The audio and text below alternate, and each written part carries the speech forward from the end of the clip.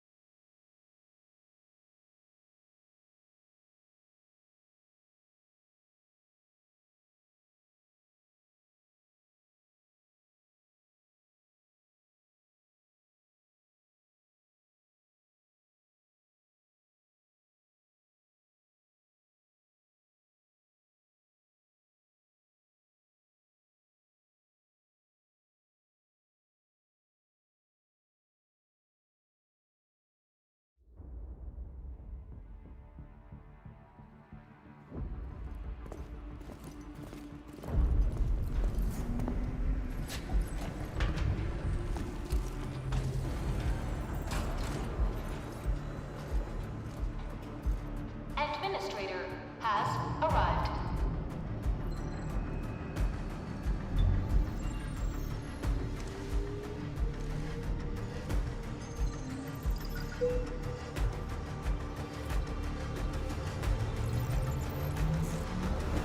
Verifying identity.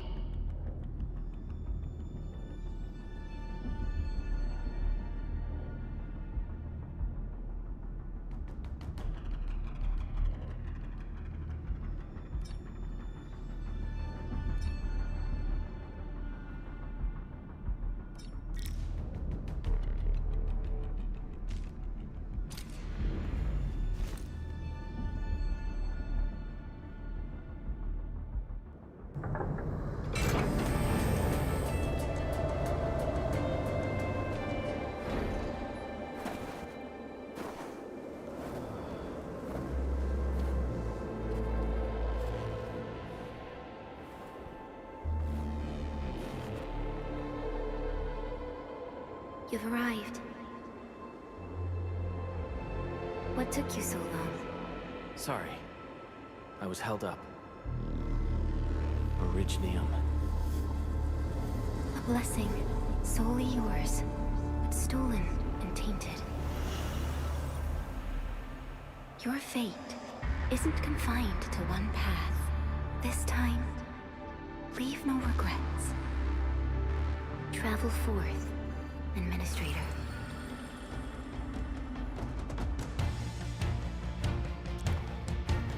Originium is the pillar of life, the link that connects everyone. This expedition must not fail.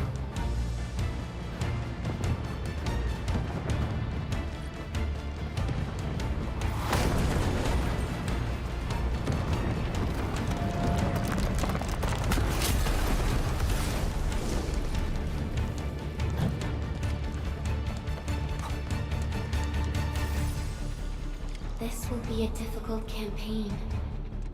Zip across when you're ready.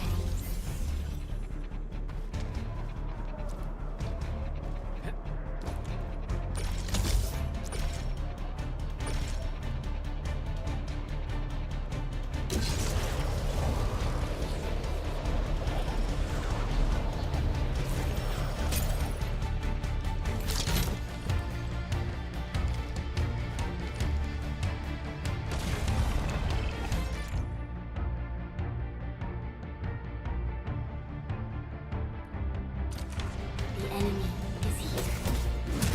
Time to fight.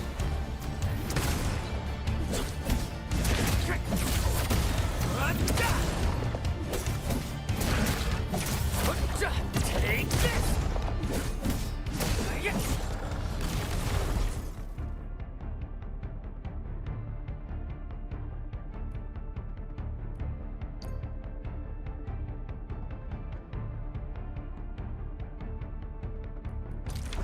Endfield.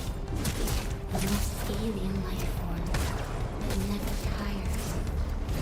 For over 100 years, we resisted in the midst of devastation.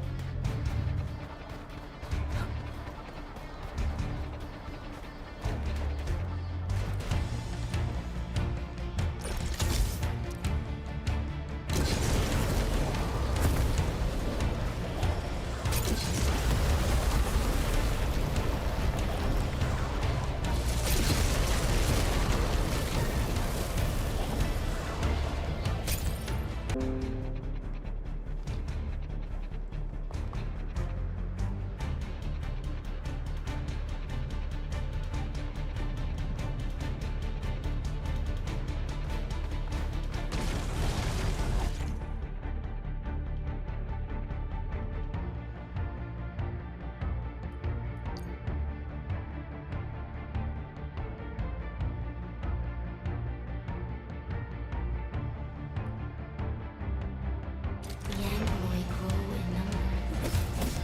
Press on. This challenge cannot stop us.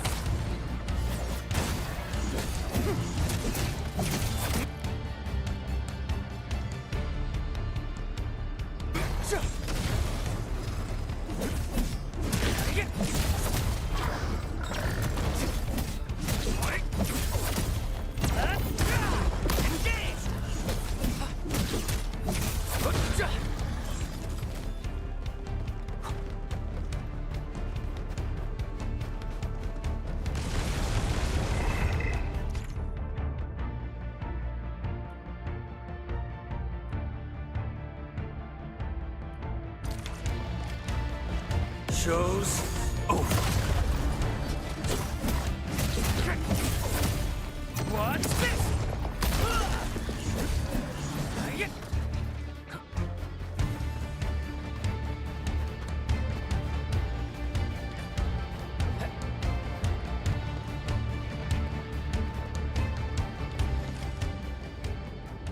These flowers are... A legacy A tomb.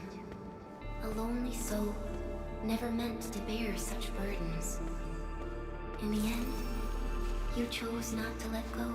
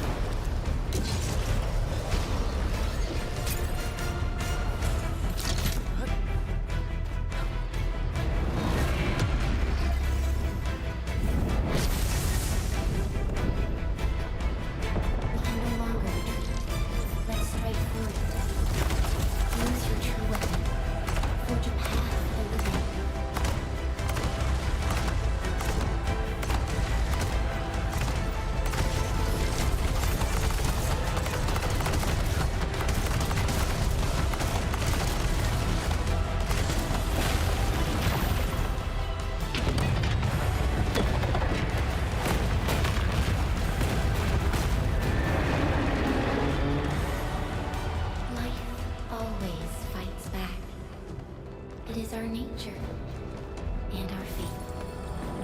Rise from ruin and be reborn in the ashes.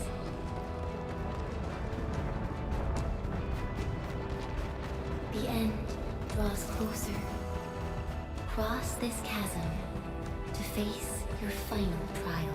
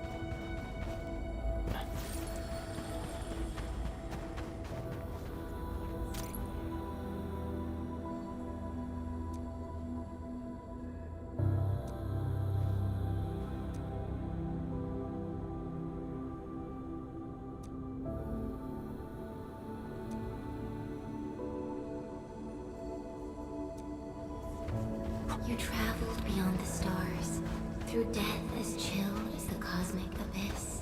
Yet your heart kept hope alive. For our sake, and for the days to come, you sacrificed yourself. Truth be told, I've always wished that you would find the answer on your own, and find your true self.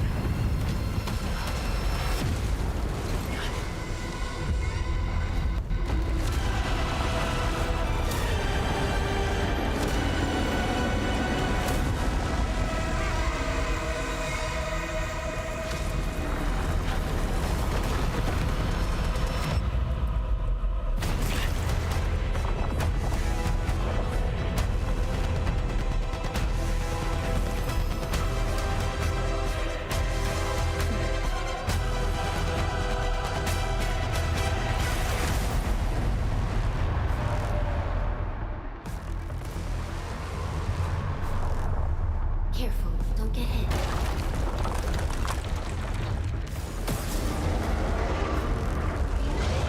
Now, break its arm.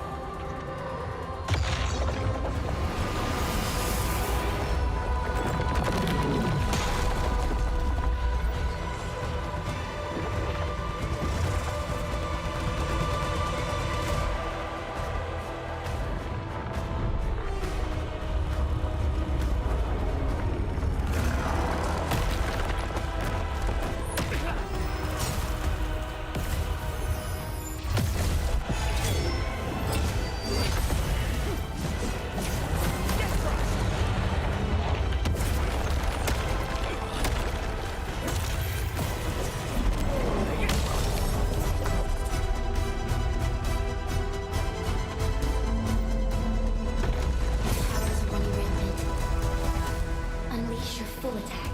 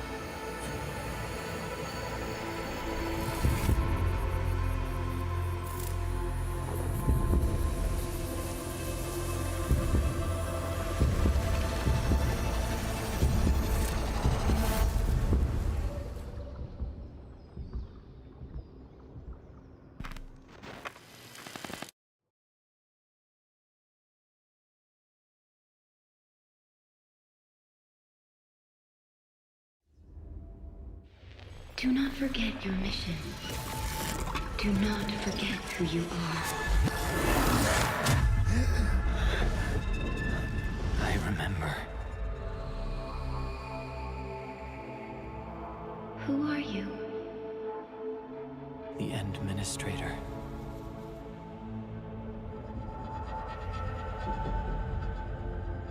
And you are.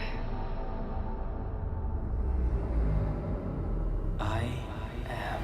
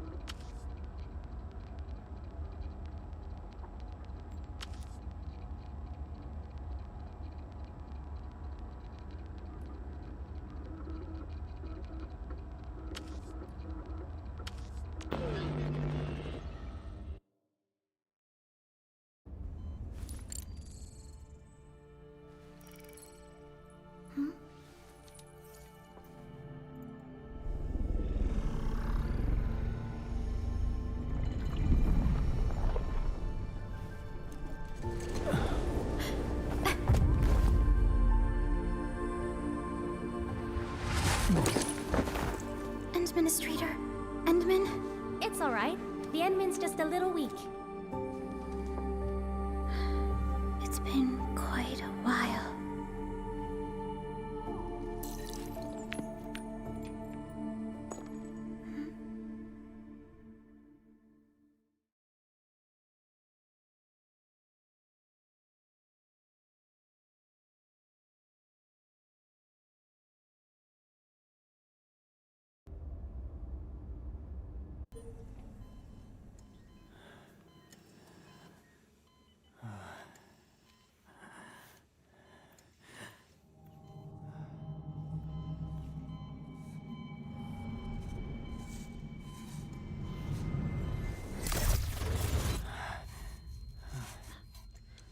You're awake, Endman.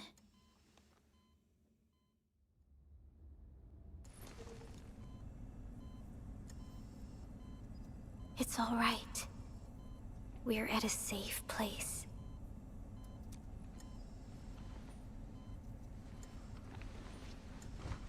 Where am I? This is the OMV Dijong, the base of Endfield Industries, and our home. Dijong. Endfield Industries? Take a deep breath.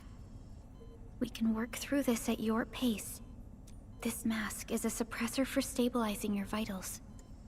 You've slept for 10 years, and your conditions aren't exactly stable yet. I can hardly recall anything. Who are you?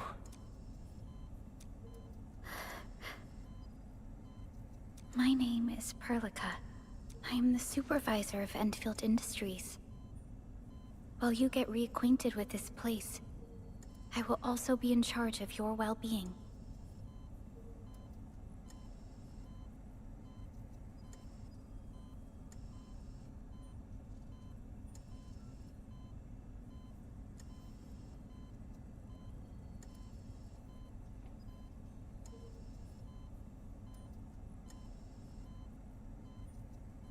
You might not remember this either, but you've always been the leader of Endfield Industries.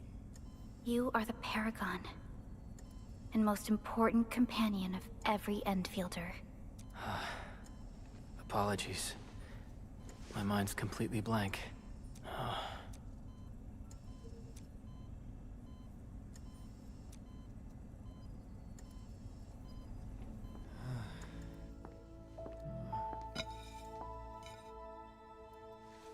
But for someone like you, this fresh new beginning might just work out. In any case, welcome home, Administrator.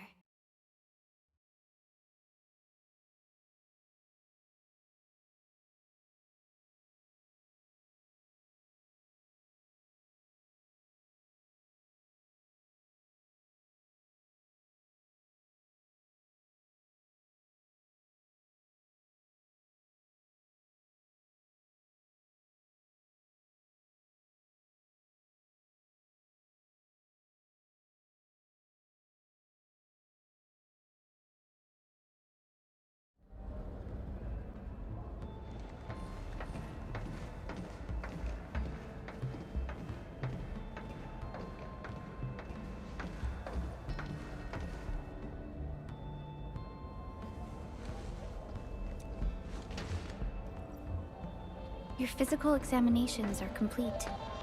We can now take you on a tour.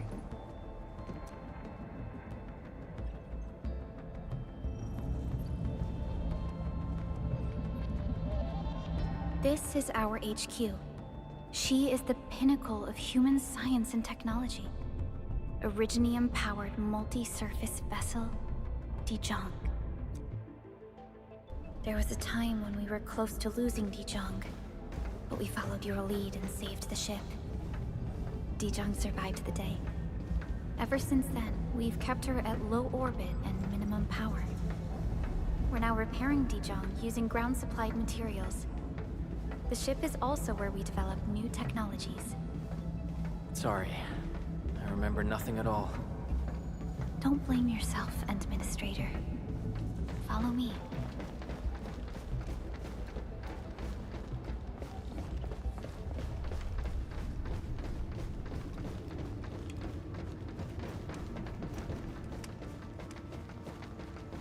Personal verification system is still offline.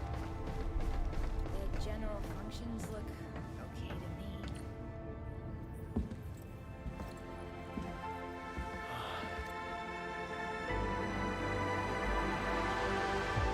A majestic world, isn't it? I saw it in my memories. It's... Talos 2. Our home.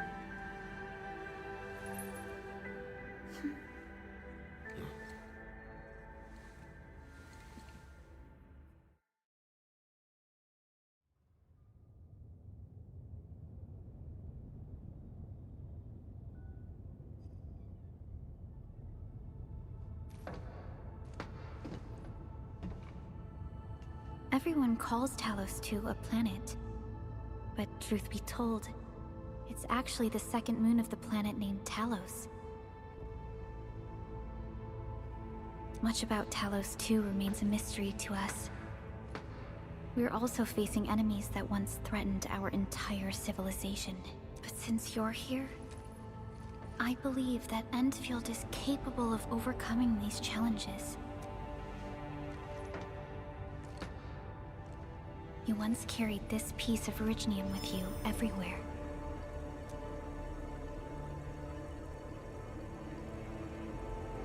Every Specialist Tech Division operator carries a piece of proto-rig. The mineral helps teleprotocol triangulation. This is your very own proto-rig, and it carries secrets. Only privy to you. It's... responding to my call. And it's...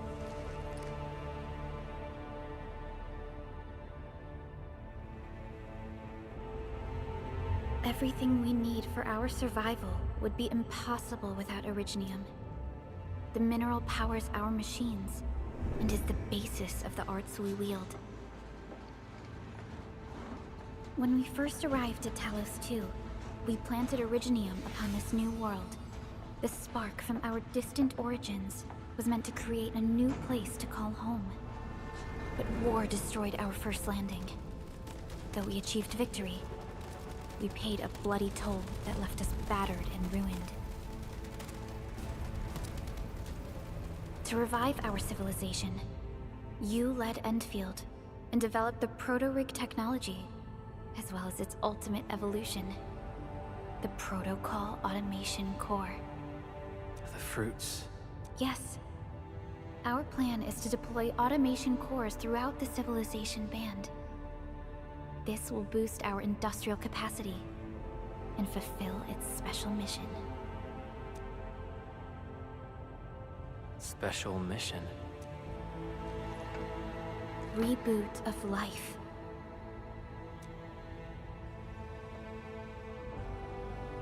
Someone very important commissioned us with the Zeroth Directive. Your awakening, as well as the mission and plan I mentioned, are a part of it.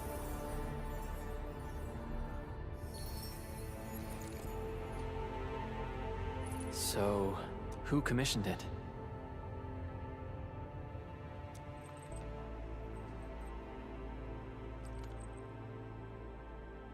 You did.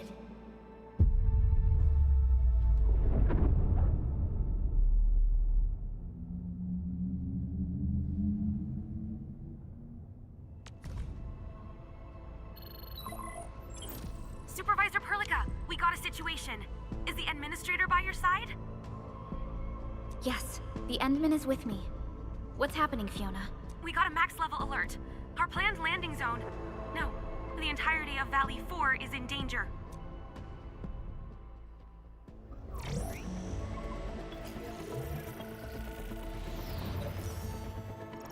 Just moments ago, simultaneous self-destruction occurred to the orbital landing relay drone squadrons. The communication blackout is expanding towards Valley 4, and the status of facilities along the route is now unverifiable. At the same time, we are picking up extremely intense angeloid energy signals in the affected area. We are hailing the hub base on every channel. So far, they haven't responded. The whole place is offline. The plan was to bring the Endman to the base in 10 days. But the hub... We can't wait that long. Fiona, prep for my drop at once. Wait, now? Okay, I'll run the checks. There's surface interference. Current situation is too risky. Unguided emergency drops might deviate. We'll drop you to the area near the base, out of concern for safety. Director Chin and Andre are at the hub base. In accordance with the contingency plan, they will take control of the scene as critical events happen. Fiona, keep hailing the hub base, regardless of whether we've received any response from them. Inform them that I'm coming soon. Also, tell Operator Chen to rendezvous with me there. Roger, we're prepping your drop.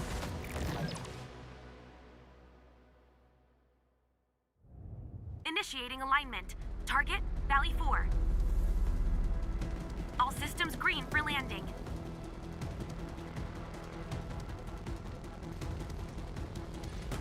Fire away. Destination, Talos 2.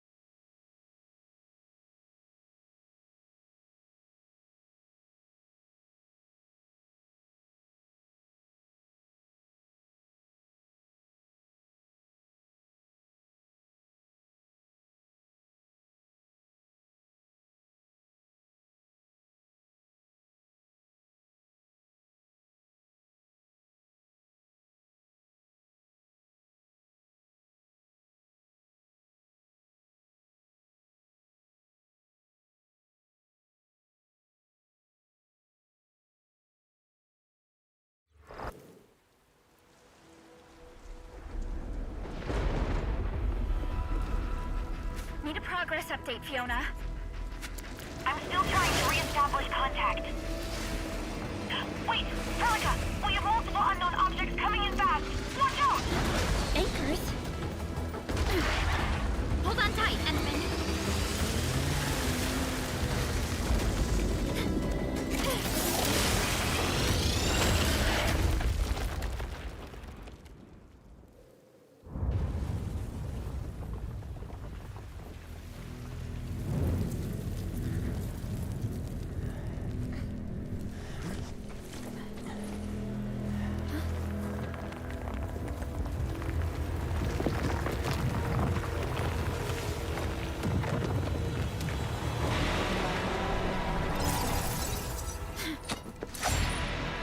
Stay close to me, Administrator.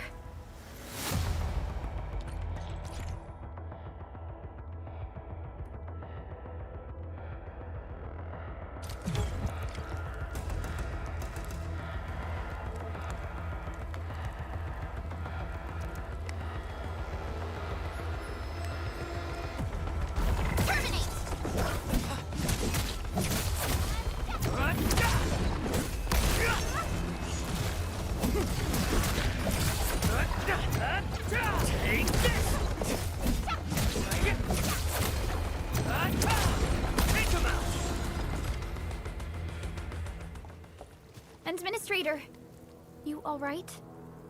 Are you hurt?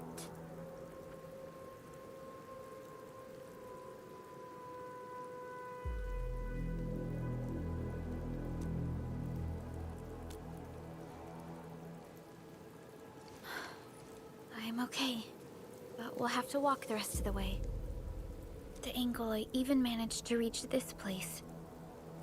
The situation in the field is far more severe than our previous estimates. I actually hoped for a gentler reception than this.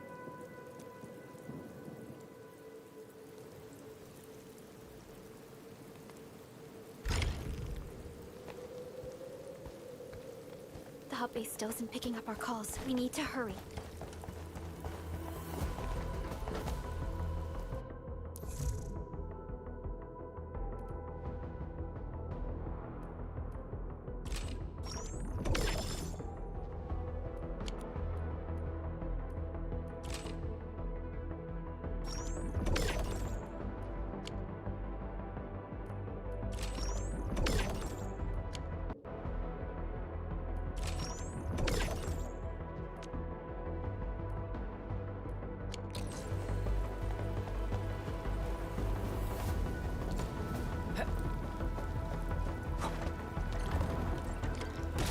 This Angelos looks dangerous. We need to be cautious. We can focus our attacks to bring down its defenses.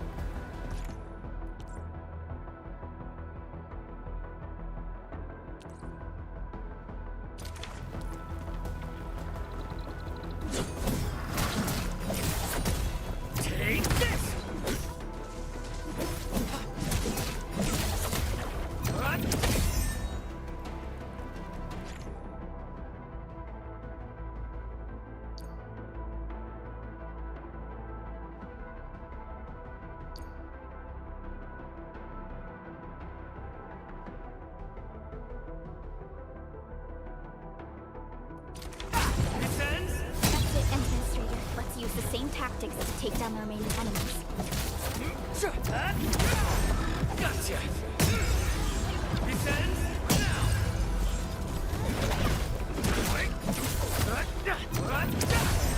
Gotcha!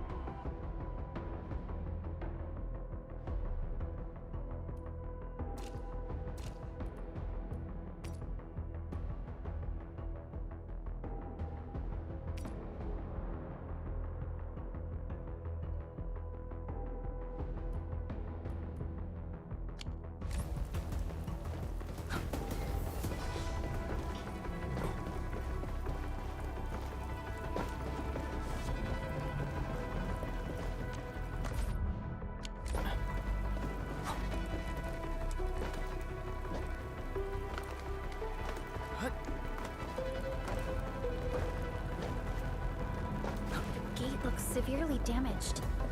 I don't think we can open it. Administrator, let's look for another way around this. This rope looks sturdy. Some of the survivors probably left it here.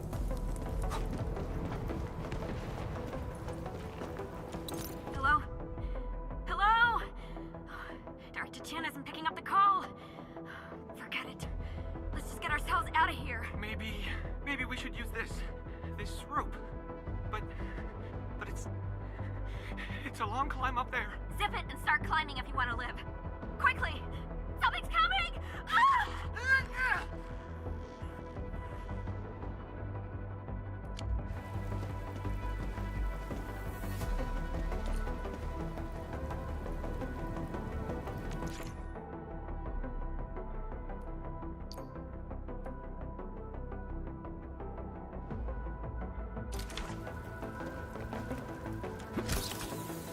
This should be the way. Let's continue, Edmund.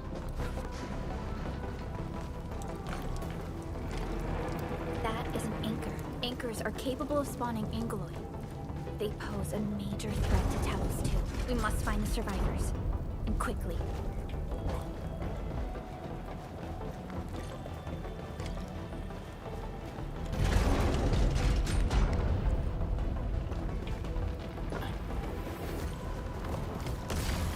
Break through here ASAP.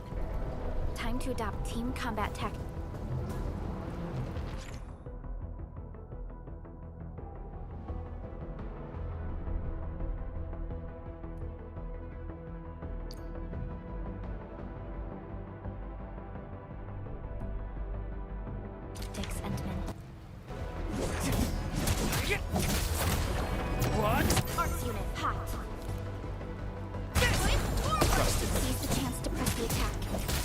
strikes are more effective when we coordinate. Let's take down these enemies together.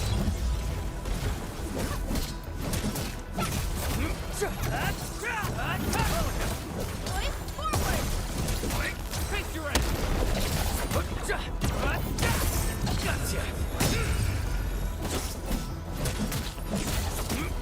What's this?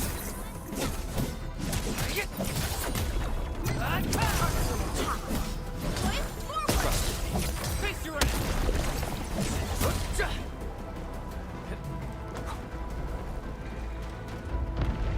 The damages are so severe. Director Chin has always kept the hub base in good order.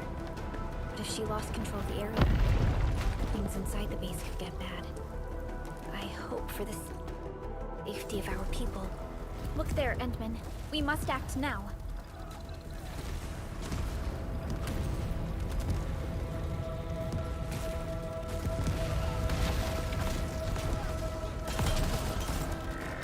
Like this nonsense!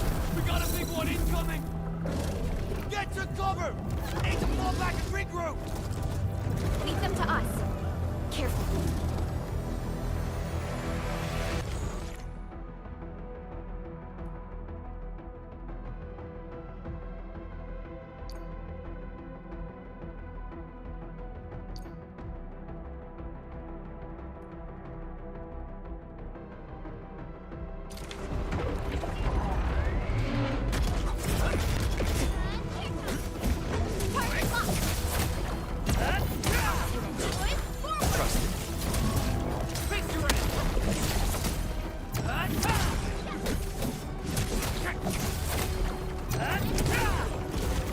Take him out!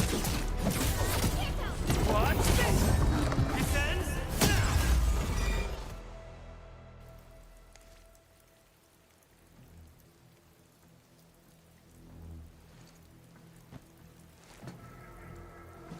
Supervisor Perlica, you arrived at just the right time. Our temporary defenses have been breached. If you weren't here... And I'm glad that you're all right, Director Chin. I believe you have a sit rep for me. Yes. An anchor fell right into the base. The thing won't stop spawning the Angoloi. We've sent all our injured personnel to the control tower.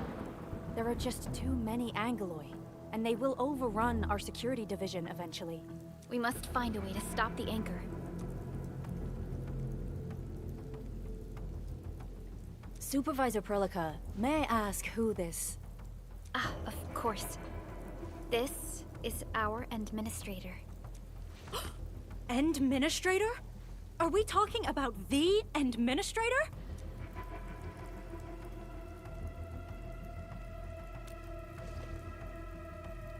Apologies. Many operators in Valley 4 have never seen you before, Endman.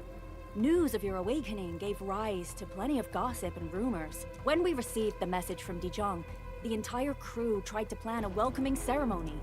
But just a few days later, we were suddenly attacked. I didn't expect you to arrive here in the midst of the battle. We're here to help, Director Chin. Do we have any news about the missing personnel? How many of our people are outside the base? It's hard to say. The Angoloi just kept attacking. Security Division can only maintain a limited security perimeter.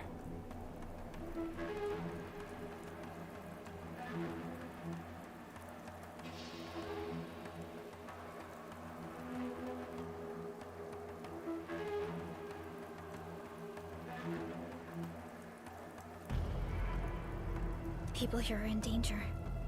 I suggest we delay our earlier arrangements, Administrator.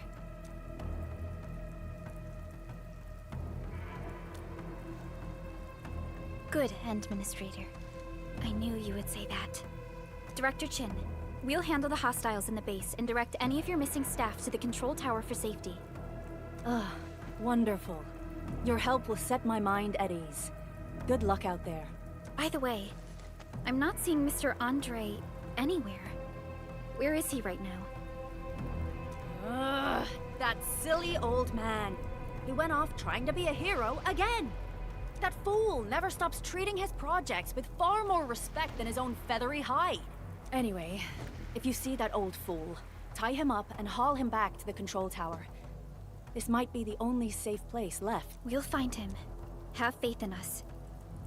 The anchor at the old factory is still spawning Angloy. We must first eliminate this threat. Time to initiate our mission, Endman.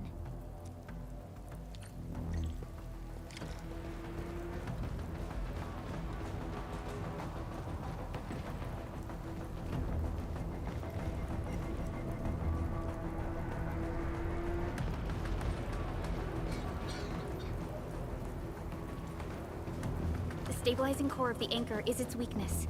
Take that out, and the entire construct will disintegrate. The core itself is fragile, but the real challenge is the Angloy swarming around it.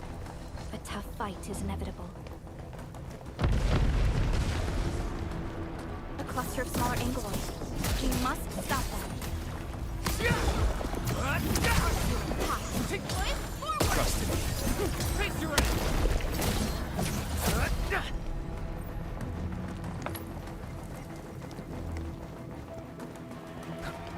Stay strong, people! We're winning!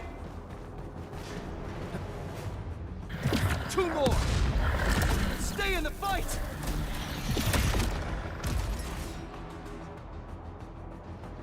Are you all right?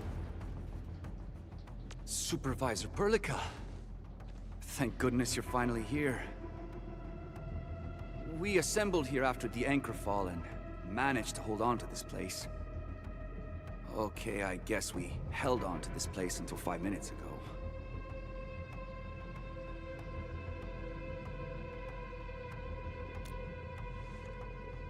I understand, but I must tend to the wounded. Wait, you're injured as well. This is where we grow buckflowers. Buckflower powder is a common pharmaceutical ingredient, and it's easy to make. Take some. They'll come in useful.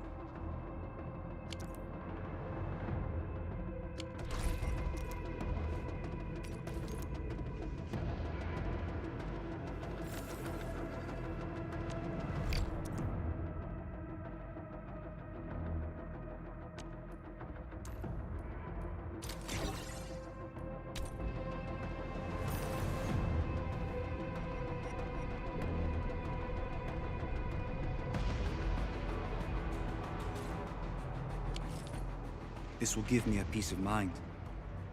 I'll stay here and care for the injured for now.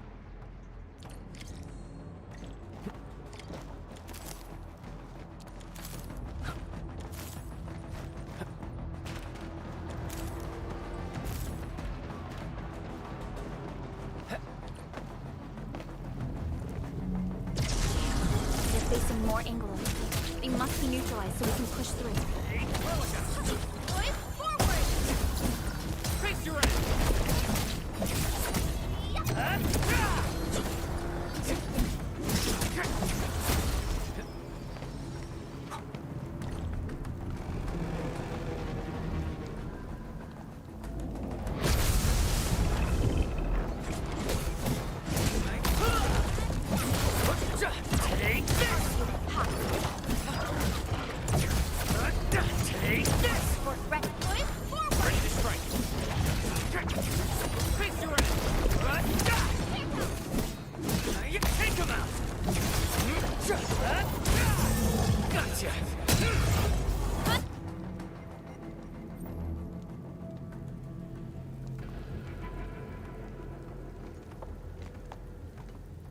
This is the anchor, but its core is not here.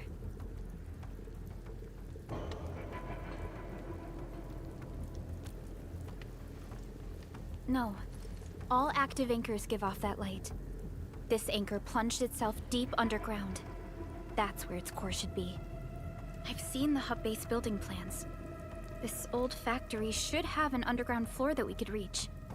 If this basement area is stable, we should be able to reach and destroy the anchor core.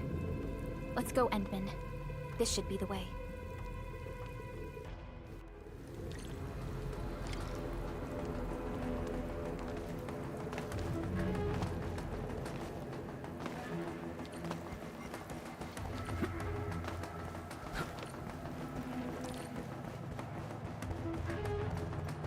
Landbreakers? What are they doing here?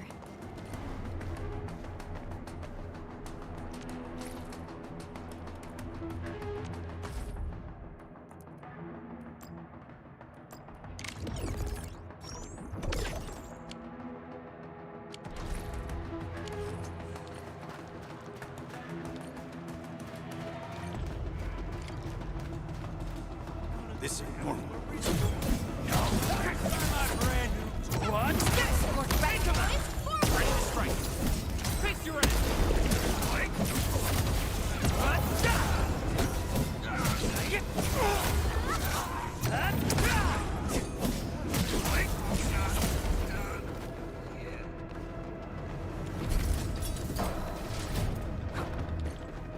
Look there, Endman. We must act now. Why, tell us! Supervisor Perlica! The anchor! Take out the anchor!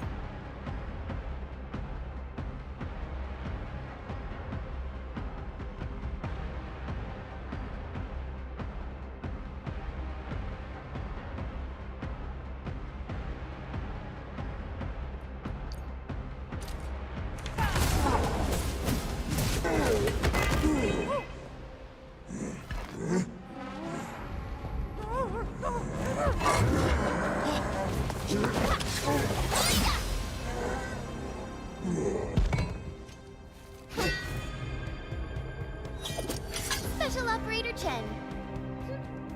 Am I the first to arrive or what?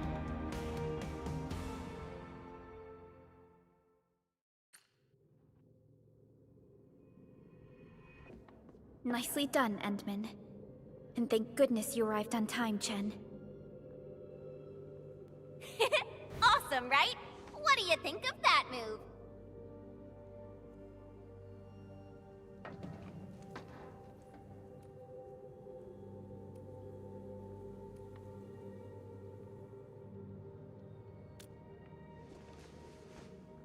Oh, so you were familiar with swordsmancy? Yeah, I swung it a little too fast. Anyways, I'll show you an even deadlier move next time. Back to business.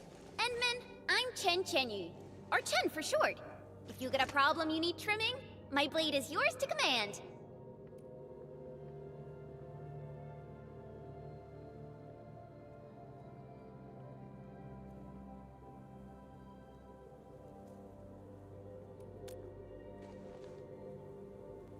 Oh, Perlica also told me about you. Every time she mentions the Endmen, she just goes on and on and on. We should check on Mr. Andre.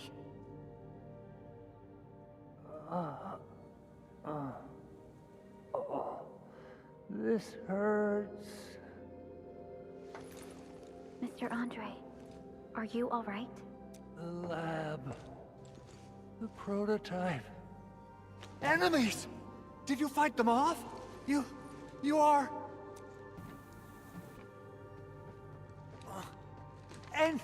Endman! You're really back! I thought you'd be here 10 days later. You're not hurt, are you? And what's with the mask? Never mind that. Thank goodness you're back. Endman, it's been 10 years! We finally did it! We cracked the project you left behind!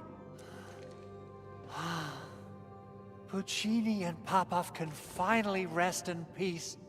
During their final moments, they lamented that they couldn't deliver this solution into your hands. Endman, this is Mr. Andre, our resident Endfield technical expert at this site. He is also the chief engineer of the Automated Industry Complex. Huh? What's with the formal intro, Supervisor Perlica?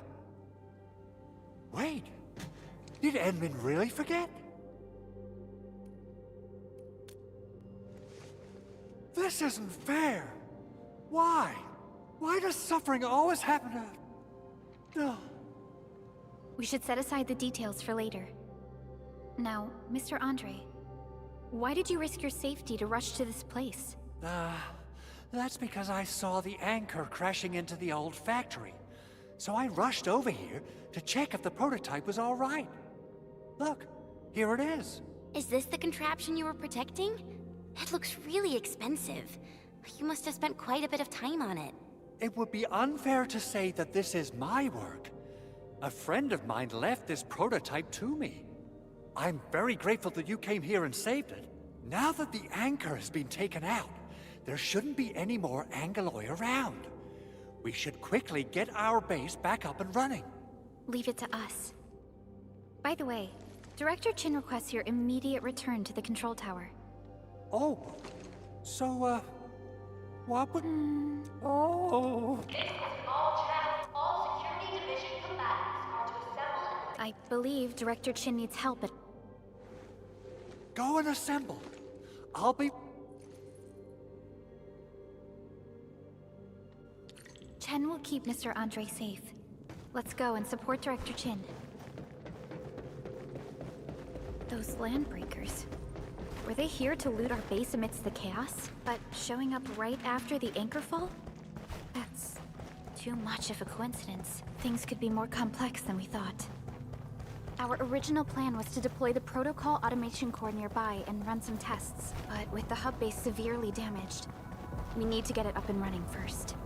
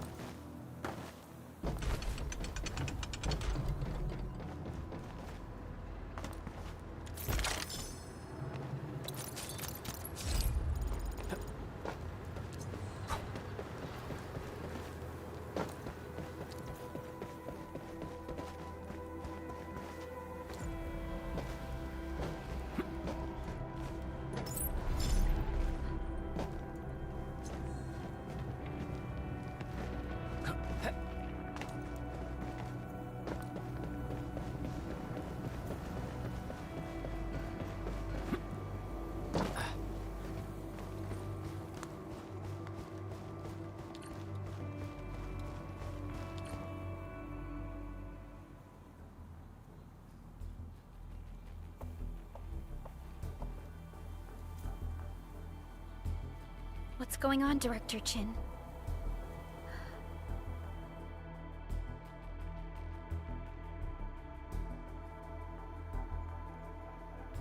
Landbreakers. And so many of them.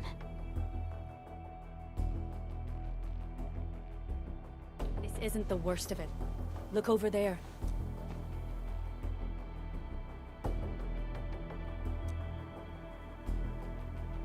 That place. It's the deployment area we reserved for the automation core. From the scale of the rising smoke columns, the deployment area has completely fallen. This area was completely surrounded by Angeloi, yet these bandits still got through. Those landbreakers we encountered were probably just their vanguard. Director Chin, is there anything we can use? Security Division gathered as much intel as they could. I'll sync it with you.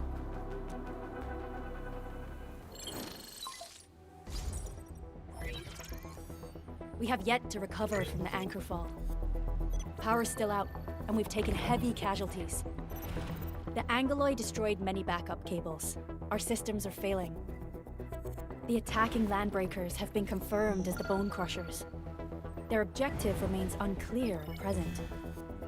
But their assault was too well timed to be accidental. If the current situation persists, we will not be able to successfully deploy the automation core. We can use the resonance tower to activate Originium for power, but its energy cost is steep. It won't last long. We have another option available. If we can deploy the PAC, we can restore base operations. You mean, we power the resonance tower with the PAC? Yes. We can use the AIC to set up a power transmission relay. Once the resonance tower is activated, the base will get some respite. But there are so many landbreakers along the way. If only we could weaken them. Of course we can! Landbreakers?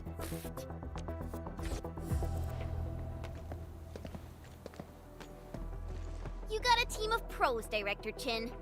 Enman, you saw what I did, right? I'm afraid my creaky bones won't let me swing a weapon. But I can still But should we come up with a more foolproof plan? There are just so many LBs outside. Have faith in us, Director Chin. I'm not just the supervisor of Endfield Industries.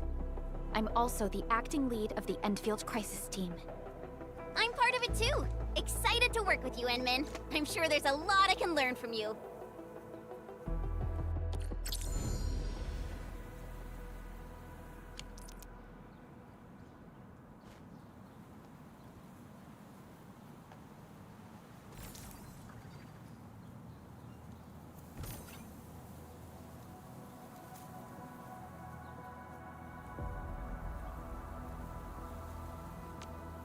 Endfield Crisis Team, ready for action.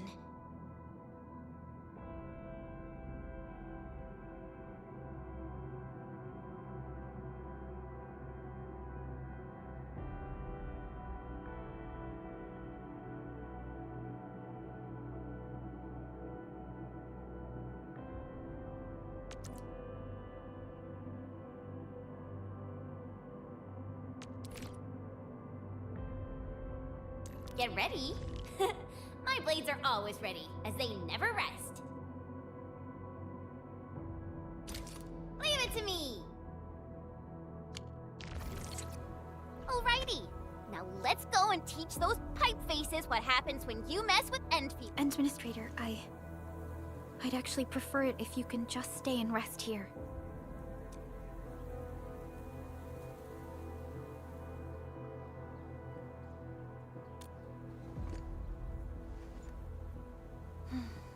Much appreciated. So, we have a conclusion, Director Chin. The Crisis Team will whittle down enemy forces. Deploy the PAC at the designated site. Mr. Andre, I'll contact you once the roads are clear. Apologies for No problem. I feel... Stop puffing up your feathers, old man. Administrator, Supervisor Perlica, and Operator Chen, before I forget, the TP point is not part of the base's power system. If there's something more that you can handle...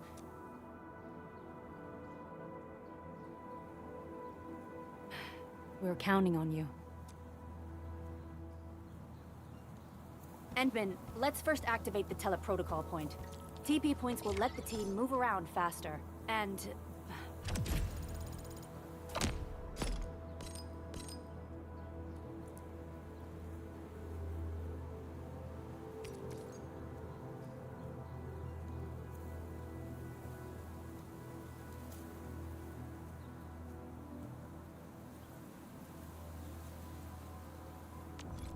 Andre just updated me about your condition.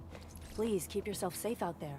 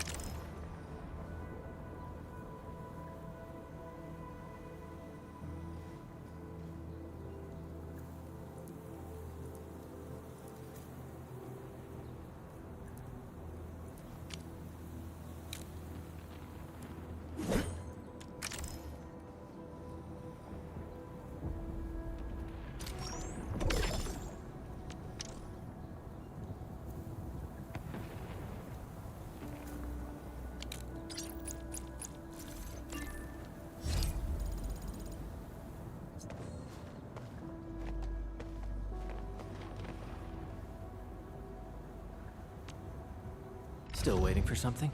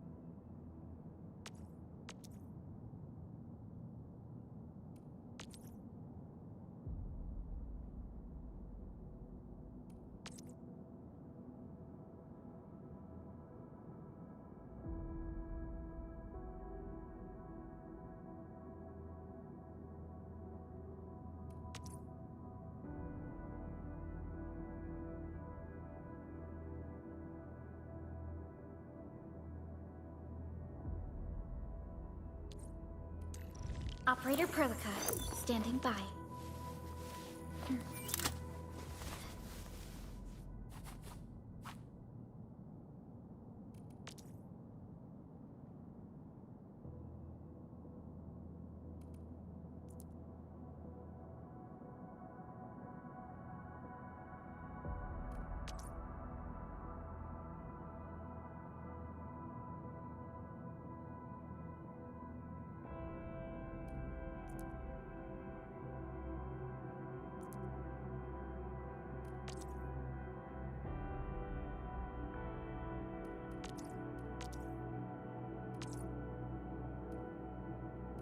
Watch this!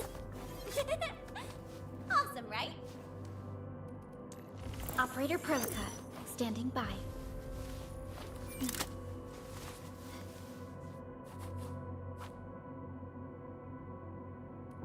Watch this! Awesome, right?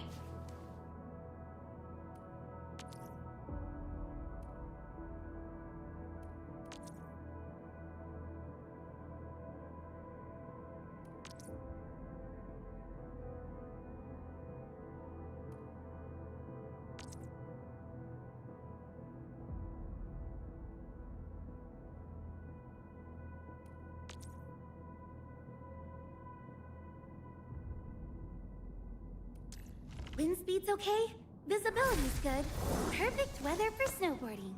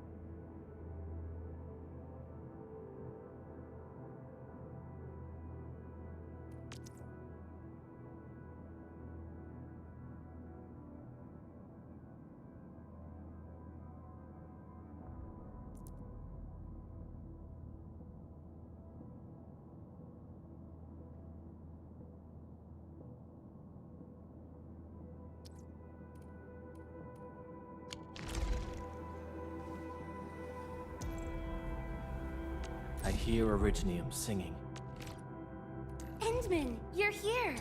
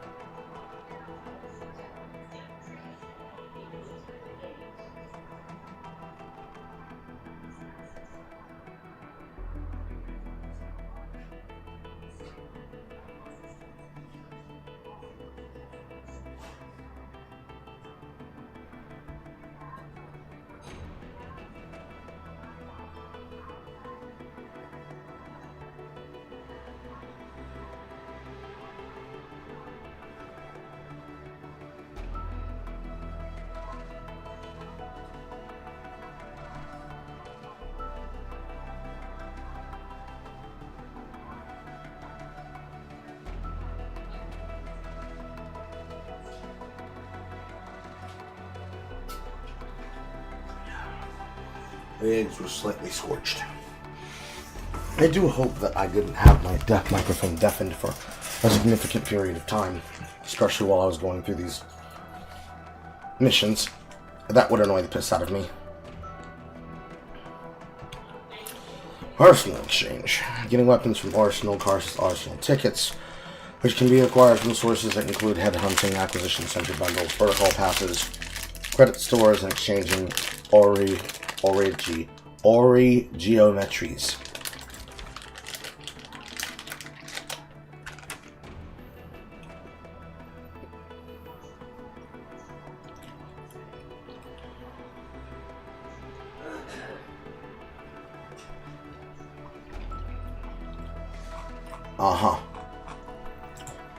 Bundles.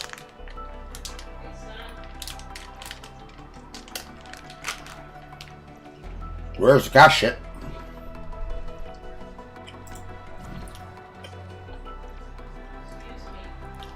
Instant rewards. And then this for 30 days, or for 30 days every day, or getting one every time.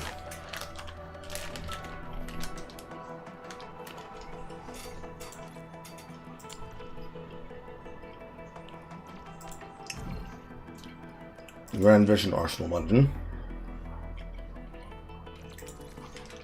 For the price of $1.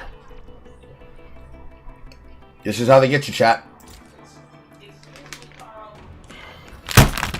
I'm being called again.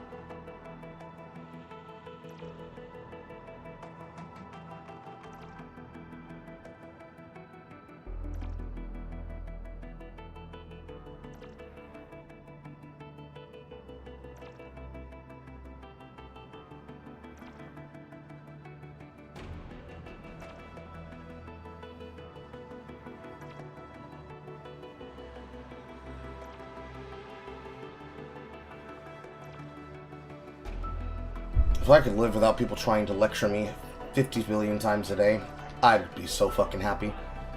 Anyways, as I was saying, this is how they get you, chat. They get you with the dollar deal. Although I do appreciate that they choose to basically blur out the screen so that you cannot see people putting in their payment information.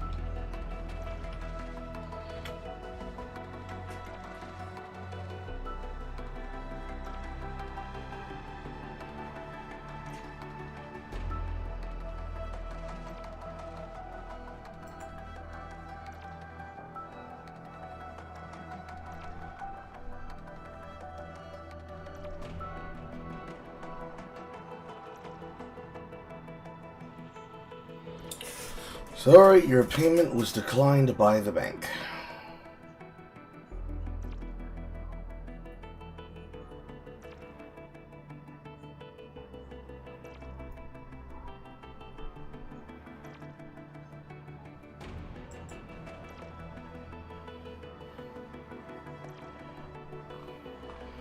Can't use PayPal because it's under maintenance.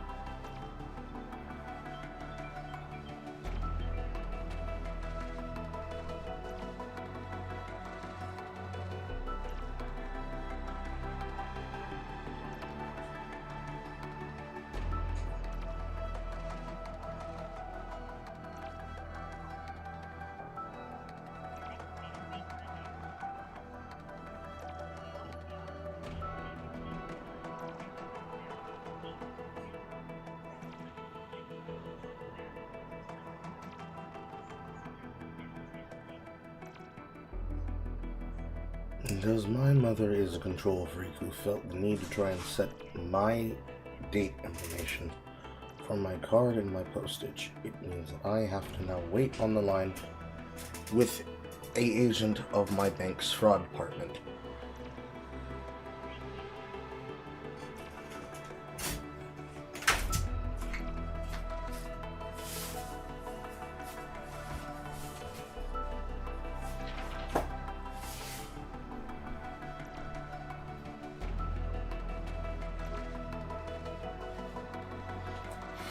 So annoying.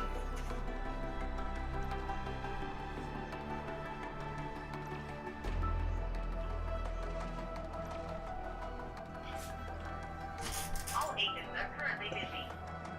Please hold and the next available agent will assist you. Thank you.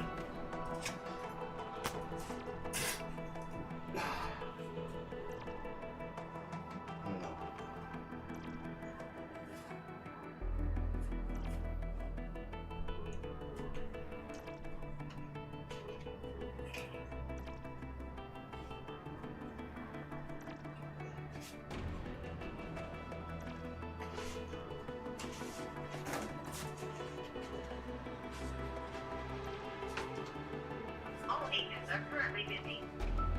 Please hold and the next available agent will assist you. Thank you.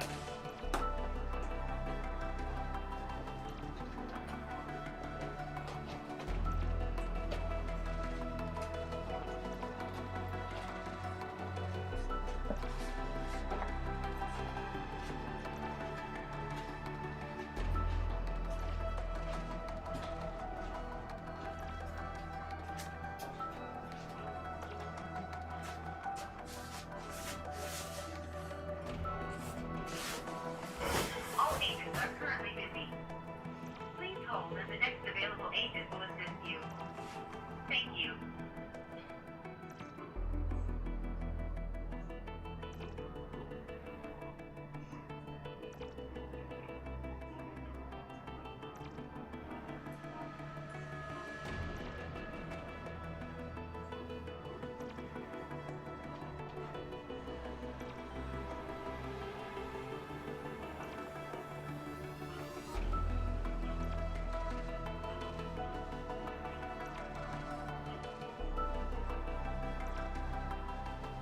All agents are currently busy.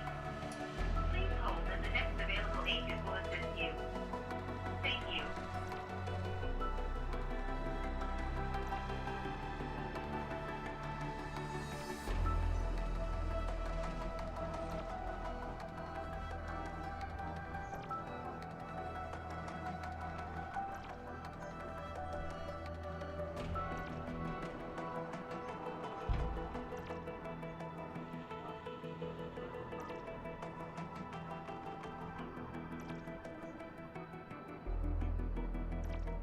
All agents are currently busy. Please hold and the next available agent will assist you. Thank you.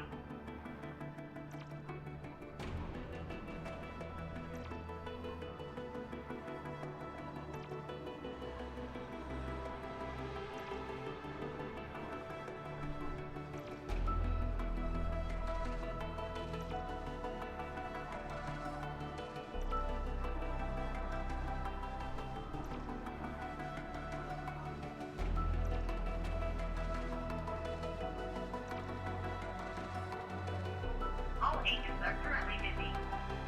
Please hold and the next available agent will assist you. Thank you.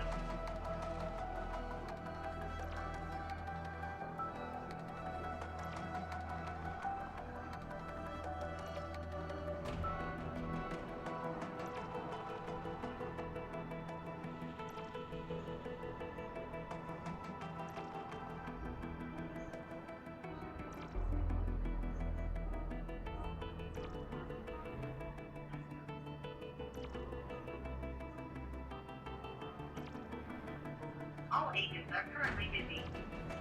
Please hold and the next available agent will assist you. Thank you.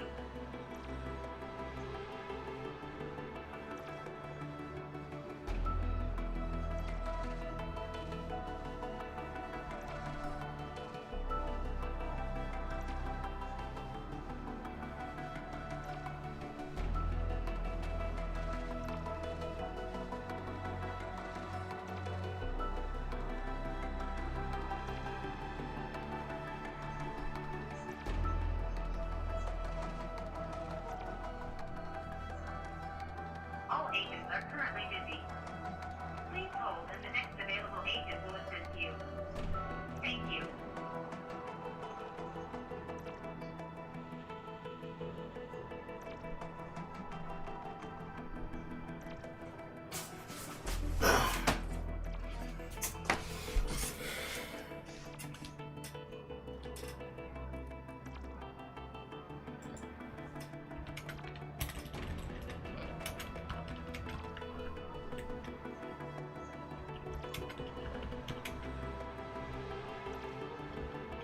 All agents are currently busy. Please hold and the next available agent will assist you. Thank you.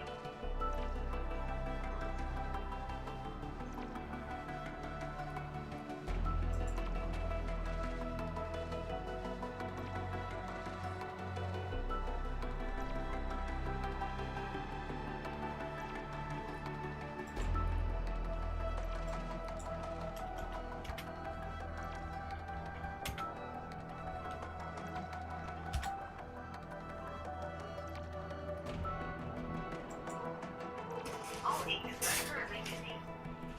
Please hold and the next available agent will assist you. Thank you.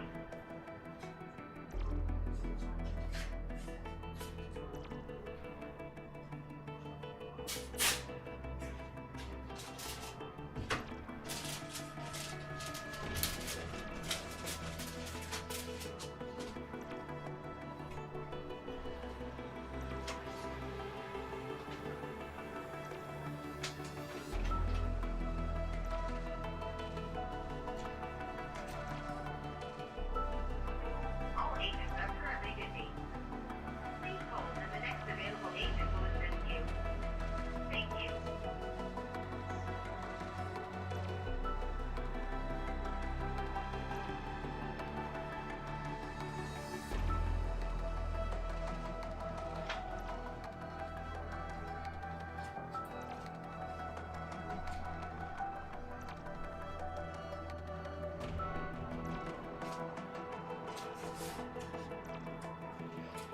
And I have to sit here on fucking hold when I know the number I put in was correct.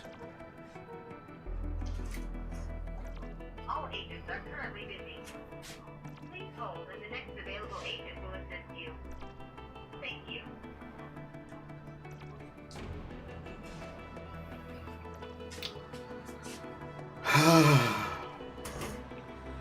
Don't you love your job, Carl?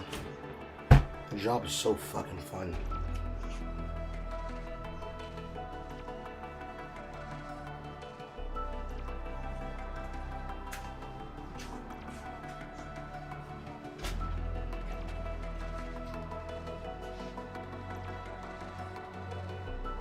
All agents are currently busy. Please hold and the next available agent will assist you. Thank you.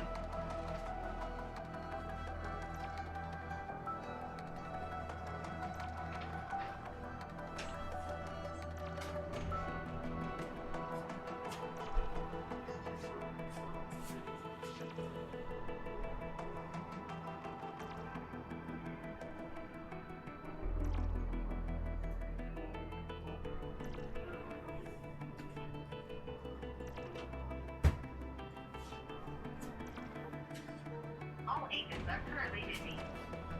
Please hold and the next available agent will assist you. Thank you.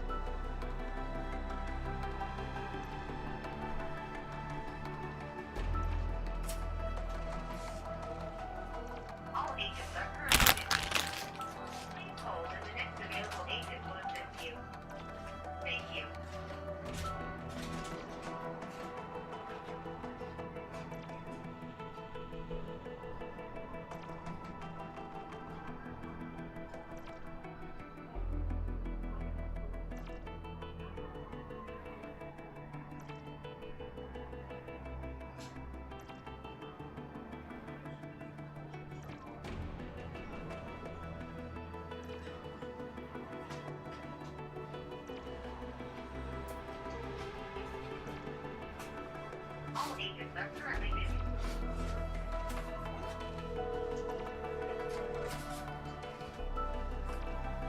Hi, thank you for choosing to be part of Kinetic Federal Credit Union. This is Irish from Cardholder Services.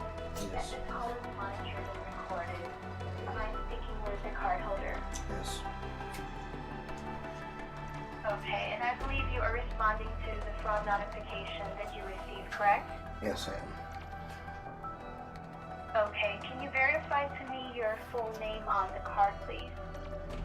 Eugene, A-J-E-N-E, Noel, better represented as N, Marzin Carlisle, M-Carlisles, M-C-A-R-L-I-S-L-E, the third, Roman numeral third on the card. Alright. Thank you. How about the last four of your social? The last four of the social is 8665. Thank you. There you go. So yeah, I do have now the card that ends with 9031. So for us to check if there is fraudulent activity on this card, I'll be needing to review transactions here and let me know if this is fraudulent or not, okay? Okay. Okay. So the first one is, did you attempt using the card on January 23rd amounting of $1.08 that was denied or canceled? Yes. From Grid Flying? Yes. Are you aware of this? Yes. Okay. How about on January 21st, $23.70 from DoorDash? That's fine. Okay. And last one will be January 20th, $8.49 with McDonald's. Yes, that's also fine. Thank you. So by the way, I am very pleased to have confirmed no fraud with you today, and this case will now be closed. So the status of your card is still active, and you may still use the card as normal. And if there is something declined, I can help you complete the purchase and review the transaction details. Do you need any assistance with the decline charge? Yes, that ref line charge, that was a charge that I literally did not just a few moments ago. Banking information was correct, but it was just automatically denied, probably because it came from a new vendor. It is literally a video game that I'm playing on my computer on my live stream right now. That is correct. It was actually denied because of juicy counter code. Is there any way for you to rerun the payment on your end? I can. I'll attempt to. Sure, just let me know if there's any problem so I can check, okay? Okay, ma'am. In a second, please.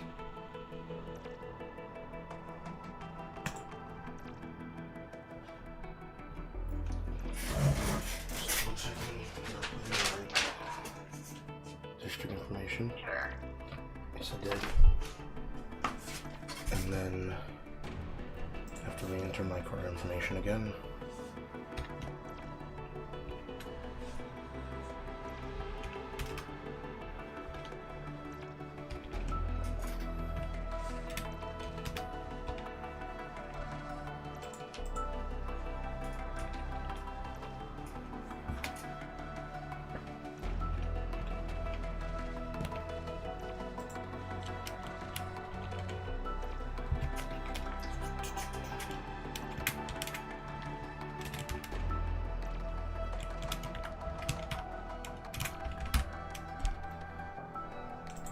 Okay, I'm gonna reattempt the charge again. Okay.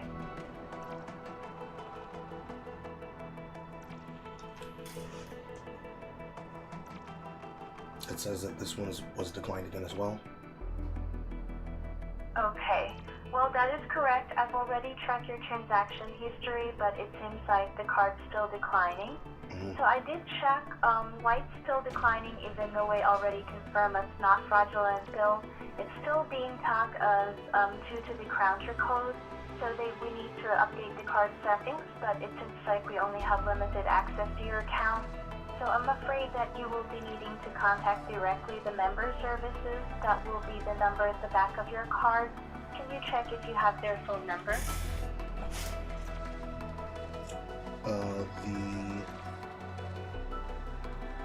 706-320-8500 or the 1-877-322-1269 number? one for the 877. So when you contact that number, you have to select the correct prompt. So the first one will be the option number 5, and after the option number 5, the next prompt will be the option number 2. So you'll be routed directly to their member services, but unfortunately, I believe they are only open from Monday to Fridays, 8:30 a.m. until 5 p.m. So they are the ones who can actually help you proceed on this payment. Okay. Alright, but I'll make sure to document everything here in regards with our conversation today. Well, I do apologize for the inconvenience. Anything else that I can help? No, man. Thank you. Okay, thank you so much as well for being Valley Card Holder Kinetic Card Union. This call is for your protection. You have a good day. Thank you. Bye-bye. Thank you. Goodbye.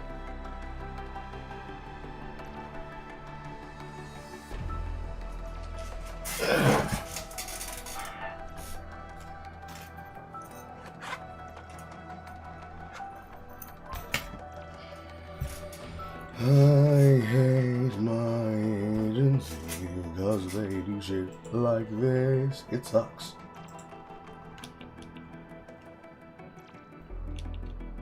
So I'm gonna have to wait until the morning so I can follow up on that.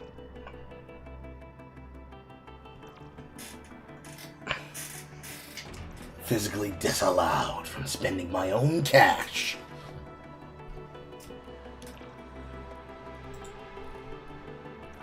That'd be how to get you. So what we see here in our value, this is probably worth its value weight. This is probably maybe worth its value weight, but it's probably weighted more on the value on the Arsenal tickets than the Headhunter passes. This is bullshit. This is probably only important for the permit. I don't think this is worth the T-creds.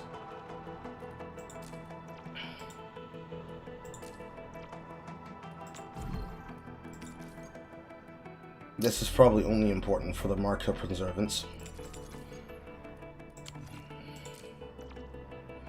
Both of these look like bullshit.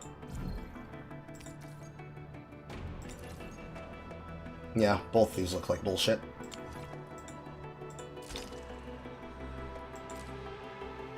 Daily rewards. So it does indeed confirm that it's a daily payout.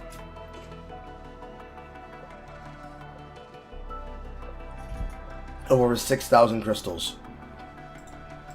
And 30 of these for $5. Which probably is worth its value. I think this by itself is also dog shit. Then you go to Quarter Exchange. An infinite amount of chartered headhunters. A stock for a character called Evwenia.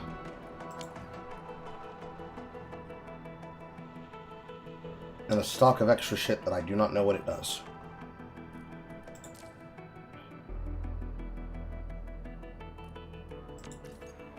ASC quotas.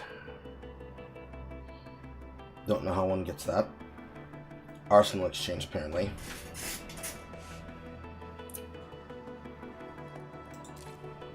And then endpoint exchange quota from potential exchange for what appears to be weapons.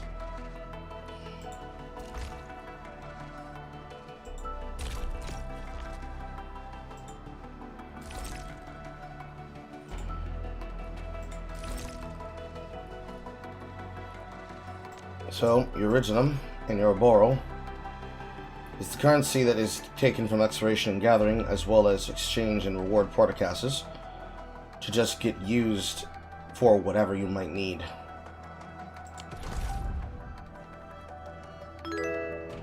Boom.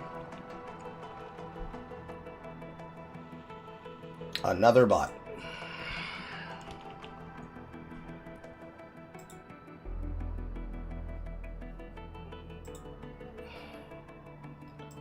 Thanos.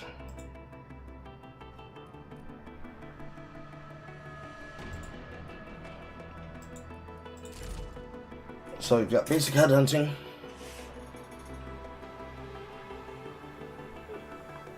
And you get a weapon of choice of a 6-star of your option for doing 40 headhuntings.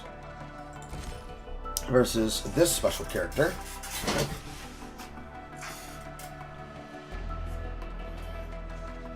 Of which it appears I only have 10.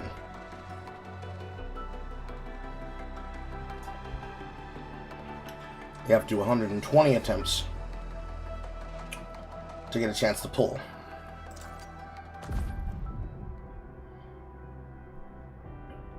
Outstanding mass defects. Attack damage. Fire-based.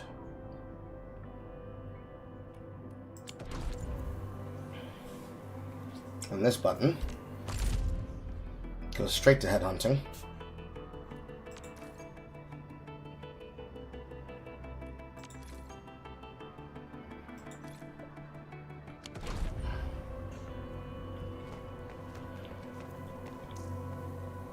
And F5 is the acquisition center. N is my valuable stash that is full of my other weapons.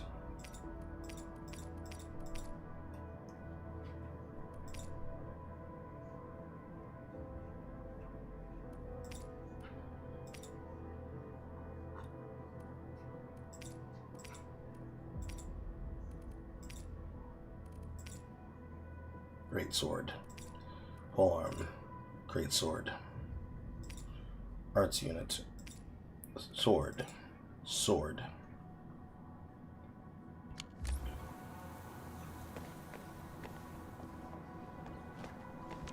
Still waiting for something? Wind speed's okay. Visibility's good. Perfect weather for snowboarding.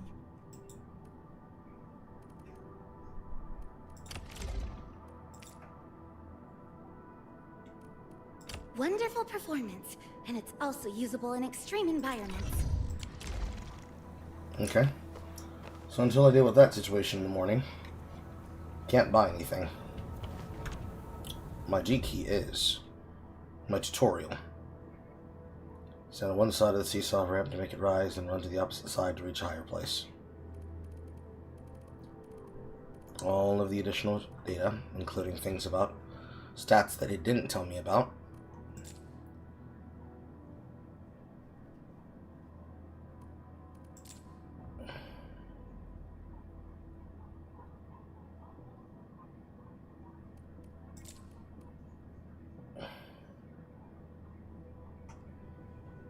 So, lip, knockdown, and crush all make the enemy vulnerable.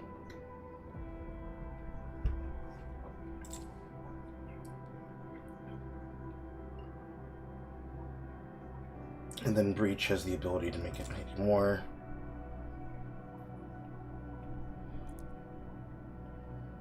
With heat infliction, a target will then take heat burst. Same with electric. Same with cryo.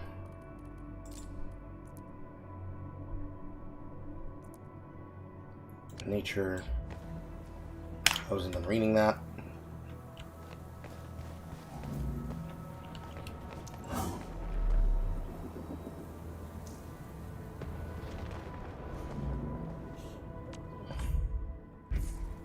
Alright, that screen back. I guess I can't. That's annoying.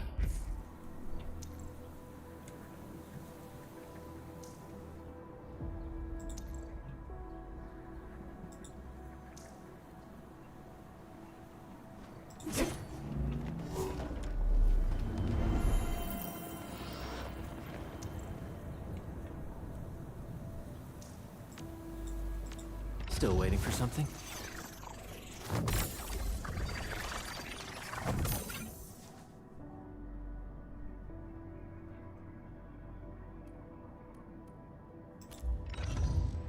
That's a profile for the character. I want to go back and read what I was reading there in that log about the information.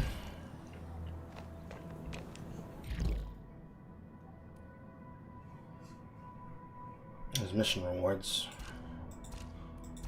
Exploration side, commission. So I'm technically still inside of what is basically a forced story tutorial.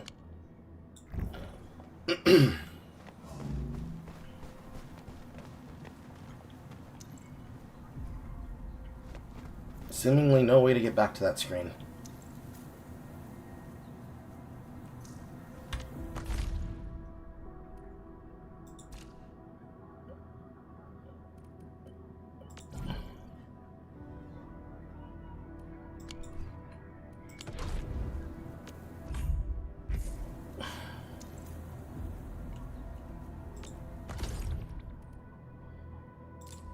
Is this sign-in bonus? These are rewards for doing missions. These are authority reward levels for leveling.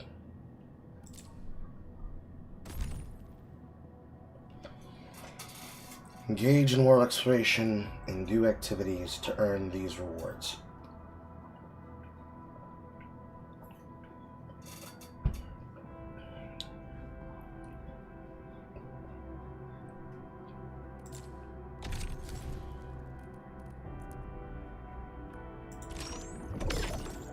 Firework Trial HH permit.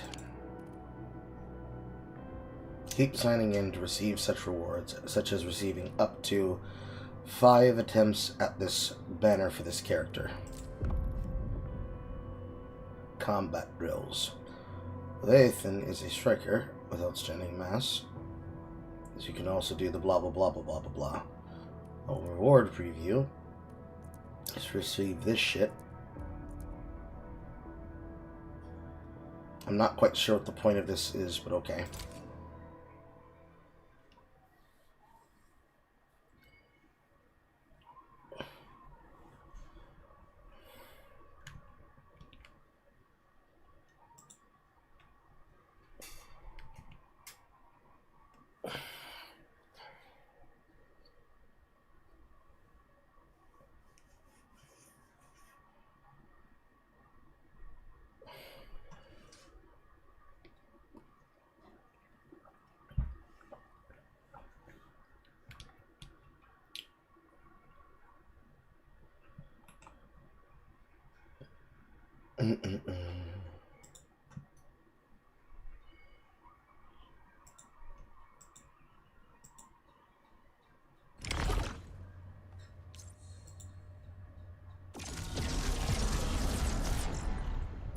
So, I get to try her out, is what you're telling me.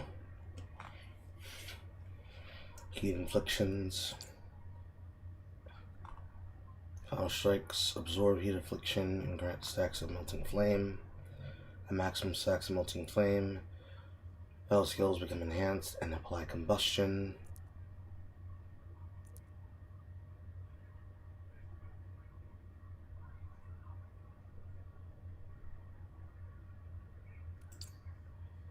Combo skill gets triggered when an enemy suffers combustion or corrosion. Deals massive damage to people in the area. Summon Giant Greatsword. Basic attacks become enhanced and deal damage to a large area. Sequence 3 times and deal heat affliction. Heal up Leviathan operators that can apply heat affliction. Use final strikes to absorb it and grant melting flame. Once Leviathan is at max stacks, cast enhanced battle to apply combustion to trigger combo skill.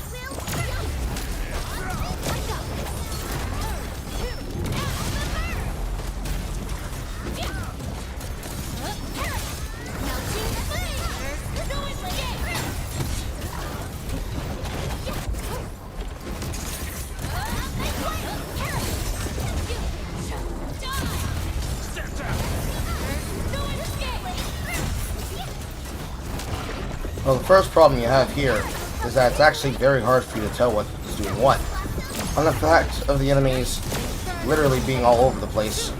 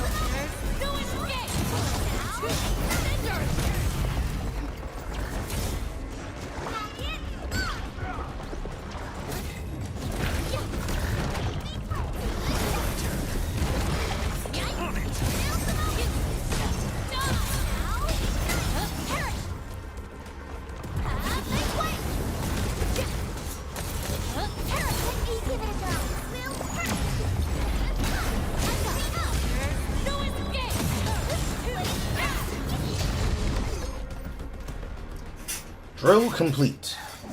Literally too many things going on in order for you to be able to pay attention to the enemy states, which means they need to improve the actual visibility of enemy attacks coming at you so that you may dodge them.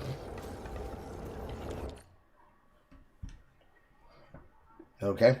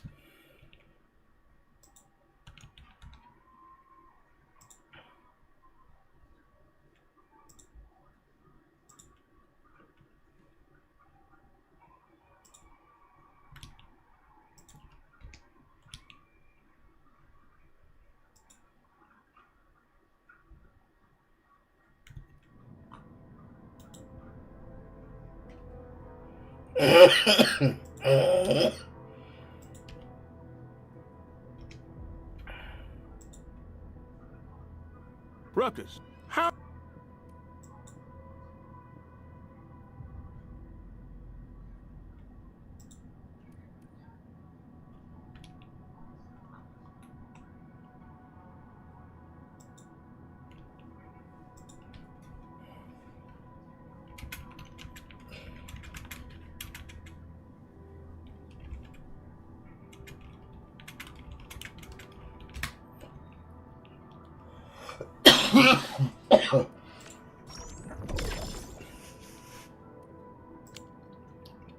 Try out our character so you can understand how they function.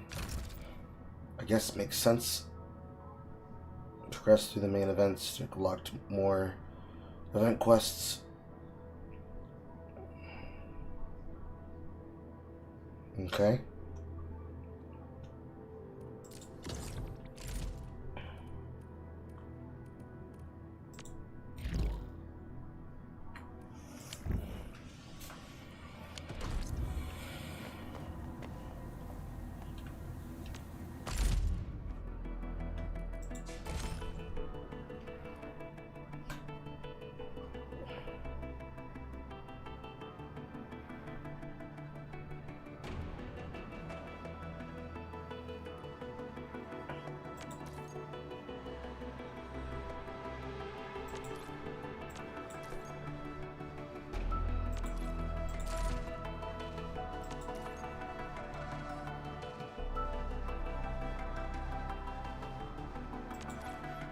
Okay. This will do 10.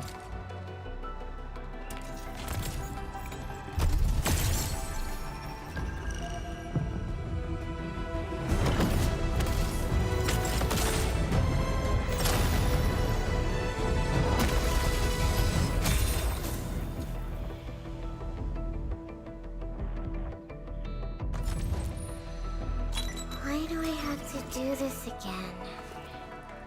4-star. Greetings, Administrator. I'm Estella. And please don't give me physically intensive assignments.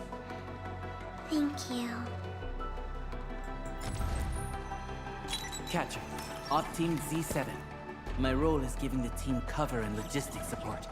I specialize in defensive operations and I'm good with the blade. And I hope I'll be an effective addition to your team. Captain Akakuri of Operation Team Z7 reporting in. The operations dossier, budget summary, and action plan are ready for review. Which would you like to read first? That's one of the characters that was in that combat trial. Why did she have coochie bands? C7 skirmisher, fluoride. Got anything to say? No? How about we just call it a day? Why do you have coochie bands? Endal of Op Z7 reporting for duty. I've studied Originium automation and occasionally help with modifying or repairing Originium devices. You may approach me for such tasks. And... Well, well, look who it is. The legendary Endministrator. I picked up a couple of whispers on my way here. Curious to know which one's the most accurate. Oh, I have a winner. Since you don't know me well yet, here's my offer. How about I tell you a secret in exchange for a little something about you? What do you reckon? Uh-huh.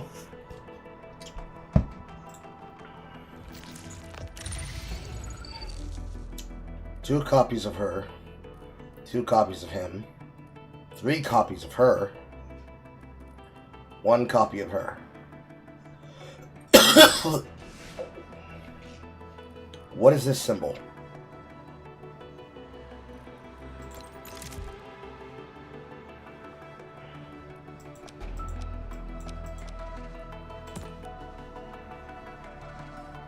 That went into my Endfield pictures. It's really no different than playing Once Human, honestly. Only with the caveat that this one is more of a pure gacha. Tokens is what the answer to that symbol is. And then over here, 11 of these.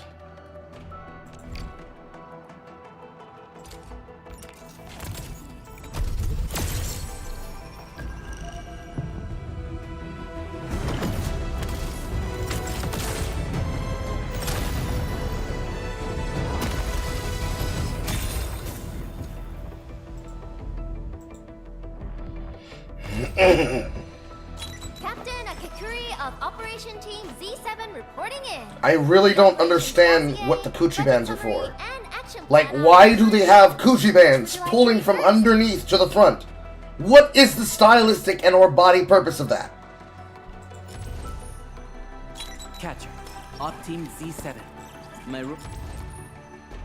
Captain Akakuri of Operation Team Z7 Captain Akakuri of Operation Team Z7 Endal of Op Z7 reporting for duty. I've studied Catcher, Op Team Z7. My role is giving the... Catcher, Op Team Z7. Endal of Op Z7 reporting for duty. I've studied Op Z7 skirmisher, fluoride. Got anything At least to hers looks like it's a combat flight suit. But it's still coochie bands. call it a day? You'd think the worst thing that could have ever happened to anime was vagina bones. But no! Griffline find a way to make it better! And worse!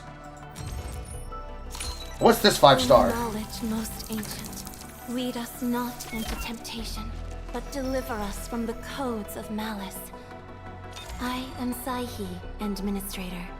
May you be enlightened. Uh-huh. More copies, and a new one.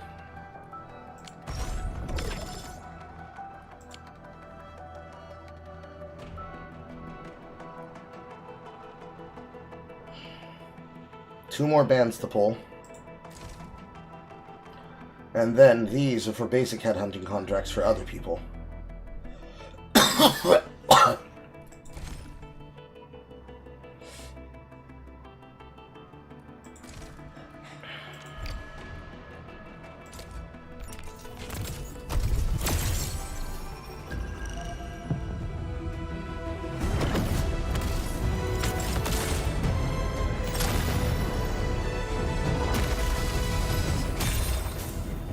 Unless that's a graphical thing, it appears that I get 1 5-star for every 10 pulls.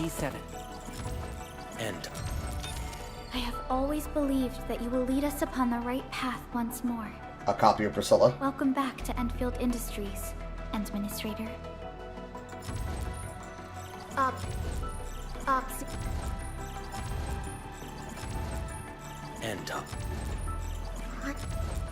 And So even though technically I already have her, as she's probably given to everyone, that's another case example of a pull. Distract them, disable them, or just destroy them.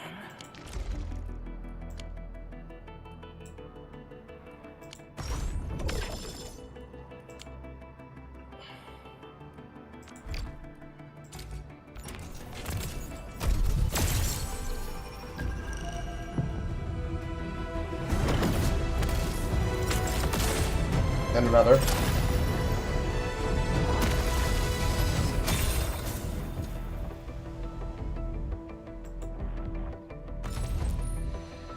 Captain Akikuri of Operation... Oh. Z7 skirmisher. Oh. I have always believed that you will lead us upon the right path once more. Welcome back to Endfield Industries, Administrator. Captain Akikuri... So every time you get a copy, C7 you get those things. That might actually reduce the value that those have in those bundles. Because I don't think the amount that they were offering you is equal to $13. But I suppose that depends how easy it is to get these passes. Op-team. Catcher. And then another round. Because that's what? 200 for each one, that is 5. And 20 for each one, that is 4. Not to include the tokens that belong to them. Which I don't know what the fuck those goes toward. This gets used as gift operator for onboarding. Also used for onboarding.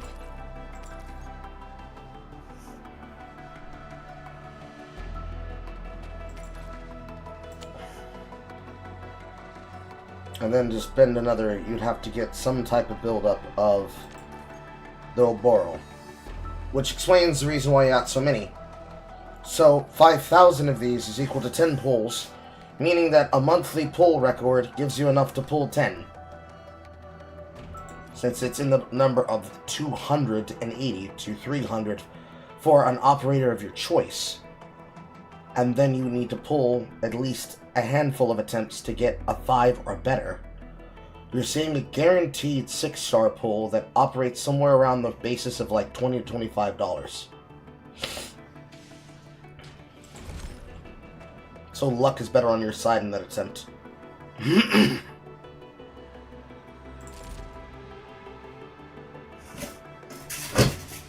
At that point, it's just a matter of savings.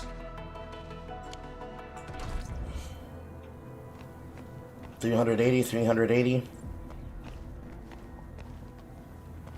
I'd say that's about right. Waiting for your orders, Administrator. So, in this team, this is mostly physical. Endman, you're here! All operators accounted for. The team is ready for the mission.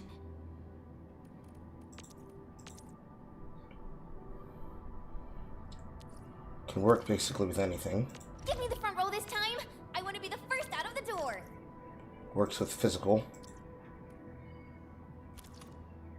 Waiting for your orders, Administrator.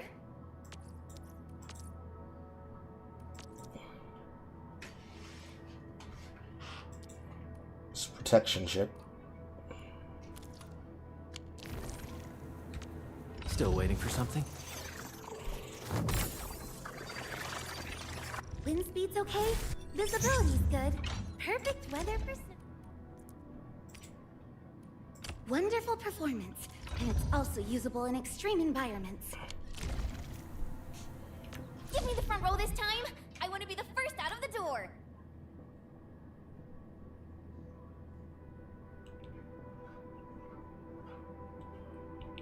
So, if I want to set up a team, of which I can set up a total of 5. Administrator is my character. And then a team squad full of status effects. Prepped and primed. Let's hit it, team!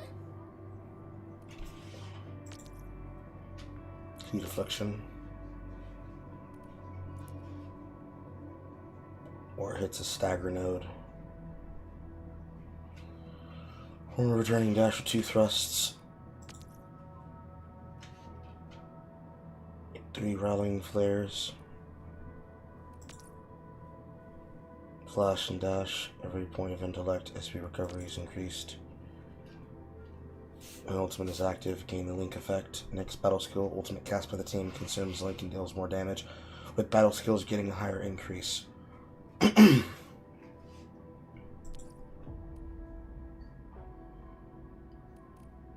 So I can only have unique copies of characters. Any copies I get transformed into something else. Endfield Crisis Team, ready for action. Electric shit. Transferring command authority now, Administrator. Don't blink or I might just disappear on you. Leaps into midair, disturb a maelstrom with her lance. Pulling all Thunder Lances and Thunder Lance EX towards herself. Returning Thunder Lances pierce through enemies. All Thunder Lance EX deals more electric damage. When a controlled operator performs a final strike on a target with active electrocution or electrification, throw Thunder Lances at the target.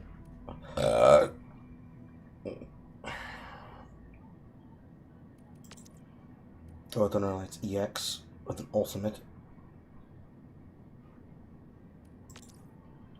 Battle skill is going to pull all Thunder Lances into herself and deal electric infliction. After a thrown returning Thunder Lance hits an enemy, she gains ultimate energy. Also apply 6% electric susceptibility for 10 seconds when it hits. Transferring command authority now, Administrator. Who's the test subject this time?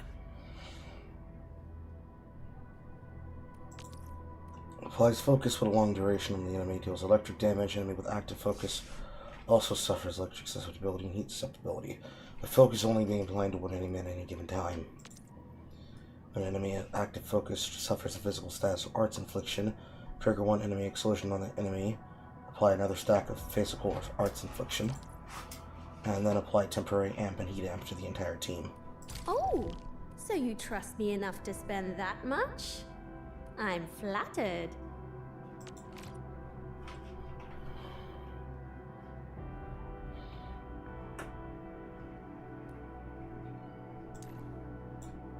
Hold on.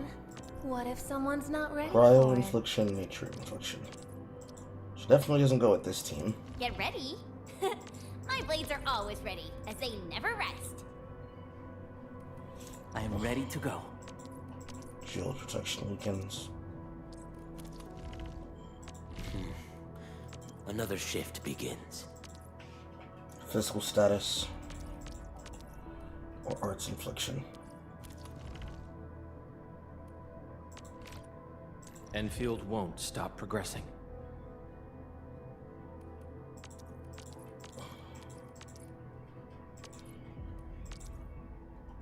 A mission for me? Good. I happen to be seeking field testing opportunities for modified orbiters.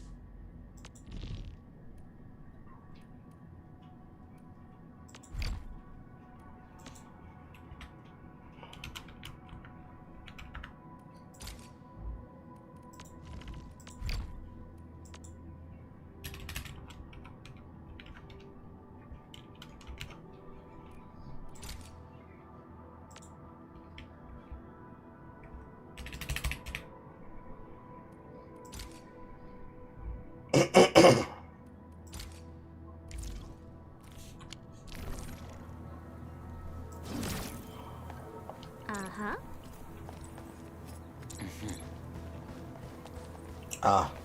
So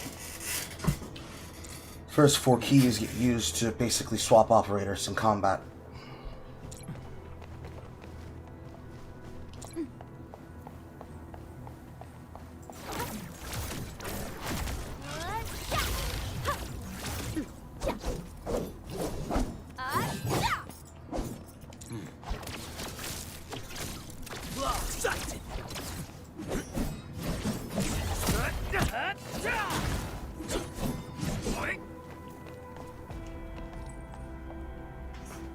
Pressing my buttons in the order in which I feel that they're most comfortable, probably. Distract them, disable them, or just destroy them.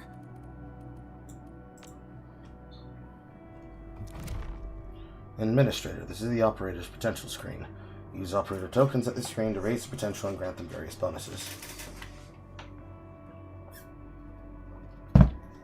Click here to view details for unlocking potential. Creating the same operator again includes the operator's potential token. If the operator token is available, spend the token to unlock the operator's potential. Raising an operator's potential 1, 2, 3, and 5 also unlocks the snapshot. These snapshots can be displayed in Dejong, some snapshots displayed in the profile panel. Operator snapshot showcase. Operator snapshots can be displayed on profiles from Dejong. Progress through main missions to unlock more ways to showcase the snapshots. Literal character art. But it also includes actual baseline stats. So, that explains the reason why they give you the tokens. Get more tokens for the potential of the character, increase their baseline potential, and then ultimately make a character stronger on base. So it doesn't feel like you're being punished waiting for something? For not getting multiple shots of them. Distract them, prepped and ready to go. I believe we should be... A strong team is one without... I overworked myself again. I better appreciate the break while it lasts.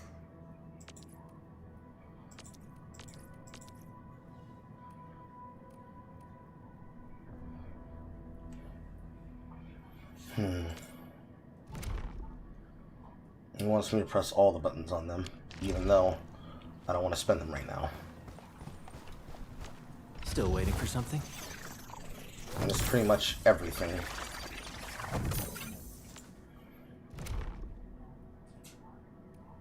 I wouldn't imagine that the administrator has tokens of his own, but he does. However, I suppose they actually come from someplace entirely different compared to them.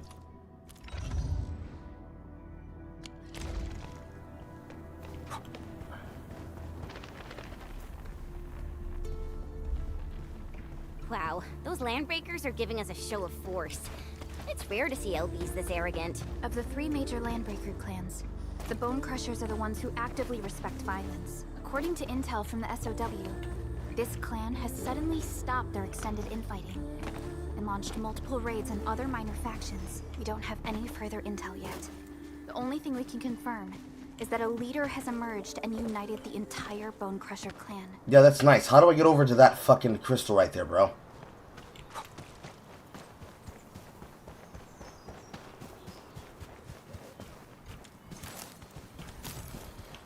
So they took basic node farming. You function like any third world node system.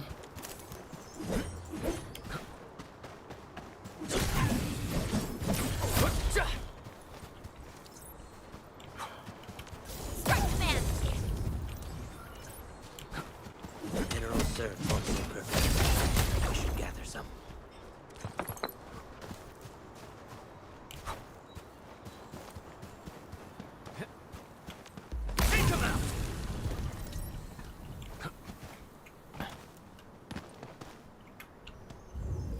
I fell down, and then I get back up. So they do not have edge limiters. You can fall off the map.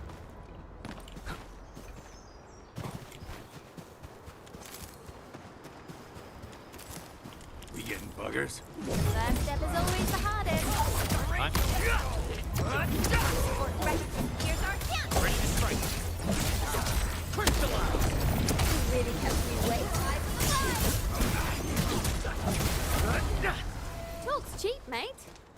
and a hard yakka.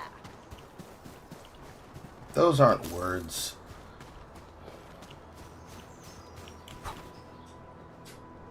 Come get some, you blight-eating scabs! Workers of the UW will never back down! He's with the UWST. We've got to save him first.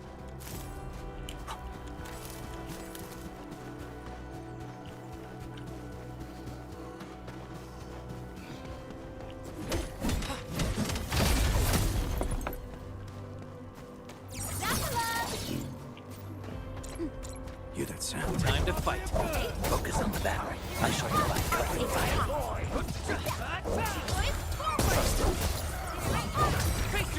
Forget about me. Hey, yeah. Play by ear. Good work.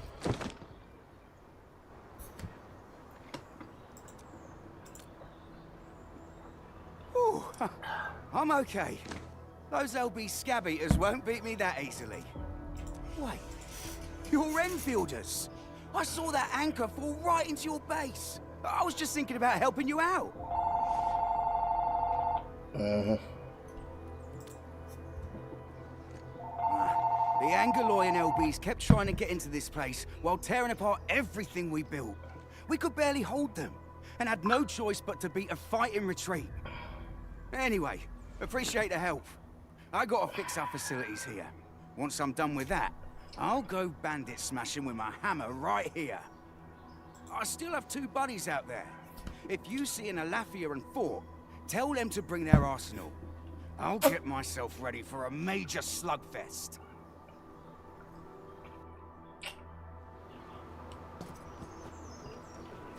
We're gonna look at all this loot.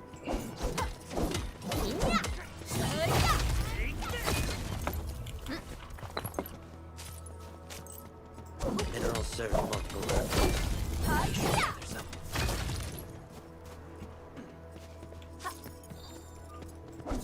Mineral ores form the foundation of the industry.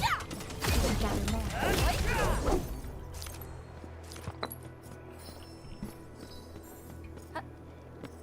They can use animations.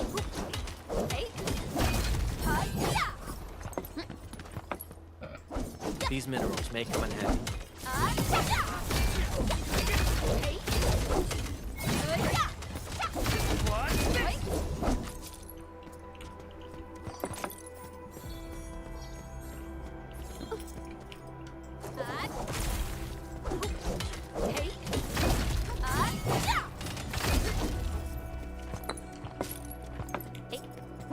These minerals may come in handy.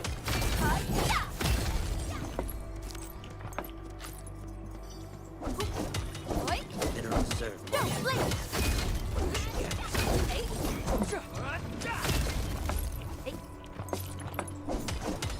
Mineral ores form the foundation of industry. We should gather more.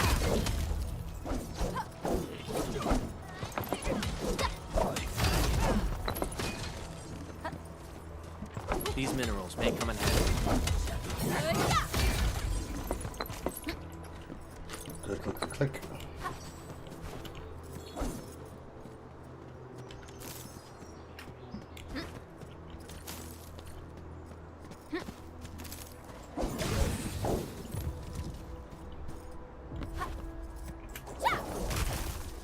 Kappa.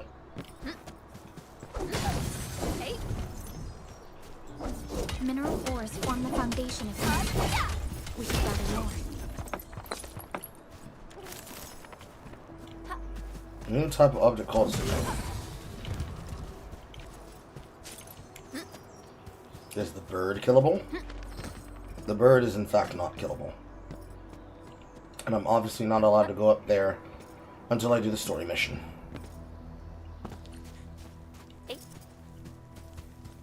What? I'm with you. Well done.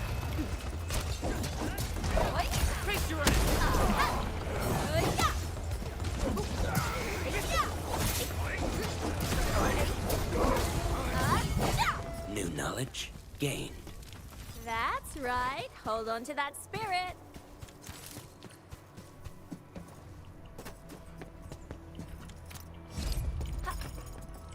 more stuff. Even more stuff.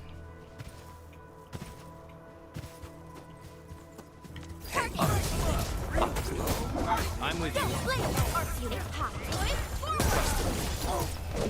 Face your enemy. Forget about me, man. Play it by ear.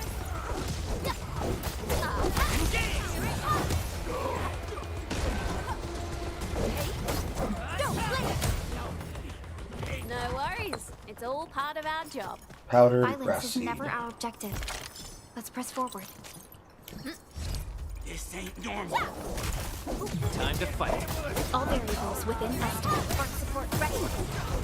Here's our chance. Ready to strike. Don't blink. You really kept me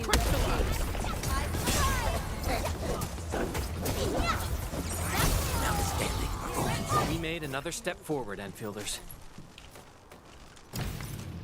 Turn off high voltage gate. What? Jump puzzle environment?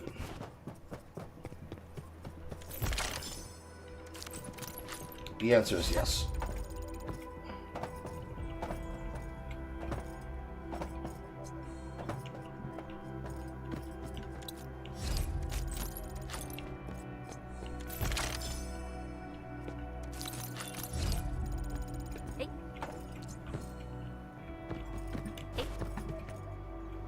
Not the biggest jump puzzle, but it's a jump puzzle. Just a platform, temporary closed, cable car management.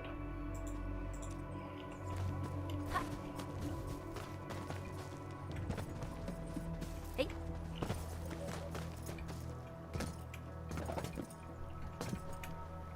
It is climbable. Nothing hidden behind it. And another. Joining the party? Oh, you're Enfielders. I thought you were with them. Yes, we're Enfielders. You're wounded, and... Did you do all this? He's a ball man. I probably did. I got no ideas on fighting the Bugaloids, but these raiders... all muscle but no brains. I fought both the opponents in the underground arena, so the asphalt roundabout. We're trying to create a safe route to the hub base. You can go there to receive medical treatment. Great. Oh, by the way, I kindly asked this pipeface here a few questions before he passed out. What a slur. Lightbrain could hardly form a Pipeface. coherent sentence, but he sounds northern. I could faintly make out signs of trouble up north, but... North? There is a refugee camp north of here trying to work for the UWST. But these raiders came from that direction too? A gun.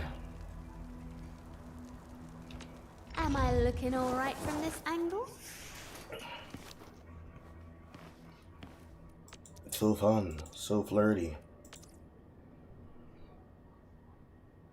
After a throw and returning Thunderlance, its enemy gain ultimate ability. Leap into the air. Do some electric damage. They do piercing. They apply electric infliction. She triggers this with a target that has active electric infliction or amplification.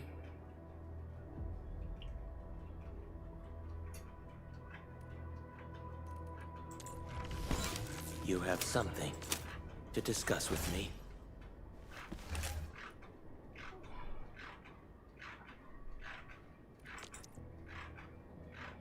Physical statics, arts infliction.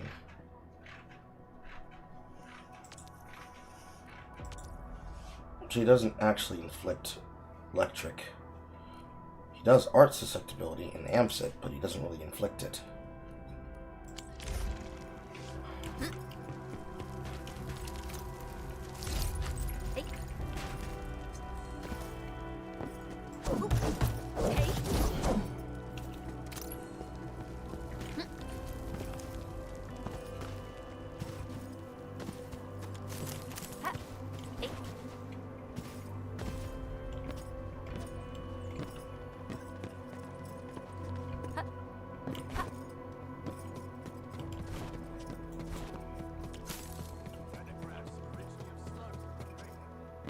We're gonna find out what that glowing thing is.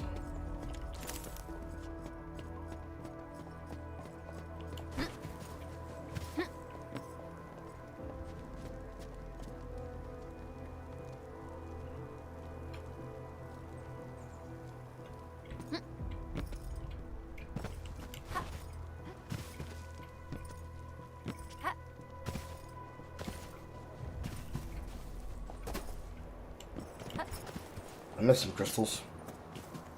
Mineral ores form the foundation of industry. We should gather more.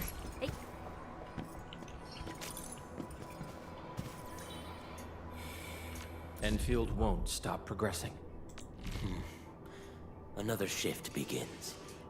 So physical damage affliction, right? Give me the front row this time. I want to be the first out of the door.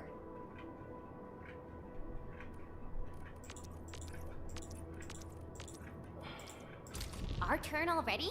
Nice. One should strike when the timing is right.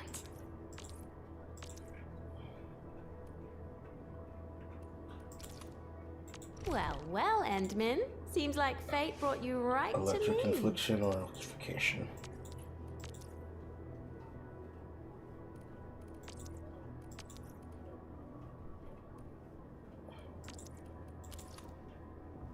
Endfield Crisis Team, ready for action.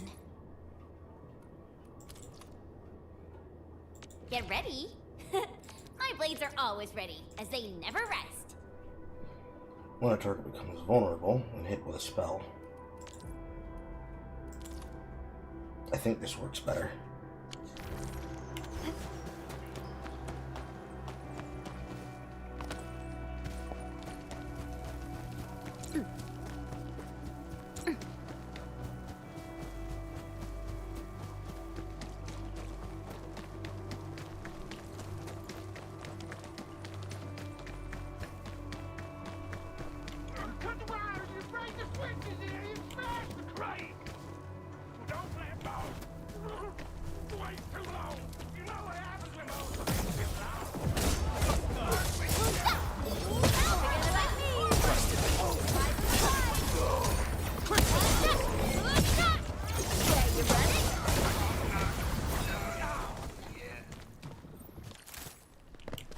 The raiders have taken a UWST crewmate prisoner. We must defeat them. Really kept me waiting. Ready to strike. Face your enemy. Thank you so much. I got jumped by these pipe-faced rascals. Darn it. That was embarrassing. Rascals? Well, landbreakers can be rather dangerous to the ordinary folk, you know. Dangerous indeed. You look like Enfielders. I guess you took care of your ankle problem. Our base is safe for now. However, we also had to fight off an unexpected landbreaker raid. We are out here to solve the issue. Solve the issue? That means every last one of those breaker scum, right? I am totally for that. But I guess our priority is to secure the roads. Since so many of our people are injured, we should restore base operations first. Agreed. You bail me out of a bad sitch. I won't let that happen again. I'll head back once I verify the facilities are all right. If you see my two other brothers out there, tell them to look for me.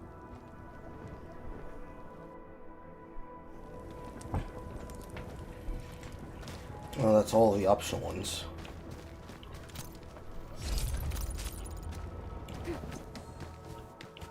We getting fucked?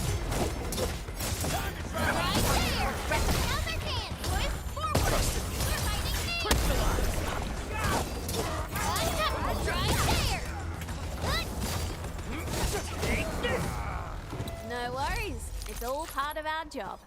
We made another step forward, Enfielders. Verify and report personal status, team.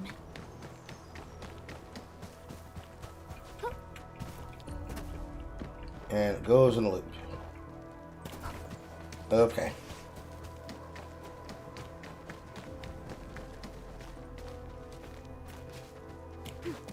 Control forces character to walk.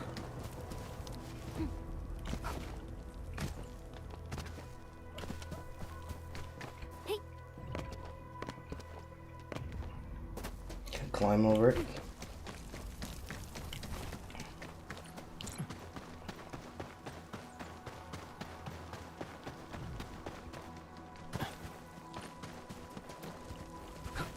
These minerals may come in handy.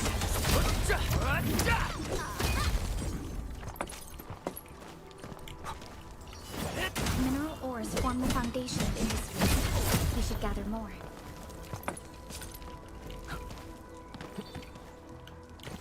I'll go get him! Hold him off, boys!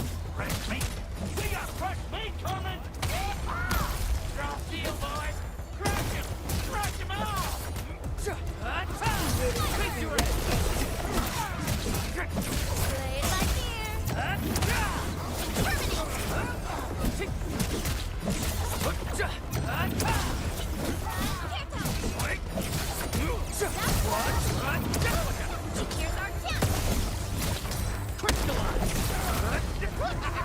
We're all around you!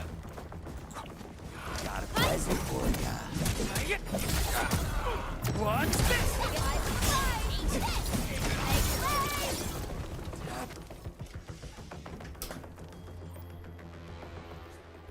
These LBs really aren't scared of anything, huh? Are you alright?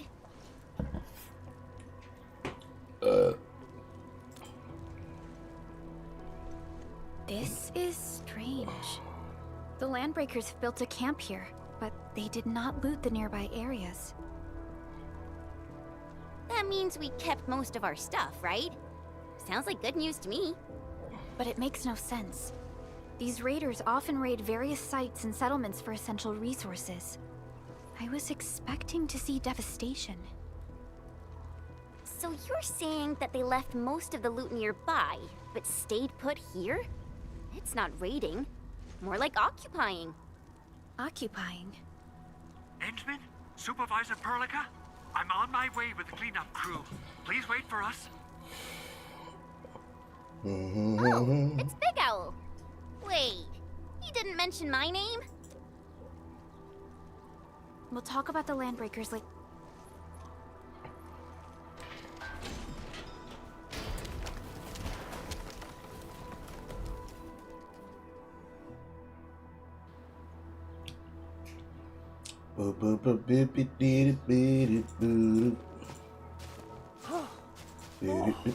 My legs are giving out. This physical work almost got me killed. Anyway, this place is cleaned up. No time to lose now. Let's get started. Whoa, let's just... Of course I am. Our goal in though I must admit...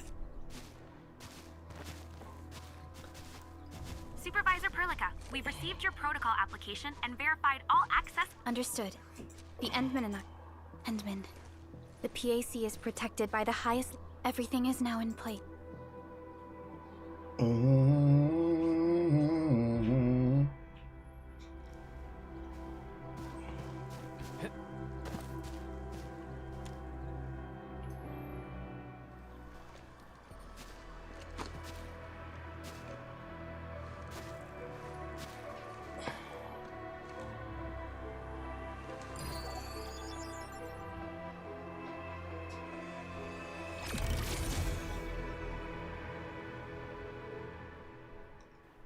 now for the longest cutscene in forever.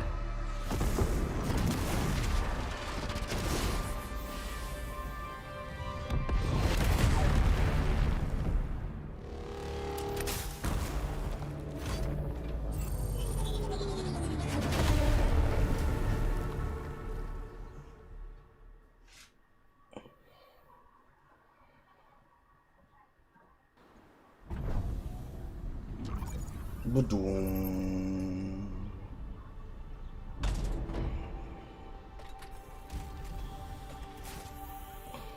Woohoo! That's wonderful!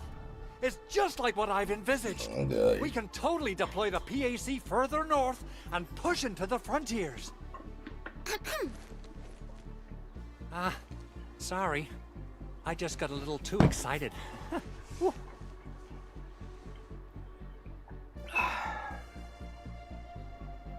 With the protocol automation core deployed, this place is now the core core AIC area. We can begin setting up our teleprotocol network. The AIC factory will need the core AIC area to perform production work. It will also be able to support and satisfy resource needs in its area. Uh-huh.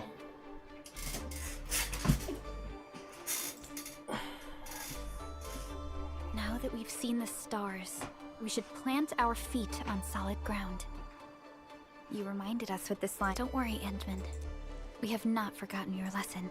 The protocol automation core and the entire AIC factory it supports will give rise to new hope.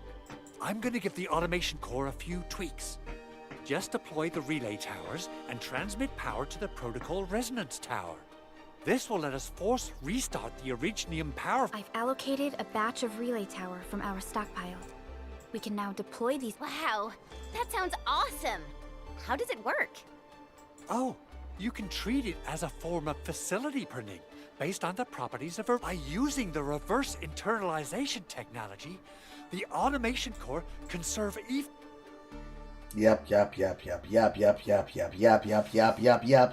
Yep. Construction is the strength of Enfield Industries made manifest. Press the hotkey tab to switch to AIC mode. Press hotkey B to open the backpack. AIC mode provides a special hotbar for the placement of facilities. Follow the instructions and drag the relay tower into the hotbar. Close the backpack and then start constructing. Refer to the hologram for placing the relay tower. Press the number that corresponds to the relay tower and start placing it.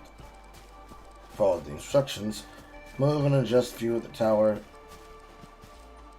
in order to place facility.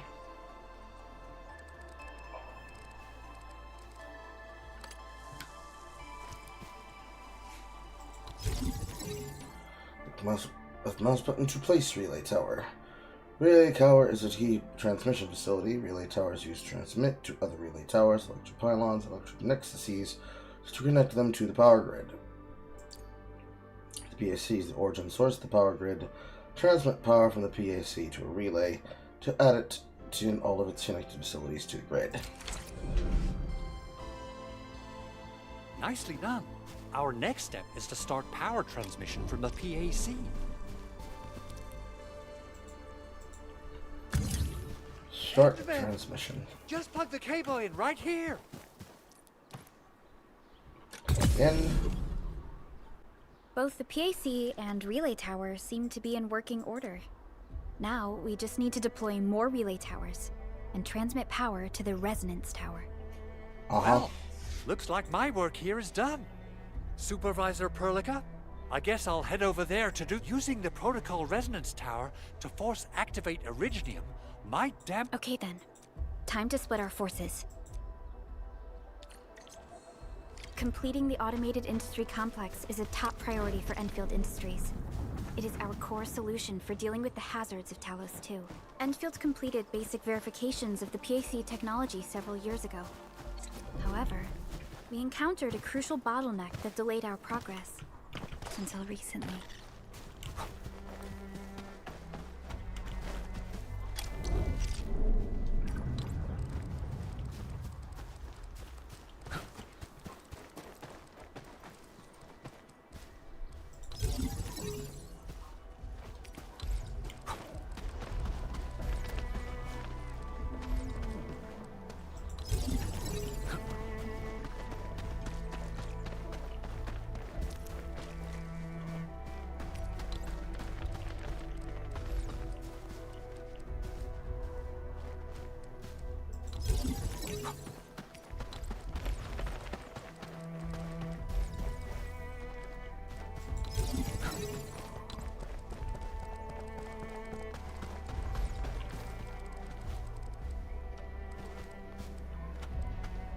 You're almost there, Endman.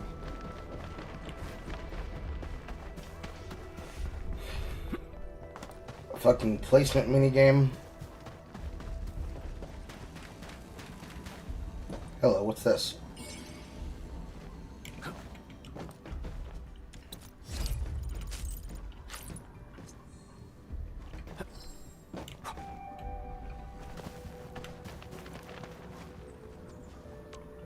sealed crate. Many sealed crates can be found in Talos 2. To unlock them, gather 3 sealing olorines that are scattered nearby. Well, that explains what that was.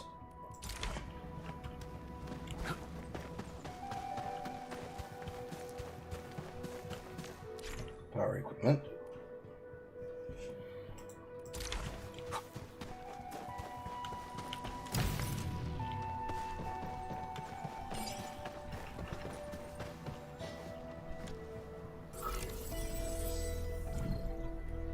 To crust this, I need Orego crust. I can refine the ore into it. Originium will carve a path for us. So I do this, and I go here. Alas.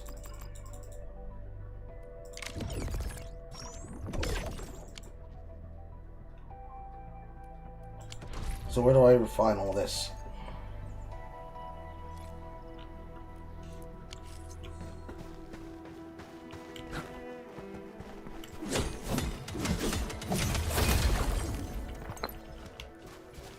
Why doesn't it pick that up automatically? Witness the skills passed down by my Rim Militant ancestors. Your who ancestors?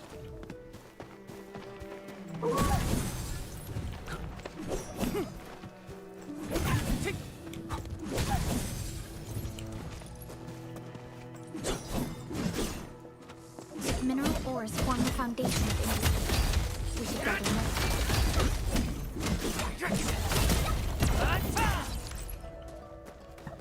Okay, they do. I just have to let them interact with it for me. You are purple. Didn't expect this, right? My special sword for rocket stuff.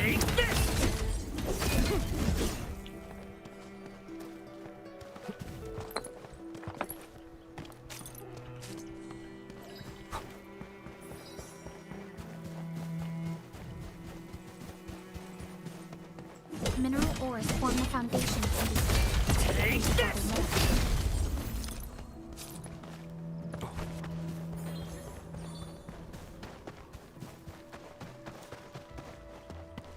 These minerals may come in handy.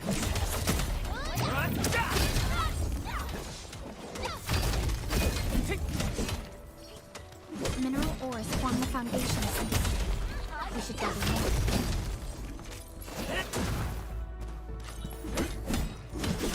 These minerals may come in handy. Why are these spots glowing purple?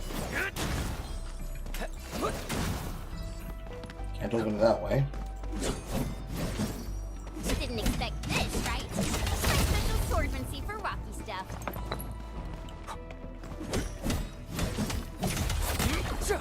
Witness the skills passed down by my Rim Militant ancestors. What the fuck is a rim billiton?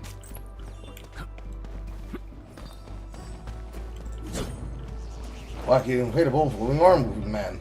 Wacky inflatable floating arm tail man. Wacky inflatable floating arm tail man.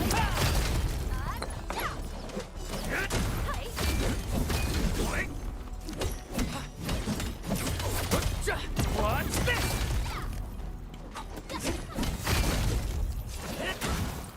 Didn't expect this, right? My special swordsmancy for rocky stuff.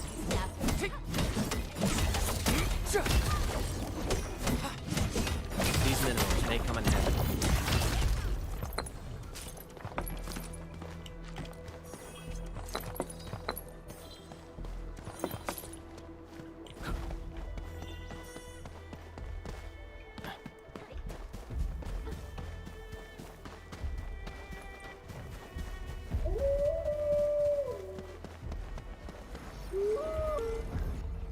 Strange anomaly, suspended in midair.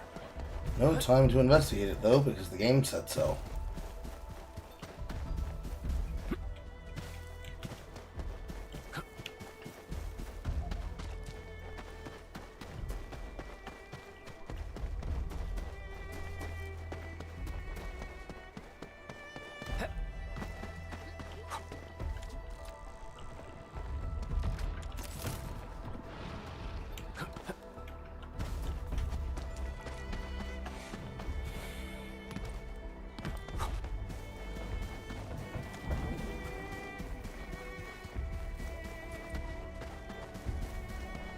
Okay, back to that zone.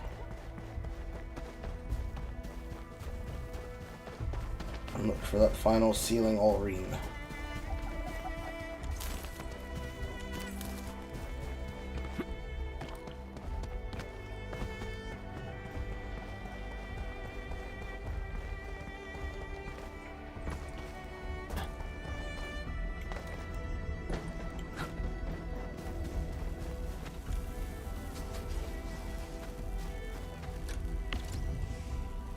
Power grid unpowered.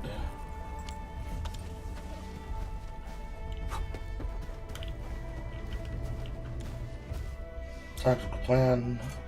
Locations, defensive lies, and convoy trucks.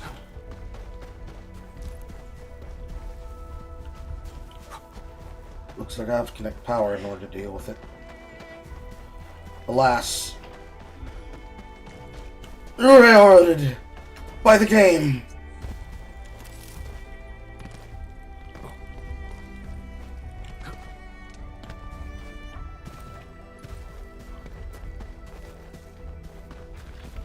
Engaging. Stay safe. Target leave it to me. You really kept me waiting.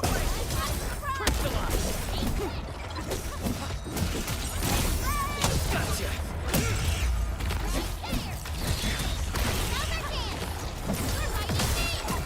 Watch this. Beat the enemy's ass. Go and beat the enemy's ass. Go and beat the enemy's ass. Just beat them down.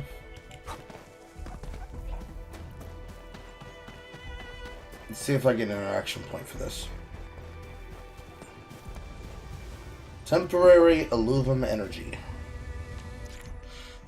Strange masses of light emitted by localized concentration of aether, spelled with the AE. Interact with it and defeat the enemies attracted by the aether to earn rewards. Strange masses of light emitted by localized concentrated aether. They can be scanned to view the number of strengths of the enemy. How does one scan?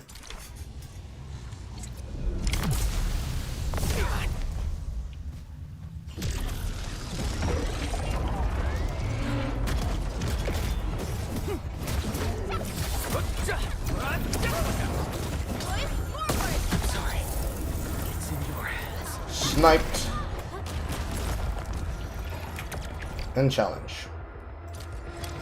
Because they're clearly too high level for me.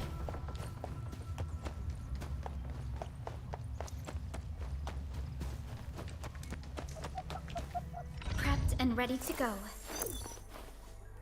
Originium will carve a path for it.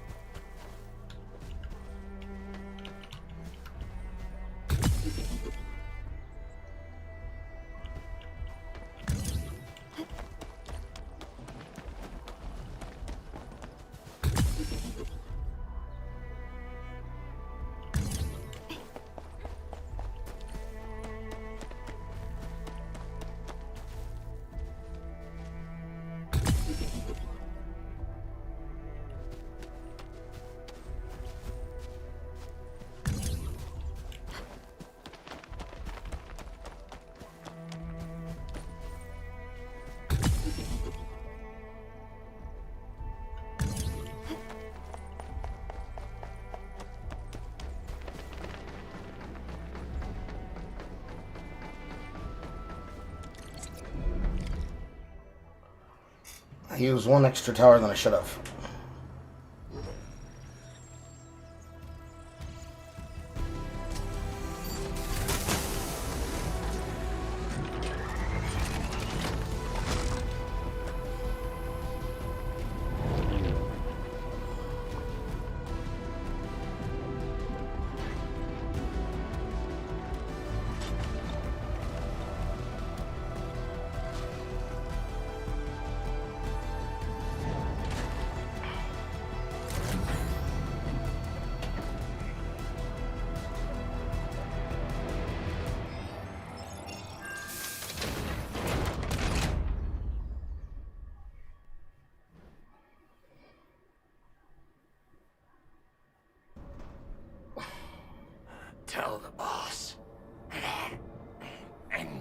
has arrived.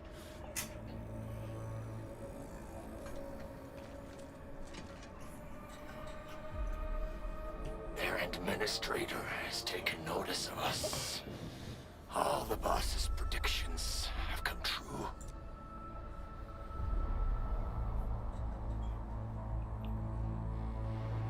Good. Connection interfaces look normal. I was worried about compatibility issues between our old and new equipment.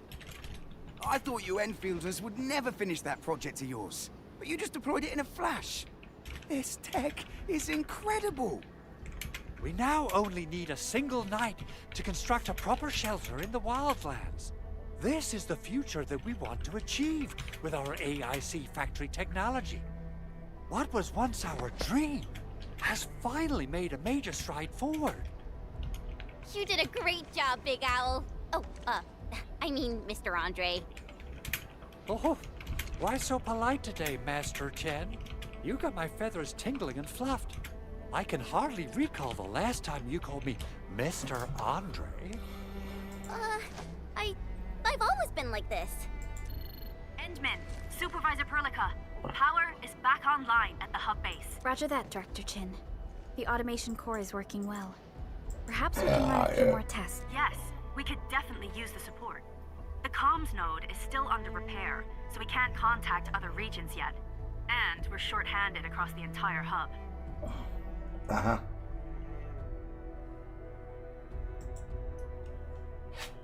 Right now, the biggest problem is the Originium byproduct processing center. If anything happens to that place, the results could be disastrous. I'm forwarding information on the site to you. Uh-huh.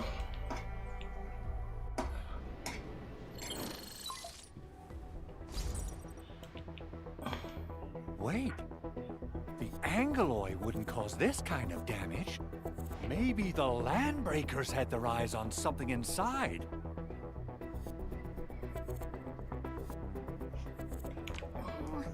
What's in the byproduct you mentioned?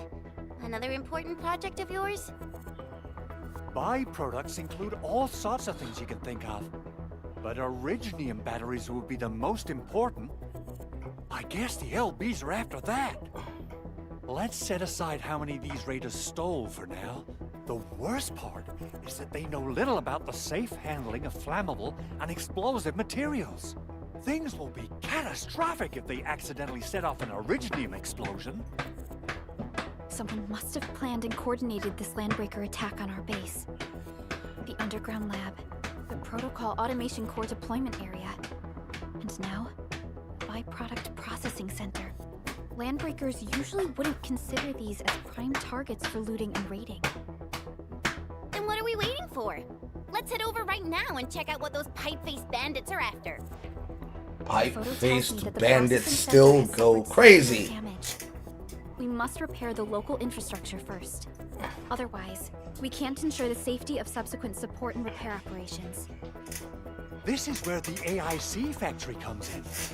Let's head on over to the core AIC area right now.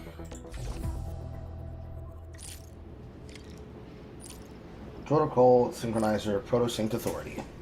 Open this to open the Protosync. And now I have a window that has all my shit on it. Database. So now I can go look at the database again. Highlighting headhunting and arsenal exchange. Opening the map. Viewing the region.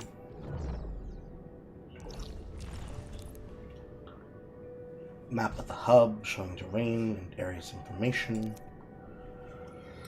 Map working, missions and side quest shit. And then being able to teleport right back to the PAC. Entering core AIC area.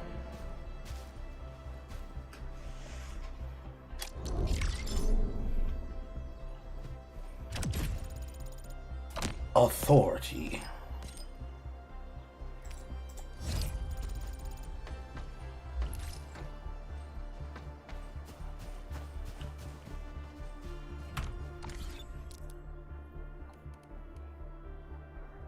What is Path of Glory? Showcase the engraved medals acquired, Administrator.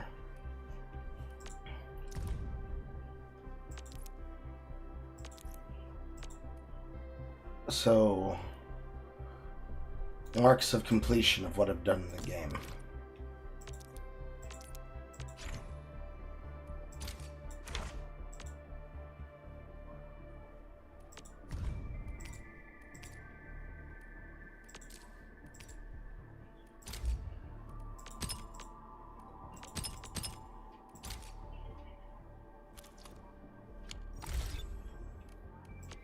Meaningless.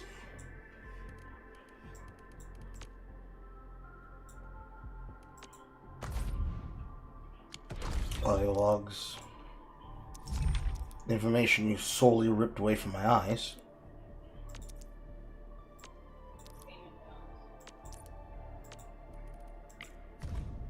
Yes.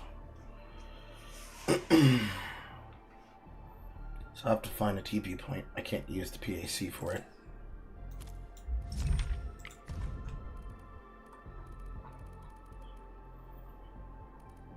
I believe I was looking at these. Yes.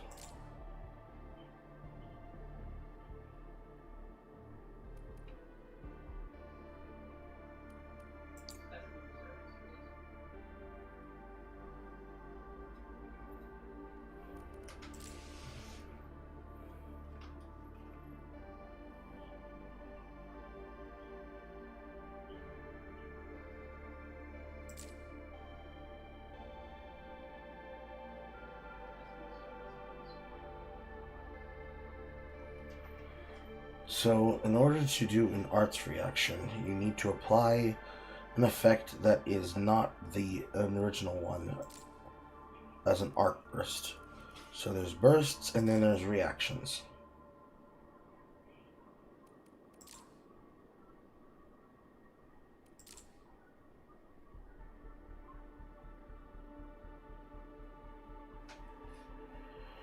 Uh-huh.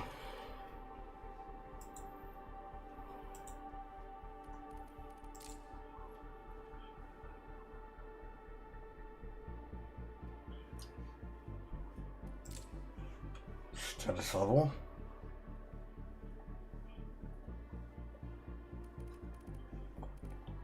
Reconcilable, acceptable, blah blah blah blah blah blah blah blah blah blah blah blah blah blah.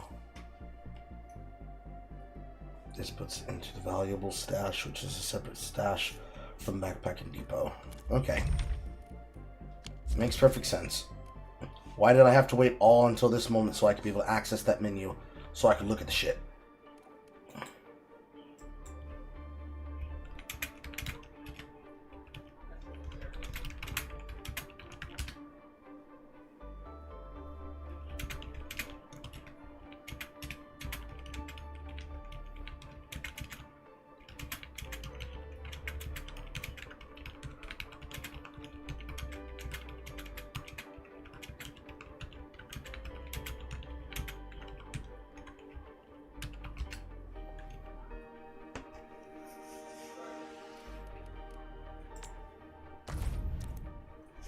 Friends function. Profile link.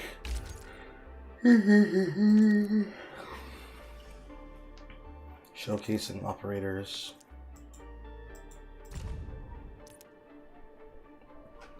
Adding strangers.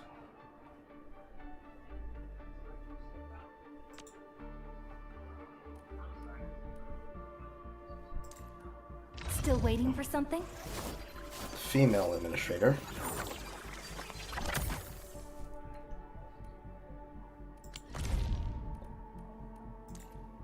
Looking for me? You finally remember something? They pulled up with Ethan.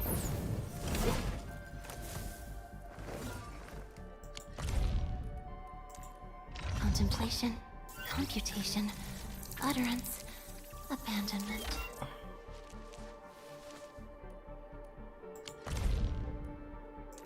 Who's this? Eccomi. Wolfguard.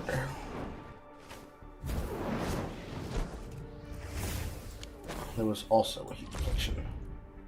Okay. What a beautiful day. Whoop, whoop, whoop. Yeah, perfect for a Sonic King. Uh-huh. Okay. I want you to make random friends, I guess. Do a player survey and you can claim T-creds. Oh no, they're just giving me the money. And then they'll give me Oral Barrel 300 if I do the survey. Takes 3 to 5 minutes, they say. Opens in browser even.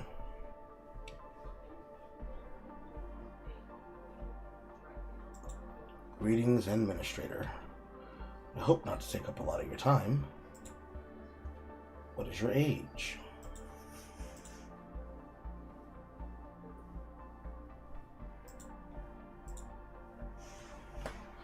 Where did I get information about this? Gaming news websites, offline events,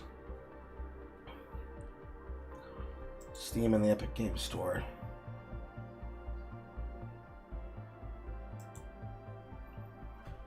What made me want to experience the game? I was interested in the IP.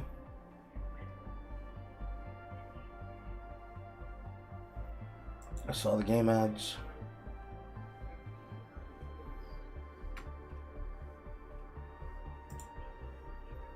How would I rate the experience? It's alright. It's alright. What current aspects do I enjoy? Combat, rewards and benefit, progression.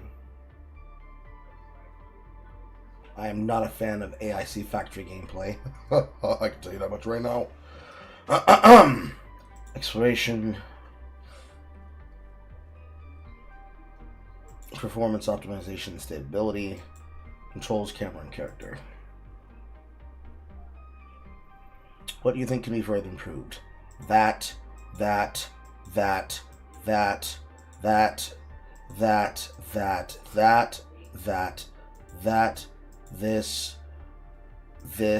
this, this. Lord have mercy, all these things need work.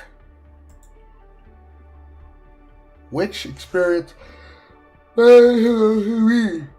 Combat, reading, enemy designs, not being forced to do this extra shit, and seeing rewards and benefits.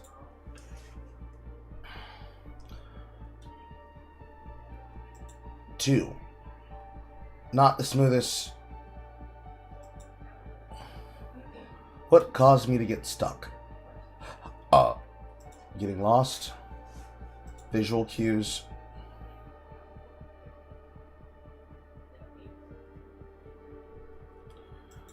ASC gameplay, factory awkwardness.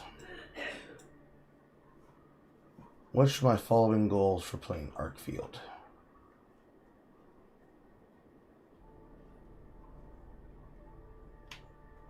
Team setups, dungeons activities, in-game activities, upgrading, collecting operators, drawing the music, progression. Can't select that one, so you.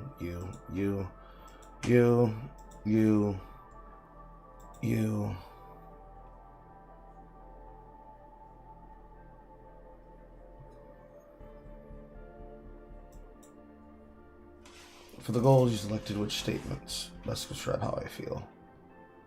The goals are plentiful, but it feels a bit burdensome. You mentioned that performance optimization stability could be further improved. Which is this related to? Desktop PC. What issues have I been affected by? Blurry graphics, load times, stuttering. I will be very likely to play this game. I'm very likely to suggest my friends. Which devices in the past 6 months have I played on? Switch, PC. For most 6 months, where have I played these games? From my home, which is also my workplace, offline events, random gatherings, and that one time. Which of the following PC console genres have you played for 10 hours or longer? You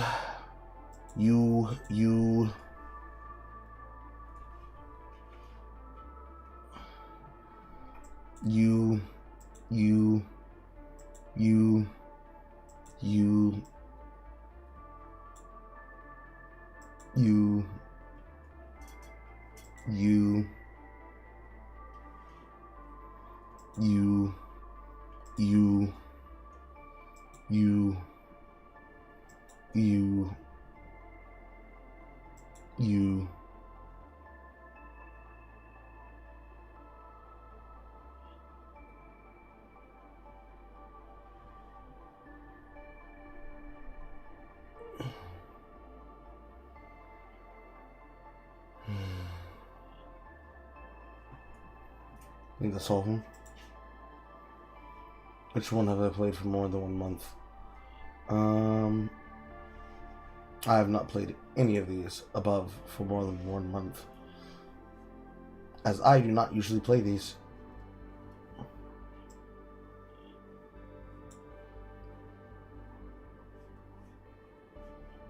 None. When playing Arknights Endfield, what enjoyment do you seek? Immersion, fantasy, exploration, freedom, progression, power, creation, design, strategy, excitement.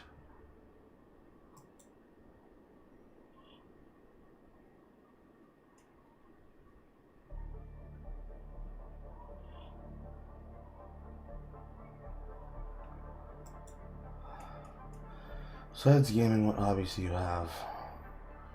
This, this,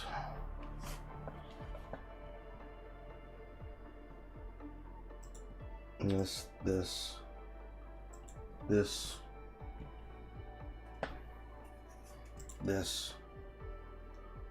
this, this. Which best describes your involvement in anime culture? Yep.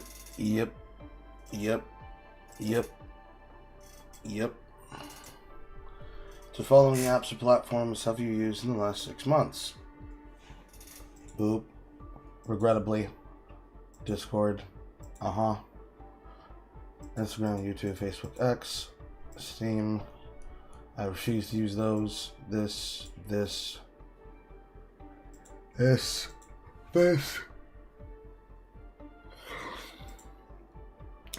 My gender is male.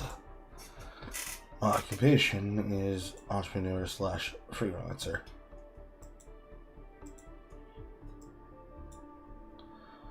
Highest education.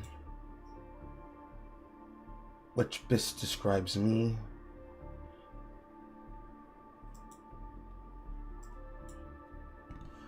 To continue polishing the game, we may reach out to learn more about your experience through offline playtests or follow-up calls. Are you willing to participate? This question is optional. Will you participate in food, governments, blah, blah, blah, blah, blah, blah, blah, blah, blah. Yes, I am willing to. And I'll have an submit there. Survey submitted. Thank you for your participation, Administrator.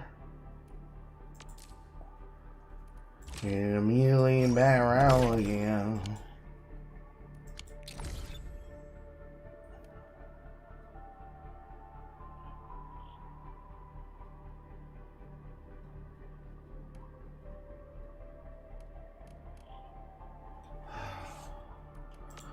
What is this?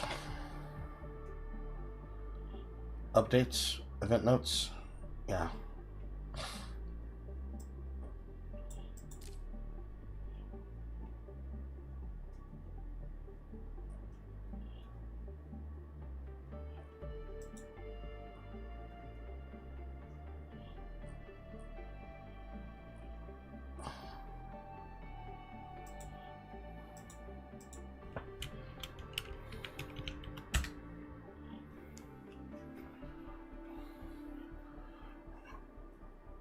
Complete your process as your avatar.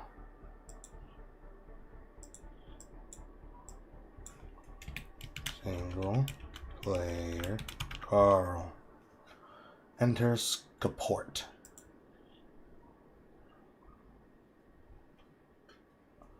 Arknights Endfield daily sign-in rewards for HD link campaign access.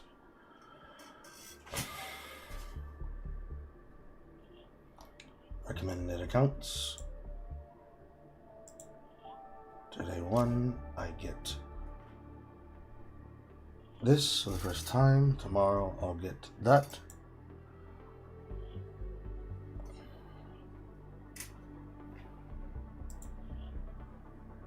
Official social media accounts.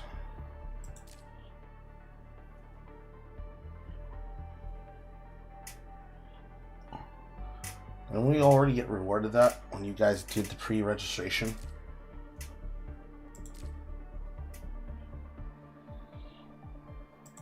Join the pre-draw event.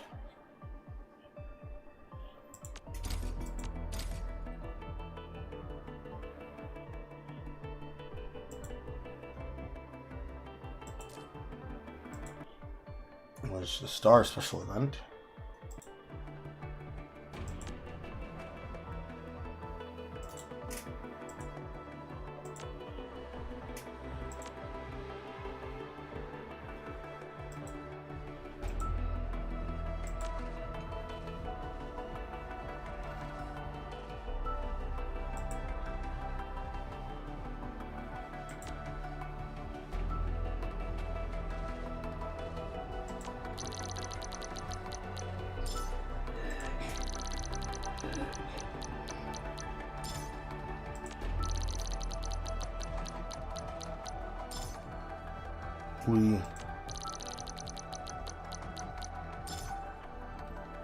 Inventory combat record.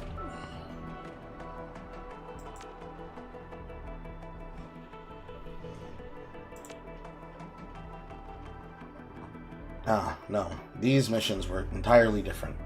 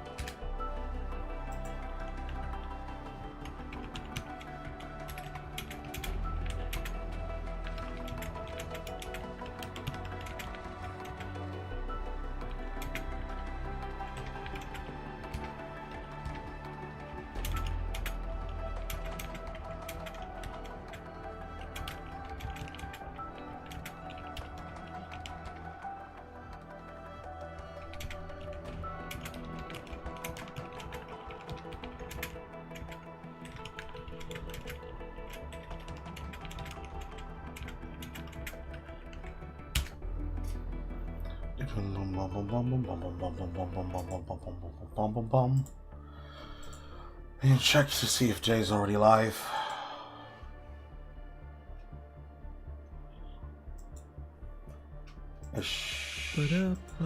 Her video is live.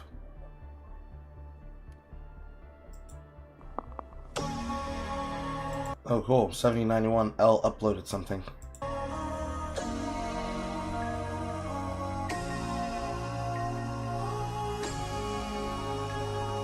Bitch, I'm back out my coma, waking up on your sofa. When I park my Range Rover, slightly scratch your Corolla. Okay, I smash your Corolla. I'm hanging on a hangover. 5 years we been over. Ask me why I came over. One more hit and I can own ya. One more fucking I can own ya. One cold night in October. Pussy had me floating. Feel like deep October. Pussy had me dead. Might call Tupac over. Yeezys all on your sofa. These the red Octobers. Still ain't learned me no manners. You love me when I ain't sober. So 1791L decided to end the project, and they have now become Wormwood videos. Okay, cool, whatever. Instead of smoking an itty bitty cigarette, I have the equivalent of 12 in a single hit. That's why I love vaping. When it comes to nicotine, vaping is the first video on the channel 3 years ago. Then another one 1 year ago. Then Lex Friedman shit. Weed people. Free steak for dinner. Good. God gave man vehicle. Goo goo gaga. Blah blah blah. I don't know what to make of this. Like, it's just esoteric videos, basically. And then Deal Wormwood. Okay. I mean, I guess it's like a secret property. It's like a secret property, but I don't give a fuck. Forehead. And she is not live yet. No.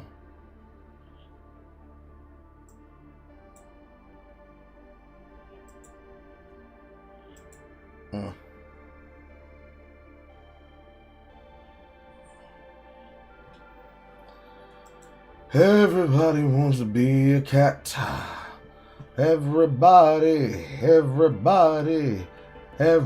wants to be some bullshit. And my camera's broken. Why has my webcam been breaking so often?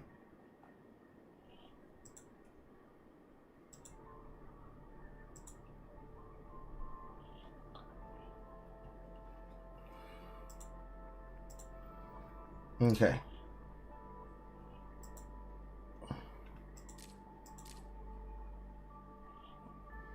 The daily tool sign-in allows you to sign in daily game tool. Blah blah blah blah blah blah blah. And wiki and app tools and protocol terminal. Team picks and build guides.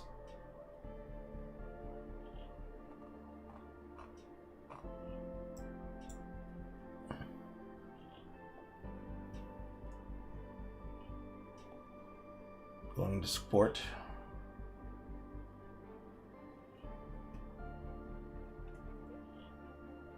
This is for the Griffline community. My profile. For the official Griffline support staff. Honestly, it doesn't look that bad. We have 4 other games. S-Axtras, Populcom, Nest Harbor. I don't think I'm ever going to touch those other things. Announcement. Create your own Endfield profile card. World release launches. Do these things to get launch campaign stuff.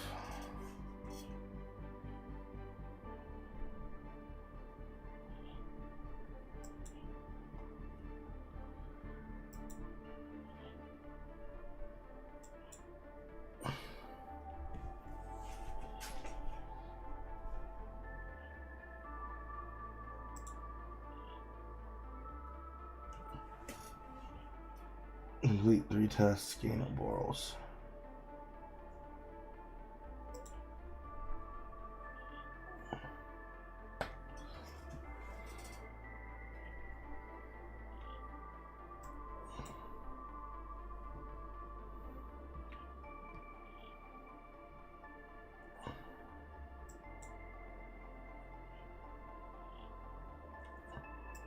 An image of my own. Add an emoji.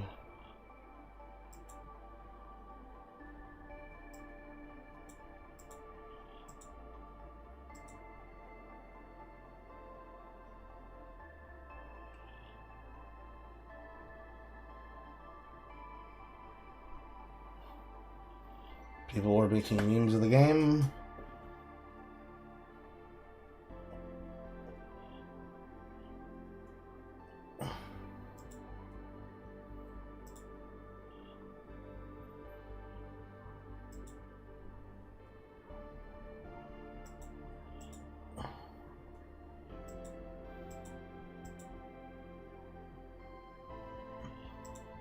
Did that not update?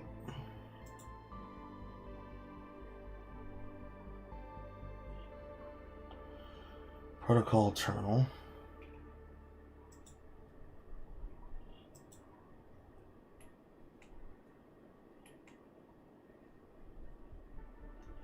Protocol terminal, check gaming data, protocol, blah blah blah blah blah, administrative stuff, blah blah blah blah.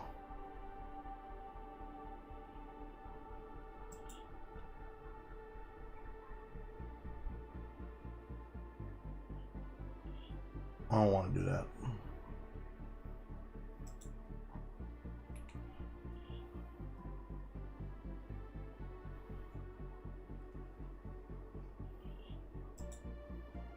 Ornament tools.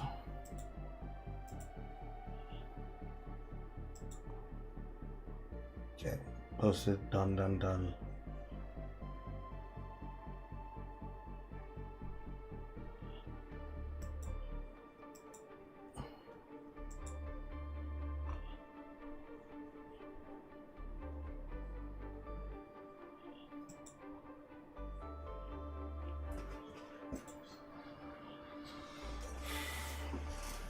Or our release date.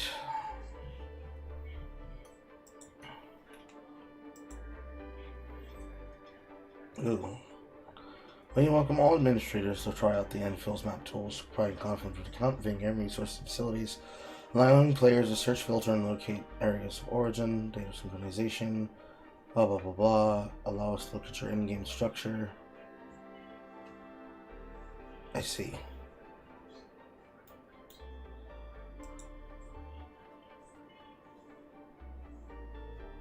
Well, I'm in sport, so they can see what I have in my area. So there should be no problem.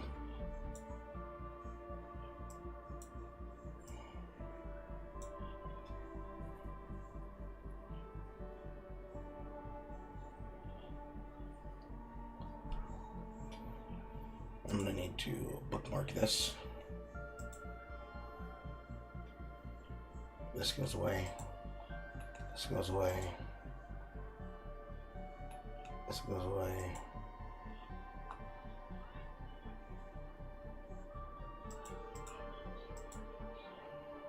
Go to my sport.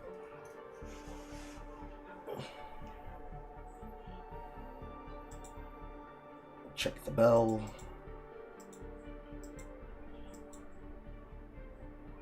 I've received avatar decoration and welcome support.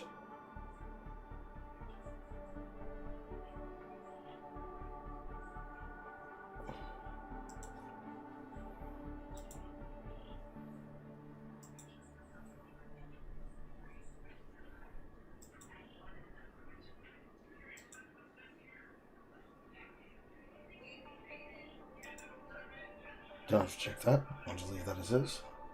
Save. And we're good. Map tool.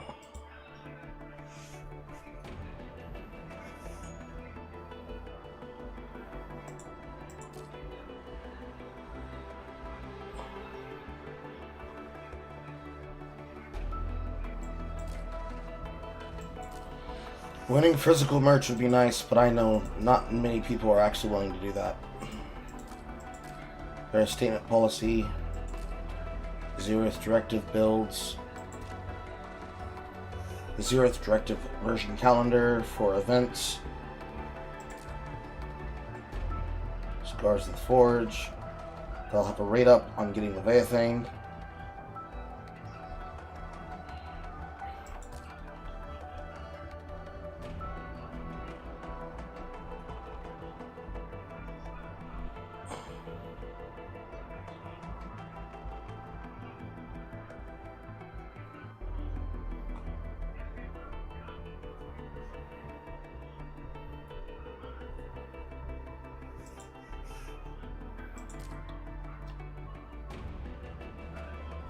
Sign-ins, basic headhunt,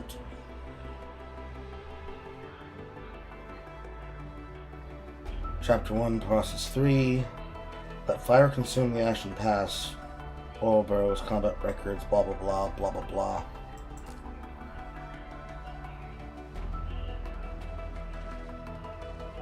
Narrative event.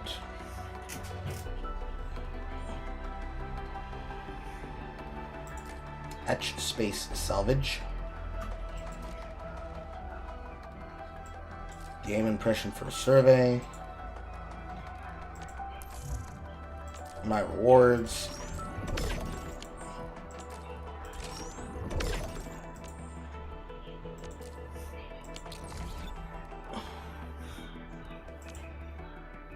Operator Perlica. Operator tours.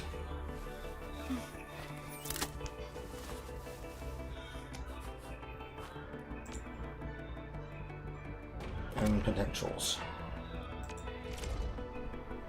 I own one.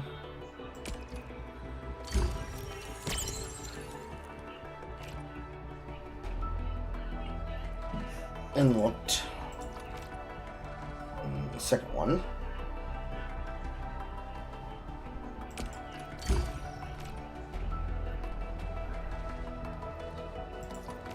Obviously don't have enough.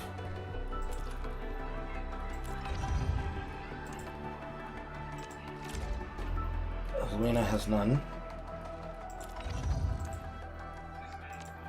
Swan Yu has none.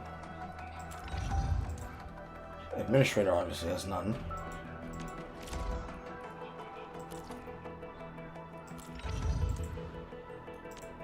Antal has several.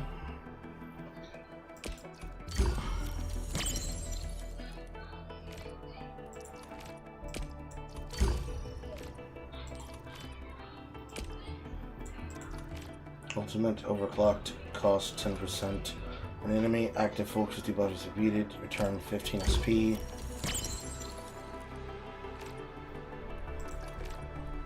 Intellect plus 10, max HP 10. Find focus on same target for 20 seconds, increases susceptibility effects and susceptibility effects by 4%. Potential unleashed.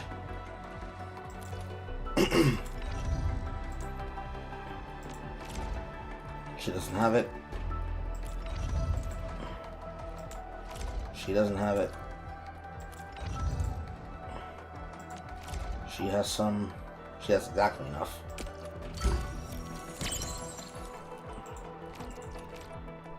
Chance to ignore arts damage 10%. Tiny surprise after improvised solution explodes. Slow effects applied to all enemies. Hit and last for 6.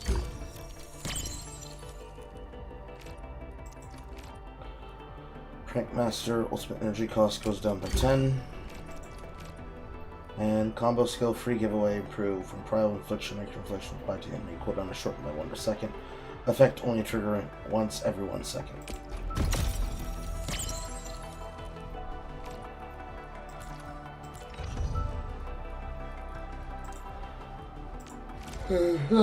Has enough. Susceptibility. Ultimate Tremolo. Onomatopoeia, freezing sound wave, damage dealt, first enemy hit. Onomatopoeia, mission, additional stat line. After applying simplification to an enemy, a starter gains 5 ultimate energy, effect only triggering every 1 second.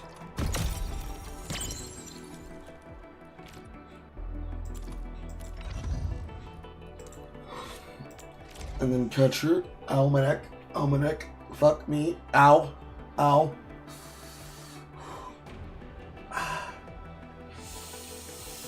Is every bone in my body gonna betray me?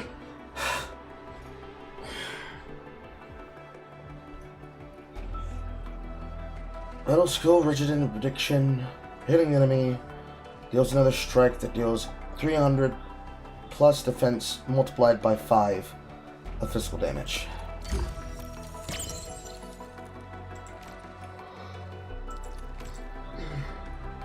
Defense up. Increased duration on the shield by 5. Cost of energy down 10%. Hitting an enemy with a shield active returns 10 SP.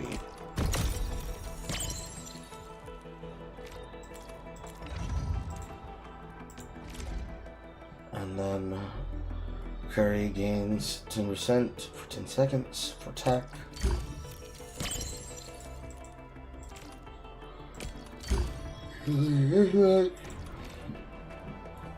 Ultimate is active. Entire team gains 10% damage. Ultimate energy sounds. 10% cost down. Even when ultimate ends, link buff persists for 5 seconds.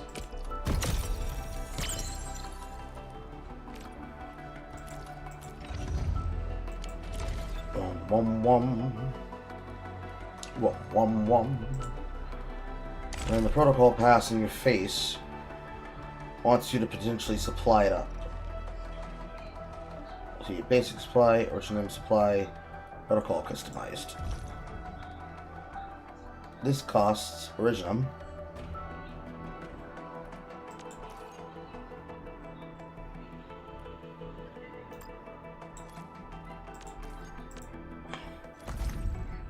so then takes you here.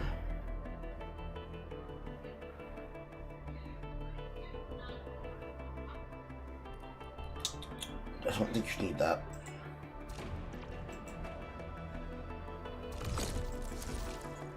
Then quota exchange. Then arsenal exchange.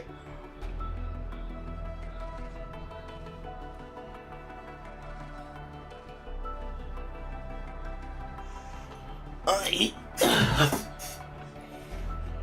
need these. We'll only get that with stocking.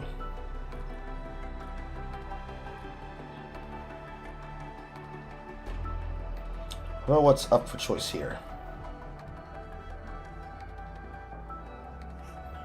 A risk catalog of permanently available equipment.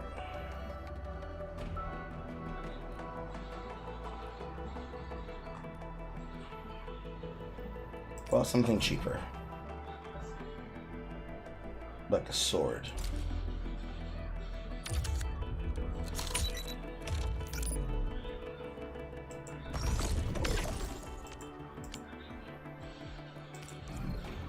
It's a great sword.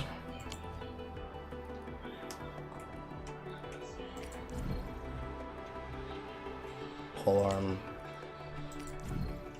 Also polearm. And another sword. Fort Maker.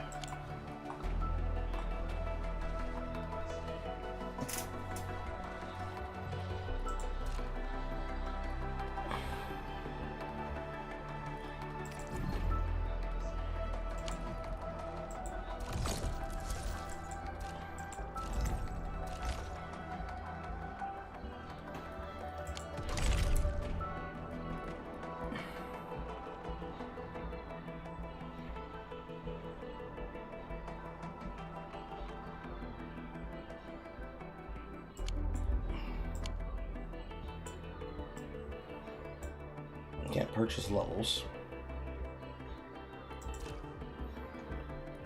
There are past missions.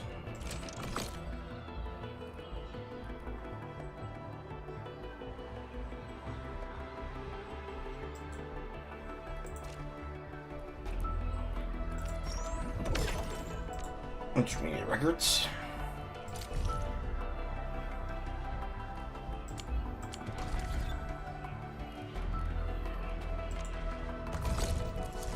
Right back here. Something forge issue.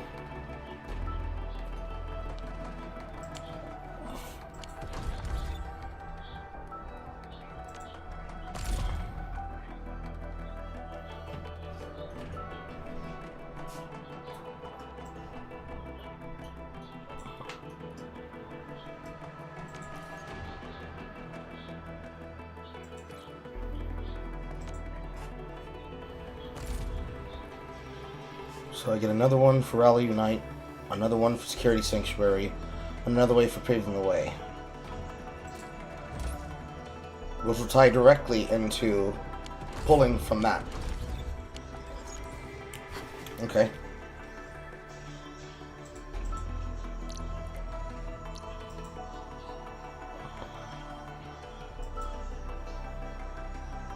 You know, I've seen other Hongshan sword dancers.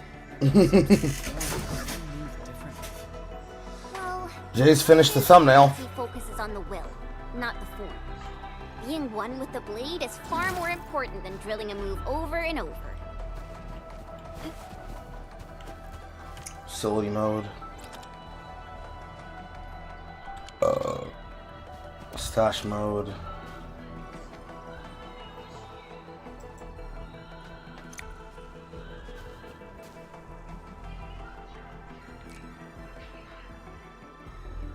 Apply production icons. Show the production icons.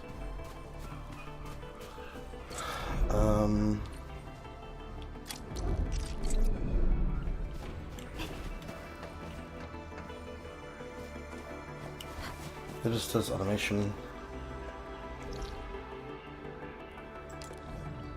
It's mineral bed. That is electric access. This is a TP point from the base.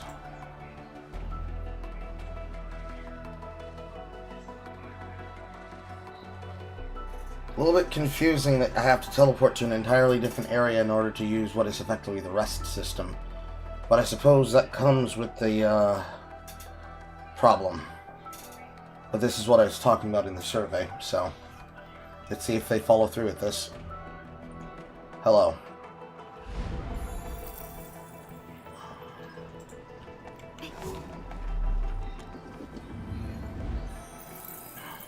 Finally, a chance to stretch my... Oh, all this shit. How do I turn it into equipment?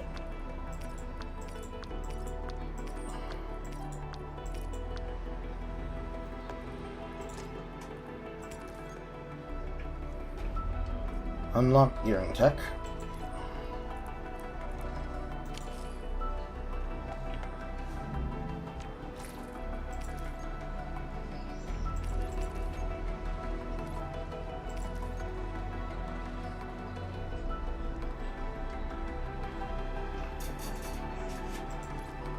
Oh, unlock technology.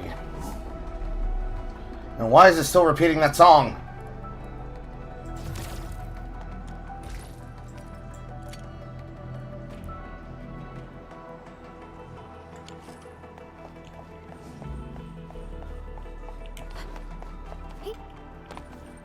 Collected all these things in this area. At least I have to assume I did with my knowledge. Uh-huh. Uh-huh.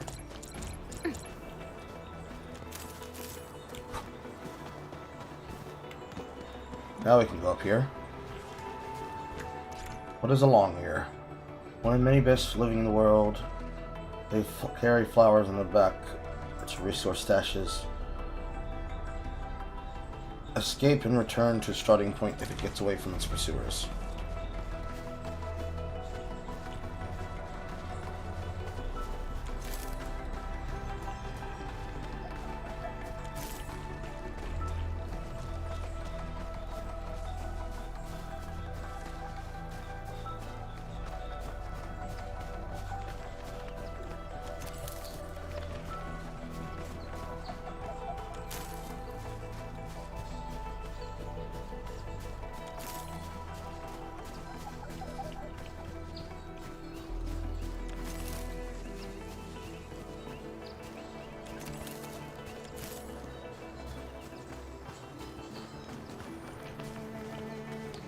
Bounce device is a jump object, obviously.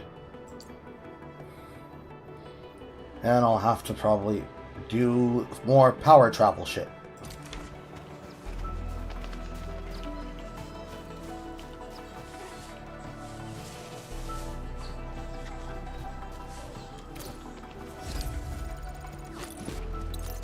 Okay.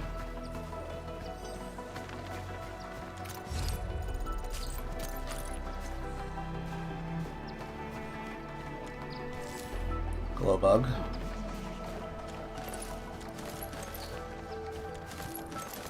New resource objects. The circuit cannot be repaired. So says the game.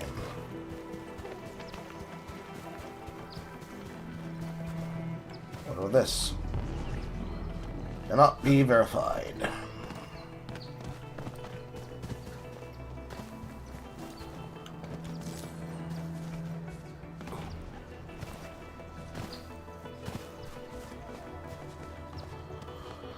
And just go and meet with this silly and on the way all over things and try to find my way all the way up to the pipe and see it on the base.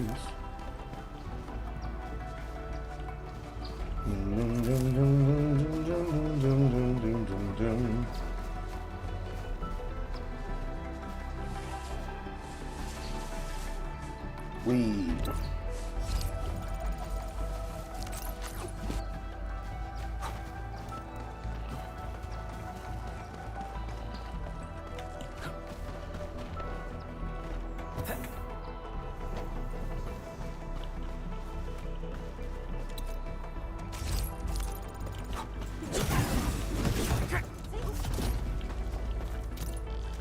Citron powder.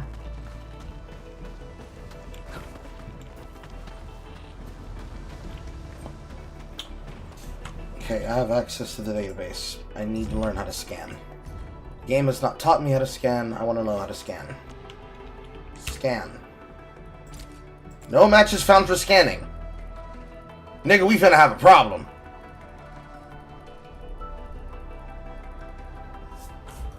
Y'all motherfuckers been telling me how to scan.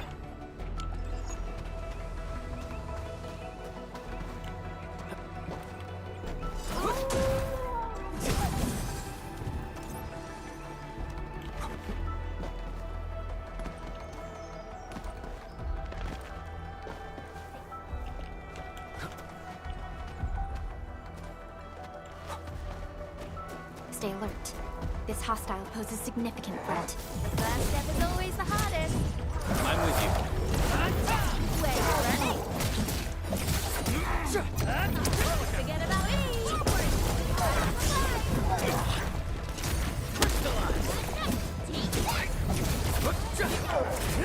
Take this!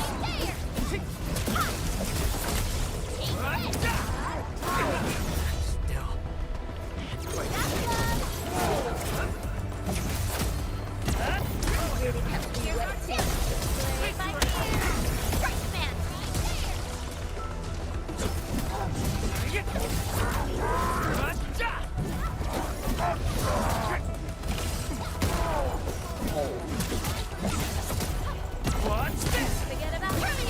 Play it by ear. Take increase your edge. That's some perfect teamwork. What's this?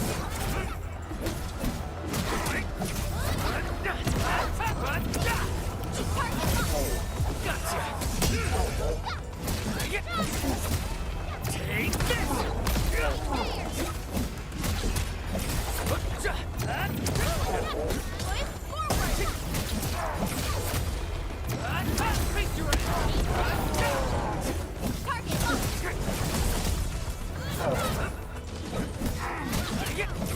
Sterilize this area.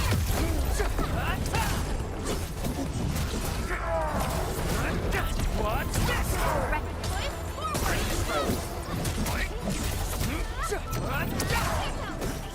Face your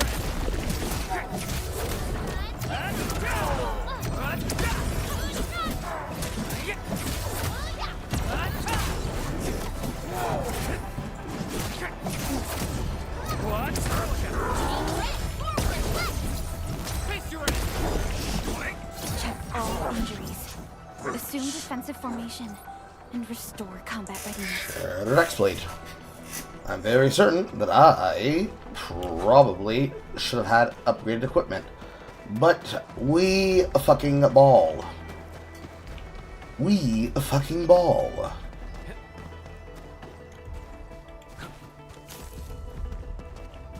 Because these ones are actually my level. A blade unsheathed, it's light unleashed. Here's our chance.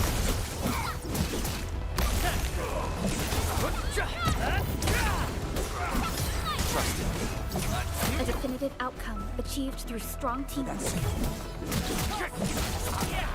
What? Trust me. What's this? Crystallize. An easy victory. We handled that fight well.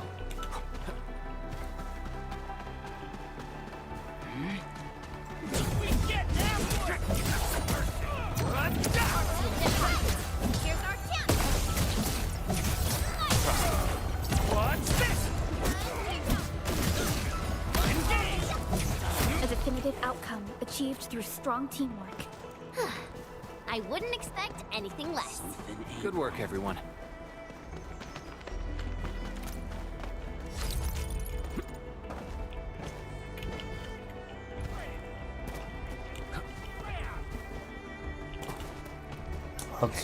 Lots of crap in the environment. Hell, they removed all the vehicle shit that was blocking the path. Now I can walk towards this thing. Orlean is a fragment of a shattered universe. This one traveled massive distances to be here, right before us.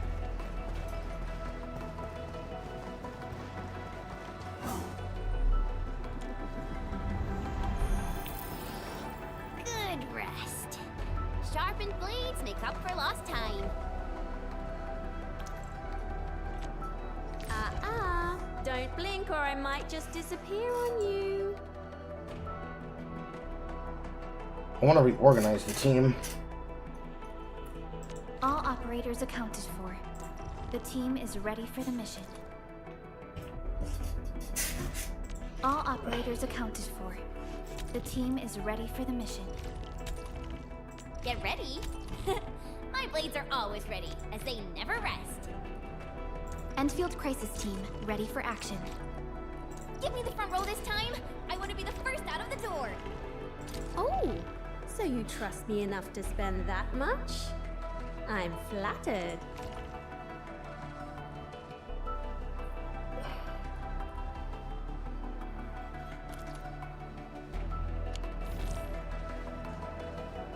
Now they're organized the way I want them.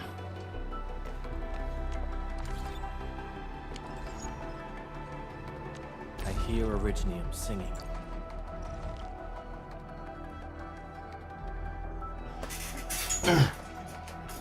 This team. Endman, you're here. Get ready. My blades are always ready, as they never rest.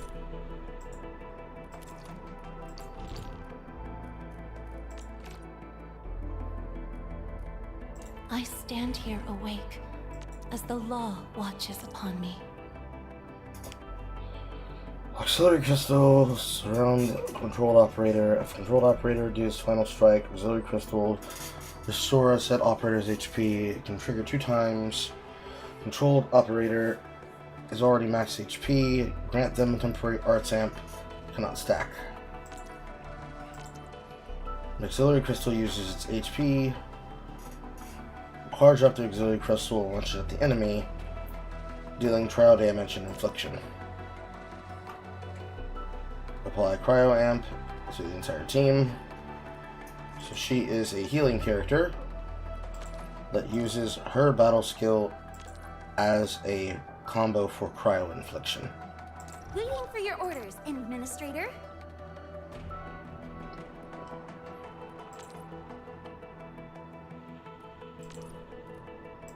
She is more or less a defender. I'll be ready in 2 more minutes. This character suffers solidification when a non-cryo infliction combos with a cryo infliction.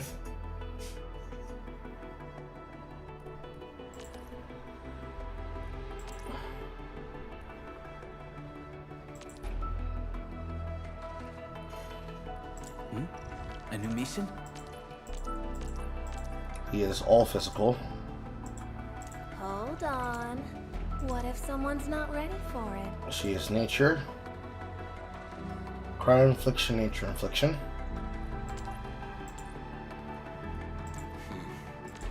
Another shift begins. Create susceptibility.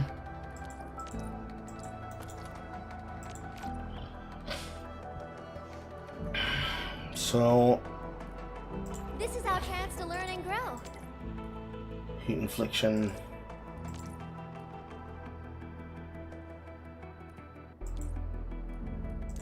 Oh, we ready to play? 2 stacks of cryo or nature. I stand here awake as the law watches upon me. 1 stack. Oh, we ready to play? I'll be ready in 2 stacks. I hear Originium singing. I'll be ready in 2 more minutes.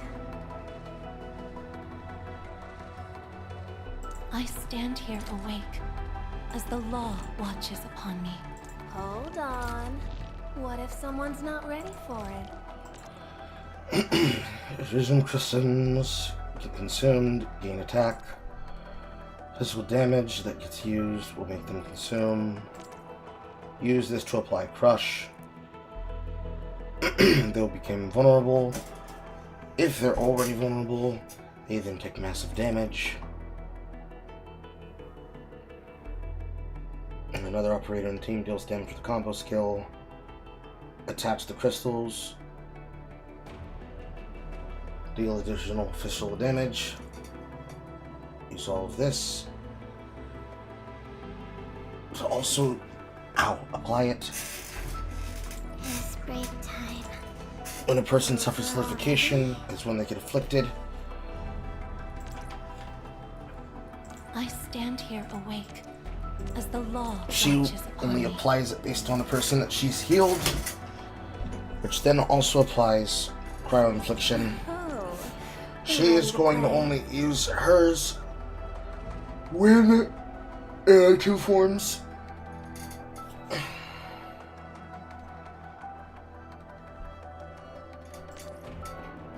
And this is nature infliction. Improvised explosive. Can defeat the target, set it off immediately. So 1, 2, 3. Yes.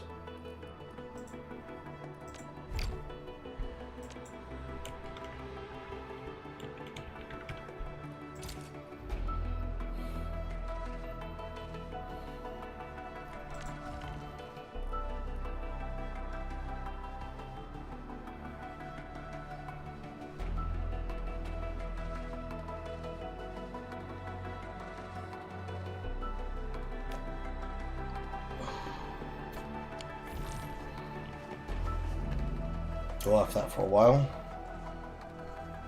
And character screen. Originium will carve a path for us. Your weapon. I want you to swap. And select boost, attack boost. And Waiter cast combo skill, Waiter gains attack power. Not too shabby. Level up weapon. You've never shown me how to do this. I can consume these. I can consume these.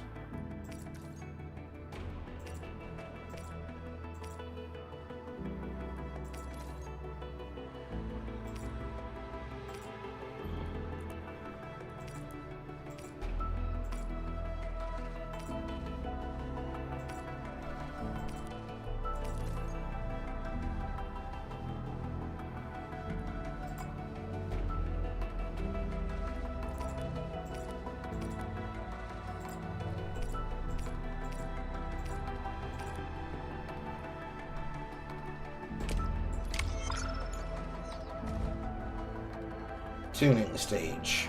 Tuning to go from 20 to 40. Material cost is cast die and collarcocks.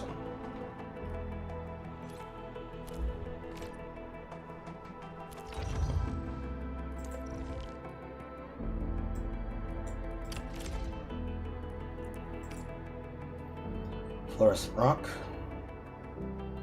Wielder's battle skill hits enemy. Wielder gains attack for 20. Time to come up with optimum tactics for wielding this weapon.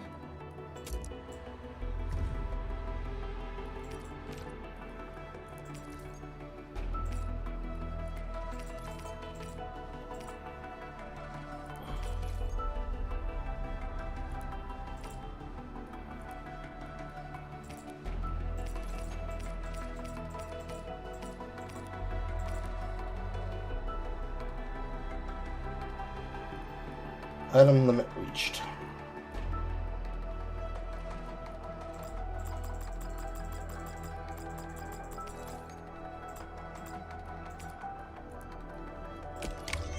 Let's go from there to there. You're wielding a base sword. You're wielding a polearm. When wielder's HP is above 80%, attack value 15.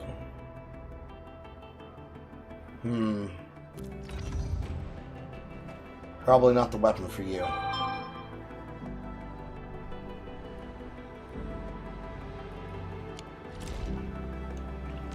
Still waiting for something? Gear system is still locked. That's a potential system.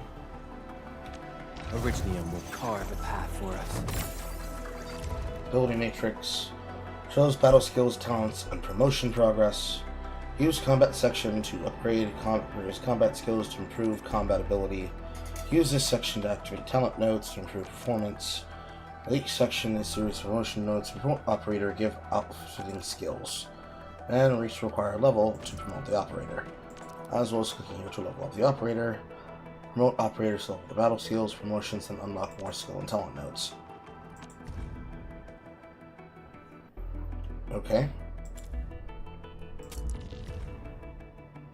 And here's where these experience bars come in.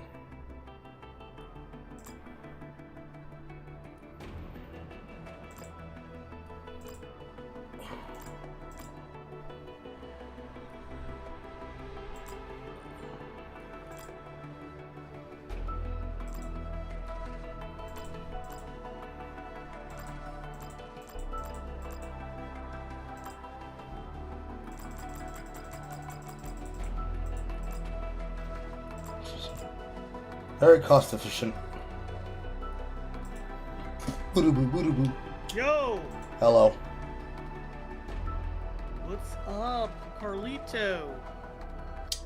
I have been severely suffering physiological problems. The stress is starting to actually give me physical convulsions. I know that's not the most hopeful thing to say, but it's true. Besides that, everything else is working out for my life. I'm waiting on a waiver that they need to have to give me the final clearance for them to take my banking information so they can start fucking paying me for taking... Wait, Carl, you're live. This is not a secret. I will tell anybody who asks me this. Okay. But, it sounds like you're not doing well physically. I don't know why the hell you showed up for this shit. like, physically ill, but my soul is still willing. You think I'm gonna pass up on an opportunity to clown a motherfucker? No! That's why I have my work ethic. But no, eventually they're gonna be able to start paying me for the people who are causing my stress. Besides that, I'm fine. Well, let me read this super chat. Pop that tags? God damn it. I'm sorry if I'm saying that wrong. 9070. $5 super chat. Ooh, NOC live. With liquored pizza? Yes, please. Lucky bastard. Pizza. And thank you for the super chats. Ooh, Mikey Gusler. Hello there, J Long Boom. Been too long? Yes, it has. It's been a while since I've actually posted a video and done an NOC in the same fucking day. I feel so productive. And I'm writing a couple scripts. So yeah, everything is, you know, for me, decent. Kinda. Yeah, let's, basically, the video we're gonna talk shit about is some... I'll never forget some nigga, like, he's basically, you know, it's one of those videos where this black dude who got bullied in high school for being not black enough grows up, finds some other people that he deems and other black people deem not black enough, and takes out all his frustration on them as a way to cope with being bullied for not being black enough. Yeah. In the same vein of all the people that belong to the cornbread, Pillboy is the one that we made that 3-hour cut against with his entire crossover with FD Signifier, both of them bashing down on that one topic. He Here's the dark side of what happens when you take men like me from broken households and tell them make content out of your experiences. You have heavy fires what happened when you tell an old nigga to do that shit. And people like Irrelevant that I was on that debate against, and people like Shark03, remember him? The dumb motherfucker that tried to antagonize me, that you and I did a 4-hour VOD against? These two are the ones in my age group that are responsible, that decided to go the political path, despite actually liking games.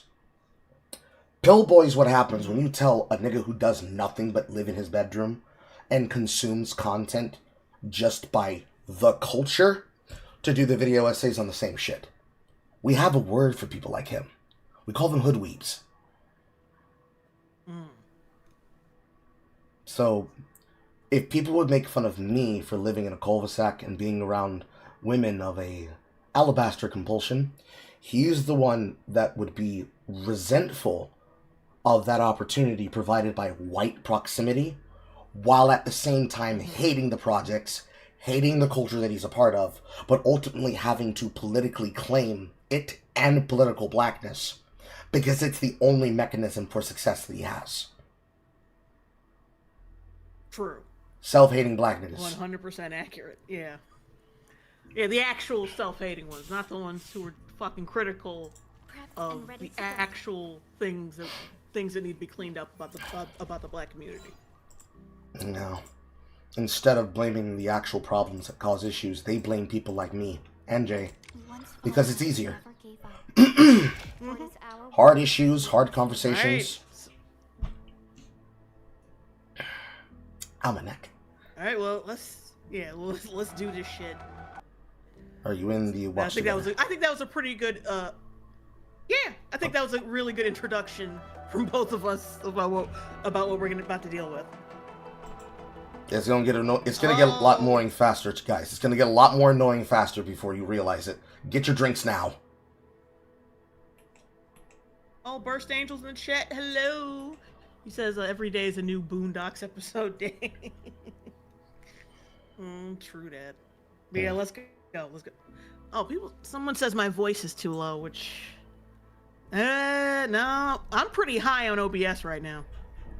I'm gonna readjust my mic. I'm gonna readjust my mic just because that person said something. How do I sound now? No, they said I was too low. Oh, okay. Which on OBS and banana whatever, I'm pretty high. I think your speakers are just low, bro. Bumcrack Jones. Looking groovy, Jay. You should play Dispatch on stream. Dispatch. What the hell is that? Dispatch is one of those TV video games that they have been trying to make and release. Basically, imagine something like, Invincible, but it's a video game and you're playing it. It's got a video game portion. Yeah, I heard of this. Yeah, it's got a video game portion, and then it has the pseudo TV portion that is just like Life is Strange. It depends on your choices and actions, and it shows the consequences of those actions as the television program from episode to episode. Yeah. I saw Mauler playing this shit. I'm not interested in that fucking game. Like, if it was a movie, you'd probably like it. But because you have to play it to experience it, you would not. Alright, let me read these super chats. Keith Cogain is live. 3144, $6.99 super chat. Love your Star Trek video, Jay. Here's some money. Spends it well. Lorisha, thank you. Thank you. Shit. Scroll. Okay.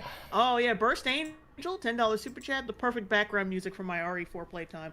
I face one type of horror while you endure another. True that. And yeah, RE4, great game. Is that the new one or the old one you're playing? I hope it's the old one. The new one is alright. But yeah, thank you, Burst. All right, let's go. Let's press play before something else happens. You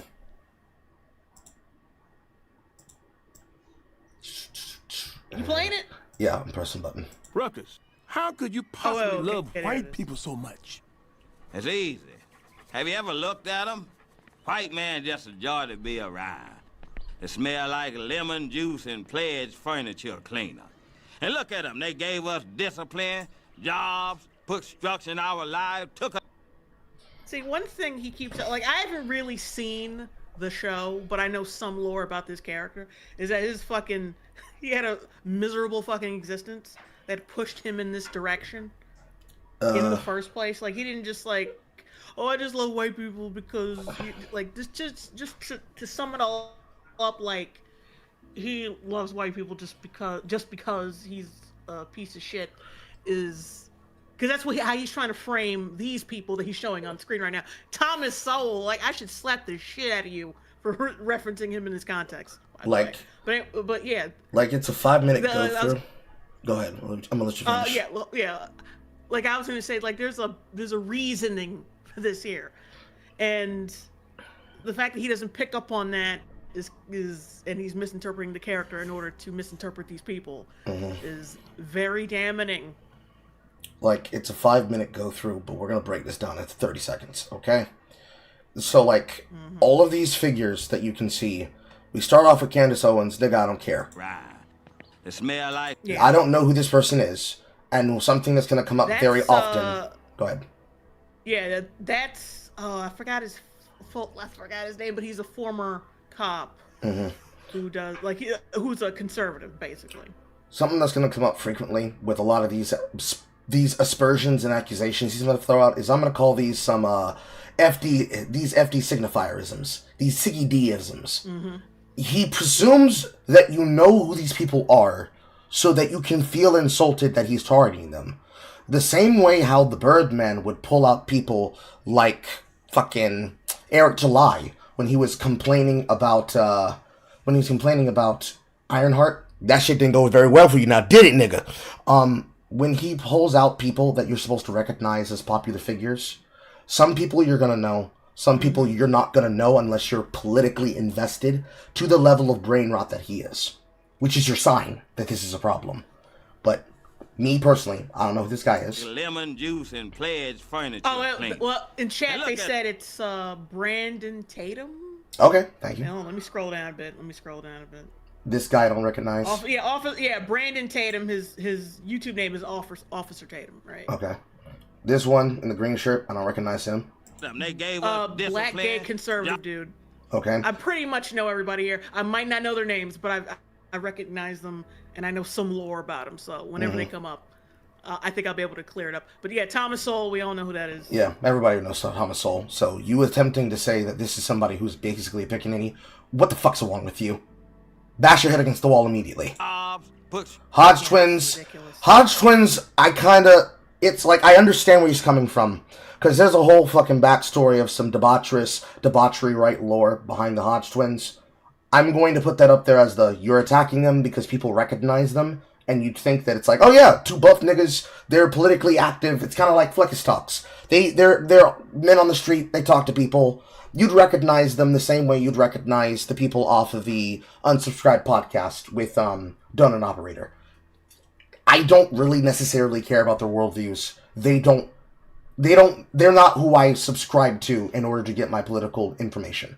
I would rather investigate it myself. Well, I've seen them. They're likable and funny. Yeah, they're likable and funny. Therefore, coons, right? Yeah, and plus they got a head. Like, yeah, black folks with heads on their shoulders. You know, who are clean and don't have shit locks on their heads. So awful. Miserable fucking existence to be in. This man in the suit, I don't recognize him. Don't know who Milk Dud is. Our lives took us out the jungle. And what we do to show our appreciation, we march up and down the street. And then, of course, there's a word for this kind of fucking bullshit. It's called nigga slop. Anytime a loud black person is doing something ridiculous, because he's using iShowSpeed, who's a part of the AMP network, alongside Kai Cenat, who basically made that entire group of people, because he put all his friends on. And what do you have to show for it? You've got a lazy-ass fucking Asian guy who acts like a black person. You've got Rakai, who just is the definition of nigga slop. You've got Speed, who I guess he started out doing that for baiting content, but now he actually can just, tour Africa, tour China. And he's got to deal with his own bullshit. He's got his own stream sniper by the name of Whitespeed, who goes around trying to basically, unironically, be the Reverse Flash. Just being annoying, and it's like, yeah, okay. And then, basically, it's representative of all the shit you'd expect to find of course, on Twitch. Anything that had to do with Streaming University, anything that has to do with women getting up to a guy like Kai or Rakai or anyone who's connected to them, any popular black content creator who's very much black people first, whoring out on them, women being annoying. Nia Lin, I don't know if you know anything about Nia Lin. That's the other Asian woman that likes to use a black scent, who went viral for sexually assaulting a male content creator alongside another female. All of this is just representative of nigga slop and him saying all black people act like, well, let it play out. We vote. Carry Well, on. hang on. Let me read some super chats real quick. Go ahead. Oh, yeah. Blitzen gave me 10 gifted memberships. Thank you, Blitzen. I don't know who you are, but I love you, man. Little Croven. I think I'm might be pronouncing that wrong. $5 super chat.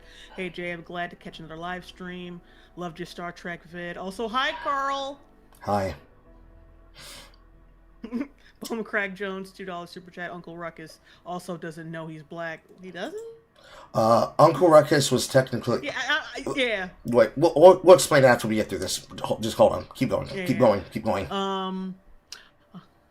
Aran Turismu Yamu. I'm sorry if I'm mispronouncing that. Jesus Christ. $5 super chat. Love your videos. We support your channel. Question: will you read Nubia, the Real One comics sequel? Oh, Jesus.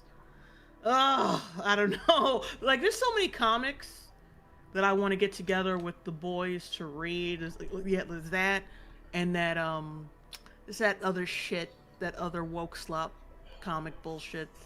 It's not like it's an original IP comic, but I don't know. I forgot what it was called. I got it on my computer somewhere. That, and it was something else. But yeah, there's so many comics. Jesus. Mm-hmm. I might get with the boys on, not that, but the other one. The Long Boys, we'll not EFAP. Or maybe she does mean EFAP and not who the Long knows? Boys. It could be a mixture of both. You remember when I tried to get both groups together for that 365 days stream? It was just me and you. Yeah, it was that one. It was me, you, Rags, and Mauler. I tried to get I try to get him and Rags, at least him and Rags and us and Jack and Burst together. But Jack and Burst couldn't make it because they always can't make it. So it was just me, you, and Rags and Mauler. Yeah, Jack's computer keeps catching fire. That's the short explanation for his problem. Literally, his computer keeps catching fire. We might have to buy him a computer. $600, cheap, easy. At least we just, as long as we don't get him fucking Windows. Fucking Christ, that shit's trying to fuck every single time. Every single time, Microsoft just makes us have to buy the shit. Just don't get Windows 11. I've been sticking with Windows 10 this whole time, and I'm good. It's probably going to take a second to get him a product key because they're trying to stop all means of using offline authentication programs to use a proper version. So they're trying to make you buy an online license connected to an online Microsoft account. It'll take a handle, but we can get it done. I know some people. Anyways. Also, just because people might not know, I'm also live on my own channel over on the side. While we're watching this, I'm playing the game. Oh, did my shit freeze? Okay, there we go. My shit freeze? I'm good? No, you froze for a second. I couldn't hear you. Okay. And then you unfroze. But I'm live over on my other channel. I'm playing this new shit gacha called Endfield Arc Raiders while we're doing this. So in case anybody cares, I'm over there doing my thing while we're doing this over here. She's rocking with me while I'm rocking with her. Now we're both doing two things at once at the same time. Anyways, let's keep going. Let's keep going through the shit. Because there's the context behind this dumbass opening will make more sense when we get through it, but you need to accept all of this information he's giving you before we rip his asshole open, okay? Look, I don't know if you... Okay. The first 30 seconds is bullshit. If you know anything about the Boondocks, the character of Uncle Ruckus, he is literally a white child with reverse vitiligo. He looks black, but he loves the white man, because this is Aaron Magruder's way of creating a person that looks like a self-loathing black man, just so that he can be a commentary on all of the things that are done by the main characters and other side characters. Despite that, he has a rich inner life and actually has a lot of commentary to say about lazy black people in general. However, he uses Uncle Ruckus as a mouthpiece to talk about people that collectively basically behave like nigga slop. And the problem with this is that you don't even have to make this about political propagandists or influencers. People by themselves alone as fucking normies already commit nigga slop themselves. Okay? All over the fucking timeline on any social media platform in general, especially TikTok, and especially now on X/Twitter, especially since they fucked with the algorithm again, and now our tweets are going to an entirely new sphere of people. You do not have to go far to find an ignorant nigga saying something they do not know what the fuck they're talking about. Right now, one of the dumbest hotnesses for them to do that is to claim that if you don't like sinners, you're a racist. Which is just the same regurgitated diatribe of if you don't like Black Panther, you're a racist. It's tiresome. Yeah, it's the same thing every time. It's like, damn, can y'all just get a sense of self? And like, this is no fucking different from people who make movies and like, media, social media, their fucking personality. Y'all just niggified it and think that gives it legitimacy. It like fucking doesn't. Like, you're fighting for an empty box that's covered in dog shit, but it's your empty box. And goddammit, we'll pull people back in that box like crabs in a barrel if we want to. You heard, but racism is officially over. It only took 4 centuries of state violence, exploitation, and mass incarceration, but we finally did it. Pause. Hey, you know what would be smart about that state incarceration that you'd deal with for racism to, quote, be over? If you're gonna say that being colorblind isn't something to work for and strive for so that people can actually live together. Heard, but racism is officially over. It only took 4 centuries of state violence.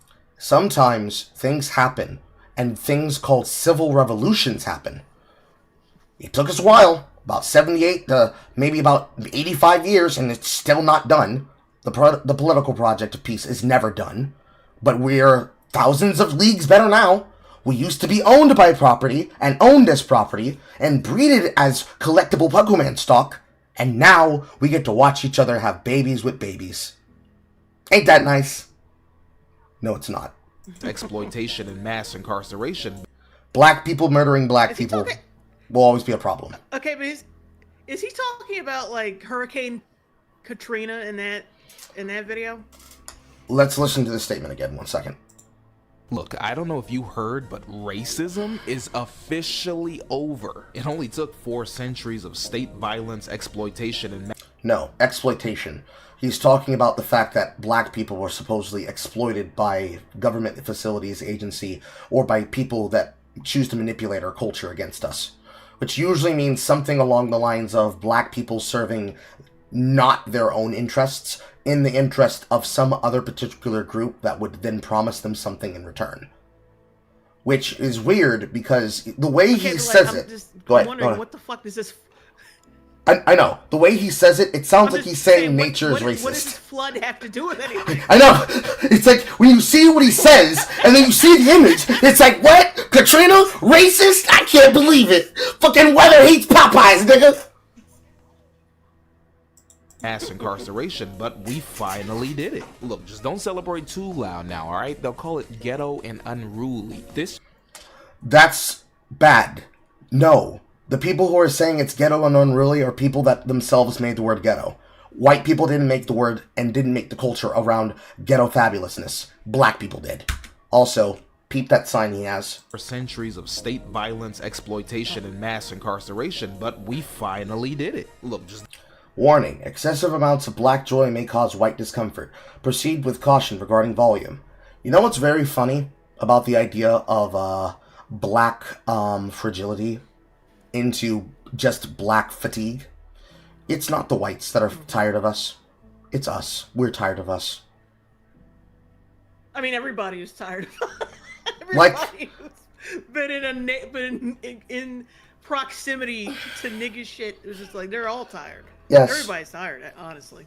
The closer proximity you have to nigga slop having an effect on your life, the higher the magnitude of your annoyance. But that obviously means black people being in a proximity to other black people is going to cause them a higher hatred of black people, that they will be the first ones in line. And then they'll take those people that say, yeah, y'all niggas need to learn how to shut the fuck up, and be like, see there, see, there it is, you became white, you have that white discomfort. It's like, no, I'm tired of you people ruining opportunities for me and my community. I'm tired of you ruining opportunities for people inside of an entire structure of business effort, economic society, or just basic educational upbringing, because you think being able to use your fucking cabeza is the equivalent of supposedly signing yourself over to white culture. A culture that can't exist because allegedly white people have no culture.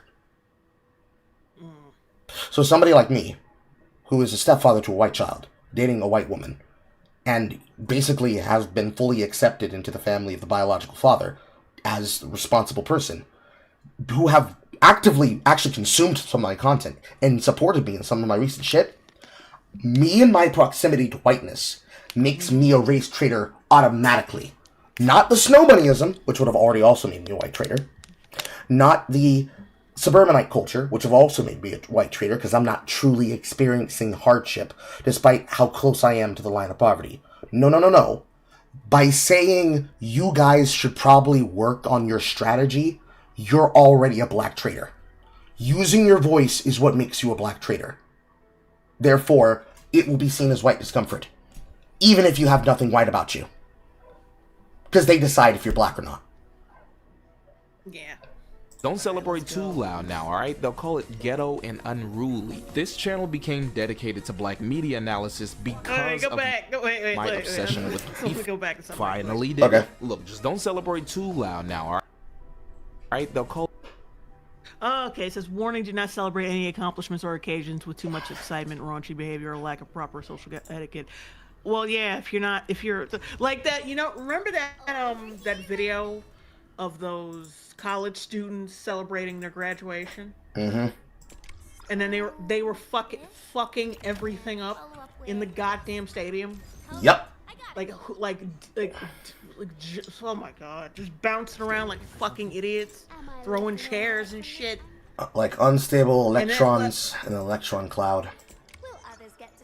Yeah, and keep in mind that same college got a fucking grant from Trump.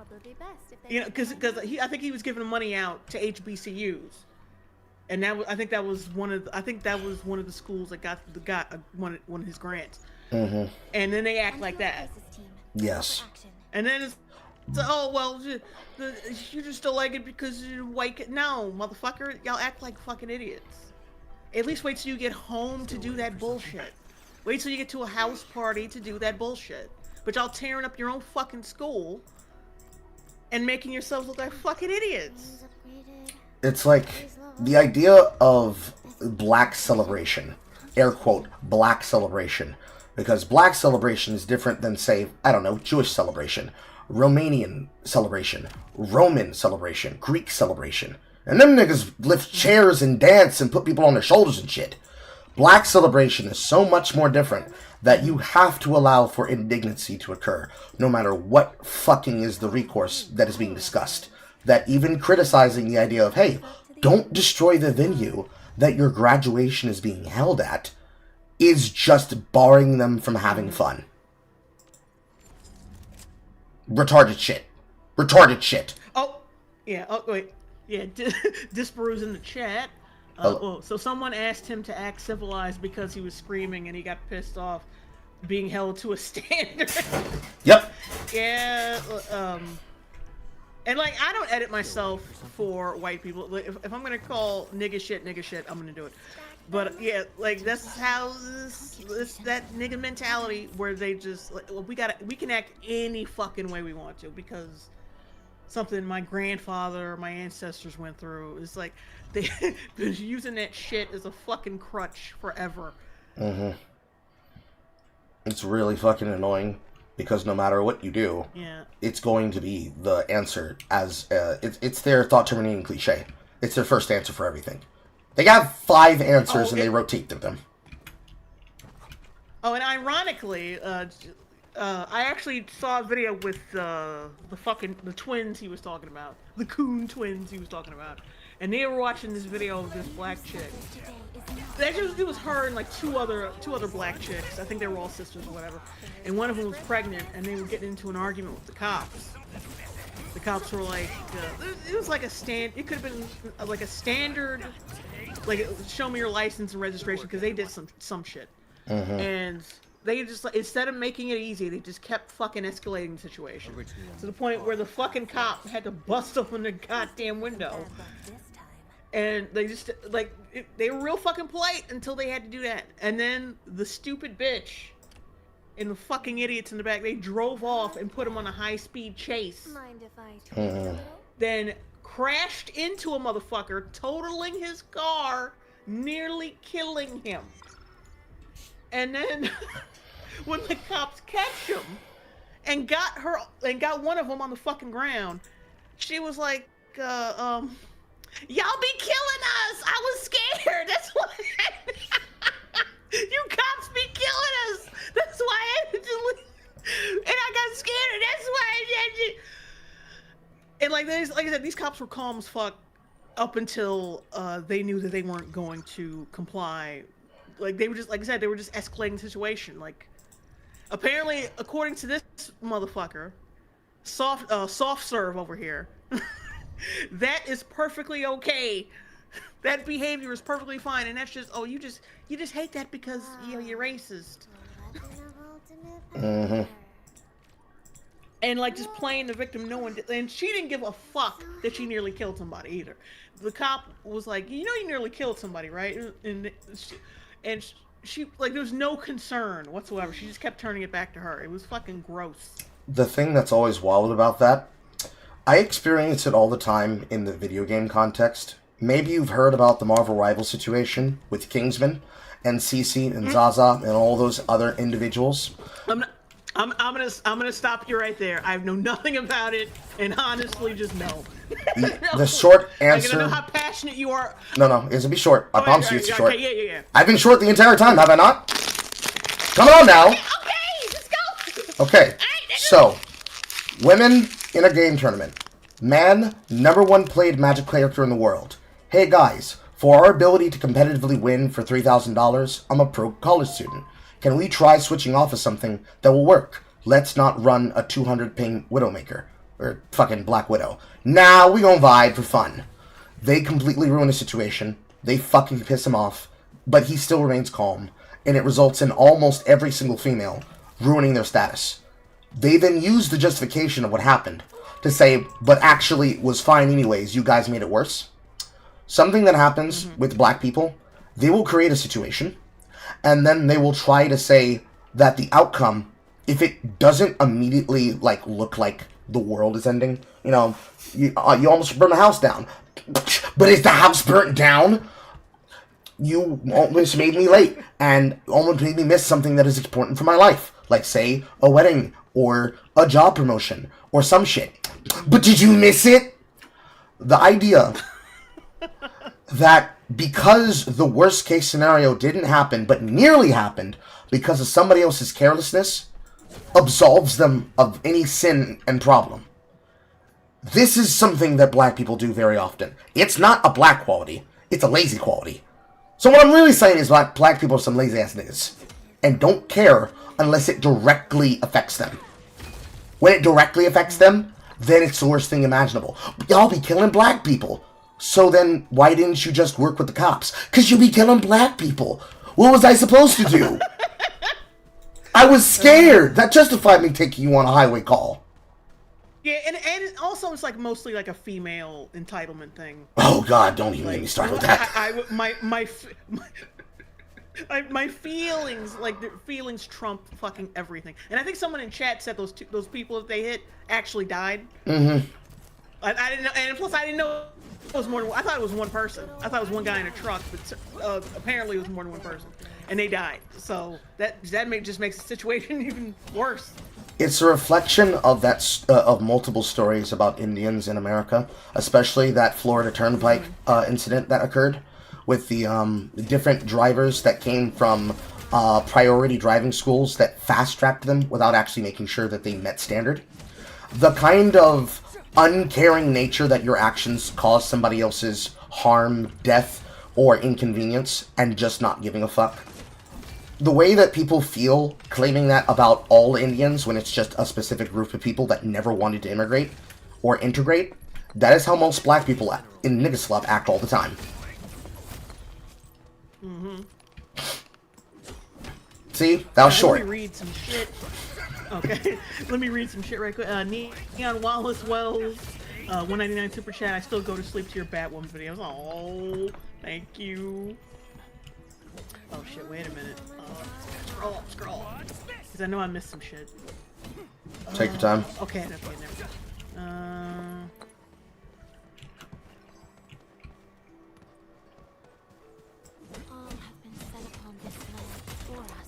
Oh, Disparu said he heard about that story. The Kingsman one, or the... I think it was... I don't know. Wait, let me continue reading. The women got him fired from the team just because... Oh yeah, he must be talking about your story. Yes. He told them to swap, manipulated this simp manager they had. Mm-hmm. Yeah. The happy end... Go ahead. Go ahead. I was gonna say, wait, Sideburns $5 super chat. Hey Jay, did you hear about Kai Cenat improving his speaking skills on stream? Wholesome. Yeah, that's actually good because he's got a lot of young viewers, and I'm hearing like kids. The literacy for kids is plummeting, like going down. Like because I hear kids like say the dumbest shit. Like there are people who actually use actually as a fucking verb. Or like a verb or an adjective. Like they say it the wrong fucking way. Mm-hmm. And you know they get like half of their speaking language from these streamers. You can tell because they all sound like the same shit. They all adapt. And so it's a good thing that he's so the fact that he's showing people, not only showing people that reading is good, but the fact that he can fuck up openly. Like mispronounce words and then correct himself and then look it up. That's one thing that really needs to be taught. That it's okay to be wrong as long as you own up to shit and as long as you realize that you need to learn. You need to learn things because that shit has like you can tell with it, especially in the politics sphere, that art is lost completely. People cannot fucking admit that they are wrong and that they're stupid, and then they need to fix it. Yeah. The good thing about several things. So, on the Kingsman shit, he actually received more money in donations and support and direct content contribution from people going to his stream because of that. That basically every single one of those females have resulted in creating a new word to describe people. So Azaza is somebody who will actively throw something because they put their fun over the actual professional business sense of what they should do. Like, he's going to be successful because he was victimized by the definition of women that make content creation and also fun in video games and entertainment so abrasively impossible. Which is sad because when you say women and feminism ruined gaming, people are going to obviously roll their eyes and say, oh, you're just talking about that new age stuff that those anti-woke people talk about. And it's just retreading the same shit from Gamergate. But this is the kind of definitive thing that makes people not want to play online games with other people. And thus, hearing a story about this, because it happens all the time, mind you, you only ever hear about a person being victimized by it, and that they then lost something because they were victimized by it. So they have to put in a lot of effort to, get back what they basically lost from the event happening. You only ever hear about the victims.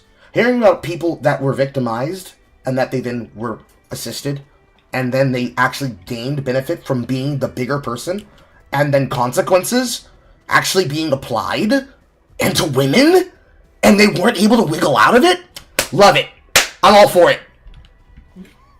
Alright, let's get back to it. Okay, I'm press button. Ghetto and unruly. This channel became dedicated to black media analysis, also known as bitching about other people, because of my obsession with black art and entertainment. And You call it an obsession, I call it an uncontrollable urge to say nuh-uh. Look, even the message on the screen tells you the case. Black media is inherently political. It's not possible. You cannot separate the two. This is annoying because actually you can. Having a political message. It's really easy. Having a political message and having political themes. Go ahead. That was my problem with that was my problem with Sinners, that it just wasn't a schlocky vampire horror film. As it tried to oh, let's put into the black music and oh, look at these black people picking cotton. It's like, motherfucker, just give me some vampires and stop playing with me. Stop playing in my face with this bullshit. Stop trying to juggle 3 different. Just because you black doesn't mean you have to juggle 3 different fucking movies at once. Just make a schlocky horror vampire movie. Stop playing it. It's like, for everybody else, and then for black people, the annoying black people, there's 2 different versions that were shown. Everybody else went in and watched a schlocky horror film, and when they tried to inject some type of political relevance, like, don't you remember? Irish people were slaves too. They were forced to accept a religion that they didn't want. It's like, okay, yeah, let this tie into the narrative of the thing. That's fine. That's whatever. Rolling my eyes, moving past it. All those other people, no, you have to talk about that. You also need to desperately talk about how this white woman who's playing a Jezebel, who has to be half white and half black, but use her whiteness as proximity to wealth and excess. But what she really wants is a dark-skinned nigga. You need to talk about the political implications of that. It's like, nigga, I don't need to talk about the political implications of a half-white, half-black woman catching some cock in the back room of a fucking club. I don't need to talk about that. You know why? Because... She wasn't even half black. She was a quarter black. You get the point I'm saying here. Look. These kinds of people subscribe to the one drop rule, okay? Half black. I'm not correcting you. I'm just. I know. I'm not correcting you. I'm just saying people pretend like she's the blackest bitch in the world now just because she said some shit in a nigga voice, and her grandparent was half white. So annoying. It's like, we don't have to talk about the implications of a character portrayed by Haley Stensfield having a deep discussion about how people would shame black women for being a part of these 2 different worlds. Because ultimately, most people, myself included, only watch this film to hear her say that one fucking line when she's a vampire. Okay? Like, you can separate the political themes from the actual intent of the media. In fact, that's what you do to describe if the actual means of including political content is actually salient to the work's value, or if it's just you doing bullshit. Example, when you do that with Star Wars Outlaws, you make a content creator making an 18-hour film about how dog shit your work is. If you do that in a film or in a game like Dustborn, you waste our political money in the government so that you can justify why you desperately needed to produce this piece of art that needs to be defended against because you hate anti-woke people. And when you do that with content like, say, South of Midnight, and you try to make something that's inherently for a black culture, for femme blacks, so that women can see themselves, a woman could see herself, black people collectively could see themselves in this material, and something that you could describe is the closest black people could get to making something like Alice in Wonderland, but it's a black woman, you end up making a piece of shit that is not worth the $30 to buy it. That horribly does not make use of its actual art, and then sells you a story where every single character that is white, unless they're a troubled person, must be the most evil thing on the block. That level of inherent media consumption, that's the kind of political thing that turns people off of content and makes them say, you know what, fuck it, I'm not watching this.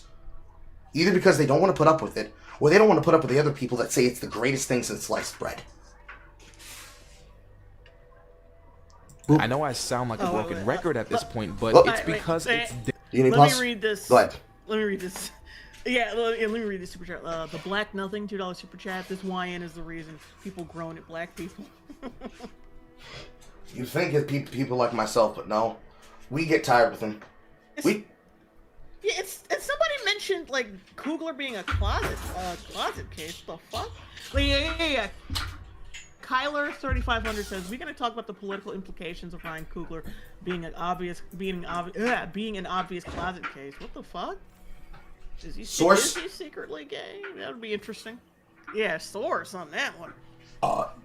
Like, if it's about him being gay, it's like, what does that have to do with anything? I don't care about him being a gay man.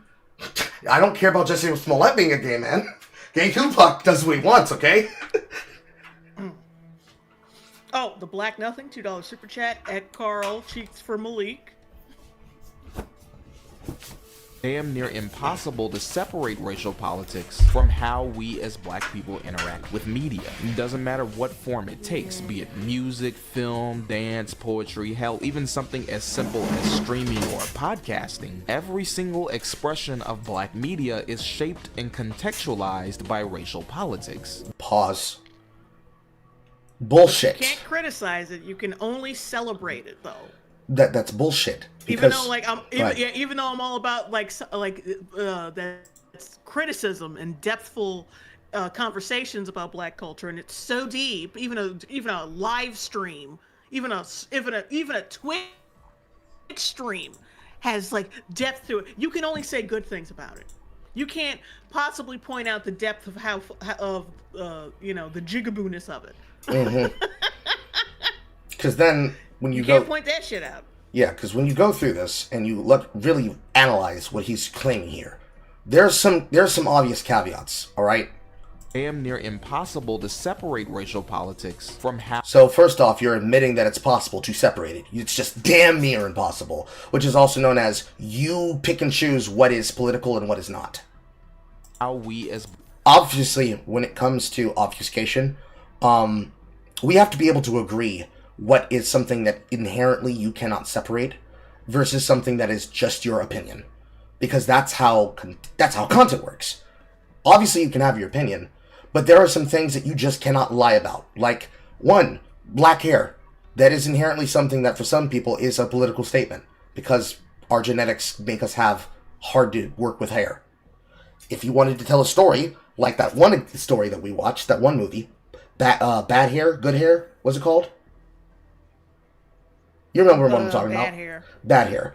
When you watch a film like that, which is a horror film, that is talking about the effect that fashion and music and hairdressing has on influencing people. And the entire horror film was basically women are getting hair extensions to fit in with what could be considered white culture. I think it was like pop music from the 80s or something. And that is being used as a narrative to talk about how, as women have to give away parts of themselves and tie in culture, weave culture literally into their skulls. The fucking villain was like witches that came from an old African witch hair tree being used as the extensions. You're selling away parts of yourself to integrate into a culture until you basically become a puppet for the culture, therefore becoming a puppet for the witches. That kind of message and narrative, we could probably argue, yes, actually, if you give something of yourself away to integrate yourself into a culture, you inevitably can become a puppet to it. I'd say that's something that is inherently political as a message, that it can be separated from blackness, and you can then invent anything with that. But it's not inherently black. Black hair, in the sense of how black culture likes to look at fashion, definitely. But black people in fashion? No. You could take any other culture and put it in there. So that's bullshit inherently. Black people interact with media. It doesn't matter. Black people are no more special interacting with media than British people. British people are no more diverse in how they interact with it than Indians, and so on, and so on. In fact, it is the cultures and how they differ that actually create good stuff. What form it takes, be it music, film, Alright, hang on a second. dance. Let me read the super chat. Okay. Taylor Evans, 1979, 199 super chat just got here. Ugh, what did Jaden do now? Retarded I mean, shit. it's not the actual Jaden Smith. No. It's some whack ass nigga. Dance, poetry, hell, even something as simple as streaming or podcasting. So all of those things there, black fashion, black stories, black music, black poetry, writing. Black people interact with media. It doesn't matter what form it takes, be it music. Music, I'll let you have that. Sure. Use music to be political. Black cinema, same thing too.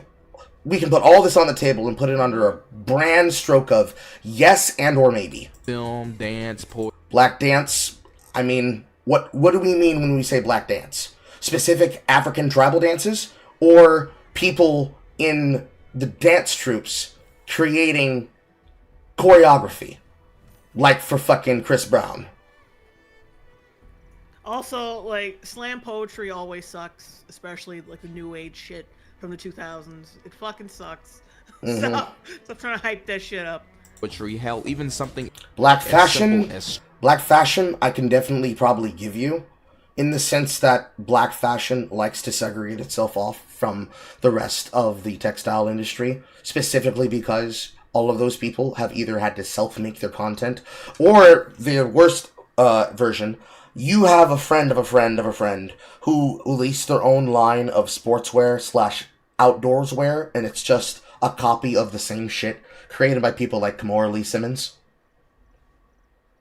You know, baby fat line. It's just a copy of that shit. They have a problem where they don't want to interact with other people, and therefore other people don't interact with them.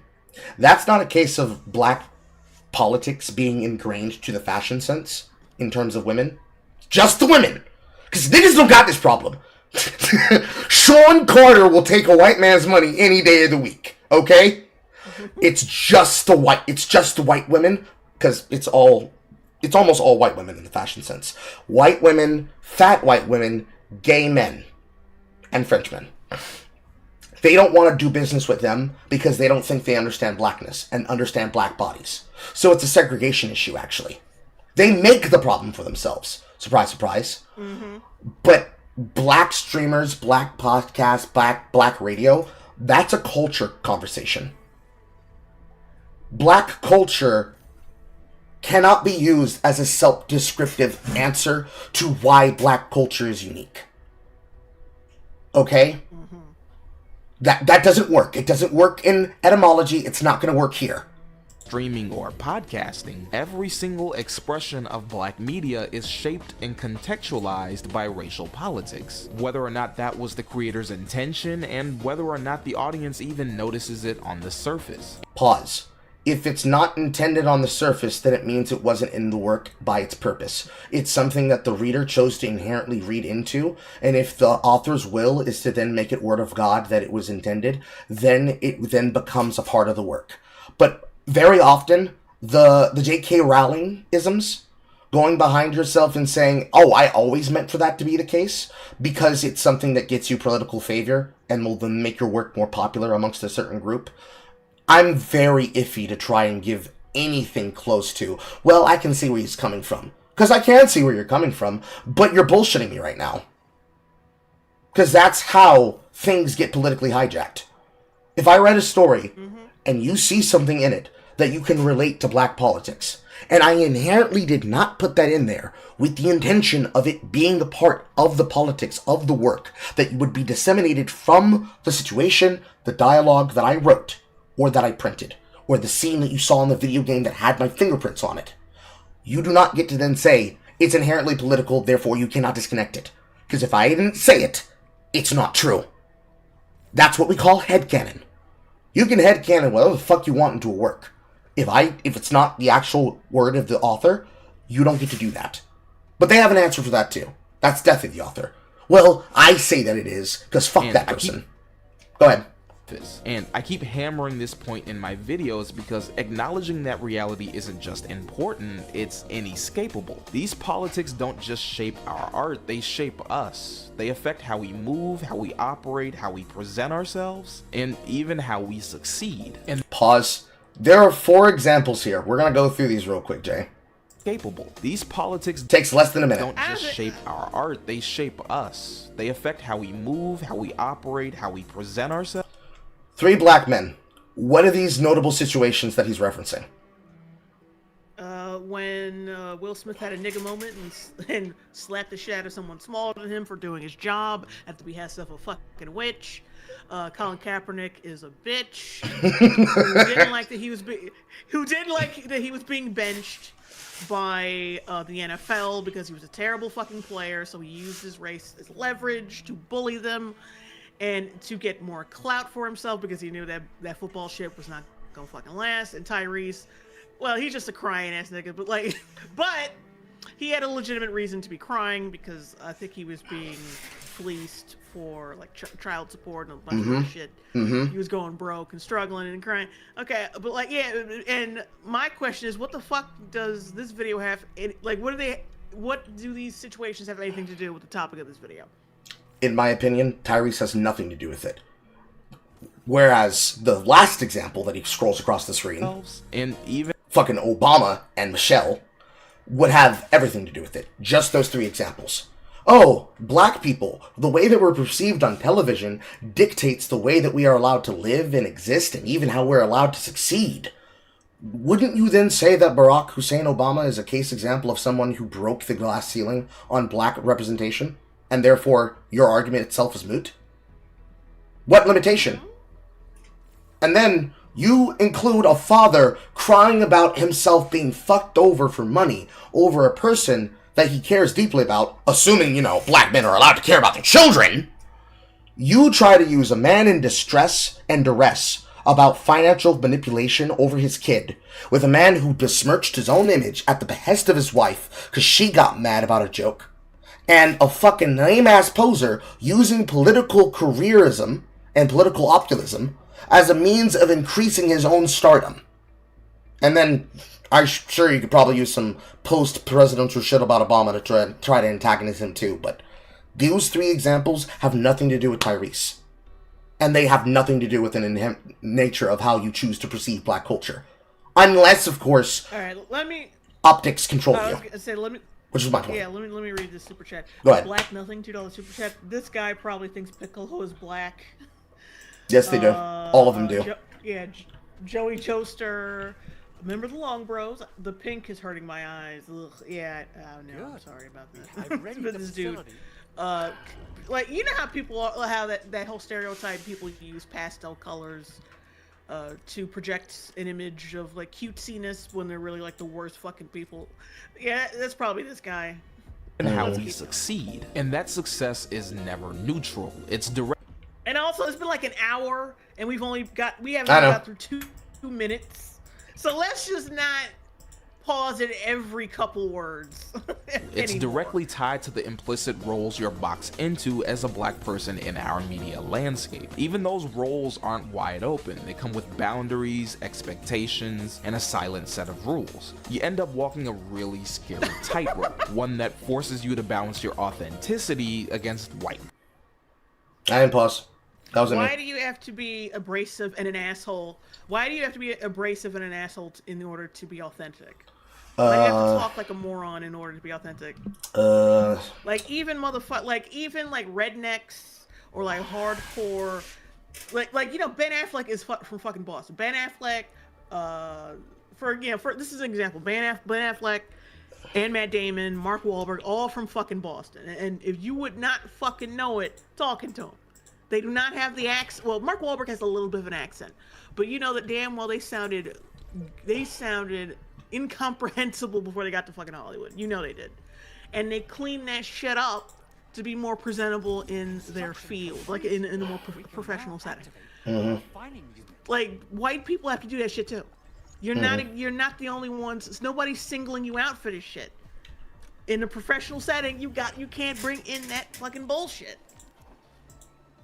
And honestly, why would you anyway? Like, you don't go to work to make friends. Like, it's okay if you do, but you can still be authentic without throwing around cuss words all the time and bitch this and bitch that and motherfucker this and motherfucker that.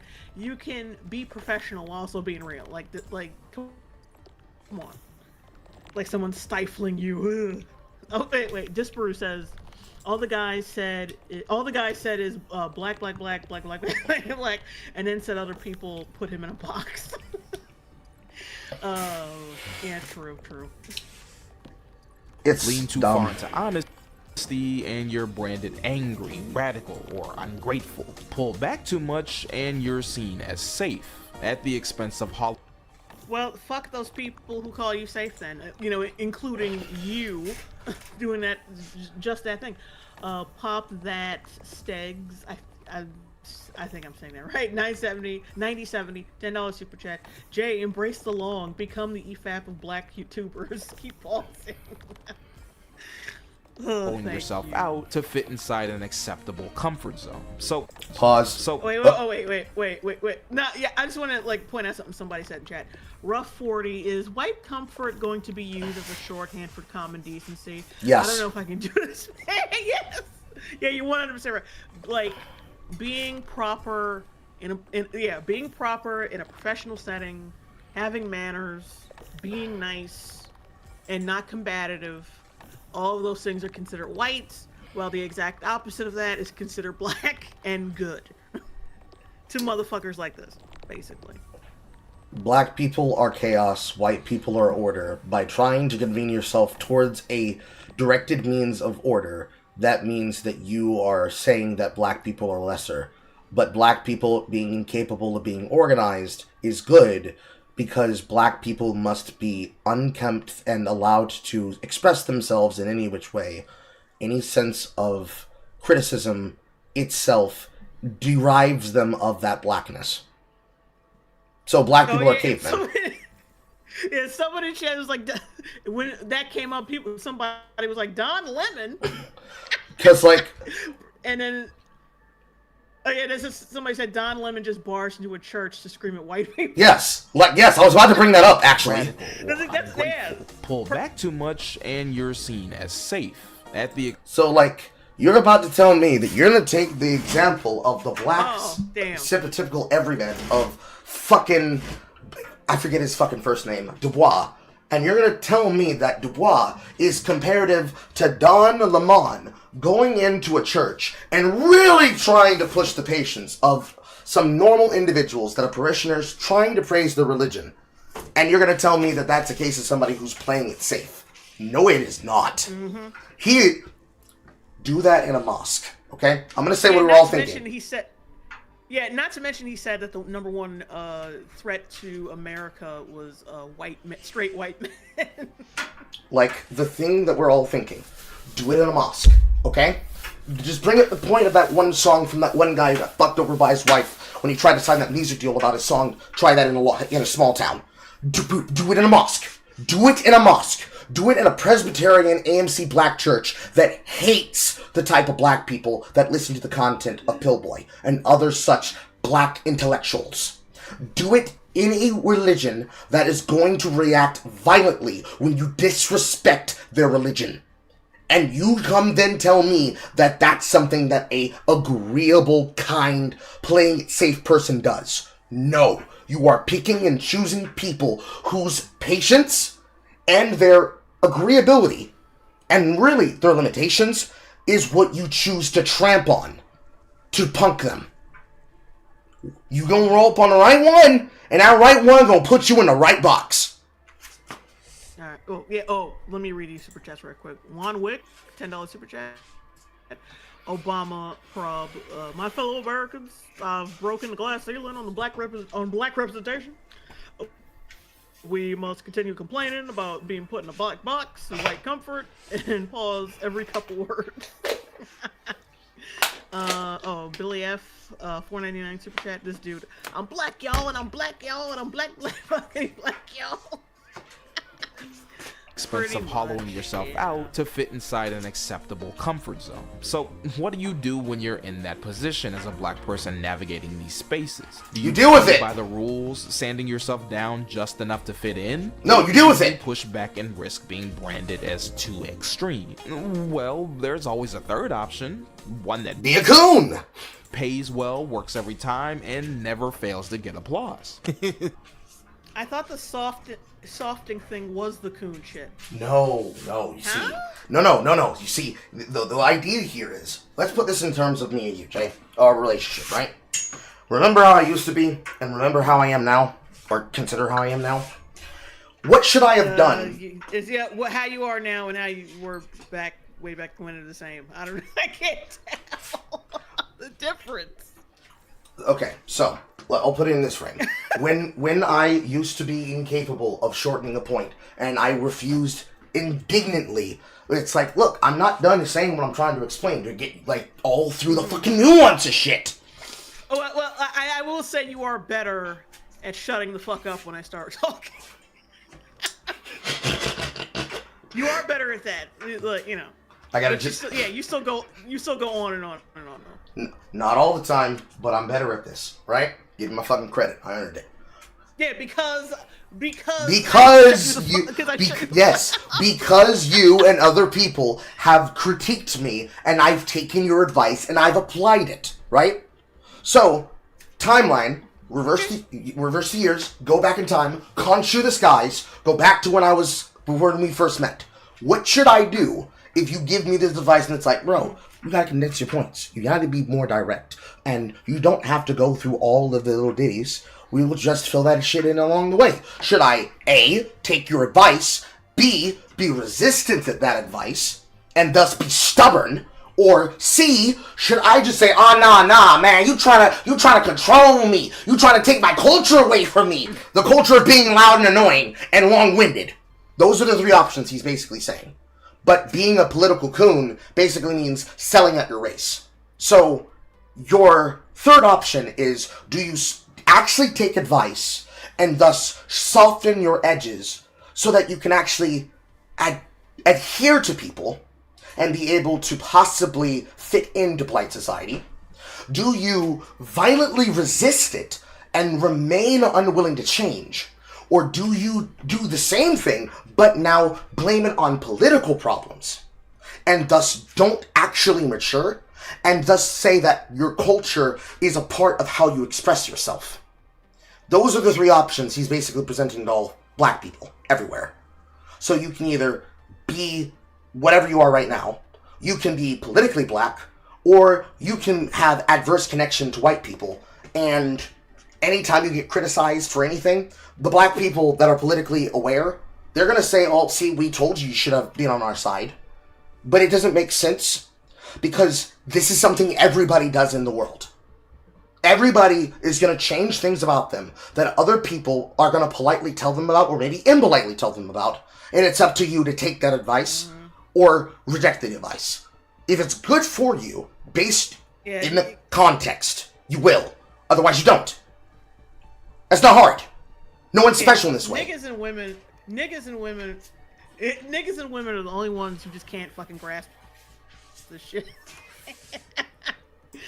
Kyler 3500. Does this mean not changing the batteries in your smoke detector is considered an act of rebellion against white comfort? Yes. Because that explains a lot. Yes.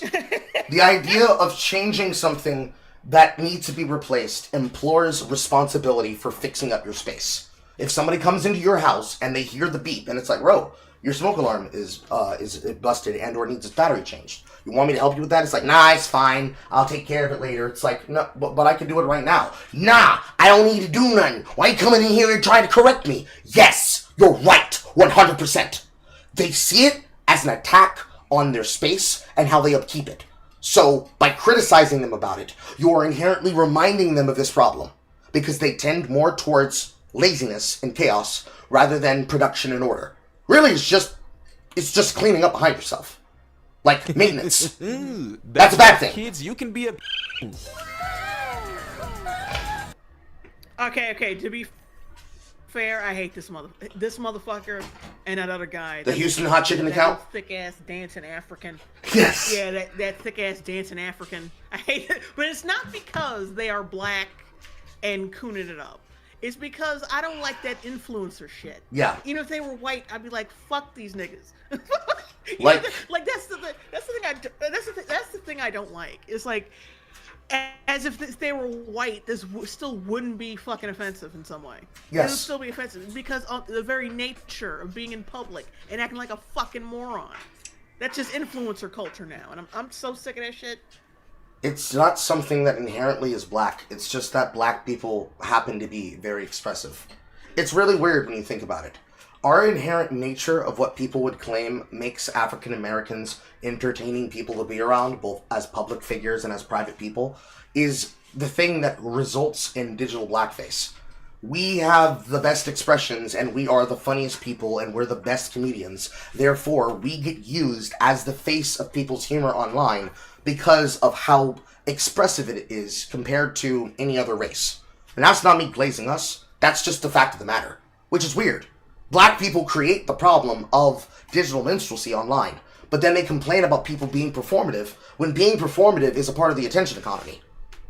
That's how most people probably make their money. Oh, wait, let me read. Doodle Dude says Carl should get a soundboard with Uncle Ruckus's theme every time he goes on a rant. I already do. Oh, there's the other one. What? Oh, yeah, oh my god, I hate this nigga so much. Oh. And you know, the thing is, like, if you're on Instagram is filled with, like, the worst fucking people. Yes, it is. They'll say that, yeah, oh, yeah, the only people who like him are white, like, only white people like him. No, I'm pretty sure white people don't like him either. And they just can't, they don't say it out loud because of the implications. Mm-hmm. They don't, you know, they don't want to be judged for, like, the same criticism you're making. Mm-hmm. So they don't say nothing. Or they just choose not to subscribe and don't make a fucking thing about it. There ain't no way that all his fans are white. There's no way. Black Americans do not know how to resolve basic conflicts. Being a is an easy way to secure a bag. It's the oldest. No, it isn't. No, it is not. No, it isn't. You get deplatformed real quick if you have, because it's not about being like, because he wants to attach race to it, but like having conservative leanings and making money off that shit pisses a lot of people off. Yes. And you will get deplatformed. Like, can we not fucking pretend that Alex Jones and like the biggest celebrity, Donald Trump, was like banned from Twitter for nothing for years until he got back on it? The president couldn't get on fucking Twitter until like Elon Musk bought that shit. Think about that shit think about that for a minute. The problem. Being a coon is lucrative. Shut the fuck up. You don't know shit. The problem that happens here with just this premise alone, the fact that we had to buy Twitter, we, the public, through Elon Musk, had to buy Twitter in order for free speech to even be close to happening. There's plenty of problems that happen on the platform, especially people doing the attention economy shit to gamify monetization. The problem with this is that being a coon, in his eyes, is being against black culture. Meanwhile, the easiest way to secure a bag is actually being performative and agreeable for the left wing. That's actually the easiest way to secure a bag. Speaking the political views of what was originally a dominating party, and still technically an influential only in the sense of how many people there are, not that they actually have good arguments, of people on the left wing is the fastest way to make money. Say you hate Republicans, you make $1 billion immediately. Say you hate Donald Trump, you hate Elon Musk, you think the Drumpler's dumb. You make money quickly. But of course, the problem with that is that it comes with a cost. It comes with a cost. Keep in mind, it was proven, and like, because keep in mind, it's been proven that influencers have been paid to change their political opinions and spread the word about how great the DNC is for years, like that, like because that's just another opportunity for them to get clout. They blabbed immediately after the check cleared. Yeah, they paid me to say a bunch of bullshit about the DNC and to lie, basically fucking lie deliberately. Not to mention, you think Republicans is gonna pay you shit for saying anything? No. Not to mention, they ain't giving you nothing. And that's not to mention the political groups that were being put together as think tanks to basically train influencers on how to become these types of crisis actors that would performatively do this content for the left wing. And that as soon as they revealed them, they fucking disapparated into the wind. Because if you reveal that this is what's happening, then no one's going to trust what the fuck you say. Because they know you're a shill. So basically, in this statement, being a coon should be replaced with being a propagandist. Being a shill is one of the easiest ways to secure a bag in America. Because yeah, of course it is. You tell people what they want to hear, they'll give you money because you're giving them the content that they want to hear. But it will always have a cost. And the cost is, the second you stop giving them what they want, because you aren't using your own personality, they're going to leave you. Period. Well, alright, let me read the super chat. The Black Nothing, $2 super chat. Bro thinks holding yourself to a standard is cooning. Yeah, which is totally it's counterproductive to trying to uplift black people, like saying that our worst attributes are actually good, actually, and doing the opposite of that is cooning. It's just like, do you want black people to succeed or not? Like, I'm confused. I'm really confused. Trade your people's dignity for a seat at the table, even if that seat is just for show. And in a media landscape where white comfort is currency, nothing. Really? You gonna pick at these guys? Really? Pretty much, yeah. Anybody who doesn't do it right in the way he thinks it, they're gonna be picked at. Pays better than telling racist white folks exactly what they want to hear and show. Context. I don't know many of these people. Yeah, context. The group of guys, I've heard of them. I've seen, like, they commentate. They do, like, reaction videos on woke shit every now and then, or, like, political shit. And they got a head on their shoulders. This is an example of, like, progressive black men, you know, making a good example for other black people. They're encouraging using your fucking brain, basically. That's why I would say, like, a lot of these people he's criticizing actually do. Especially this dude. He's not, like, where the hell, like, if you have any animosity towards this guy, want you to gotta hear be a and fucking showing them exactly what they want to see. I want to tell every single African American person that's watching this video, you are not oppressed. Do not believe the lie. You are not a victim. You are a victor. And that saying black people aren't victims, that's cooning. You're not oppressed. You're not a victim. That, for him, that's selling out black people. Mm-hmm. And that's demoralizing to black people to say that they're not being demoralized. And then you can do anything. Like, imagine somebody telling you you can do whatever you want. Like, you can be who you want to be. You're smart. You're not oppressed. Like, and stop believing the bullshit that you ain't shit and you ain't ever gonna be shit. You know, and following after this fucking political ideology that doesn't do shit for you. And then you rebutting with, oh, you just hate black folks. What kind of bullshit is that? That's why it's important to be precise here, because it isn't just an insult we throw at another black person we don't like or disagree with. Yes, it is. It has a very specific meaning. No, it doesn't. The same way that people can throw being a nerd at me as an insult, people throw that shit all around. Mm-hmm. Yeah, corny nigga, and yeah, see, it all starts in, like, maybe elementary school, when you get more of a sense of academics, you know, showing academic prowess and shit like that, and then, like, because I used to get this in school, like, people, like, the kids would be like, why you talk white? And I just spoke correctly. See, but, like, that's back then. We were kids.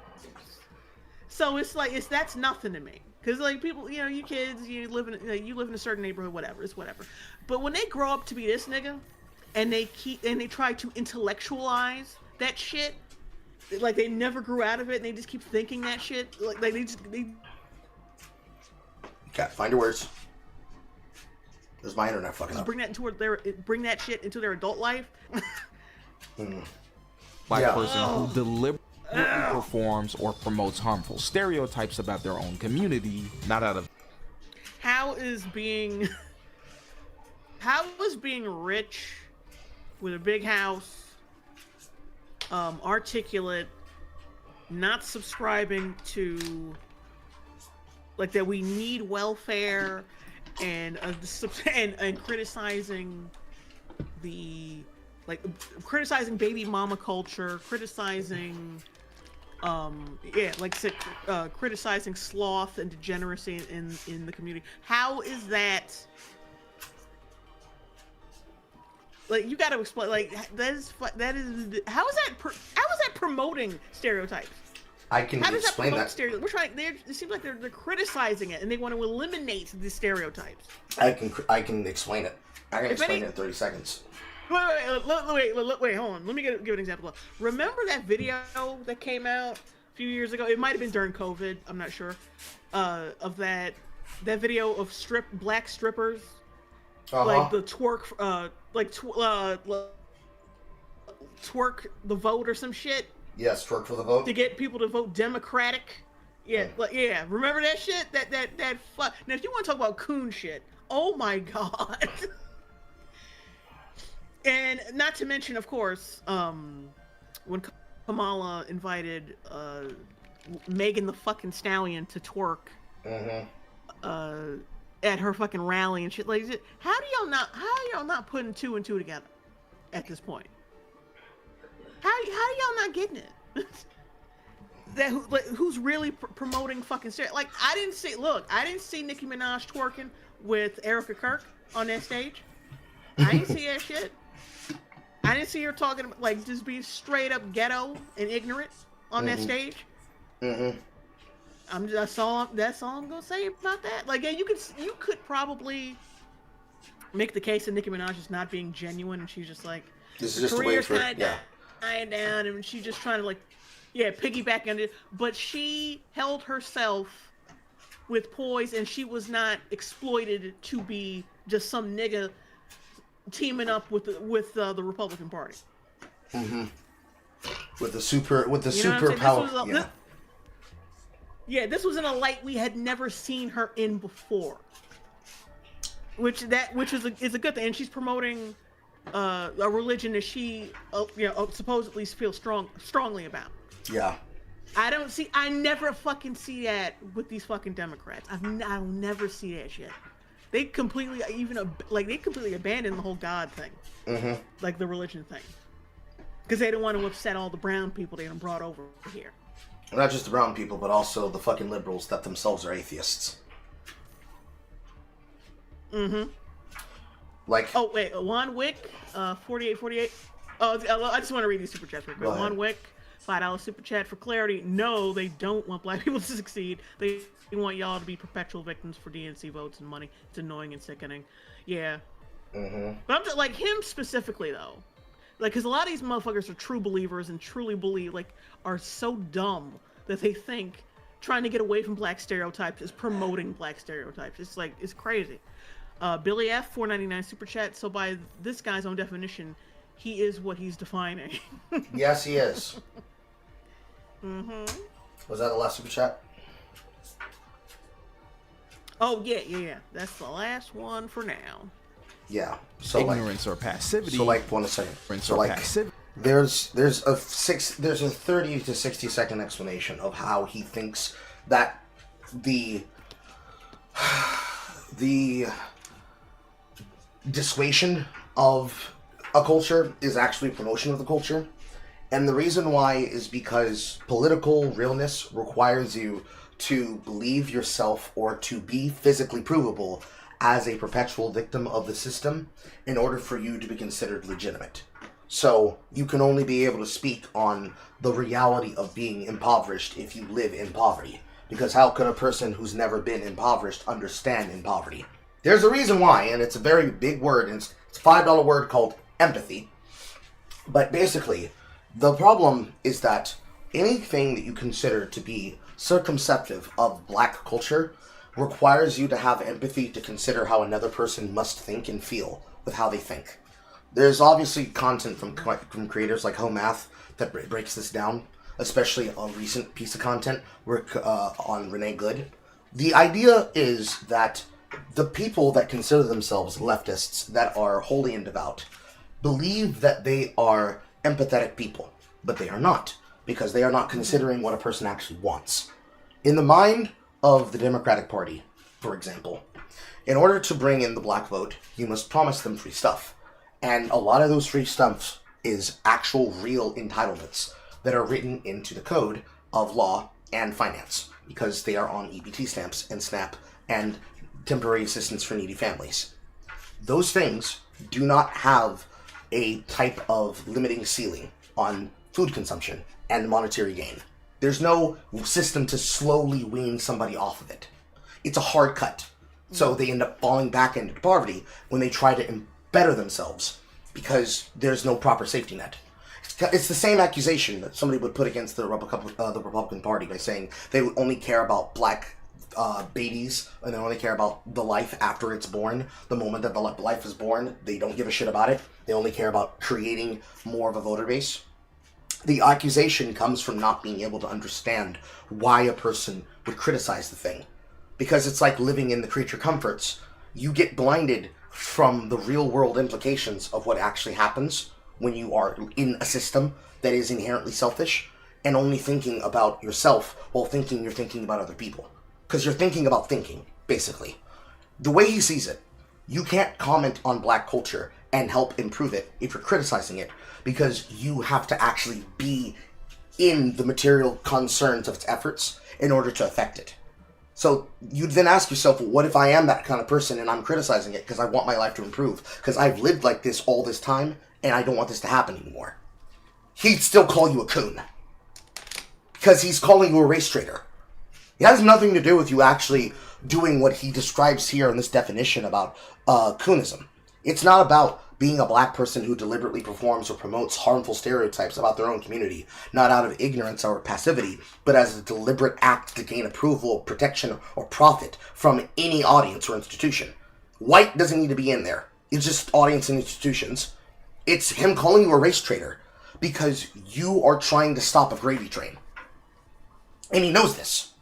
Any person who says it knows it. That's it. We're done. But as a deliberate act to gain approval, protection, or profit from white audiences and institutions. It doesn't matter the decade or the time period. White institutions reward it, white audiences eat it up, and the system is built to amplify it. Yeah, but the example you just used on camera was a black person from the 1930s who we don't know and would have no context to real-world political problems, so it's irrelevant. Then you tried to use Thomas fucking Sowell. Audiences and institutions. Wait, it doesn't matter. And then the other example is Candace Owens. Some of these things are not like the other. Candace Owens is a really bad example of like, oh, the white people. She was fired for being anti-Semitic quotation marks. She was fired for being hateful to the Jews. Period. Yeah, she was fired by Jews, not white people. That's number one. Number two, as soon as she broke away from her white people, she was more popular than ever, and more accepted by the general, like not by the general public, but she was like more popular than ever. Even with her crazy ass theories. And don't forget that her original jumping in onto the scene back in 2016 was the social autopsy bullshit. She got famous for trying to basically create a burn book of people and their background of how they came up in the business. If this same thing had been done to her back then, she would be one of the many victims that would have never become famous, because people would have looked too closely into where her appeals and her ideals come from. Which is kind of half the way most of these people lose their reverence. So, between a person who would not be relevant to real-world politics now, and a man who has done nothing but embetter the lives of any person who could listen to his advice, the only person who is a tap dancer here would be Candace Owens. Or the decade or the time period. White institutions were... Also, notice he hasn't really shown anything. Like, he hasn't really played anything that Thomas Sowell has actually said. No, he won't. God forbid you do that. You don't want people to hear a black person with a brain. Don't want to do that. Wait, let me read these right quick. The Black Nothing, $2 super chat. This fool needs to leave Thomas Sowell alone. True that. You know, just... he's this nigga's a snail, and Thomas Sowell's a fucking jackrabbit. Billy F, 199 super chat. How dare this guy insult Thomas Sowell like this? Yeah, ugh. I'm a black dude with like shit locks and a pink beanie. I'm so much better than Thomas White Sowell. institutions rewarded, white audiences eat it up, and the system is built to amplify it. It's effective because it props up the same lies that keep racism alive, validating and what lies does Thomas Sowell tell? And I'm pretty sure the people who keep racism alive are the people who keep using racism as a boogeyman. Entertaining racism while reassuring those in power that nothing really needs to change. Let freedom ring from every hill. And honestly, like people try to call out Trump for being racist. Like, that's just... when you remember how he was like in the 80s and 90s, and who he used to hang out with, and who he used to support, and who he used to give money to. Like, this nigga, no, saying he's racist, I will not accept that fucking bullshit. That is total horseshit. You gotta be fucking born in the early 2000s to be this goddamn stupid. From every hill and every molehill in Mississippi, from every state, every city, every village, and every hamlet. And when we let freedom ring, we will be able to speed up that day for all of your children. That's why it's so damn profitable. So long as racism exists, so will it. But that's what simultaneously makes it so dangerous. Because every time a tap dances and performs, it doesn't just reflect on them, it reflects on all of us. Pause. You know what reflects on you? You walking through a simulacrum of all the words people will use to antagonize somebody who does not think like them. That is what actually creates a perpetuation and a simulacrum of the environment that continues racism. All those words. You could have done that without using all of those words to justify those ideas. Even the idea of, air quote, them being one of the good ones. That's what perpetuates stereotypical racism. You could criticize people without that, but then you wouldn't be able to do the same thing Signifier does. You wouldn't get people clicking on your content to say, yeah, get them. Their words and actions become ammunition, cycled as... I got it. Okay. Laura Hugel, $2.99 super chat. What do you think of the Somali scam, by the way? Oh yeah, that's some I think we're gonna cover that the next time. I was gonna cover it tonight, but then I got suggested this, and then I was like, yeah, I think I'll go after this first before I start commentating on the Somali thing. That requires a gentle touch. Yeah, but Thomas Sowell, you surrounded him with all this fucking big lip bullshit.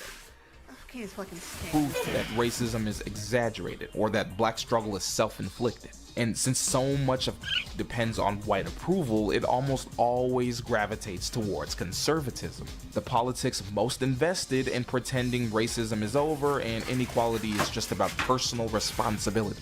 Pause. That's not what conservatism is about. Nobody ever says racism is over. Like, at least, when they do say that, they don't mean like racism generally. They mean institutional racism.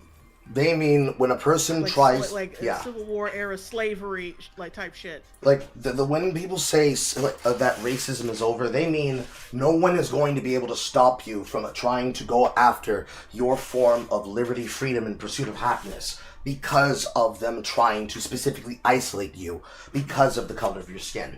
Because for any example where you say, well, yeah, they do actually, show me an example of it, and did you sue over it?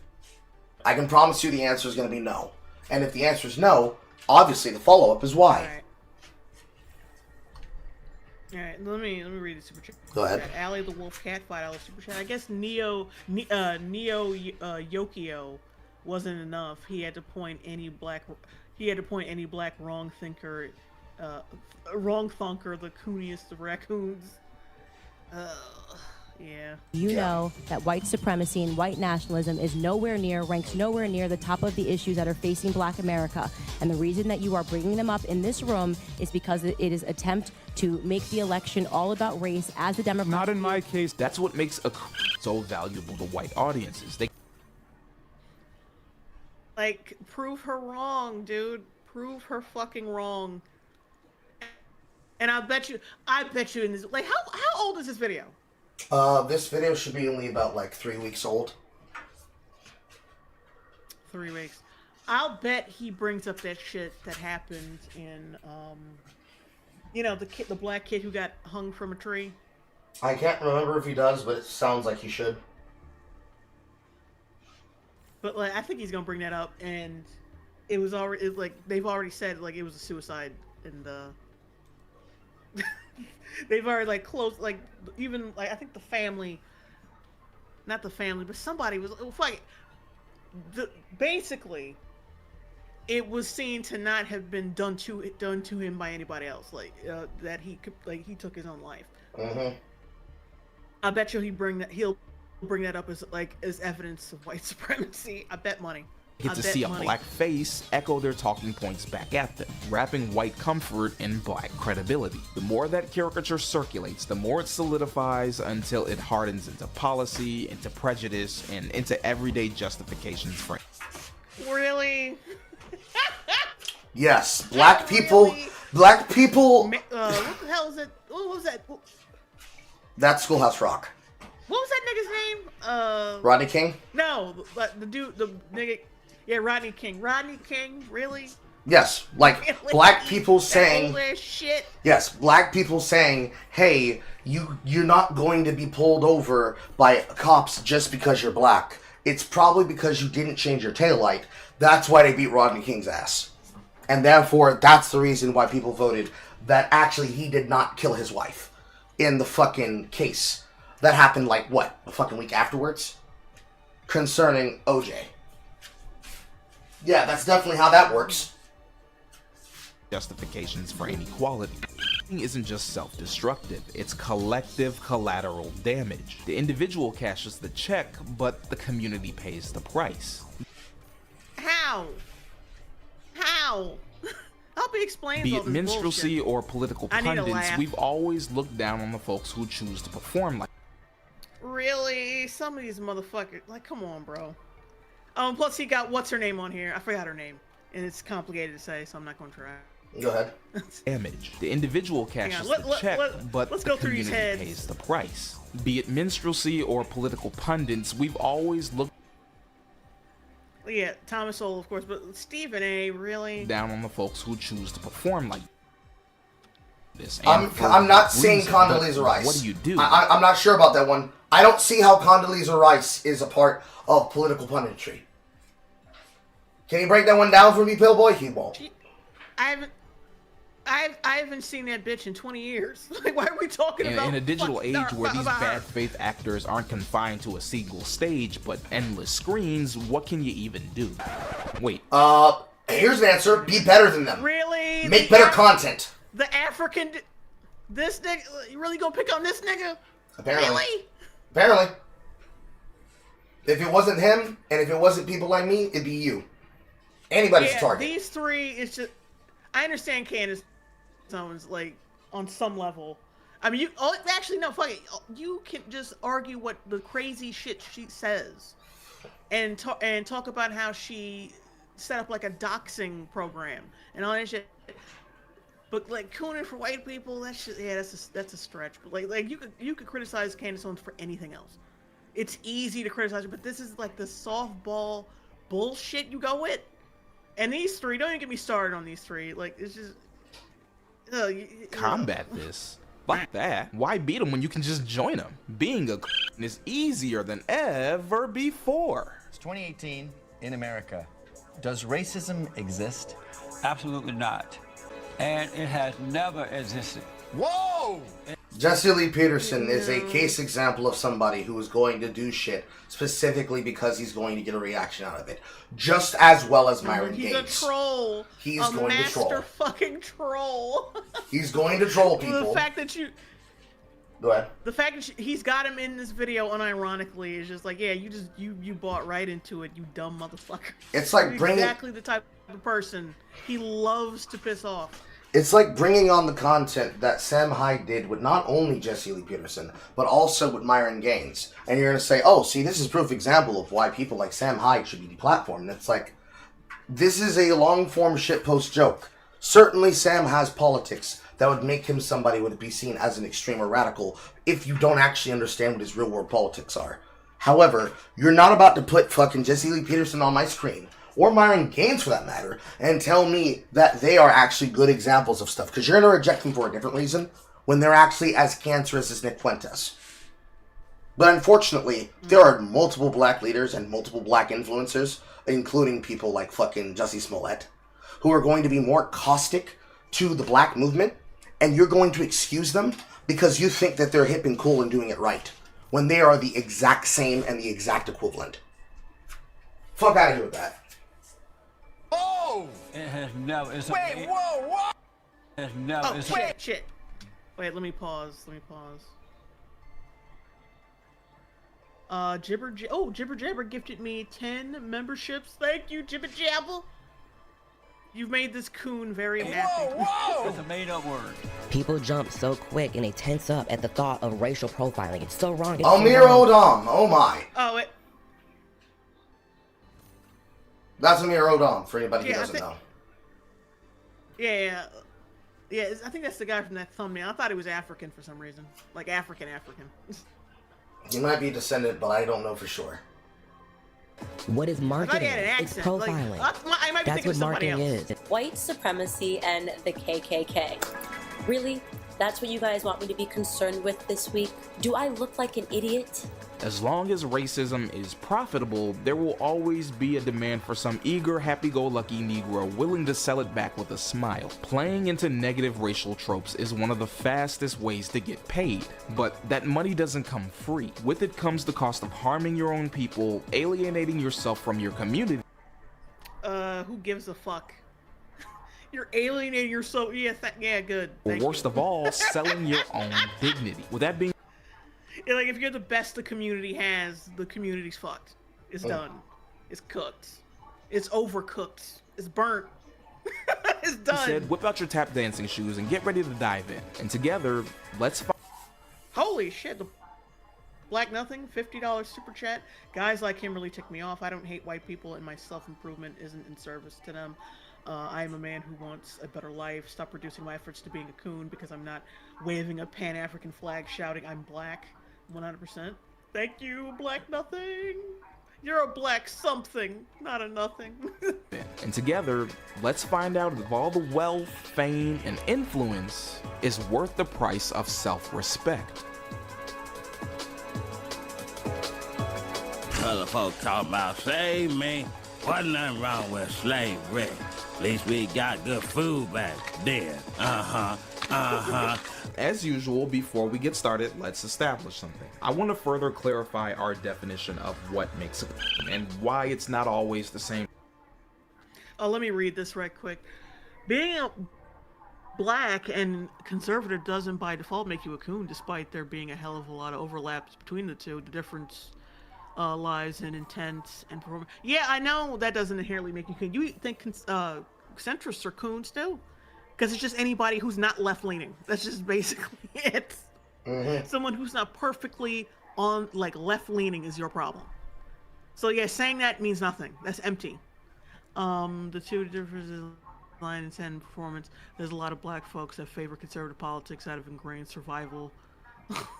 Yeah, it's not because they were freed by conservatives or anything. It's not because like the Democratic Party was fighting for us to be slaves and enacting policies that went against the self-interest and self-improvement of black people. Nah, that's got nothing to do with it. They got nothing to do with it. It's just their survival instinct. They're just like beaten, wounded animals who are reacting to PTSD. Because that's for this nigga, that's the sum of black people. There's wounded, PTSD-riddled fucking children. Allie the Wolf, $5 super chat. The trust fund kid from After Earth is preaching about dancing for white people. Thing as a black. Oh wait, shit. Oh wait, nah, I forgot. Okay. Never lies in performance. There's a lot of black folks that favor conservative politics out of the great survival century of this nation's history have taught us that black people. The fact that you don't know that we were freed by conservative, the Republican Party is like, yeah, you a dumb nigga. Like, you dumb. Like, it wasn't MLK a fucking Republican? He was a complex person, I believe is the short-term answer, but kind of. Well, we know for damn sure Malcolm X wasn't a Democrat. Billy F. $4.99 super chat. This MFR just accused King Bach of being a coon. That dude's just a comedian and funny to me, at least. Well, he does. He's another black person who dances in public. Did he say King Bach or King Bach? Exaggerated faces. King. I thought it was King Bach. Is King Batch? Yes, his name is Anthony Batchelor. King Batch. Okay.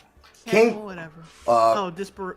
Oh wait, hang on here. Disparu. Even I know which party did that. Okay, just a quick aside about King Bachelor. I know the reason why he uses King Bachelor in the thumbnail.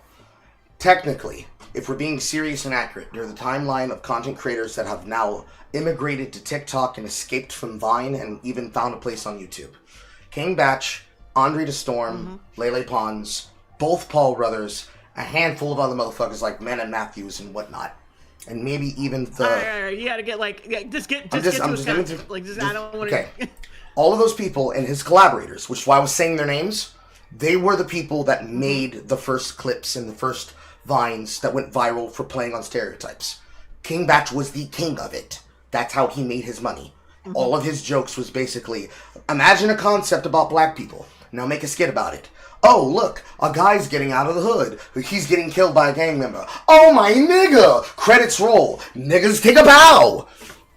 Performative blackness that inherently uses black culture not to bash you over the head about why you're a bad person or a conservative for it, but just racial jokes.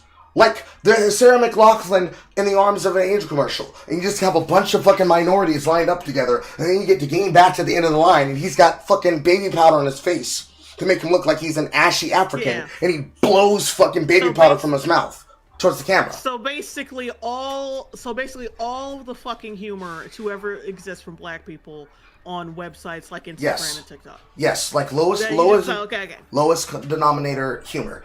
He sees that as the same thing as being a conservative. Conservative, air quotes. Being a comedian that makes comedy that pokes fun at black culture makes you as bad as somebody who sells out black culture inherently to make money from people that would betray them if they were to not give them that money, because they would be politically against them as rivals. Yes, that's why he hits him. Let me read.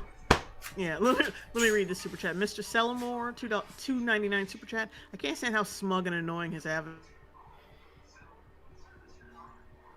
Person being conservative. As I'm sure there's some black conservatives. Oh wait, damn it! I didn't read that all the way through. Started. Let's establish something. Okay, ingrained in the nation's history. Toss that black dissent, resistance, or even just demanding equity. Oh, not equality, equity. It's often met with brutal repression in both violence and policy. Oh, yeah, because as we all know, like I said, the people who wanted to continue race slavery and all this shit were all Republicans. Yep, my nigga knows his history. Or clarify our definition of what makes a and why it's not always the same thing as a black person being conservative. As I'm sure there's some black conservatives out there just waiting to pounce on this video and cry with the whole independent thinker spiel. Being black while using a joke from Key and Peele, who is a case example of a race traitor in the opposite direction. He abandoned being comedic and immediately became a part of the woke cathedral and sealed it with the impregnation of his Jewish baby mama. That's how they get you on the left wing. On the right wing, it's supposedly fucking Snow Bunny and mind control. On the left wing, it's Jewish bunny mind control.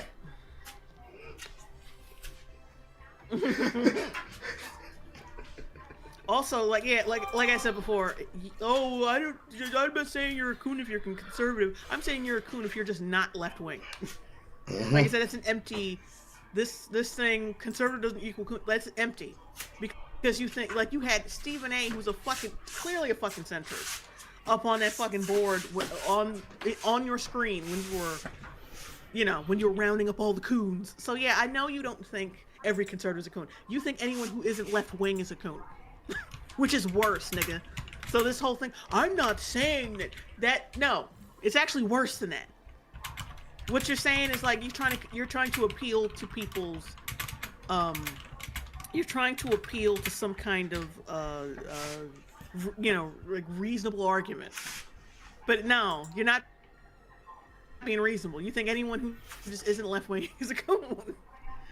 I'm very indiscriminate with my bigotry. Inconservative just doesn't by default make you a true. Right there being a hell of a lot of overlap between the two. The difference lies in intent and why the fuck would you put up a big ass block of text beforehand if you were gonna say it already?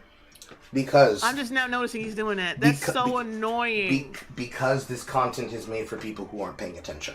The people who are reading it and watching it, the people who are reading it and watching it, like people who engage in your content or my content, when we do an edit, it's because it plays into a visual gag. When he does it, it's because this is a think piece that can be listened to, and it's a bonus to the people who are watching, so that they can be able to connect point to point. But it's because they can't think for more than 30 seconds before their brain tries to interrupt it with a thought. It is the equivalent of Subway Surfers overlaid. So he's like, so he's like a Netflix activist then. Yes. He's trying to get that Netflix deal one day. Yes. The Black Nothing $2 super chat. We went from Uncle Phil to Robin Hood thanks to him. Yeah. Jibber Jabber gifted me 10 memberships. Thank you, Jibber Jabber. Performance. There's a lot of black folks that favor conservative politics. It lies in intent. Yeah, you're gonna have to prove intent and like performance. A lot of these motherfuckers, you're gonna have to prove that they have ill intent. Like Thomas Sowell, really? You got to prove that. I'm desperate to see how you conservative politics out of ingrained survival. Centuries of this nation's history have taught us that black dissent, resistance, or even just demanding equity is often met with brutal repression in both violence and policy. For some, demanding to take somebody's things and saying you have rights to people who don't like people that inherently they still see as property. And in the places where it's the good people, not demanding equality, but demanding equity. Give me the same amount for doing none of the work, but because it is what I deserve as a part of my human rights. Human rights that we still don't properly communicate to people like you does not give you the right to steal from other people with their work. What the fuck do you think was going to happen? Politically, realistically, politically speaking. Holly Fauci in chat says... Go ahead. Holly Fauci in chat says, bruh, 3 words, summer of love. Yes, exactly. You go up to people and you demand equity. What do you think's gonna happen? Go ahead. Yeah, like, oh my god, shit. Find your words. Like, it doesn't take much for niggas to start rioting. It doesn't take much. Something doesn't need to be taken away from us. It's like, it's some fentanyl fucking addict who points a gun at a pregnant woman's stomach and robs her and shit. Like, just getting being pulled over and dying of a fentanyl overdose. That's pretty much all it takes. Leaning into conservatism is less about selling out and more about seeking safety, stability, or trying to navigate a system that punishes resistance. Mind you, this logic is still extremely counterproductive and harmful. There isn't any reputable data that shows that conservative policies benefit black Americans economically or socially on any mass scale. Pause. All of that bullshit does not undo the reality of the fact that you're trying to tie it to political theory instead of the reality of, hey, if I try to make my neighborhood better, it will literally have a blowback effect on me where I now benefit from the positive consequences of not getting robbed by people who are stealing from me in my neighborhood. Like, you can cite whatever... And plus, Go ahead. I was going to say, even like Chris Rock pointed this out about welfare reform, and like he was clearly pissed that we were always being associated with welfare reform. Like, oh, of course the blacks are going to be angry that their money's going to be taken away, but like he said like, no, black people don't give a fuck about welfare. It's just the niggas who care about welfare because they don't want that free shit to go. Well, like, yeah, black people can get jobs, work in the real world, do their fucking thing. It's niggas that don't want to change or progress, and yes. Of course they want to keep that free money coming in. Yes. It just denotes how some of it can, he's a nigga. Yes. still come from a place of good faith, but wait, deliberately performs or promotes. Bumcrack Jones, $2 super chat. Thomas Sowell is a doctor. He's written 45 books. It don't matter. He's no different from King Batch and that fucking dancing nigga on Instagram. You know, fucking dancing with fried chicken. There's no difference between the two. There's no difference between the two. According to this nigga. Yes. According to this soft serve nigga, there's no difference between an educated man who scoffs at the ridiculous, disgusting, degenerate parts of black culture, and a guy who fucking does some Chicken George bullshit in the middle of Chick-fil-A. Yes. There's no difference to him. That shows his racism. Mm-hmm. That shows his racism. It doesn't show anybody else's racism but his. Now, Jay, I'm going to be right back after this next pause, okay? I need to go step out the room and go deal with something. Harmful narratives about their own people, not because they believe it in good faith, but because it buys them approval, protection, or profit from white audiences and institutions. They're not just conservative, they're performers. They're actively putting on a show, embodying roles that Yeah, they're grifters. Yeah, people always say that shit. Yeah, you only believe this because you're a grifter. You shouldn't make more money than me. You shouldn't be more popular than me. It's unfair. Why do I have to stop being a nigga just to make money? How dare you? Like, it's a performance. Like, what is your fucking proof that? See, because first it's like they can't be a coon and faking it at the same time. Either they're cooning, or like you can't. I don't understand because there's no proof from you. Like, you can't present me any proof that they're faking it. You gotta have, you can probably present some shit, but you gotta prove it to me. Then people say the same shit about people like Nerdrotic and other people on YouTube. As soon as someone has a dissenting, people do this shit in anything, with anybody who dares to be not part of the group. If you have an opinion, an outlook, or whatever that's not a part of the status quo, they immediately call you a fucking grifter. And the fact that you make money off it, they immediately call you a fucking grifter. The shit is fucking tired. It's clear that y'all just don't like people y'all don't like people who think differently from you and make money off it simultaneously. That's the problem. You gotta be faking. Nobody else, my friends don't think this way. You gotta be faking these opinions. Billy F, $4.99 super chat. Part of me doubts this guy has ever read 45 books, unless it aligns with his politics. Yeah, he's probably got oh my god, he's probably got every oh my god, what is that motherfucker's name? I blocked out his name a long time, but that dreads having motherfucker who tried, there's a lot of left-wing fucking assholes who, during that period, during the Summer of Love, tried to come up with their extremist bullshit. I forgot what his guy, I think his name is Ibrahim something, whatever. Anyway. Serve oppressive systems while personally benefiting them. It all boils down to their intent. And how are you in an oppressive system? How are you oppressed, dude? When you have the ability to not only have these stupid ass fucking opinions, but the ability to post them publicly, have a pretty good fucking engagement, and a pretty good rating on said video, and benefit from it. I'm back, by the way. Oh, Ibrahim Kendi, yeah. Hefty signifier, they all You pronounce his name so fucked up. Now I know that is who they're talking about. It's like his name is not pronounced Ibrahim X Kendi. You get pronouncing it like his name was Ephraim. Performance. No, whatever. I don't respect. I don't have to pronounce their names correctly. It's a show. But Jay, that perpetuates evil stereotypes, like not getting black people's names right. It's transactional. The individual trades dignity and community for validation and reward. That's not survival. That's a spineless, shameless spectacle. A spectacle that, as we're about to see, has no universal form.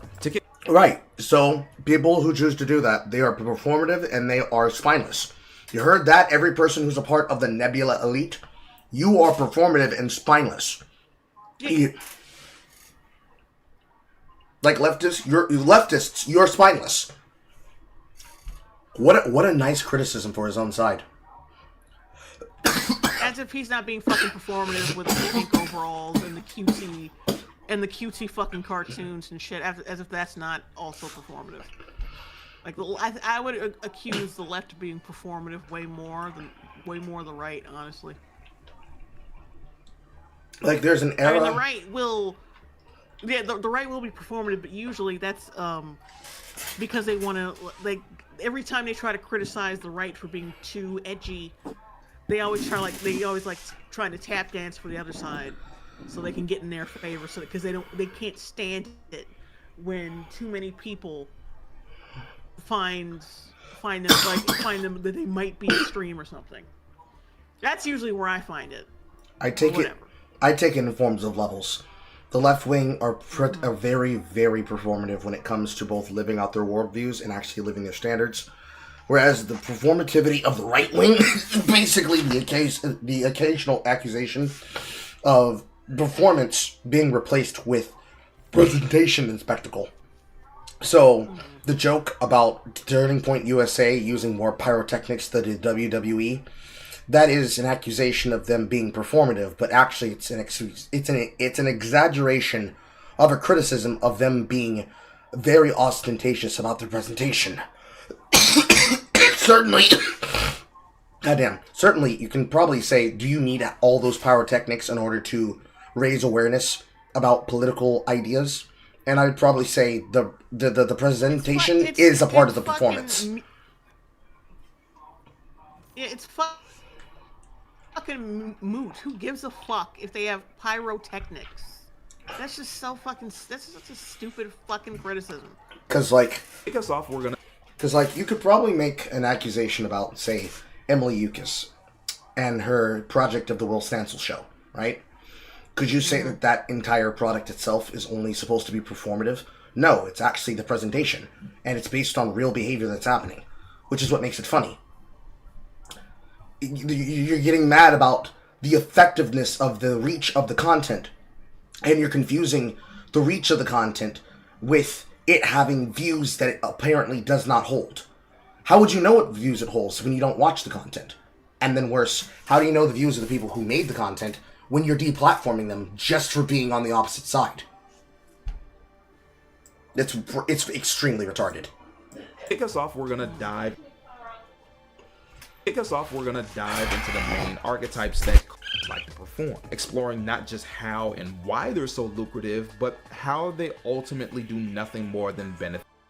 Yeah, like that barking shit he used to do was like that bullshit, and they only do that shit to people who aren't black, and it's so that shit pisses me off because they never do this shit to another nigga like ever in their life. There's like that little bastard who was like sneaking into like white people's houses. He was British, and he kept sneaking into white people's houses like as a prank, quotation marks. Like these like cringe like black streamers. They always do that fucking bullshit, and they only do it to white people, either white people or elderly people who can't whoop their fucking ass. White supremacy at the end of the day. Looking to cash in your dignity for a few pennies and milkshake? Want to make white folks laugh and hate you at the same time? Don't worry. No, they do. No, if they hate you, they just fucking hate you. Like you're putting two demographics of white people together in the same boat. You moron. No, there's a demographic of white people who can't fucking stand I Show Speed and hate him and don't laugh at that shit at all. And then there's like the teenage white kids who laugh at the shit just simple on the fact that they fucking think he's cool and funny because they're young and stupid and don't know any better because they watch these streams. Like you're putting both of these demographics of white people in the same boat, and you're not like to make it seem like because in his mind, white people are all one person because a lot of niggas are all just one nigga. And they think that carries over into other races. That herd mentality carries over into other races, and it doesn't. That's like the really that's the thing that makes you you pity how stupid some niggas are. It's like, you really think some of this dumb shit they do, like, you think people in other races really do the dumb shit we do? You really think that? You really believe that? It's sad. I've got just the right pair of white gloves for you. Enough is enough, and that's what I've had a abundance of.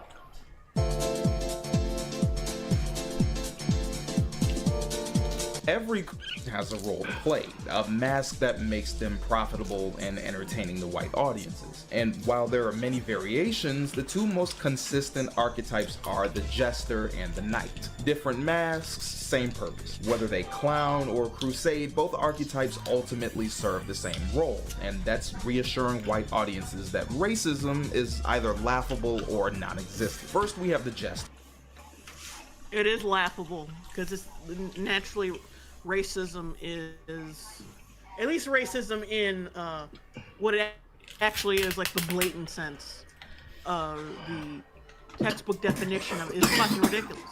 It's inherently, racism is inherently ridiculous. And we are putting a mirror, we're putting up a mirror to how fucking ridiculous it was. And is. That's the point. Like, you make fun of it, it doesn't have any power over you. I said this before. I think I said this about in a video. I was talking about that that extra credits video, like the gamer equals Nazi video. Yes. Where I said, yeah, the fact that we can make fun of this proves that they that the whole Nazi thing does not have a stronghold. It doesn't have a chokehold, and it has lost relevancy over the years. And that we've become a more healthy nation because of that, or the Western world has become more healthy because of that. The fact that we can make fun of that, of its absurdity. But no, we shouldn't make fun of it. We have to give it power over us. We have to be neurotic and make ourselves mentally ill. Mentally ill with First, we anxiety. have the jester, the oldest and most recognizable archetype of the entertainer who survives by making a spectacle of themselves, often at the expense of their own. At its root, the jester is a performer who embodies and exaggerates racist caricatures so that white audiences can laugh, feel at ease, and avoid confronting the realities of black life. And this figure isn't new. It stretches back to the minstrel shows of the early 19th century, where white performers would don blackface and prance around the stage mocking blackness, painting it as ignorant, lazy, and buffoonish. You know, a real staple of American culture. White folks just couldn't. They did this shit everywhere, by the way, in many different cultures. The whole minstrel show, blackface shit. I pointed this out in one of my videos that India did this shit. This shit isn't new.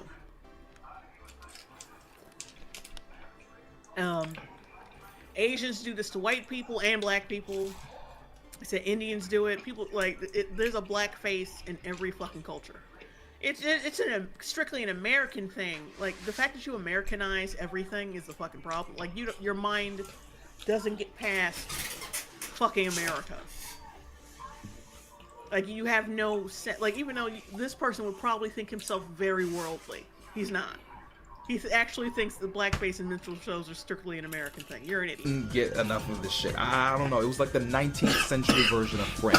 Around the 1830s, we get Thomas Daddy Rice, who popularizes his character Jim Crow, a shuffling, grinning, broken English caricature of a rural black man. A caricature Rice himself loosely based on a disabled slave he had once seen. The caricature would soon become a symbol for black inferiority, so powerful and popular that the name itself would later be used to brand an entire system of segregation. But alongside Jim Crow, you also had Zip Coon, only this one was based on the Zip Coon.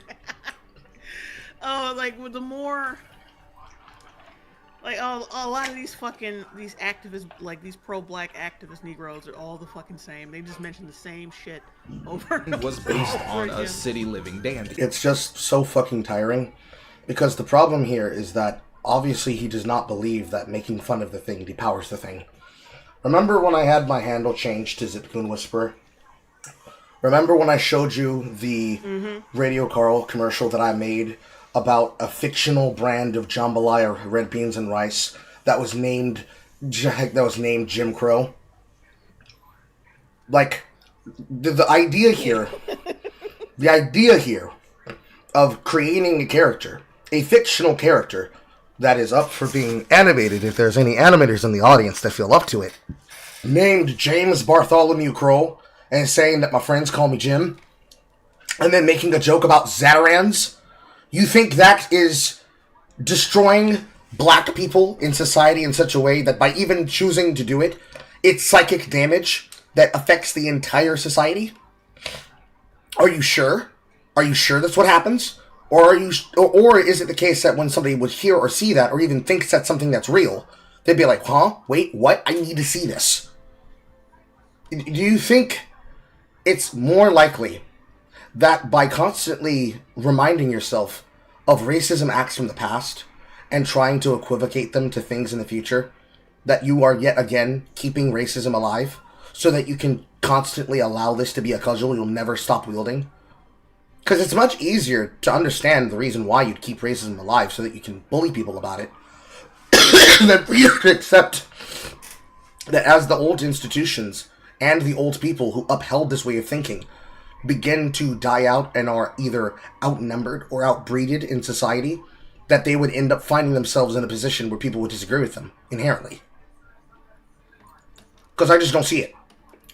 Hell, this is what made FD Signifier's career, so I just don't see it.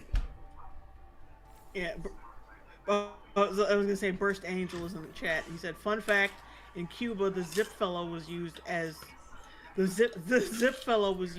theater caricature during the 50s. Hilariously, we had actual black actors wearing blackface." While Jim Crow was a lazy, sloppy buffoon, Zip Coon was a ridiculous fraud. He was overdressed, misused big words, and he was also a fucking slovenly black person. The difference is one was retarded and the other one thought that he was actually upper crust society. You can't even tell it right. First of all, thought of himself as equal to white people.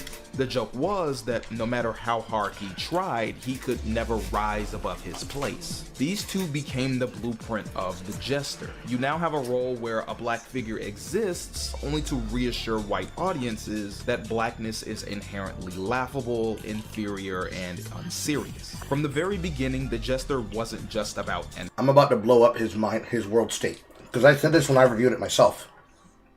But I'll save you the call and response. A jester is somebody who has a job in a place of high court. They are an informant to the king. They are capable of saying things to the king in code, or directly, or even to other officials and nobles, because that jester is more than likely a court-appointed person who is also a member of a royal establishment of his protectorate. A high knight, a member of the aristocracy, who's been trained to entertain. A jester is not just some buffoon who does shit to entertain people and to make them laugh. They're doing so to read the audience and see who knows more than they're letting on. So, these archetypes he's about to go through, because the other one is going to be the knight. He's using these archetypes just based off of what he thinks this should be, not actually off of an actual tailored idea of a breakdown of how this sociologically or even politically relates to, like, analyzing media. He's talking out of his ass. Entertainment. It was about control. Eventually, black performers themselves. About it, what? Let me read. Go ahead. Oh, shit. Let me read these super chats real quick. Taylor Evans, 1979, 199 super chat. Haven't you covered digital blackface already? We have. Yeah. Rich 520 $5 super chat. Thanks, Carl and Jay Longbone. This was cool to discuss. Man, I can't stand this man. I'm so tired of this. I miss Dumbo. Jim Crow was a hero. Jim Crow was a hero, you jerk. Keith Togate is life 3144 $6.99 super chat. This is just Kazusa all over again, but even more reductive. True, so true, bestie. Are pushed into these roles, forced to mock their own people just to gain access to stages otherwise closed to them. The costume changes with the decades, but the script remains the same. You see the Jester morph into Hollywood on the big screen with Stephen Fetchit and Willie Best. What's your name? Just on that. Yeah, time, bro. There's something to worry about if you white. What you mean? They won't hurt us because we slaves. They fighting for us. But if you white and southern, then you the enemy.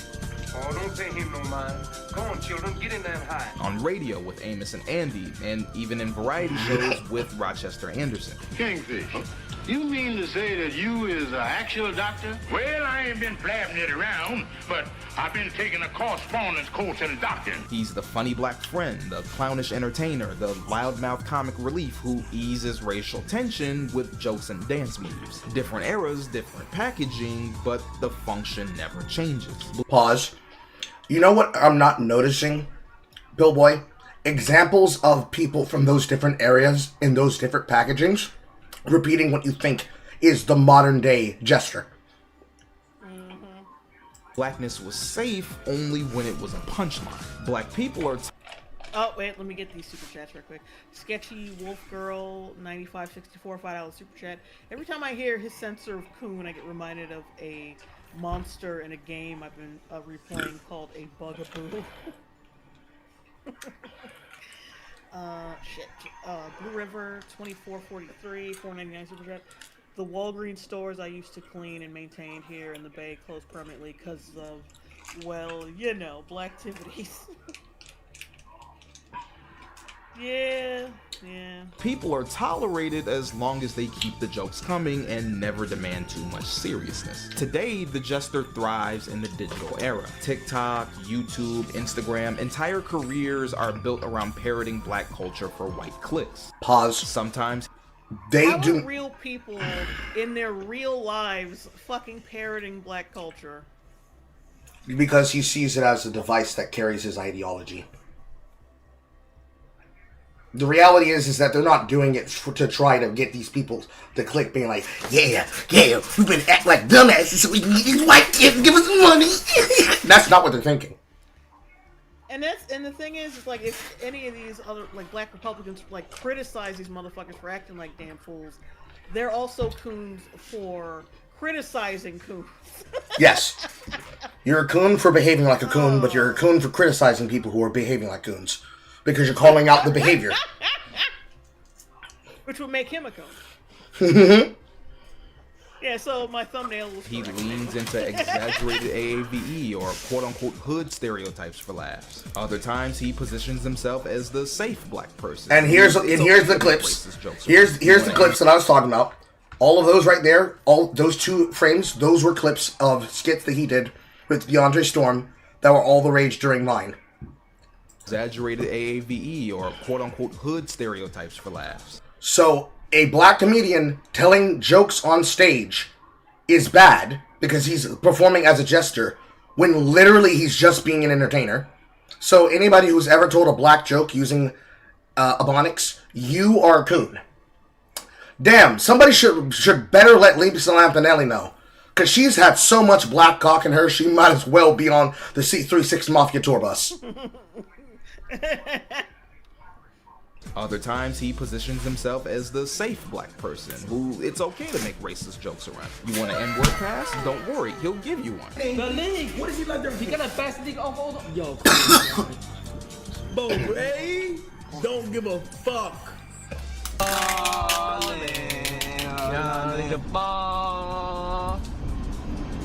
Damn. Shit. Nigga, please. He might even make fun of real issues such as police brutality or systemic inequality, as if centuries of oppression, violence, and pain are nothing more than material for a punchline. Mind you, he didn't. Yes, but first off, yes. Mind you, in all of those clips, Kai never gave them a pass. He just did the thing where the streamer assumes the best profile clipping position to make a thumbnail from. She said, "What on my stream? Crazy compilation reaction clip." Yeah, I mean his reaction, right? Like his reaction right there, like just like basically tells you that yeah, there is no pass. He's just going along with it because it's a fucking stream. And on one hand, he's selling a moment. On the other hand, are you really going to tell me that as a person who talks to these kind of people on a regular, who associates with him on a regular, like me and Jay, or the Long Boys to Jay, or me to my own audience, or anybody else who crosses over like this, you think we're not going to talk about what would be acceptable to say on somebody's broadcast and what's not? Like, are we really being that stupid? I bet you this motherfucker thinks that him trying to read on stream is also Oh, that's actually... you look like you don't know words in front of these crackers. That's actually an interesting question. One of the people who tried to come forward to try to help him read was Dochi, who immediately tried to get him to read black political text to try to radicalize him into becoming more of a leftist. And through his viewpoint, with what he's given as the descriptions thus far, it would make him a coon if he's unwilling to fully represent black culture.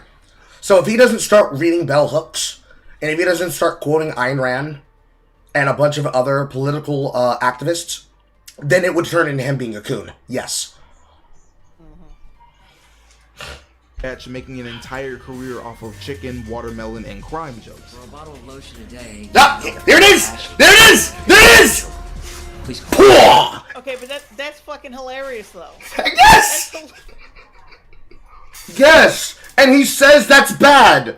Black people making fun of themselves and other people at the same time, that's bad. Yeah, it's called self-deprecating humor. It's called self-deprecating humor. But see, that's the thing. A lot of these niggas, not black people, but niggas, don't like making fun of themselves. They sensitive as hell. God forbid, y'all ain't the most athletic, the most intelligent, the most funny in the goddamn room. And then like when people point out that, yeah, maybe you're not, and you have all these flaws with your community, then they try to turn it into that bullshit into something positive.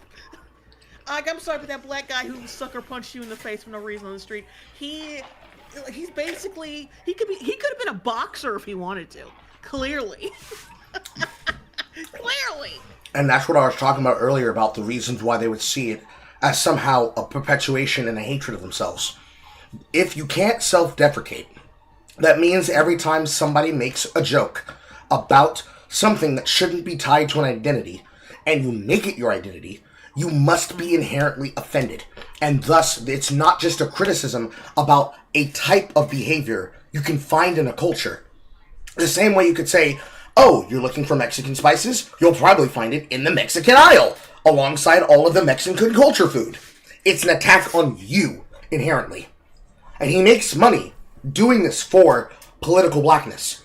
So, an image like this from King Batch is an attack on all of the things he believes. As much as, nigga, you ain't the smartest person in the room, maybe you should shut the fuck up and defer to somebody else, would be an attack on somebody who's insecure. Hell, I know I've gotten it with you, like, plenty of times, especially when they choose to say it on my broadcast and not your broadcast. And yet, the same lesson I talked about earlier applies here. Have some fucking humor. It's not about you. But if you make it about you, it's gonna get worse for you. They can't handle that. Because they have big egos. And if the ego doesn't reflect the environment they're in, the same criticism they say that this is being done out of comfort, they're doing their position from a position of comfort.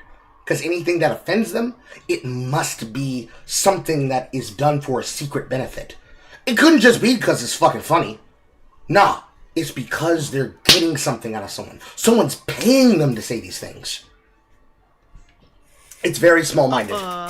But you got super chats. Oh yeah, I was gonna say Burst Angel gave me a super chat, $5 super chat. For someone who started his video with Uncle Ruckus, he sure sounds like Cairo.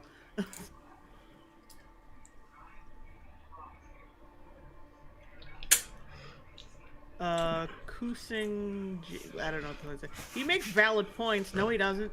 He just needs to do it in the least cringy way possible. No, he just has bad points. His points are bad. He just has bad points. Like, some people get caught up in the fact that, oh, well, he's just, like they don't want to think that someone is wrong when they say certain things. Like, if it has something to do with, like, a topic that's sensitive. It's like, no, you know what he's saying is wrong, but you're gonna default to, okay, what he's saying is not wrong. It's just he's being cringy. No, he's just wrong. It's okay to say he's just wrong. He's just fucking wrong. I made it out the hood, baby.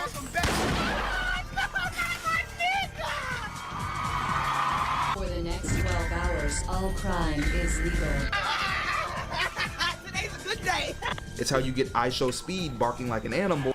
I mean, isn't it a good thing he showed him stealing food instead of shooting and killing people? And they didn't burn down the KFC, thus creating a food desert? I mean, yeah, it's a healthy alternative to what the While alternative. also letting his non-black fans call him and make racial jokes at his expense. What's this? It's a coconut. Pause. Okay, first off, number one, bullshit. Number two, you're fucking lying because you're not actually watching his content. He's not letting his fans do this. This comes from his China tour. He went to China, and people in China who are racist came up to him and were giving him bouquets of cotton. This was not him allowing it to happen. This is him getting stream sniped. Hello? But you know what? You know what he fucking gets for all that content he made barking at white people. Yes. That's what you fucking get, nigga.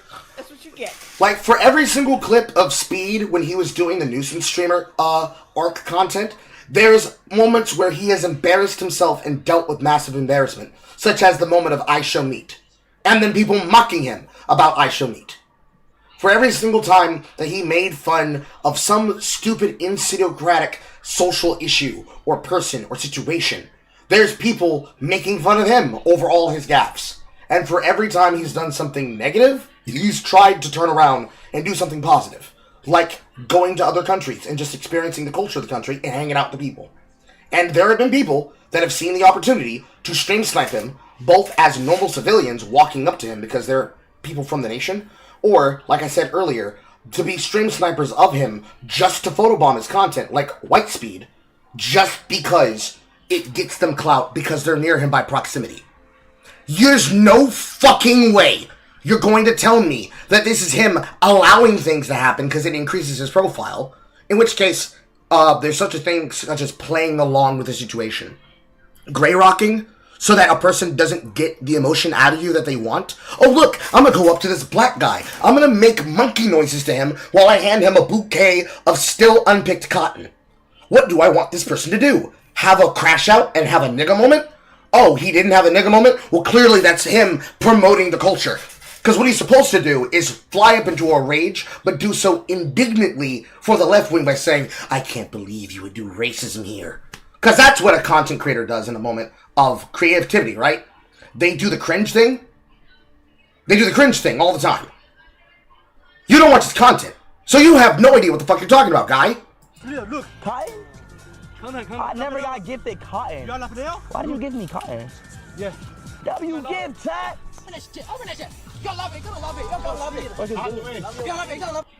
Also, I'm not fully convinced this isn't scripted, by the way.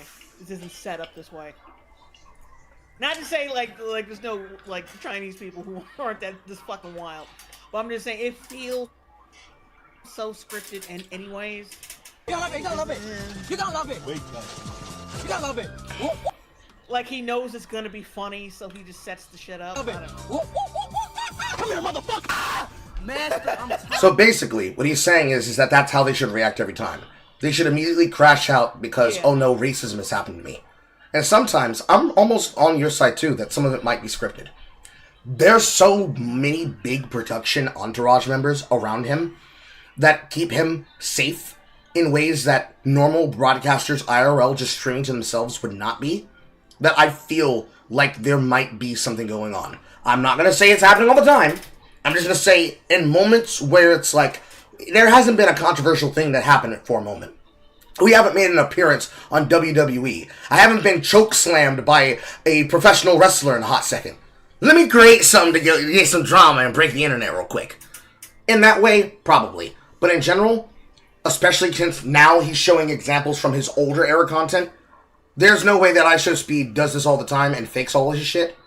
And there's no way that he's doing it for specifically appealing to conservatives or Republicans. Yeah, really. What the fuck? Like, all his fucking fans are kids. Cause like, hang on a sec though. Cause like this is the. I gotta read this. I gotta read okay. the super chat real quick. Juan Wick, member of the Long Bros, real talk. Where do you get the cotton bouquet? I mean, it's not hard to like make those yourself. There are cotton fields in the rural areas of China. Yeah. Plus, I think they have them where they sell flowers now too. Uh-huh. I think that's becoming more popular these days. The cotton thing. Yeah. The Oh. fabric of our lives. And also, this is the reason why we call it nigga slop. It has nothing to do with racism, and it has everything to do with just the worst behavioral patterns of African Americans on display for people who are willing to engage with it for money and clicks. That's how you get all these tomfoolery ass niggas on TikTok eating food in a messy manner while dancing like chimpanzees. But that's. Oh wait, let's just watch it first. Okay.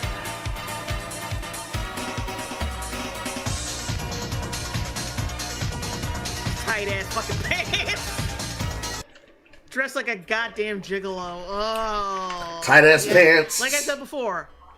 Yeah, like I said before, I hate both these niggas, and I wouldn't make fun of them specifically and probably call them slurs. Zip coons. Slurs. You call them slurs. Yeah, call them slurs. Yeah, I would really would, but at like when you get deep down into it, I just hate it in general because this is just in general like obnoxious influencer culture. Yes. Like fucking with people in public, like thinking the whole fucking world is a goddamn studio for you to be filming your bullshit. It's reprehensible in general. Mm-hmm. Like, mukbangs exist. People can eat food on camera and do so in a way that doesn't make a spectacle of themselves. But when you're talking about people making money on the internet, they're gonna do the thing that gets the greatest amount of clicks. What's gonna get more clicks? Fucking Feudy Beauty doing some dumb shit in another foreign country while eating a massive amount of food, or her doing that and probably destroying her camera and her set because she tries to do something stupid like twerking on a couch. And she falls over and knocks all the food down on top of herself. What's going to get more clicks? And then consider the idea if they set themselves up doing it. The problem that annoys people is the spectacle. Always. They don't have to be black while doing it, but them doing it while black definitely causes some psychic damage. Because, well, it's something that people are going to point towards. You could remove the black people from it, and it would definitely not change the inherent nature of cringiness. But if you look at it from like a dossier standard of how much ammo can you have in a clip to dispense against a racial group, it adds just another clip to the giant drum barrel that already exists. So it's not good either way.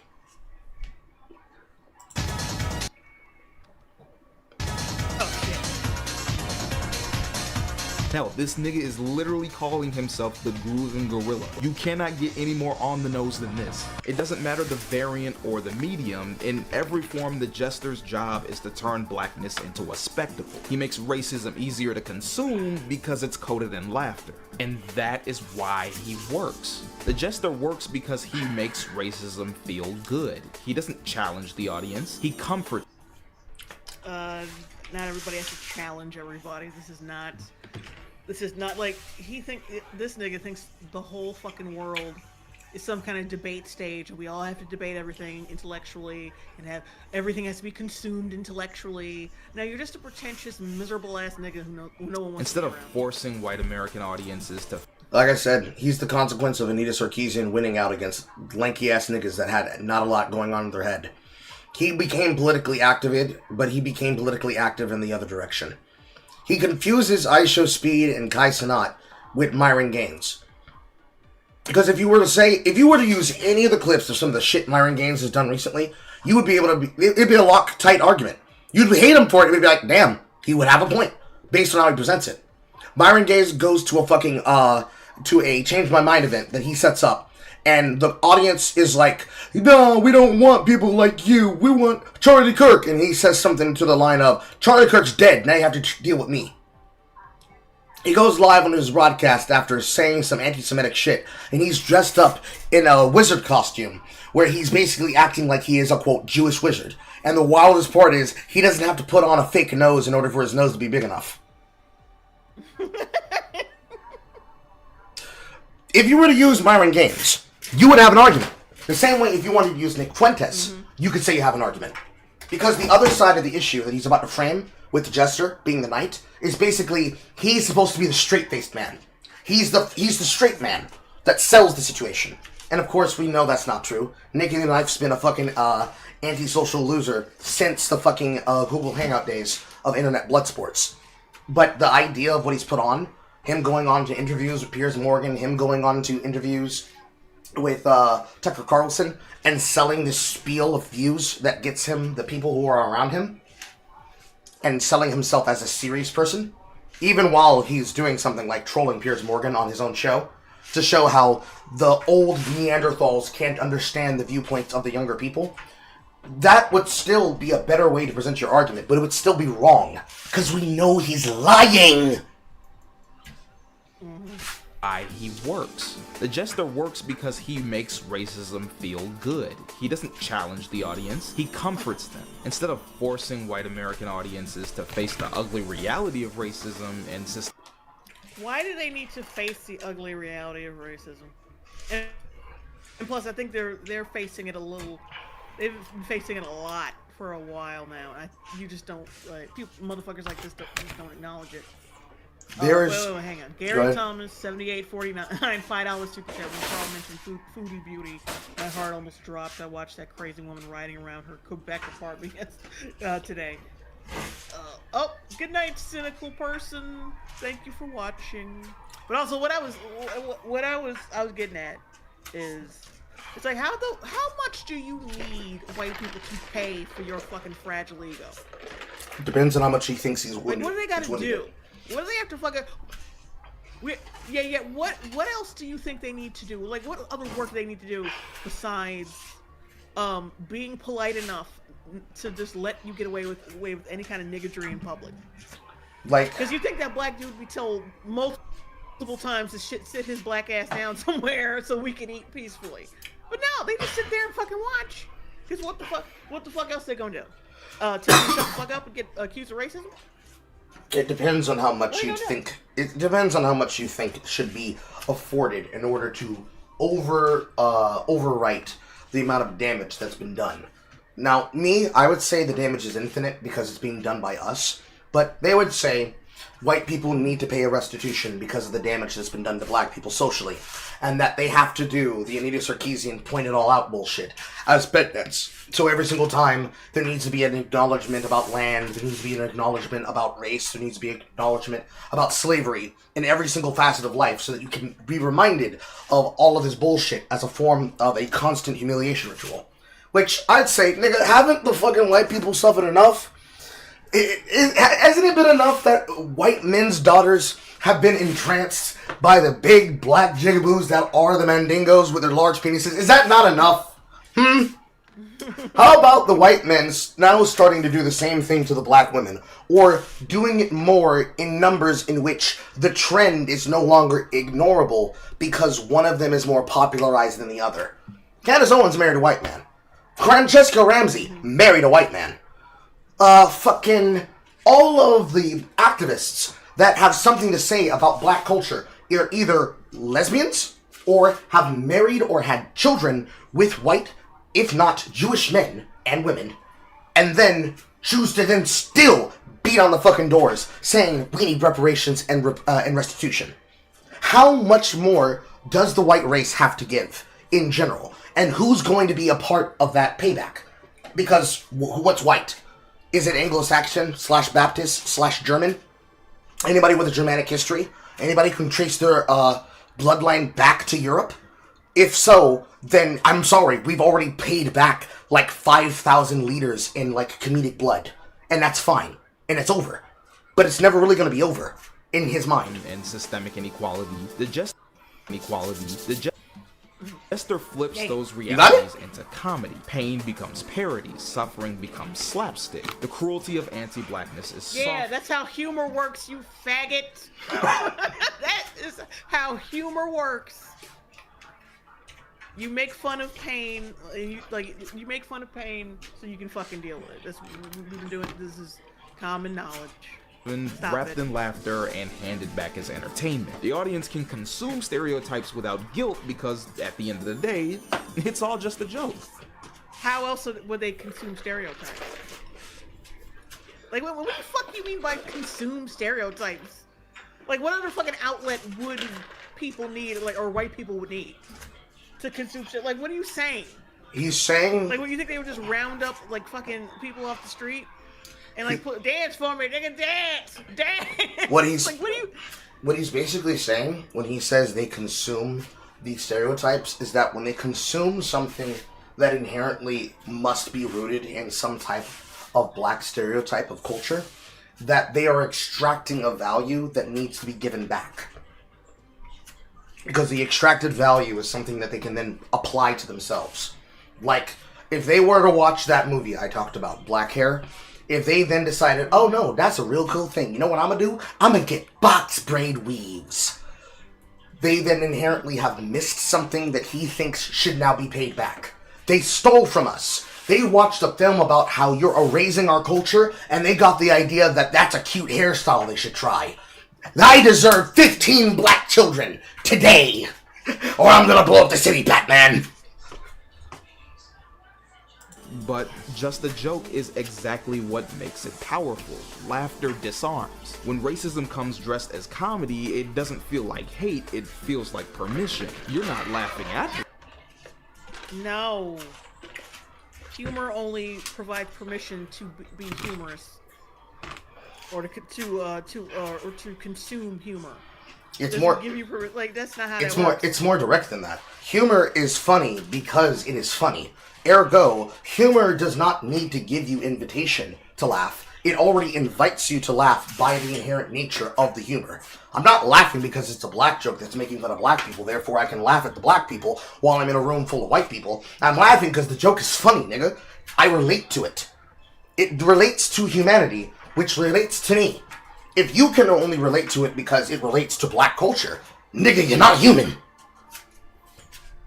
Not laughing at black people, you're laughing with them. You get a pass. Hell, after all, Yes, the black guy that's how it works. Wants you to laugh. White audiences can laugh at caricatures of blackness without guilt because humor provides cover, and that Pause. It would be more than just white people then. It'd be everybody. Why does your worldview mean that it must only be white people? The short-term answer is because he thinks they don't have culture. Therefore, they have to ask permission before they can steal. Air quote, steal. thin veil of irony makes the jester effective, turning mockery into entertainment and entertainment into normalization. Pause. If I'm on a stage and I'm performing a play, the invitation was a part of the fucking sales ticket of admission. Come, witness Carl on stage perform his jokes and do a routine. But I didn't inherently give them permission. Isn't there someone you forgot? I consented. I consented to listen to Carl's jokes. I didn't consent. He didn't apply enough ideas from Bell Hooks and from Candace Owens. He's not doing it the right way. Shut your ass up! But the jester is only one side of Angel the coin. We then have say in chat, he only relates to it in how he can be further offended by it. Yes. And craves the addicting high of self-righteousness. Yes. 100%. Well, one is an entertainer, the other is an enforcer. Unlike the jester, the knight doesn't play for laugh. Instead, like, how does an articulate, beautiful, thin black woman who's not ghetto enforce stereotypes? Right. She's like the opposite of that. If we had to do it by his worldview, she enforces it by proving that it's achievable, therefore you have no excuse for not doing it. Something like that. Yeah. aligning themselves with whiteness and defending the very systems that harm their own people. They're the moral enforcer, preaching discipline, respectability, and obedience. Niggers. How dare you believe we are capable of these things? The jester to reassure white audiences that blackness is laughable, the Knight reassures them that the real problem isn't racism, it's other black people and their culture. Just as minstrelsy created the blueprint for the jester, the Knight was born from slavery itself. On the plantation, you had slaves that were elevated above others, not out of kindness or merit, but as a tool of control, being rewarded with scraps of comfort for loyalty and used to police other enslaved people. Pause. Because they were slave property. A house Negro wasn't a house Negro because he was willing to betray black people. It was because the massa probably either produced and inseminated the black woman that is now being used as the house Negro, or that was a person who was going to betray them inherently anyways, for the same reasons you're insulting the people that are Republicans for choosing to go a path of what you would claim is wrong in conservatism, which is for survival. But they were doing it in the actual sense of survival, as in if I don't do what he says, he's going to whip and beat me and work me to death. So, I'd rather live in the house than live in the fucking slave bunks. Begin to see the earliest form of the Knight, a black figure whose very survival depended on protecting the master's interests. After emancipation, this role... For anybody who's wondering, the picture that he was that he had to fucking glare out was the picture of the slave with his back whipped to shit. You've seen it thousands of times. It's not new. Transforms. Yeah, white elites paraded formerly enslaved people who... Will Smith starred in the film based on that guy. He was terrible. Praised their masters as benevolent, framing bondage as a civilizing institution. For example, pro-slavery writers like John B. Gordon and James Henry Hammond eagerly published quote-unquote testimonies from freedmen claiming slavery had been a blessing. You also had figures of black colonization movements like John B. Russwurm and William Hannibal Thomas, who assured whites that black freedom meant separation, not equality. And on the more extreme end, you had physicians like Samuel A. Cartwright, who promoted pseudoscience like drapetomania, the idea that a slave wanting to be free is a form of mental illness. He relied on black collaborators to validate his false claims about black laziness and inferiority. Those early versions of the Knight meant separation, not slavery had been a blessing. You also institution. For example, pro-slavery writers like John B. Gordon and James Henry Hammond eagerly published quote-unquote testimonies from... James Henry Hammond was a pro-slavery Democrat.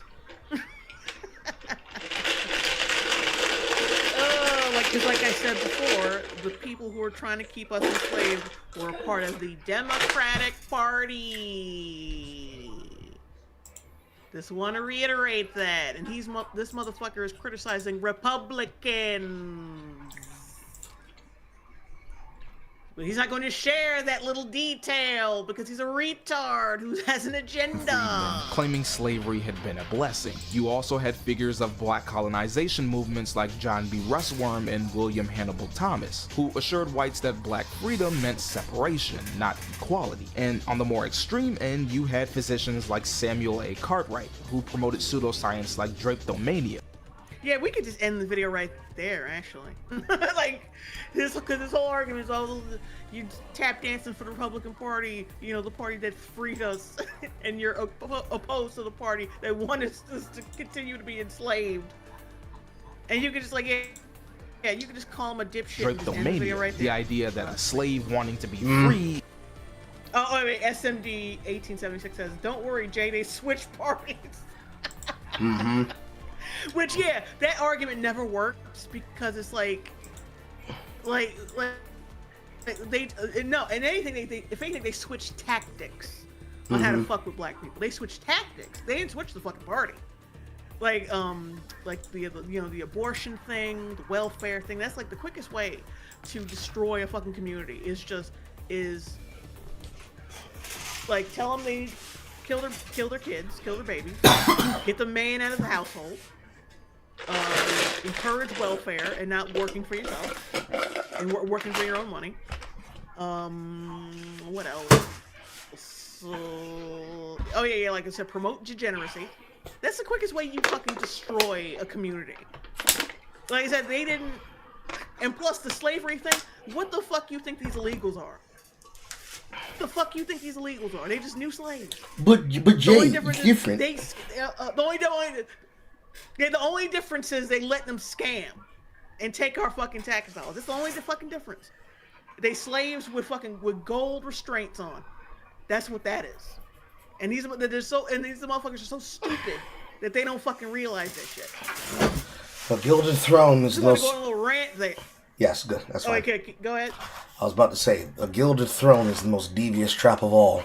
Because you feel like you're an emperor, but you're a canary in a fucking coal mine. Is a form of mental illness. He relied on black collaborators. Oh, it won with 12 years of scam. On black collaborators to validate his false claims about black laziness and inferiority. Those early versions of the Knights were nothing more than useful prompts. They told white audiences exactly what they wanted to hear. That racial hierarchy was natural, just, and even divinely ordained. Oh wait, Wolfsbane 499 Super Chat. You ain't Huey Freeman, you're Dewey Jenkins. Creating an entire performance that everyone can see so you get the attention you think you deserve. By the time we get to the 20th century, the Knight evolves into the voice of respectability politics. You see it in figures like Bill Cosby and Shelby Steele, who, while groundbreaking in some ways, also doubled as the poster child for middle-class assimilation. Oh God forbid you assimilate in the fucking country you want to live in. God forbid. Now, Bill Cosby is not a good person for many reasons, but this shit is not. He had a point here. Even a rapist can have. You know how bad the black community got to be, where a rapist is looking at you like y'all ain't shit. A fucking rapist is like, you know what? Something needs to change here. I hate this. I'm so uncomfortable with this new regime. The idea that accepting black humanity depended on proper dress, diction, and morality. In politics, you get Clarence Thomas and Thomas Sowell, two. Solo, by the way. And also, oh my God.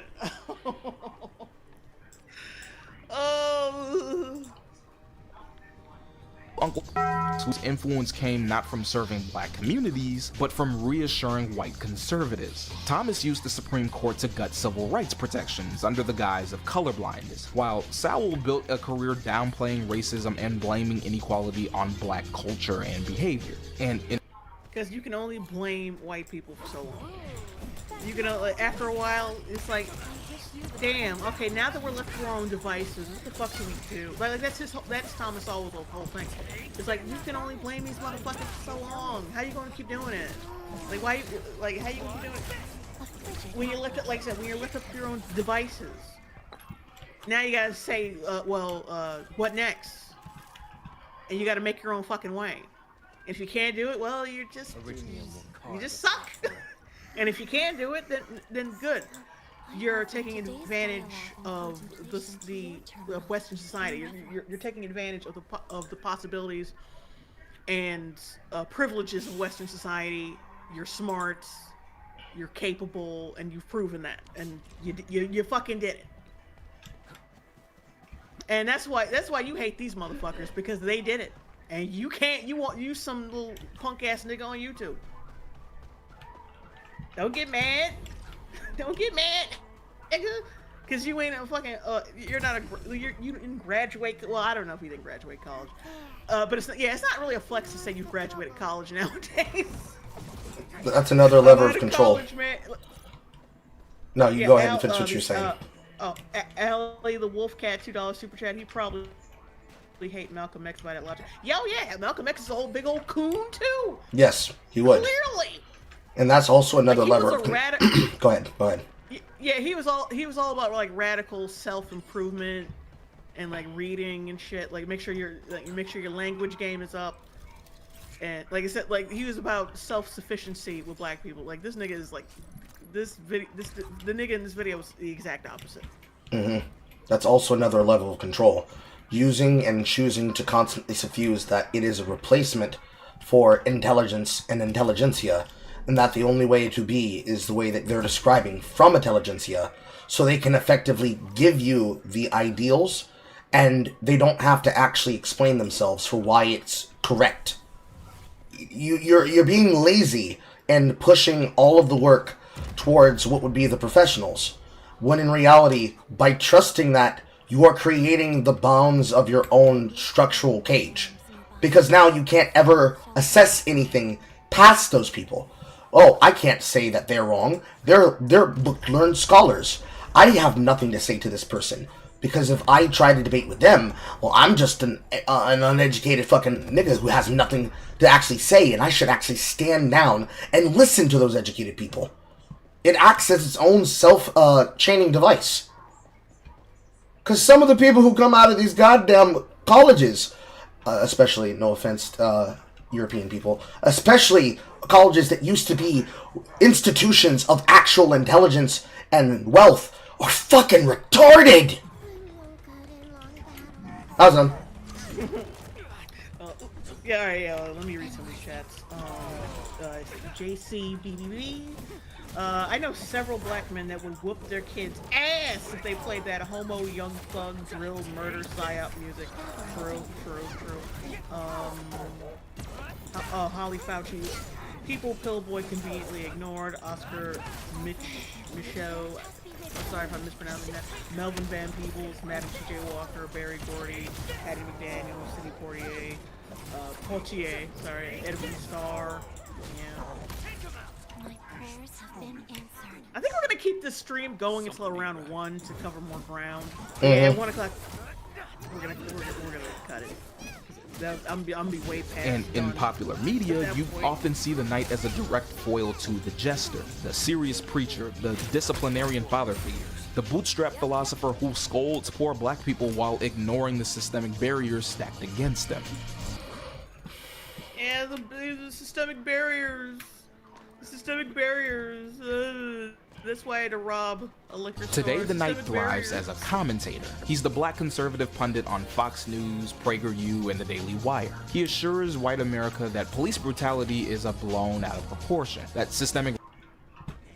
It is, as evidenced by all that body cam footage. Body cams are the bane of leftists. They hate that shit.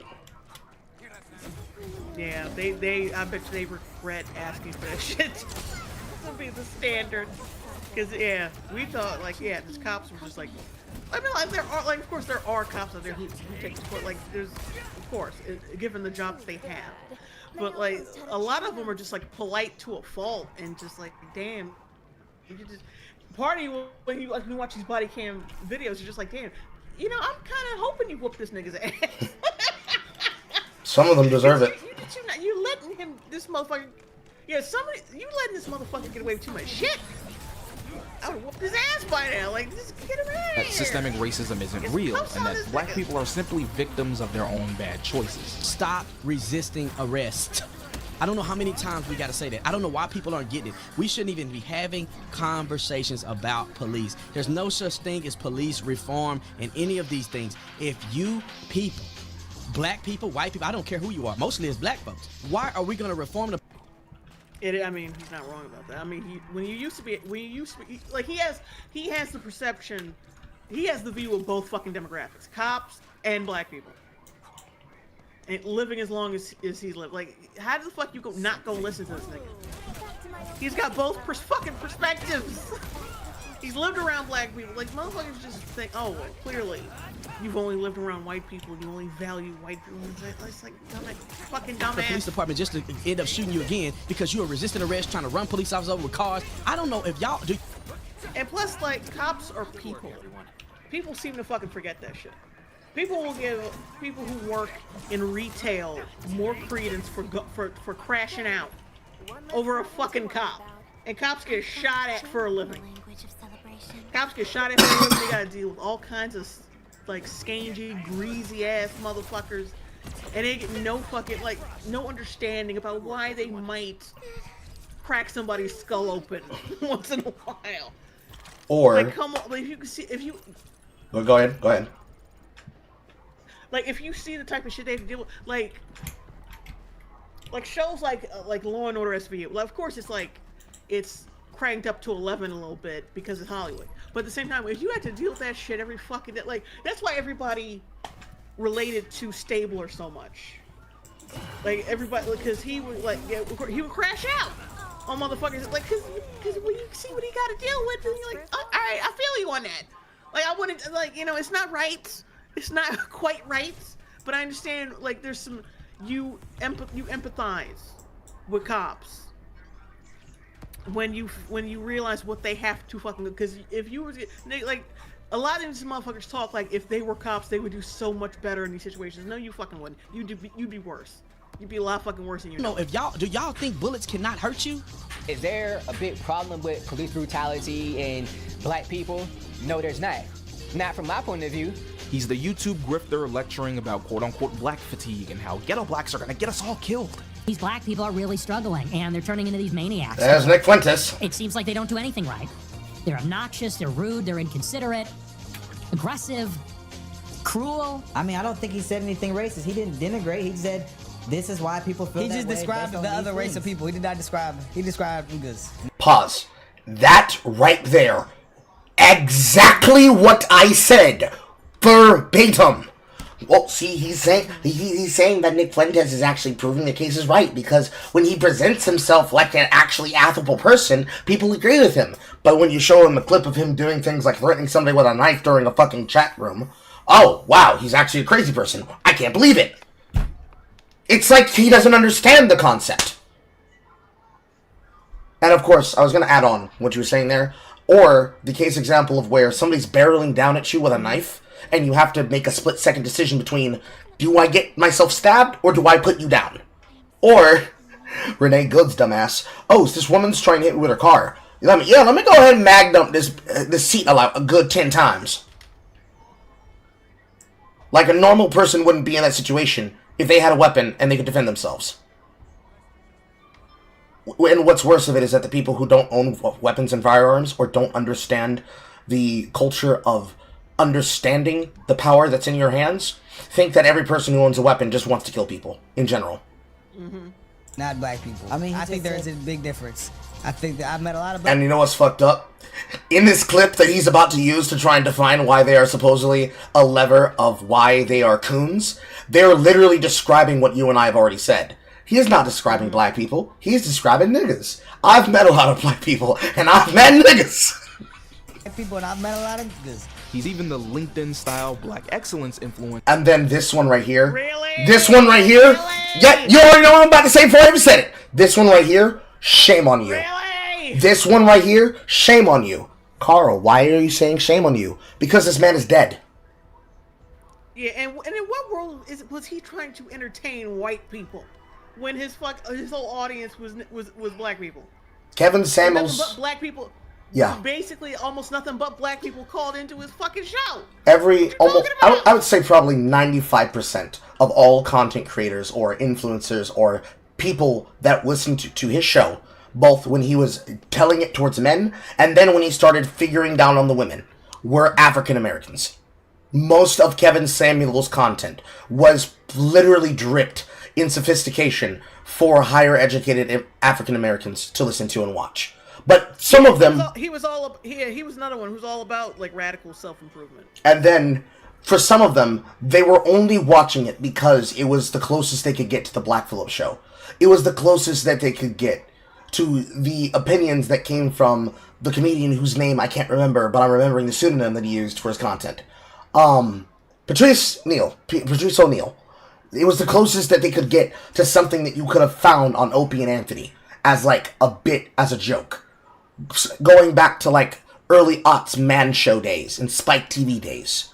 People watched it for the entertainment and the content, the same way that people watched Sam High's, and his show Fish Tank Live. They weren't engaged in his material to get better. Some of them were watching just to watch the gaffes, because it's like, yeah, nigga, tell that woman she's ugly. Yes, tell her she's dusty. I mean, you can't lie, the motherfucker is funny. Yeah. And, like, when that dumb shit happens. Like, even when you could say that, well, what was his origin, Carl? He still had his origin in his content on trying to be a self-help guru. Even when he wasn't making it work all that well, and he used to wear quarter zips and fucking half polo t-shirts and not a full business suit, even to the day that he died in that hotel room getting pussy, he continued to still be about black excellence and trying to uplift people. And all of the female coaches that ended up taking over all the clientele that he worked with, they ended up either not working with female clients anymore or not working with those African American clients anymore because they were unwilling to change their circumstances and environments. Because they definitively proved they wanted somebody to give them basically the justification to not change. But moreover than anything else, shame on you on trying to use a dead man and say that he's adding to a culture he can no longer actually engage in. Shame on you. Preaching that systemic racism can be conquered with enough hustle and positivity. Doesn't matter what he wears, it can be a suit or a hoodie. The performance is the same. The Knight positions himself as proof that black success is possible if you just follow the rules, and if you don't, well, that's your fault. His job isn't to liberate his people, it's to discipline them on behalf of the system. The Knight works because he cloaks anti-blackness in dignity. Where the Jester weaponizes laughter, the Knight weaponizes morality. He doesn't need to make white audiences laugh, he makes them feel righteous. By wagging his finger at black communities, he reassures white America that inequality isn't structural, it's personal. Racism doesn't have to be confronted because the Knight insists the real problem is us. And that's the trick. He allows racism to hide in plain sight. If the Jester... You're not really proving that you do this deliberately for white people to believe this. This is kind of just your assumptions because you're an insecure little tells thing. White audiences, you're not racist, it's just a joke. Then the Knight tells... Like, stop telling people we have problems in our community, it makes me sad. Then the Knight tells them, you're not racist. You're right. Every inequality becomes a morality tale. Prisons are full not because of over-policing, but because black men lack quote-unquote values. Schools fail not because of gutted funding, but because black parents don't care enough. Poverty is the product of wage theft or housing discrimination, it's just laziness. The Knight takes systemic violence and translates it. I mean, he's right, like, the school system is failing because the Department of Education is complete horseshit, you know. Individual failings, making oppression look earned and deserved. Now, these two types of may seem like polar opposites, but both the Jester and the Knight serve the same court. They divide the work of maintaining the racial order. The Jester turns injustice into entertainment, making it easier to laugh at than confront. The Knight takes the same injustice and recasts it as a moral failing, assuring audiences that inequality is the product of bad choices, not bad systems. Together, they work in tandem, softening the blow and then justifying it. One minute you laugh, next minute you're nodding your head in agreement. And this duality survives because it's profitable and useful. Media platforms, corporations, and political institutions reward content that either entertains without threatening power or dignifies inequality as discipline. That's why conservatives, conservatives are technically in power now. Technically. But what about when they weren't in power? And these motherfuckers were getting lambasted, like I said, deplatformed. Their money was getting fucked up. The short answer is he doesn't care. Oh no, the short answer is he doesn't care.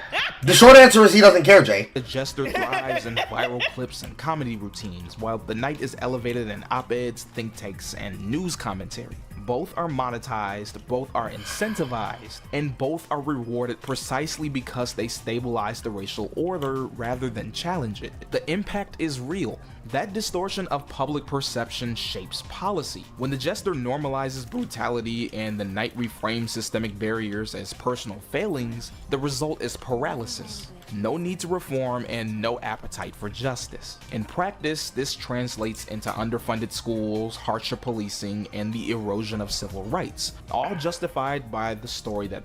Yeah, because that's what we had from 2000 to 2024, harsher policing. That's what we had when but suddenly, you know, crime was going up, but we still had harsher policing. By the story that black suffering is either laughable or deserved. In the end, it's just like we said earlier, two sides of the same coin. One makes oppression palatable, the other makes it principled. Neither disrupt the system. And until the structures that reward these performances are dismantled, both will keep tap dancing to the bank. But identifying only take you so far. Let's say you see the harm, damage, and destruction this causes. You know what I hate about these videos as well is like they don't feel the need to have to prove that these people are bad because for their audience, which is probably mostly white leftists, probably love his ass. Yes. Like it's under the assumption that these people are already bad. So you should already know who these people are. I shouldn't have to tell you shit or accurately frame or accurately show what these people say and what they actually fucking think. I'm just gonna show some clips without audio and you'll just make up your own mind. And plus, and all the other shit, even though the black dude, one of the reactors in that video said, yeah, I know black people and I know niggas, and he said basically describing niggas. He doesn't like niggas. Nobody likes niggas. And because he knows the kind of reactive assholes who watch it are just gonna be like, oh no, that's just racist. You just a coon. Because they don't think. Those motherfuckers don't have the capacity to think about what people say. They just react. None of that phases you. In fact, you see how lucrative it is and want to make some money off of it. Well, you morally bankrupt motherfucker, I have just the news for you. Oh, he said motherfucker, he's so black. You're so black with your pink This hat. next section is going to teach you exactly how to sell your soul. I'm going to teach you step by step how to cook. What's up, guys, and welcome back to the only channel brave enough to talk about real issues in the black community. Today we're going to react to More Sexy Red. Now, I know we've talked about her in 14 different videos already, but the views, oh baby, the views let me know you guys haven't had enough.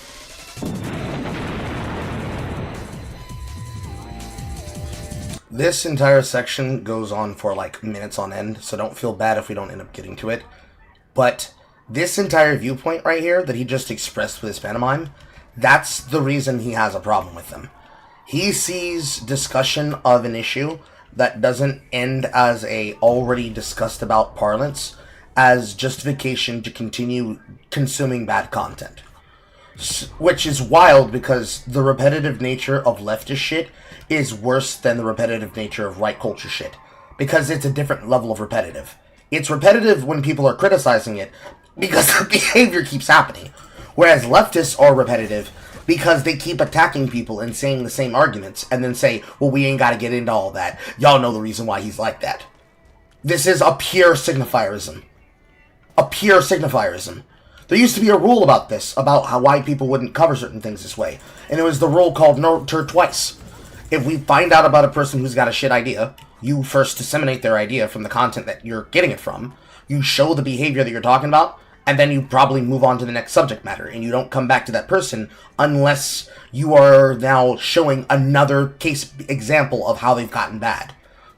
Hassan Piker's a good case example. You can definitely talk about all of the examples of him just being a liar and being a terrorist and a terrorist sympathizer in his content, but it's more prevalent to talk about the recent behavior he's done and something that's gone beyond the pale. So it's bad that you have on a person who's a part of a terrorist group and then you deny that you did it because you thought that he was just a cool mini kid and not an Houthi pirate, right? But it's another step removed for you to lie about hurting your animal and then to try and hide evidence of you hurting all of your other animals and say that the only reason people are talking about it is because they can't be able to have a good response against your political theory or your political worldview. Maybe it's because they don't fucking like you, and even your chat room thinks that you should probably be deplatformed for your bad behavior. But in the mind of somebody like Hassan Piker, that's not a good response. He thinks that's bullshit. But he would love to talk about endless examples of somebody doing something, because in his worldview, that's different. Like, he could talk endlessly about people like that of Asmongold, for example, right? And certainly Zach could talk endlessly about whatever happens. But Zach talks about multiple things, whereas Hassan Piker is just going to call you basically a rapist and a pedophile, if he even knows who you are in general. Laziness, but it's a different kind of laziness. Alright, let me read this super chat right quick. Alright. Rhodes. Ah, fuck, that wasn't me. $10 super chat. Rhodes, a $72.50, $10 super chat. It's a never-ending cycle. To be victim is to be right. To be white or white supportive is to be wrong, and anyone who says otherwise is also wrong. Completely dehumanizing all around, honestly. True. So committed. Fingers crossed for a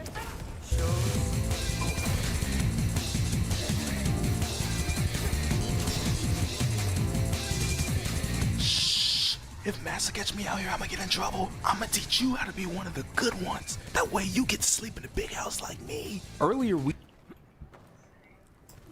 Oh yeah, because people couldn't have these ideals because of personal experience, upbringing, blah blah blah blah.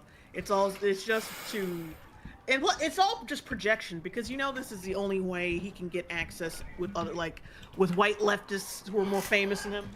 Mm-hmm. It's the only reason why these motherfuckers do it. So I want to get on a stream of Destiny. He detailed how to spot it, how they. The more important part here is he would never say this about something that would be an actual case of someone having to make a life for themselves, especially if they were someone who escaped something like child poverty or child marriage, or just being victimized because of the industry that they were in and finding a way to either be comfortable with it or re-owning their power. Like a woman escaping rape situations by dancing burlesque, or dancing, or stripping, or even doing legal hooker work on the side of Nevada. He would never make this argument the other way around, because he'd get fucking devastated if he did. Because it's okay when you talk about it when it's conservatives, but it's bad when you talk about it when it's leftists. Or worse, trans people. Trans people are probably the worst kryptonite for this argument. There's a content creator that I've been keeping up with the material of, Dumock, by the name of Leadhead. They are a leftist person that basically chose to become transgender to basically besmirch their mother, and all of their content is from the position of, I'm a better mom than my mom will ever be. But they unironically groomed people. They unironically groomed a young girl and young boy to become trans. They were super proud and happy when the trans kids chose them over their actual parents in relation. And then they ejected the person that they cheated with that caused the, quote, family to break apart, just so that they could then be proud of the fact that they were trans. He would never say this to somebody like Leadhead. He would never criticize her. He would never attack her. I should say him, but I'll leave the hatred to Jay. My job is to be the astute one. He would never say this about Leadhead. He would never say this about how Leadhead makes their money. He would never say this about how Leadhead makes their relation to their audience. Because every single video is basically a diatribe and a hit piece for social politics and for communism. And then a thank you page of all of the donators that allow them to be lazy and not do a real job. Because they make way too much money from just making video essays. He would never say this in that other direction. Because that's doing real work. So what he's doing is real work, and what they're doing is real work. What we're doing right now should be real work too, but it's different because we're against them. It's bullshit.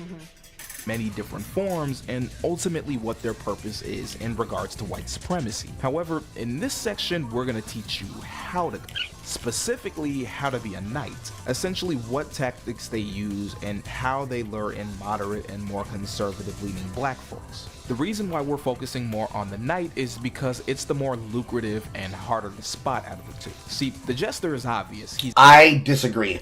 It takes a lot more money to be somebody who sells people controversy and does so to keep your name in the attention economy than to be a person who takes a hard stance position as a single issue influencer that tells people, listen, I don't care about none of that shit. I just want y'all motherfuckers to, like, you know, have marriages before you have kids. It makes a lot more money to be the first than be the second. He's loud, he's clownish, and 9 times out of 10 you can spot him shucking and jiving a mile away. But the knight? He carefully cloaks his rhetoric behind dignity, posture, and quote-unquote common sense. He disguises himself as someone trying to help black people get their act together, when in reality, he's just there to play on already pre-existing tropes. And that invisibility is what makes him just as dangerous as he is lucrative. So consider this your field manual, a little how-to guide for becoming the most lucrative form of coon, the bootlicker, the sellout, the uncle, the knight. We'll break down... Why is it that he censors Coon and then censors Uncle Tom as though Coon is less offensive when it is the most offensive, and Uncle Tom is the least offensive as though it's the most offensive? I won't understand that. 3 main steps of performance, the tricks that make it effective, and most importantly, the damage it causes. Because this hustle may help you get in the big house, but it comes at the expense of all of us still stuck in the field. First, we have step 1, gaining your audience. And you do so by playing into respectability politics. You need a socially conservative audience of people, folks that are quote-unquote fed up with the current state of black culture. They can be black conservatives, they can be black moderates with traditional values, hell, they can even be church folks. They just have to believe that the biggest barrier to black liberation is... Aren't they all coons too? Because you did say that all, coons don't have to be Republicans.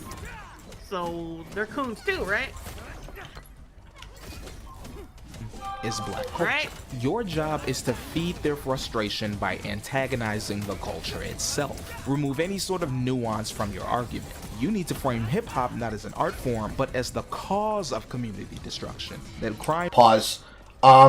People choosing to use music to express themselves, like Tupac Shakur, is not the same thing as Sexy Red or Cardi B choosing to inherently act as though the parts of culture that are important is us hearing descriptions of how she wants to suck a man's cock, gag on it, and how she specifically wants to make him have to change the sheets and wash the bed because of her wet ass pussy. Exists because of rap lyrics, not because of poverty or over-policing. Oh, and it's very important that if they're doing it because they're a gang member's wife, the wives and girlfriends or the husband and boyfriends of gang-affiliated people, it would be just as wrong as African Americans and rappers as it would be as Jewish Italian wives and their mobster husbands. Fuck you. Shame clubbing, Also, twerking, block wasn't parties, that King Von? art He form, just... but as the Yes! Yes! That crime exists because not because of poverty or... Go ahead. Like, isn't this nigga like a damn near a serial killer at this point? I think he has like a huge body count and was like known for being insane. I think he's dead now, but yes, he was. He was literally the boogeyman of the hood. Yeah, and people let him be fake. Like, think about it. Like, the black community, the white people got their boot on our necks, but they let a black serial killer be fucking famous and earn money off of like bragging about him murdering people. And you're okay with that. I mean, should we have a conversation about the 80s and 90s rappers that now are household family names? Like, when I tell people that Snoop Dogg made a kids-friendly channel show called fucking Doggyland, and that his character Bow Wow is supposed to help teach kids about basic lessons, like counting their numbers or when to go to bed on time, you'd be like, you need a nigga that used to help people up for drugs, right? Yeah, him! For some reason, it doesn't impact the same. Because it sounds like it's a joke, but that is unironically what we're talking about. We're talking about people that made a name for themselves selling degeneracy, and then they immediately turned around and became a family-friendly face. And it's without any sense of humor or even a wry chuckle of irony. They act as though there is no comparison between them. Like, if I said to you, yeah, LL Cool J is bad for what he used to do in the past. He's just as bad as XX Tentacion and 6ix9ine. You'd slap the shit out of me, Jay. But that's unironically how they see it. And what's worse is that they know they're talking shit, and they're actively playing up the comparison and your reaction and indignance to it as examples of how they're right. So Sean Carter can sell as much drugs as he wants, as long as he continues to make fun of white people on the cutting room floor of a red carpet event by dressing in a fucking suit. That it means he can do whatever he wants. No criticism. It's retarded. I hate it. You ready? You good? Yeah. Or over-policing. You shame clubbing, twerking, block parties, even marching bands as undignified spectacles. Reduce them to proof that black people, quote-unquote... Who the fuck makes fun of marching bands? Shut up. That's only if the twerking comes up, then yeah, they're gonna make fun of that shit. Are you fucking kidding me? Twerking ruins everything. That ruins the legitimacy of everything. That black people, quote unquote, don't know how to act. You police language, paint AVE as defective English rather than a legitimate. It is. Dialect. It is no, you dumbass. With history and grammar. It's history. Everything has fucking history. I'll go one step further. Racism has history, but you don't like that. I'll go one step further. If African American black vernacular, also known as Ebonics, I don't know why we tried to dress it up as something else. If Ebonics is legitimately another code switching dialect, then it is completely justifiable for you to learn the proper Queen's fucking English and speak proper English just as much as you can code switch in the hood and use Ebonics so you don't get shot. And you can't deny that that's true, because if I'm in a boardroom full of people that are going to respond better to English than to Ebonics, why wouldn't I use English? And if I'm in a room full of people who are going to respond better to hood logic and to Ebonics, why wouldn't I use Ebonics instead of English? Technically, I could still use English, and you probably should, if we're being metaphorically correct on what's the most ethical thing you should do. But literally, you're arguing that code switching is immoral. So, that means stay your ass in the hood and never code switch ever again, right? So don't learn words, don't learn language, just keep saying that it's completely fine. What do you think is going to happen if you do that? Do you think you're going to have a parallel society that is able to live alongside people who don't do what you want? Or is it possible that you're going to end up having a culture that reflects the people who live in it? AKA a shithole. Because some ghettos are shitholes. You decide. I don't even need to leave the question up to just Jay and myself. You decide, chat. What do you think? Faith. This is the big one right here. Use scripture to shame black folks who don't fit into narrow molds of chastity or family structure. Pause. Most African American families are religious in some sense of the word. I don't know what religion that you would say is probably the most prevalent. I happen to be raised in a Christian one, but I've also been a Muslim for like a short period of my life because it was not my choice. But you would have people who would recognize religion. The problem is that they don't live their standards of religion. They use prose and they use scripture as a cudgel. And they don't even quote the correct scripture. You police gender roles. The left wants to turn black men gay and trans. The left doesn't want women to be ladylike anymore. What you're deliberately doing is conflating. You did not use that image. Yes, he did. Yes, he did. Yes, he did. Yes, he did. Yes.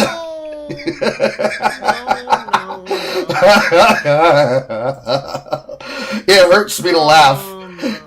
Chat, you need to understand. It hurts me to laugh because Jay's in pain, but at the same time, I'm like. How dare you!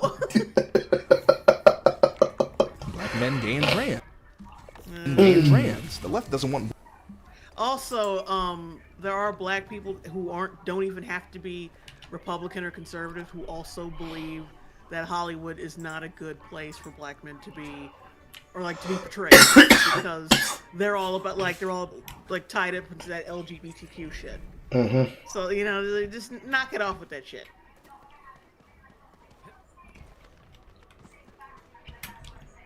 Ready to go anywhere?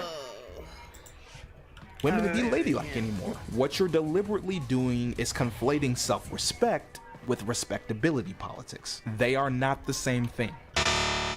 Conservatism has done such a good job of blurring the line between self-respect and respectability politics that most folks don't even know the definition of the term. Having manners is not respectability politics. Carrying yourself with dignity and humility as well as showing respect to those in your community is not respectability politics. Black people have always held ourselves and each other with discipline, integrity, and You're just lying out of his goddamn mouth. We have not always held ourselves together with respectability and decency.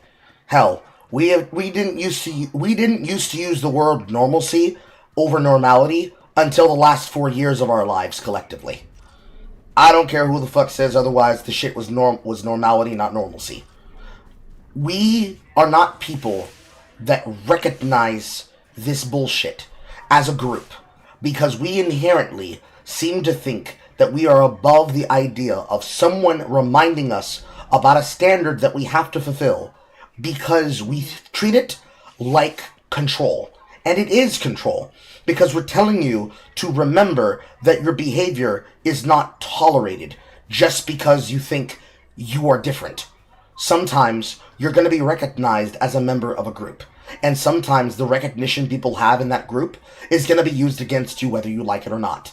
Some black person somewhere in China will definitely be used as an example if there is a video camera around as an example of why black people everywhere be like this. Just as much as a crazy leftist being looked at in a camera would be an example any and everywhere of why crazy-ass leftists would be like this. It doesn't change just because you think it's a racial component. It's a society component. As long as you are a person living in society, and you always will be, unless you want to go out in the sticks, and if you wanted to go out in the sticks, nigga be my guest, then we won't have to deal with you anymore. You're always going to deal with this. It's the inherent thing people used to say as a gotcha about politics. You might not be interested in politics, but politics is deeply interested in you. Well, nigga, you're always going to be interested in society. And society isn't necessarily interested in you until the exact moment you stop gumming up its engine. You know, like blocking roads, and burning buildings, and burning houses, and harassing people who didn't do anything to you. You can keep going. Despite centuries let me read the super of chat right systemic quick. abuse. Blue River 2443 199 super chat. My condolences, Jay. Here, have my money. Thank you. I'm still traumatized over him, like even referencing Jonathan Majors. Like, don't like stop. Stop. These are core values of respect found within almost every human culture and not specific to any race or ethnicity. Respect. All cultures are the same. Nobody's better, nobody's more betterer than anybody else. Everything's the same. No stereotypes are made out of nothing. And if you say otherwise, you're a racist. Stability politics hide.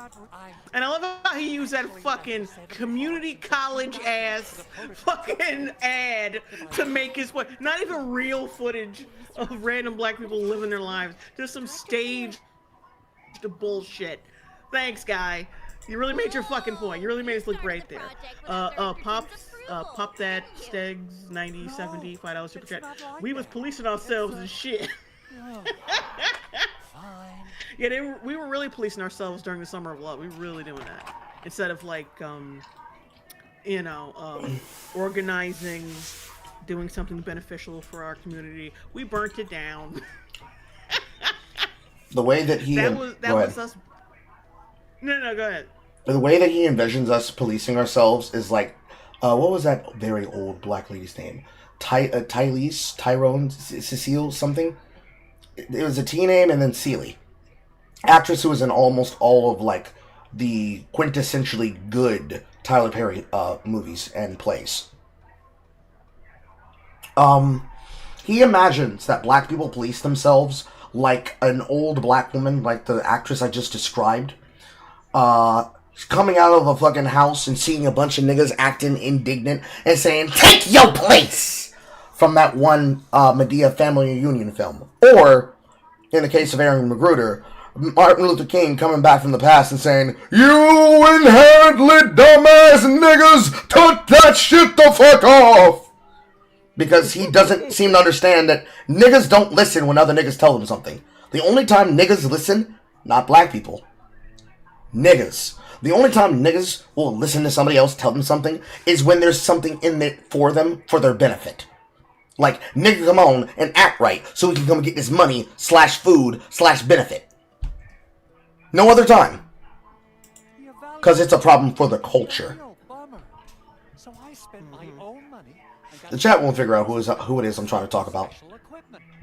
These are actually, but I can just delay the Keep going. progress of the prototype project. Hijacks that concept of respect and weaponizes it. It argues that if marginalized groups did a better job of adhering to the cultural norms of those in power, then they'd be treated with dignity and gain social acceptance. If black people just got their act together, if we all spoke well enough, if we all dressed well enough, if we all tried to be like the quote-unquote good ones, then we'd finally be worthy of being treated like human beings. It reframes manners, discipline, and humility. The fact that people are urging you to be better, and like they're actually urging you to be better, and think that you have the capacity to be better, and to take that information and process it like a normal fucking person, is them treating you like a human being. You fuck with. If they didn't want to treat you like a human being, they'd just be like, fuck you. This is just how y'all are. That's how it is. Y'all act like fucking animals, and that's basically it. It's basically fucking it. Y'all don't know any other fucking way. But the only one who's advocating for that shit are people like you. Like, we can't change. This is just us. Why can't you just deal with it? That racism is coming from you, sweetheart. It's not coming from white. The fact that all white people do is ask you is to act like a fucking like a normal human being, and not an antisocial like jerk off like that. That's them treating you like people, because they're just like, yeah, all we gotta do is tell them the right way to go and they'll do it, right? They're treating you like a person. Oh, let me read the super chat right quick. Right. Laura Hugel, $2.99 super chat. I sent you a message through Streamlabs. YouTube sucks. Thank you, Laura Hugel. I understand your pain. Okay, hang on a sec. Let me go find this shit.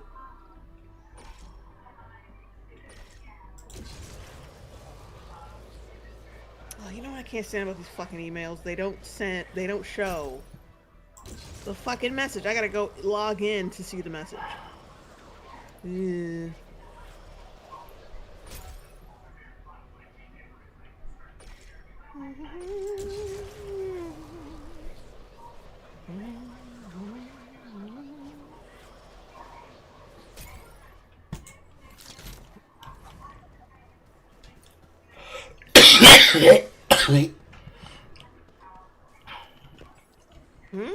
I coughed. Oh. You know, I hate PayPal too. Where's the fucking message at? If it's on PayPal, you'll have to click on the donation thing itself, and it should be inside the donation message. Smashed the circuitry when the gate was closed.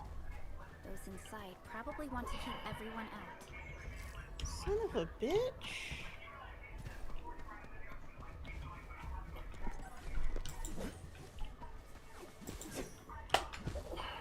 Oh, no, I'm not finding it.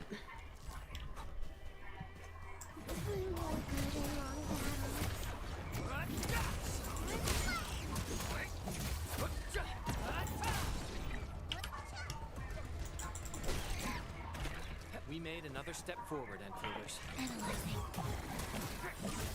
Or I might have to go. No, you know what? I might have to go to Streamlabs and not PayPal. I think. Yeah, you know what? Fuck. I gotta find it there. Hang on a second. I'm sorry, guys.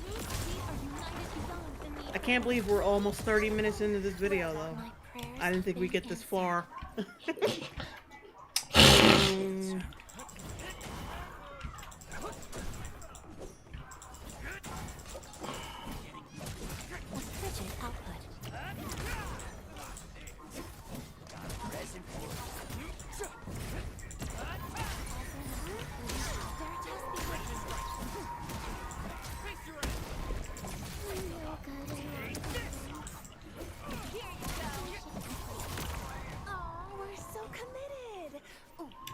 Crossed for a bonus. Yep, just hold on, guys. Oh. Listen, oh.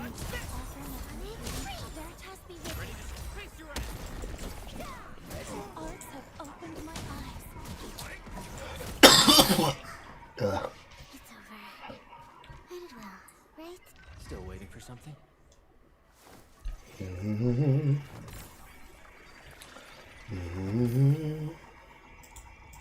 Contemplation. I stand here awake as the law watches upon me. Oh, we ready to play?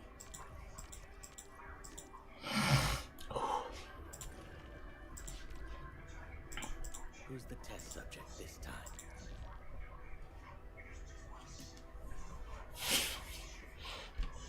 My nose is itchy. A new mission? Don't blink or I might just disappear on you. All operators accounted for. The team is ready for the mission.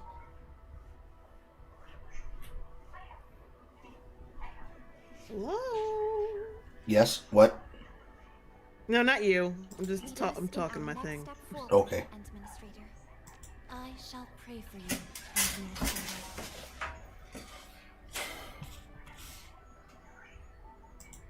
Endfield crisis team ready for action. Hurry.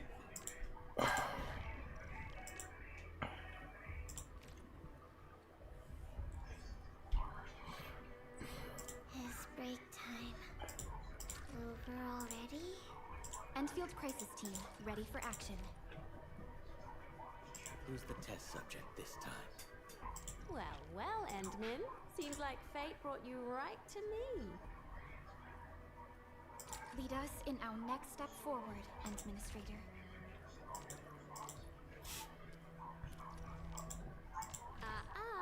Don't blink or I might just disappear.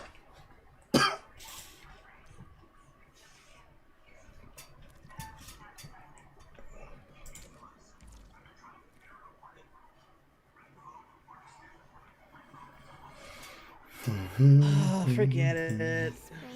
God damn it. Got away from you? Can't stand fucking Streamlabs. Huh? They got away from you? What? Yeah, I can't stand Streamlabs. I'm trying to find this fucking message and I'm not seeing it. I'm not even seeing it on PayPal. Forget it. I'm sorry, Laura Hugel. Like, I'm gonna see if I can find this. Probably on my, it's probably because I'm not using my PC to find it. I bet you that's what the problem And is. humility not as basic practices for personal and community strength, but as a checklist for conditional acceptance into white society. You end up with a way for black people to blame themselves for their own oppression. What we need is a complete cultural reset. I love how, yeah, he has to say oppression and not circumstances. Because black people we don't have circumstances. We have oppression. Only oppression. Because power, privilege. Like, fucking explain how we're oppressed, and then we can go forward with that. But I think you're gonna give a bunch of anecdotal horse shit. Cultural reset. No more thug culture, but a nice, clean, pure culture. One that white people, I mean, our freedmen ancestors would have wanted. If we don't give them a reason to be racist, then they won't be racist. The sad part is, those that adhere to respectability politics never ended up seeing how futile it is. You can dress the part, speak the part, and live your whole life trying to be the quote-unquote good one, but no matter how carefully you perform, it doesn't grant immunity from racism. History has shown us again and again, educated black people, wealthy black people, church-going black people, hell, even literal children, all have faced the same violence, the same exclusion, the same suspicion, the same hatred, regardless of how well-behaved they are. MLK and Malcolm X were literally murdered in suits. It didn't save them. It didn't save the residents of Tulsa. It didn't save Amantic Bradford Jr. It didn't save Philando Castile. It didn't save Elijah McClain. It didn't save Atiana Jefferson. It didn't save Botham Jean. It didn't save Henry Louis Gates Jr. It didn't save Christian Cooper. It did. What? The bird watching nigga? Yes. He's oppressed because he got bothered for a few minutes by some fucking white bitch in a fucking bird watching resort or like a bike path or some shit. Are you fucking serious? I mean, that's what he thinks oppression is. In his mind, any type of action that a black person did and it's being questioned to them about what they chose to involve themselves with is a case example of them being antagonized and forced to be ashamed of how they're living. When in reality, each and every one of us is about to say, nigga, please be for real. Because we know that's not really oppression. If we're talking actual serious levels of oppression, really serious means that there's no denying of it. We're talking about a person's life being ended because of somebody's desire of how they decided to describe they were living. So like, a victim of violence. And the fact that you're then using that victim of violence to talk about how oppressed people are is a continuation and a missing of the point. Actually, no. A guy being harassed about bird watching is not a case example of respectability politics not working or not functioning and not saving you, actually. MLK and Malcolm X is not a case example of it not working and not saving you. Because here's a serious question. What's the alternative? What do you want the alternative to be? Respectability politics won't save you from being harassed. They're still going to treat you like an evil black person. So I should be violent? Is that the response? I should be violent? Apparently so. What these guys should have done, it should have been loud. It's that stupid ass mentality. I might as well give them what they want because they're not going to change their mind anyway. It's like, is that defeatist nigga shit? I'm going to act like trash anyway because I already assume they think I'm trash. I already assume that everybody doesn't like me. It's that whiny bitch shit. It's that shit that we specifically talk about being the reason why many of us would say, nah, you can go ahead and have it.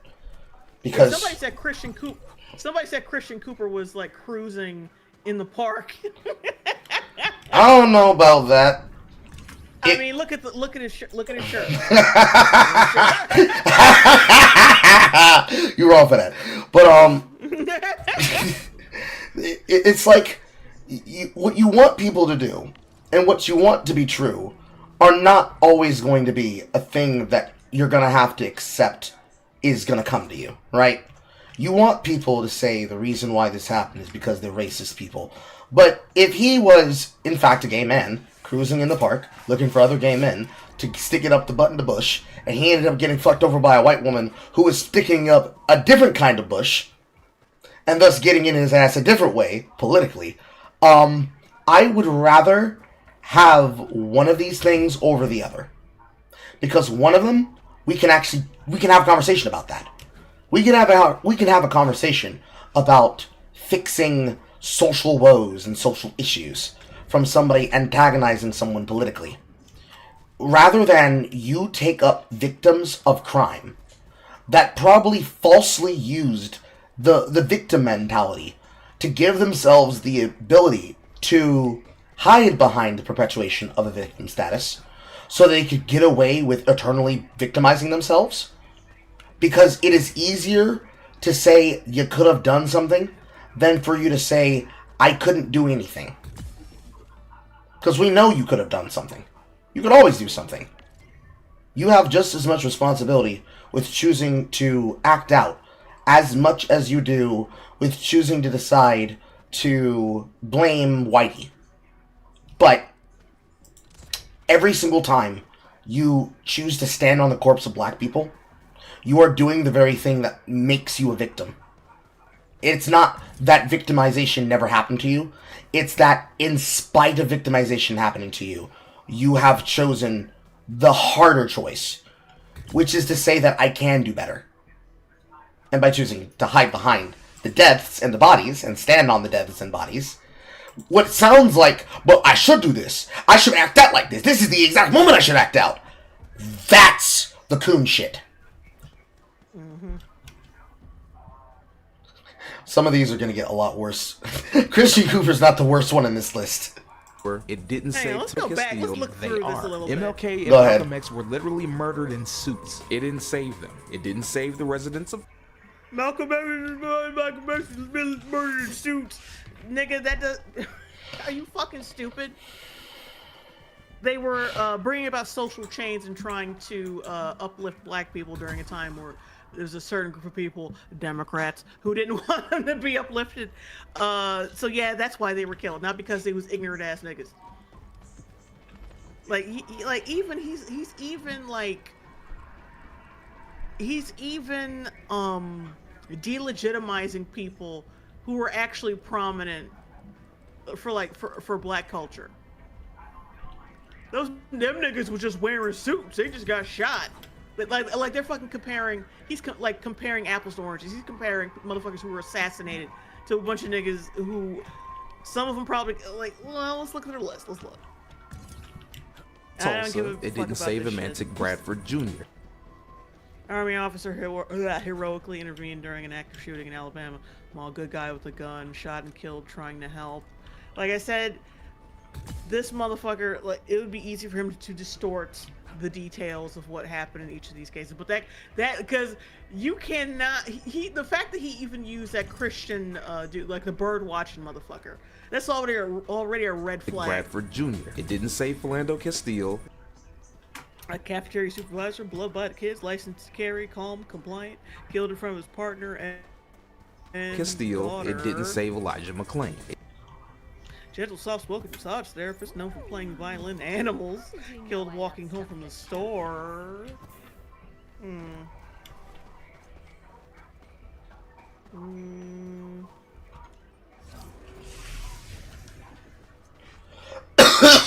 Ow. Everyone is rested. Taking a bit, Reed? Wait. Yeah, well, hold on.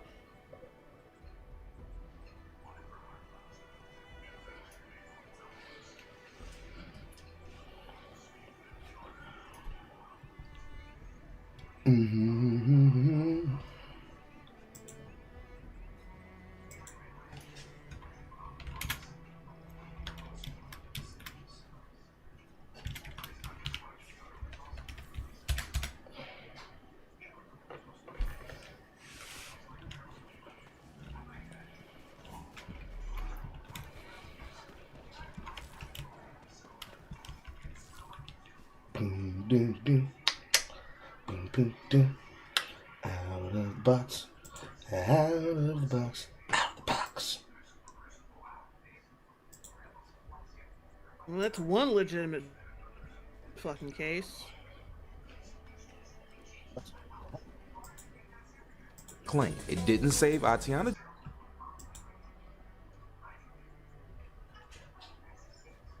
Killed by her police through her window. I bet you that hold on. The Elijah case, I think the Elijah McClain case, yeah, that was a legitimate one. But then again, I would still look up more facts, to be perfectly fucking honest. The way in which he's organized these facts and the people in which he's choosing to use as a case example to prove his point begs the question to do the same experiment in the other direction. Name all the cases of similar cases that happened to multiple people of multiple origins. But to be an asshole to him specifically, do white people. If you did specifically white people, he would not be able to come up with an answer. Because you'd say, oh, isn't it? He would do the same thing that Irrelevant was trying to do to me during my debate against him, because he didn't know anything about what he was talking about, despite acting as though there's always a simple explanation for everything. Wouldn't it be that they ended up dying just because they were in the wrong place at the wrong time? By even asking that question, it would imply that it was deserved. This fucking case is bullshit. Wait, listen to this shit. The Tatiana Jefferson. Police body cam footage showed officers walking outside the home with flashlights for a few minutes. Then one officer yells, "Put your hands up! Show me your hands!" while discharging his weapon through a window. Police found a handgun near Jefferson's body, which, according to her 8-year-old nephew, she was pointing towards the window before being shot. On October 14th, 2019, the shooter was resigned from the department and arrested on a murder charge. Dean was indicted. Jefferson was... Oh yeah, one of the cops was black. No, wait. No. Wait, Jefferson was black and the officer shot her as white, prompting news outlets to compare Jefferson's shooting to the September 2018 murder of Botham Jean. Okay, that's another one. That's actually another case that he listed on the Dean was found guilty on a lesser offense of manslaughter. Okay, so wait, so she pointed a gun at him, and that's why she was shot. So this is a bad example. This is a bad example. Alright, let's go to Botham Jean. I know he's not the next one, but we're gonna do it anyway. Okay.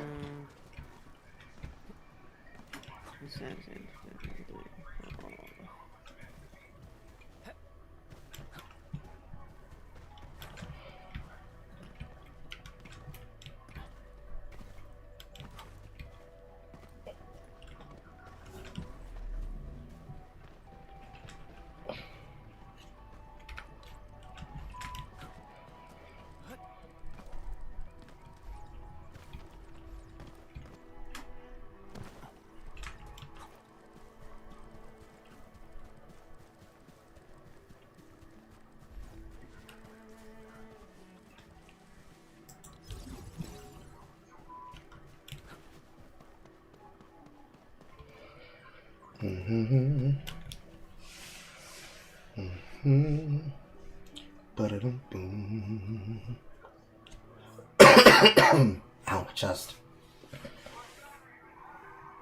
Oh, this dude, the Botham Jean dude, was killed by a female cop. Yeah, I think he was just shot because she was a female cop. I'm sorry, but I had to do it. They're fucking, like, they're notoriously, gun happy.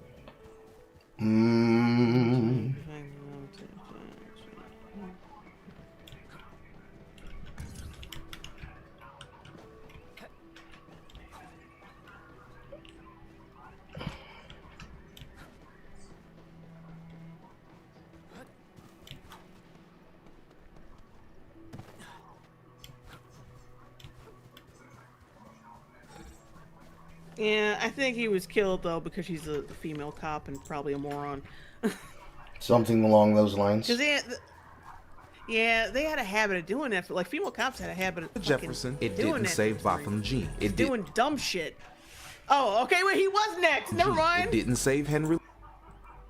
Henry Lou was getting rolled out. Harvard professor arrested, tried to get into his own home. He survived, but the point still stands.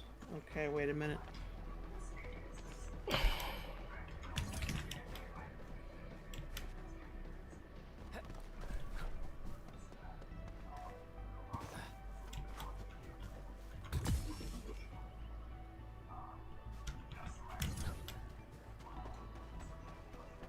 Damn it.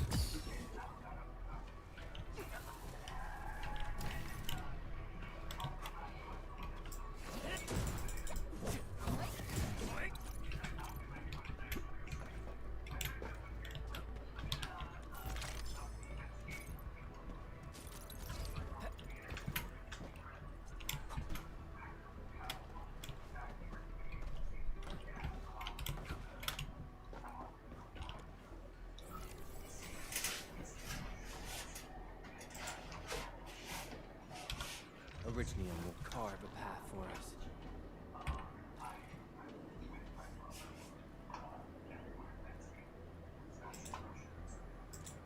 I wonder if there was some body cam footage for this one.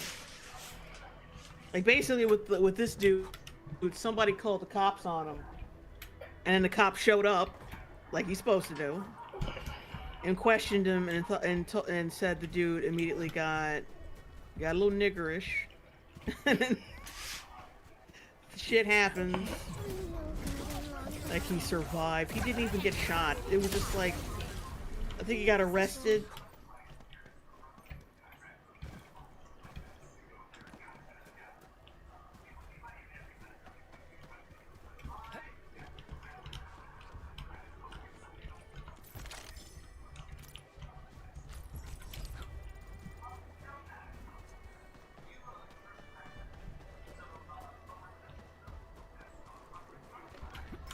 Is a fragment of a shattered universe. This one traveled massive distances to be here, right before us.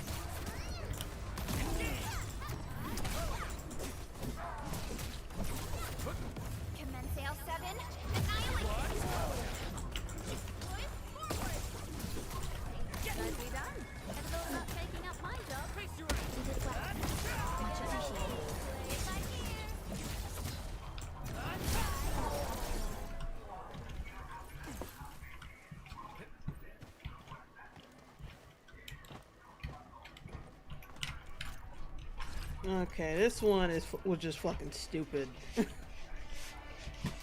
Share with the class. Save this. Huh? Share with the class. Oh yeah.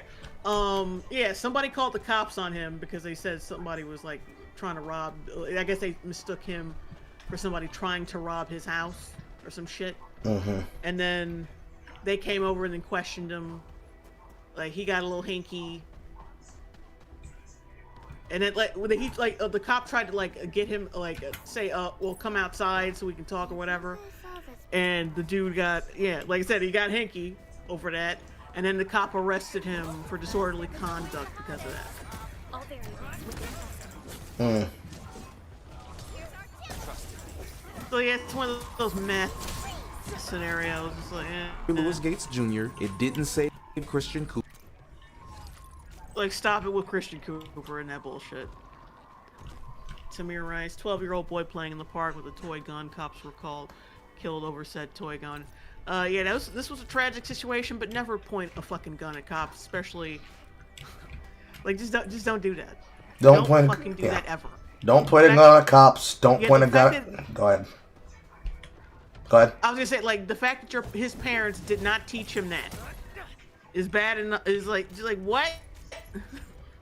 My mother didn't even like us having guns in the house, like fake guns, like toy guns in the house. Yeah. Because of shit like that. Like, yeah, because you just don't do that. It should completely go without even fucking saying. Don't point guns at cops. Don't point weapons at cops. Don't point anything at anyone that you like or dislike in any sense generally unless you are prepared to destroy it. And certainly do not point guns or weapons at cops that do not look like they're fake.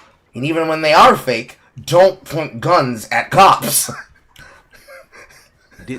Yeah, like, see, these are so some of these are so multifaceted. Some of them could just be summed up as the fucking situation was just bullshit from jump. Yes. And people and they let their egos and their fucking emotions get ahead of them, and then they ended up in a dumbass situation. And the Christian Cooper thing was just fucking like, I heard that he was totally in the wrong and he made it seem like a racial thing, which wouldn't surprise me. Saved Tamir Rice. Yes. It didn't save Sandra Bland. Sandra Bland, college-educated woman, pulled over from minor traffic stop, died in police custody. Didn't I hear, though, that there was some fuckery with that? Nope, we got the time. Might as well look it up. Hang on. Video of the Sandra Bland traffic. Oh, there's a video. Okay, so we can... excuse me. We can go find that.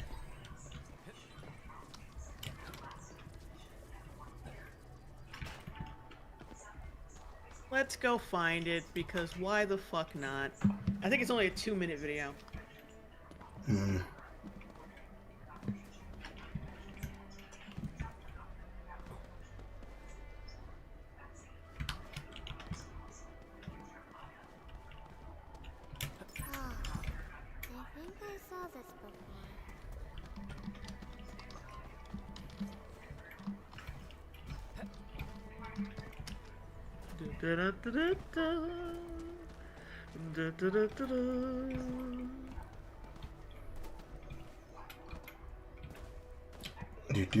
Inspector Gadget.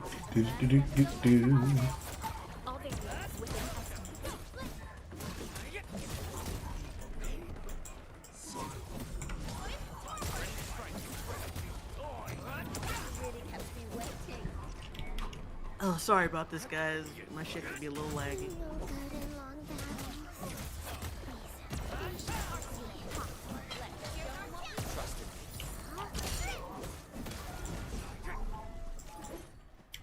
This ain't normal.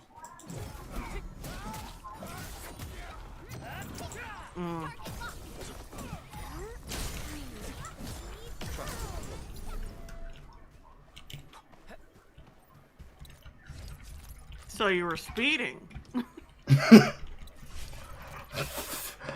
That's never a good sign. If Jay's laughing, that means somebody did something stupid. Like, are you watching it through me? Yes. Yeah, because I honestly don't want to have to start another watch together for this.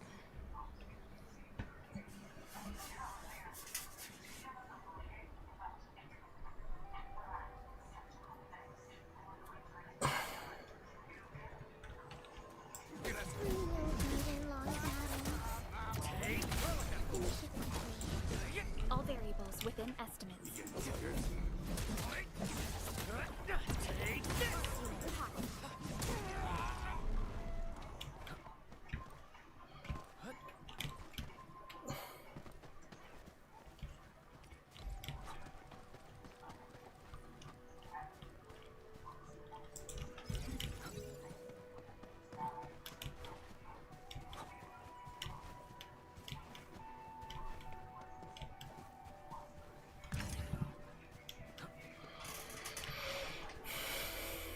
Yeah, cops didn't get before all the sensitive Sally shit.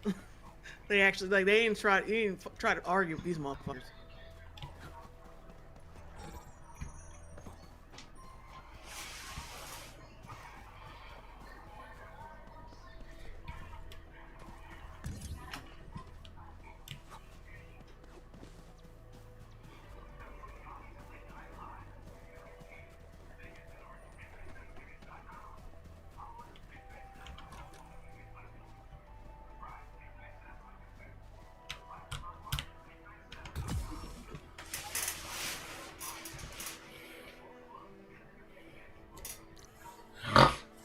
Yeah, failure to signal, and then you sped up to get away from them.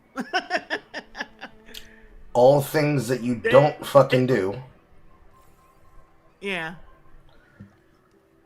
Hey, hang on, this is a longer video. Let me see that shit.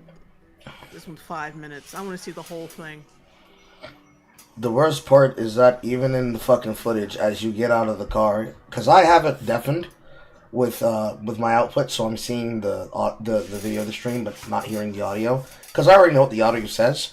When she gets out the car, you just see the black womanisms of her hand moving and her mouth moving at the same time, so you already know something's already happened that's triggered her to have a nigga moment.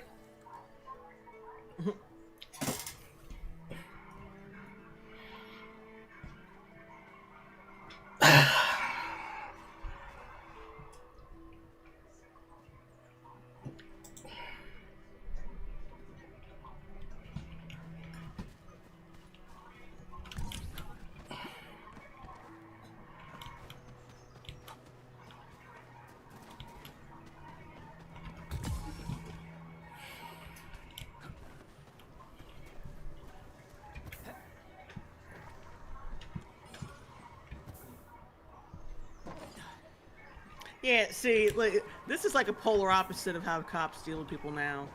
They would just let her run her goddamn mouth. They would have no response to her fucking attitude problem. No reply, no response, because it would be seen as agitation. They train them not to have a reply and a response because it would be seen as antagonization.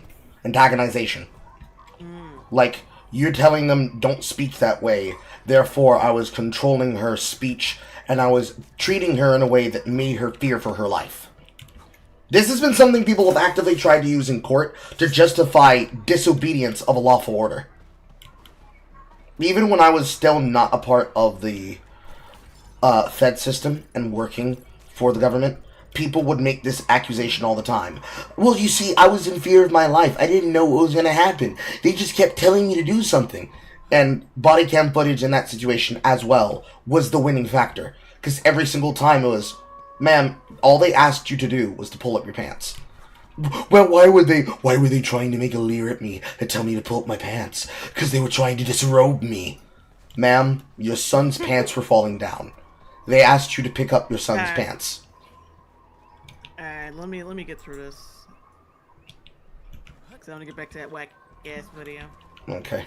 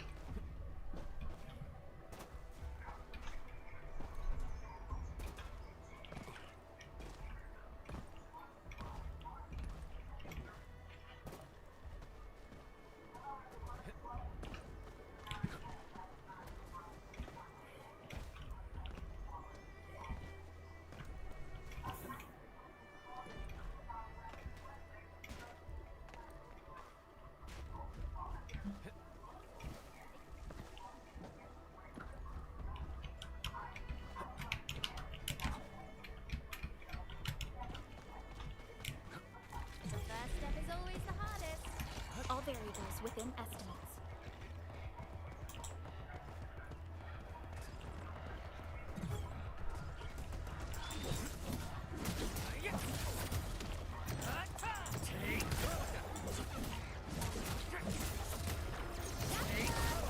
Nicely done. Ever thought about taking up my job? Trust it.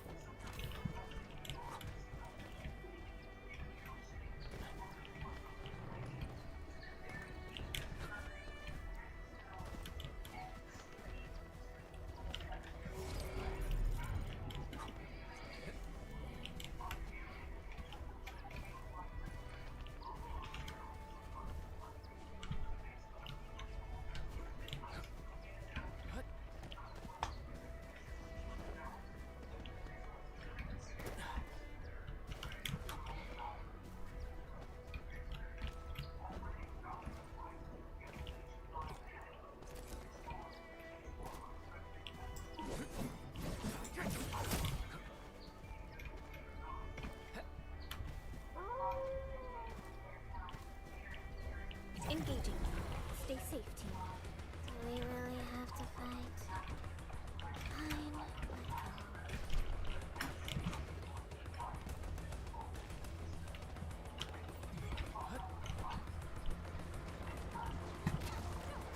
We're united as one.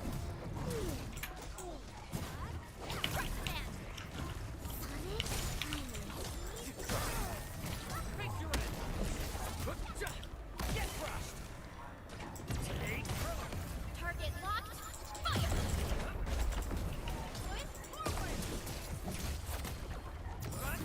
Forget about me. No second chance. Tremble before my strike.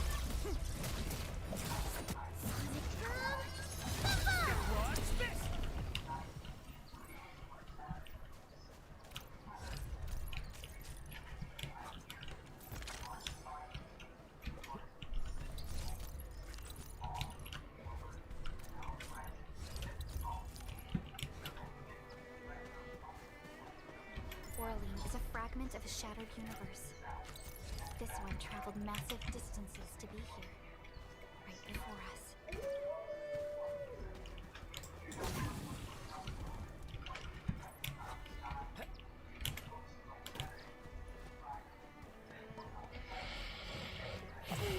good and long battle. Please, finish it. Earl, you there? Yep. Yeah, I went out for a second. Okay. My internet just crapped out. All good. All good. Okay, wait, let me re-up this chat.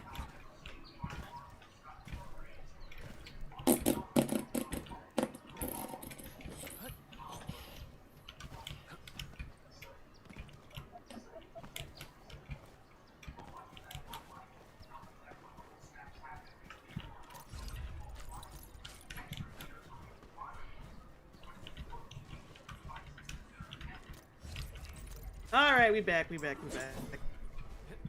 Anyway, let's get back to this. You should still be on Sandra Bland. Didn't save Patrick Lyoya. Huh? On the watch together. What? Or were you getting back to the video that you were looking at? No, yeah, I'm looking at this right quick. Okay. Because I just want to finish it. Okay. Putting it back where it was.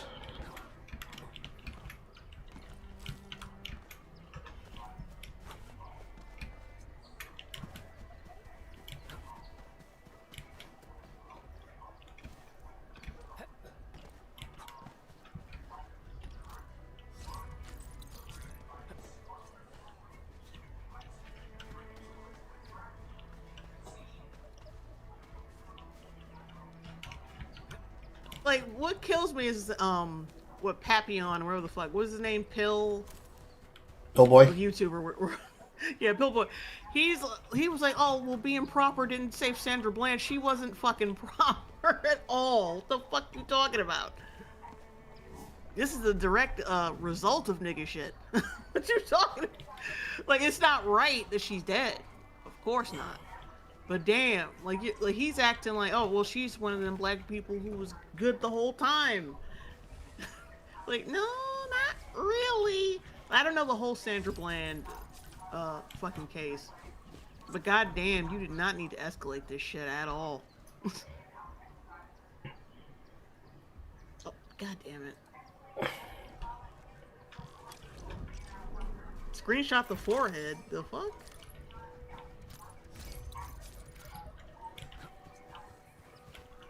I don't know who the hell this is.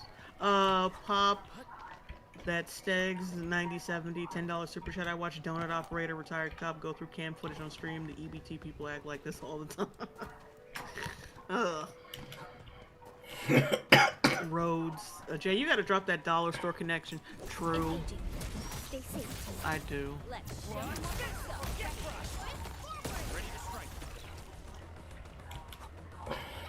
Like, she's like constantly combative and it's like just won't shut the fuck up.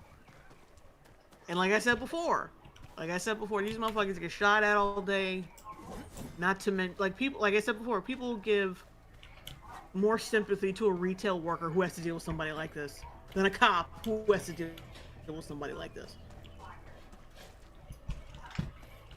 Like, they get shot at all fucking day, gotta deal with the worst fucking people, and then they have to end their day with this bullshit. Mm-hmm. Like I said, I'm not, like, 'cause I don't know all the details, but I'm just, for this specific situation, I'm just talking shit about this specific situation, like, before the death. The thing that grinds my gears, specifically for people like Billboy, is that is the tool that they rely on for it to go past people's filters. Because you don't have the detail, you would be like, well, I'm not sure, so I don't really know. I can't really go there. And it's like, they want you to say that. Because if you can't respond to what they're saying, then you just have to take their word for it. And they do it with a fucking grin on their face.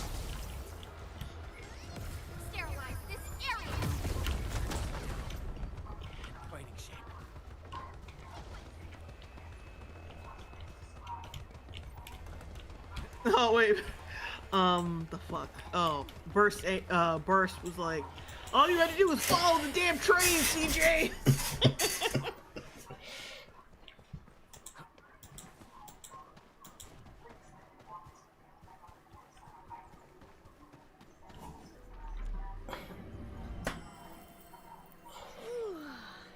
warm and cozy, but People say they can't hear me, but my mic is on. My mic is being picked up by OBS. No, I can still hear you. I'm not muted.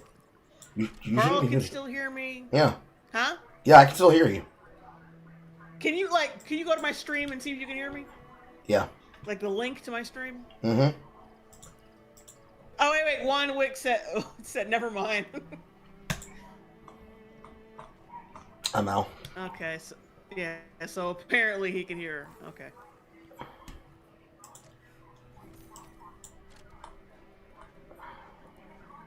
Well, that's what happens when you try to pull away from a cop when he's trying to put handcuffs on you.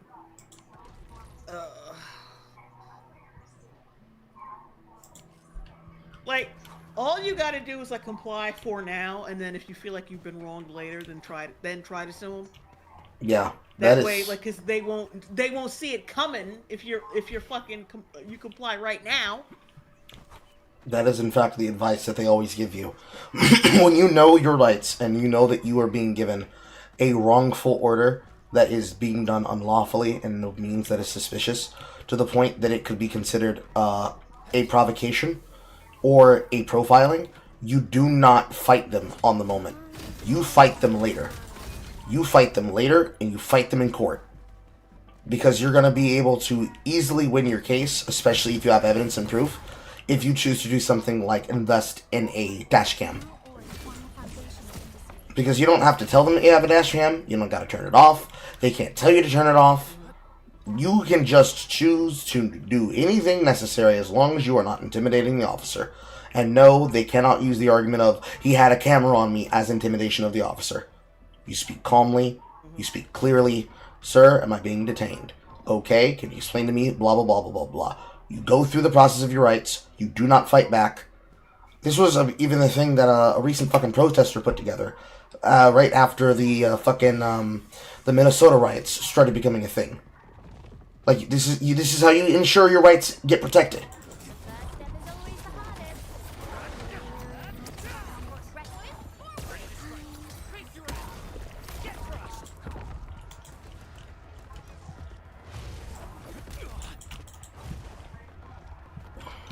Oh, it seems like a woman came out and helped them out. Oh wait, go back.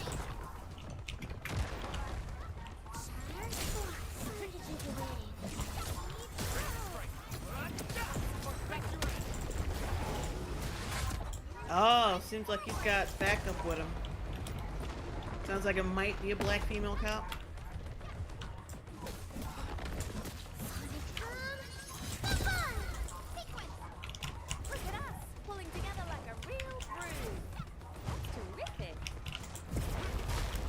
Your end awaits. Yeah, she's a complete. Like, I'm not like, once again, not justifying any goddamn thing, but I feel like she really talked her way into being killed. Like, no offense. Like I said, not justifying any goddamn thing, but I feel like when they locked her up, she just kept going over and over and over again, and then probably, like I said, I gotta read up on this case, but I feel like she probably got into a fight with either one of the cops, somebody she was locked up with, and then they probably staged some shit to make it look like she killed herself.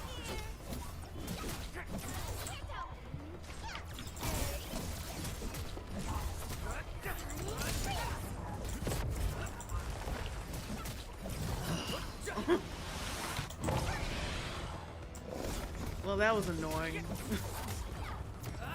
Oh, I got disconnected. I gotta refresh. And we can get back to the video. Okay.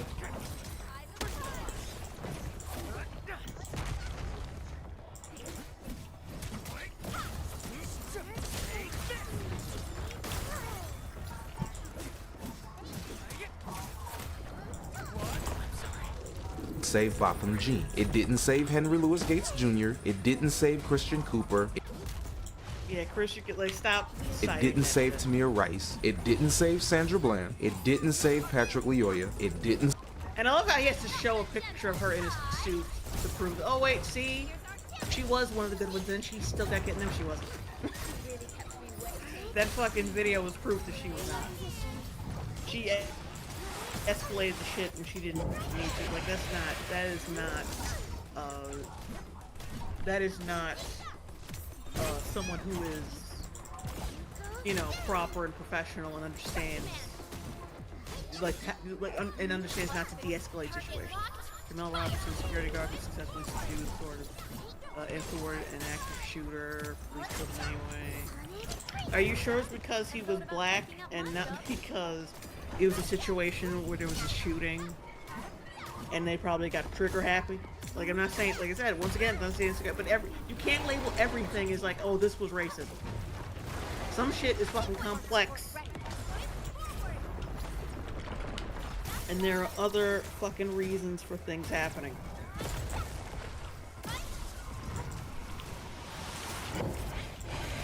Let's see, shit. Oh, Robertson. Alright, let's read this real quick. Was fatally shot by an shot fired at a bar. Sorry, 4 people shot by a gunman. Correct. And he was shot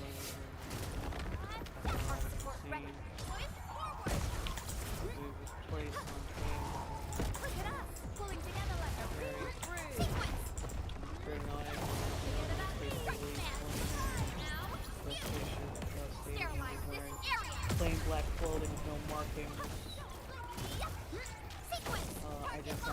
Identifying him as a security guy, as the reports say that the Midlothian police officer gave Robertson multiple verbal commands to drop his gun and get on the ground, while witnesses said the officer Robertson shot not even 5 seconds after ordering Robertson to drop the gun he had in his hands. The state's attorney's office decided not to file criminal charges against a police officer. Yes, see? This is another fucking complicated situation. The motherfucker had a gun in his hand. Was allegedly told to drop the fucking gun multiple times. Didn't. And then got fucking shot.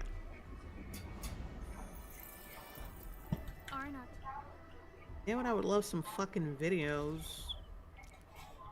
Is there a video?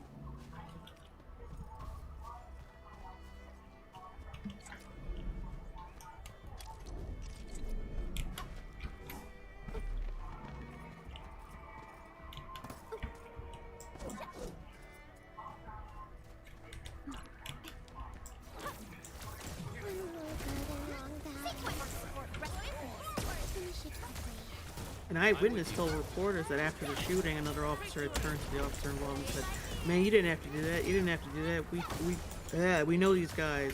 We know these guys. Wait a minute. We know these guys. We told you they're security. Okay, wait. So, personal status team. That's right. Hold on to that. see, something's fucking weird here.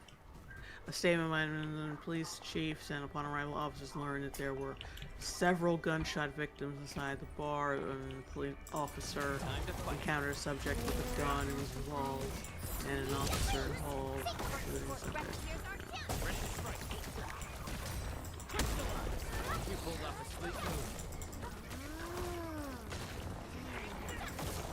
Did you say something? I did not.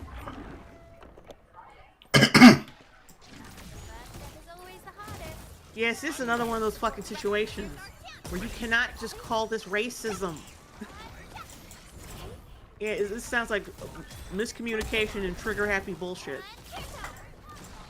You can't just label this everything fucking racism! It didn't save Jamel Robertson. It didn't save John Crawford.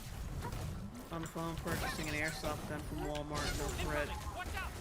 Got killed in the store with product in hand. Okay, I feel like he's leaving out a lot of detail here. This is only two fucking sentences. Mm-hmm.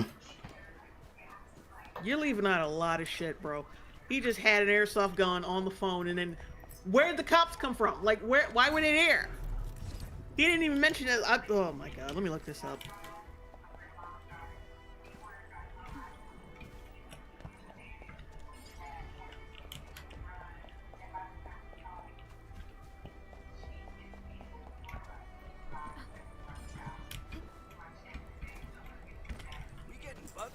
Time to fight.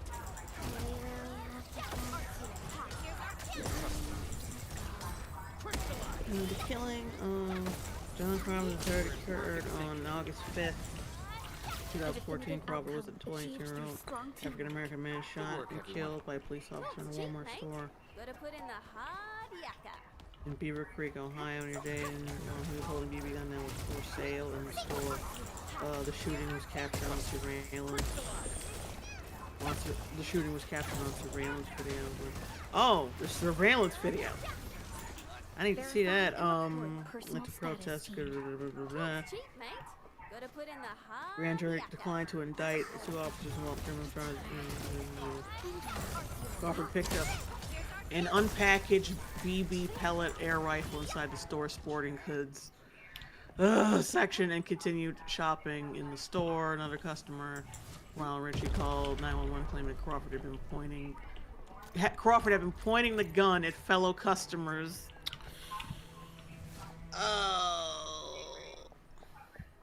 Security camera footage showed that Crawford was talking on his cell phone and holding the BB gun as he shot, but at no point did he aim the gun at anyone. Well, that's all you didn't see shit about what happened before that. I'm assuming I'm see if I can find that video. After the security camera footage was released, Richie recanted his statement that led to fatal shooting. At no point did he shoulder the rifle at any point, while maintaining that Crawford was waving it around. Two officers be repaid planes arrived at Walmart shortly after the dispatcher and the subject. After their dispatcher informed the subject. Okay, but who called them? Wait a minute. Wait. Oh, Ronald Richie called 911 claiming. Okay.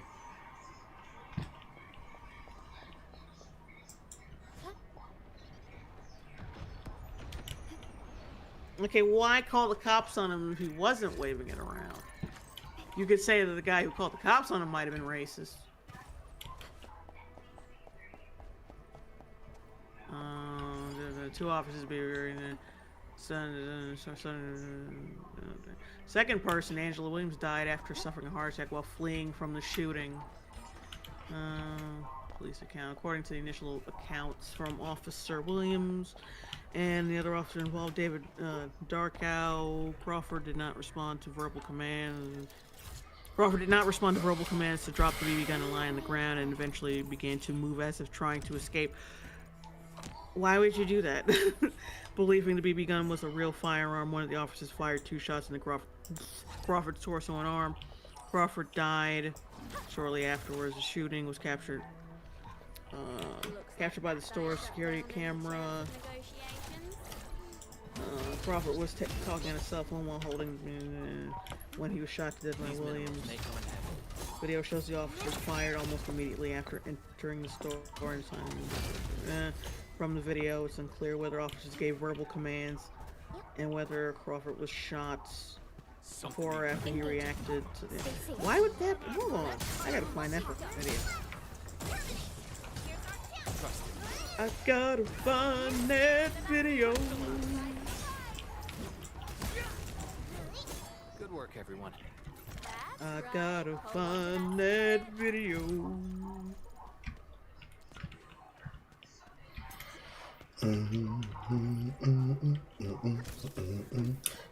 Yeah, dude, that looks really bad. He's just walking around the store with the gun in hand on his phone absent-mindedly. Like, dude, that's not a good look.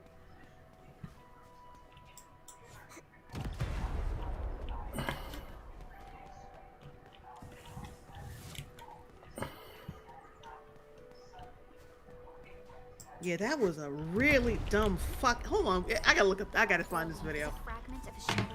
Oh, I gotta find this video. This is another one. This like, yeah, it's not because he's black. It's because he was walking around mindlessly with that fucking gun out in the open, with his finger on the goddamn trigger. There goes another one. Don't. They said they said he was just sitting, like the report of that on Wikipedia makes it seem like he was just standing, he picked up a pellet gun, put it on the counter, waited for like somebody to help him out, and then he was shot. This nigga's walking around. Oh my god! Hang on, I'm gonna find the video. I'm gonna find it.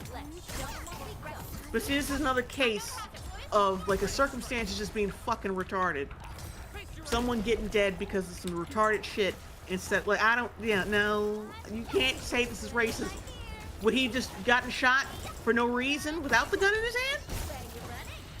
We made another step. Because that's what you have to...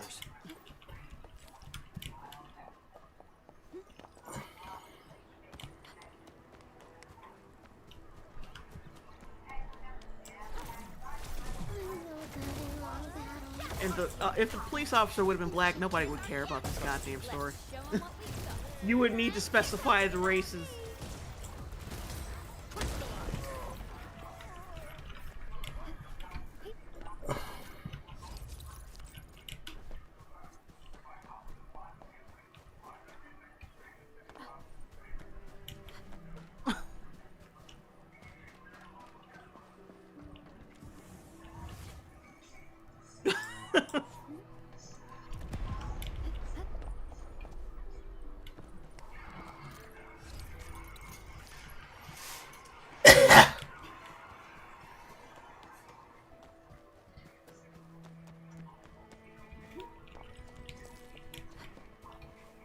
But this is why you don't fucking walk around with guns that look real.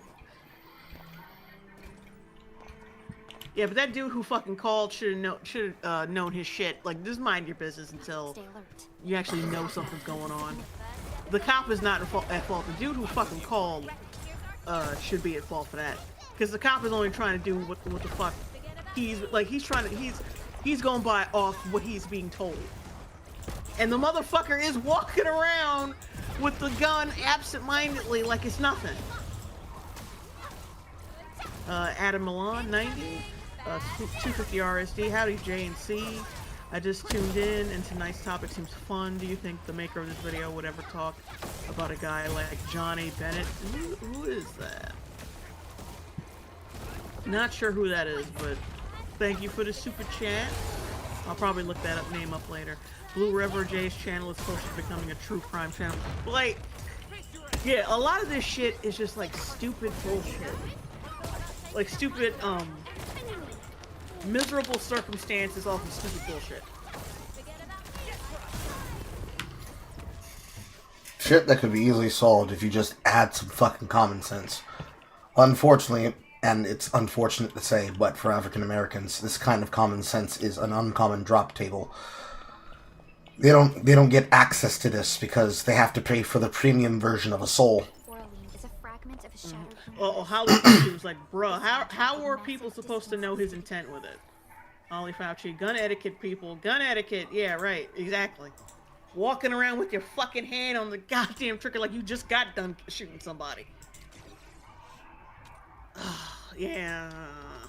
You cannot just say this is... You can't say every fucking scenario where there's a freak accident. It's just like, you can't say everything has got fucking racism. This was clear, like, yeah, the cop was doing, like, he was proceeding under the assumption that this motherfucker just got done shooting somebody. Or was about to. If you want to blame anybody, it's probably the fat dude who called it in. Unless you hear fucking gunshots, because you would have heard it from wherever the fuck you were at. Like, don't, just, like, it sounds fucked up, but just wait a little while. Just wait. But, like, to say that this is blatant fucking racism, that's bullshit. That's bullshit.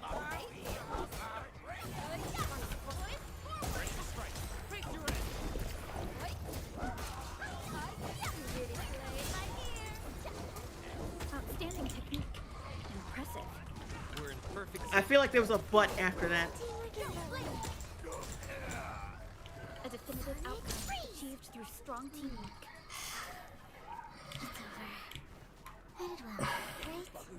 Good work, everyone.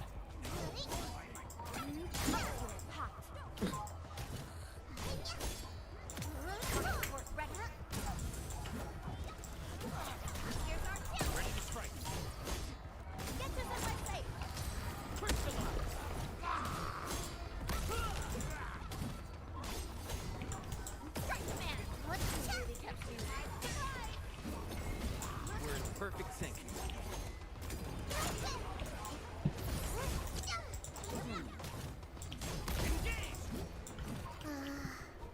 So glad I didn't pass out halfway through. A definitive. Yeah, the cop should not be indicted for that. Sorry. This is one of those freak accident type shit. The information he was given was bullshit. That's not his fucking fault. And that motherfucker was walking around like the stupidity of some fucking people. Just walking around the goddamn with your hand on the trigger. Now, if he was still at the counter, like, yeah, this would have seemed a lot worse. But she was walking around with his hand on his finger on the goddamn trigger. This is just like a case of like two people being fucking retarded and one cop who was misled. Yeah, I think justice was served in this fucking situation where the cop was. Yeah, they didn't indict the cop because what the fuck was he?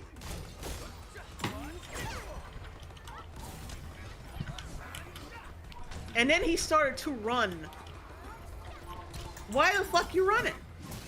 If this, I would immediately just threw that goddamn gun and like put my hands up. I'm not shooting anybody. That's a toy. That's not me. I didn't shoot nobody. But he started running. Why would you start this stupid shit?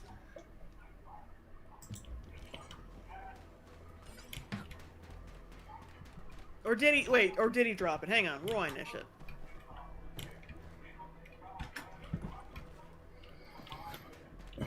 You are watching the United Napping Negro News Network. Wait, is that the gun? Wait, what the fuck is that?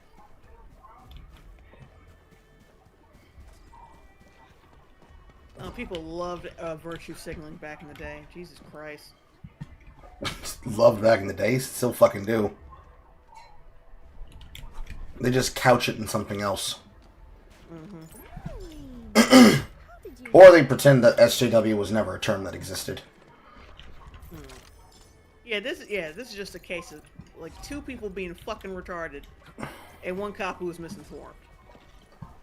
And everybody's like, this is clearly racism as a black man. It's like, shut the fuck up. Like, be honest, as a black man, you would not walk around a fucking store with something that clearly looks like damn near looks like a real gun.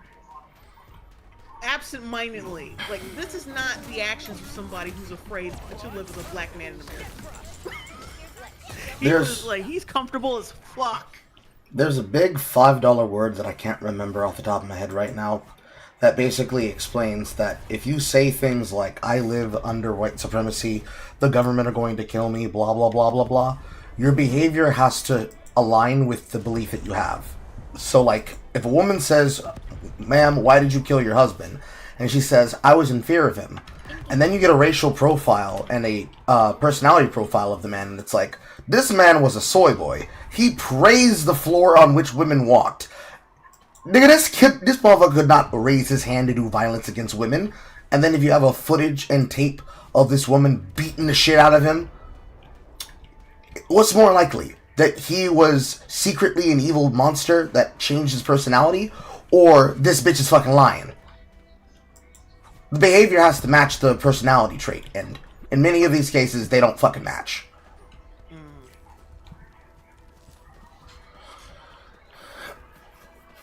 There's also an alternative theory that I have, of course, which is that they feel like they're oppressed only in the instance in which the racism does not conform to the worldview they were promised it was like. So, black people try to antagonize a white man thinking, oh, white people ain't finna bite back. And surprise, it's the character from that one film starring, old male actor. I think the name's film was Gran Turismo. There's one. It's the one where it's an old racist white guy that helps a Korean kid and his sister out, and he ends up dying at the end. I thought you meant like No, you mean Gran Torino. You said yes. See, I got confused. Yes. Because I thought you meant the racing movie. No, but no, you not said the racing movie. You got the name wrong. You said Gran Turismo. Where's Gran Torino? Look, I knew that it was the wrong name when I said it, and I'm like, no, I know that's not right, because I'm thinking of the actor's face in my mind. I know that it said it had Grams in it, and I know that it had that role in it. So I knew that I was saying the wrong name, and I was hoping that somebody in the chat would correct me.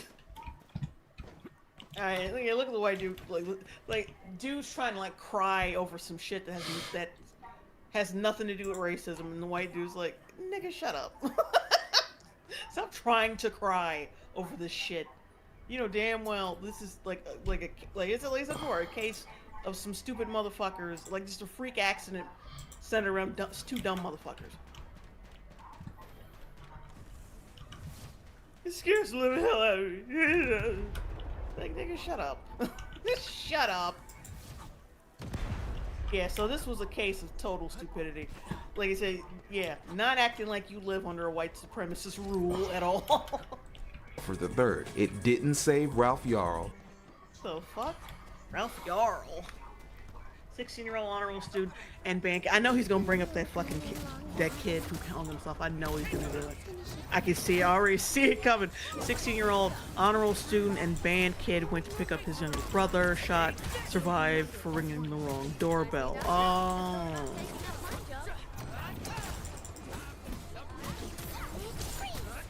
We made another step forward, Enfielders. Let's see. Oh wait, shit, that's not what I'm gonna do.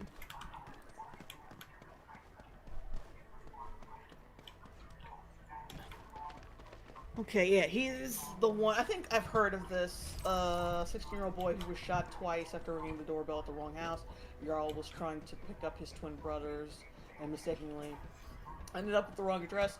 Andrew Daniel Lester, an 84-year-old white man. I think his age should play a factor into this.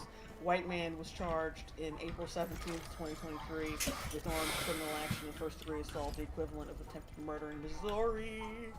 The Clay County District Attorney stated that there was a racial component to the shooting.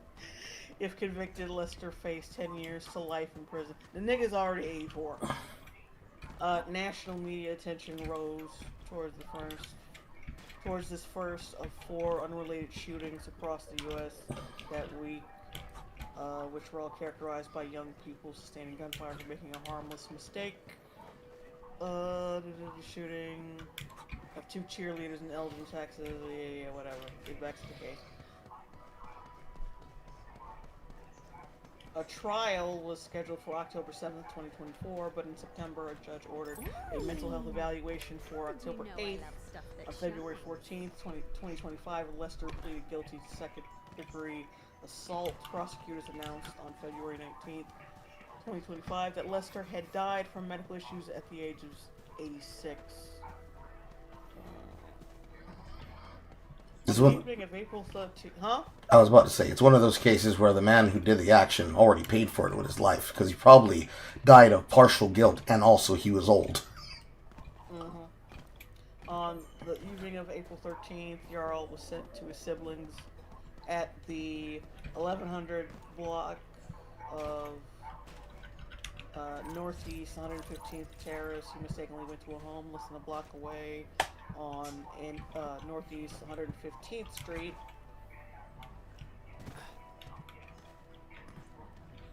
High threat hostile. Approach with caution. And rang the doorbell. Investigators allege. The first step is always the hardest.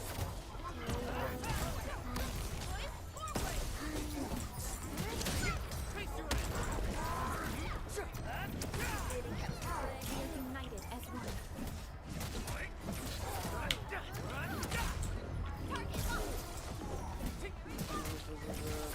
Lester shot Jarl twice through the house's front glass door with a .32 caliber Smith & Wesson revolver. The Kansas City Police Department responded to reports of a shooting near the home before 10 p.m. Lester stated to the police that he believed that Jarl was trying to break in and was scared to death of Jarl's size. Lester also claimed that Jarl put his hand on the door handle, though Jarl refused this.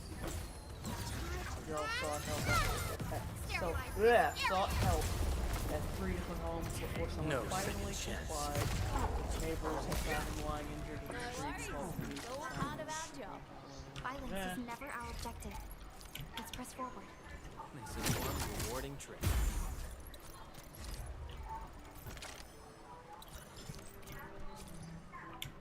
Oh, he's a former, like the guy who shot him is a former Vietnam War military airman veteran, technician and a longtime airline mechanic for now defunct American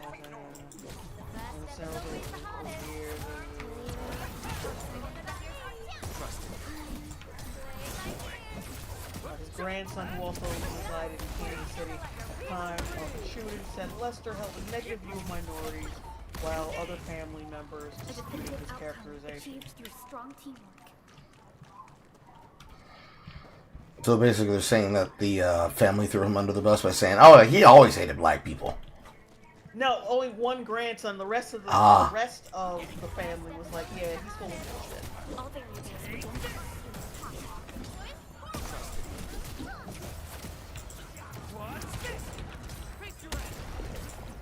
But it doesn't matter, like he was a Vietnam War veteran.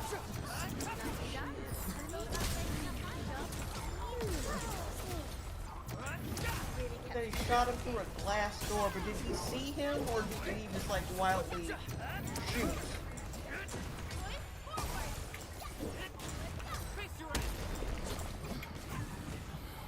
Good work, everyone. Violence is never our objective. Let's press forward.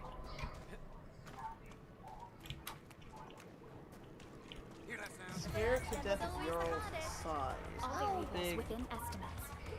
Getting buggers. How big is this kid?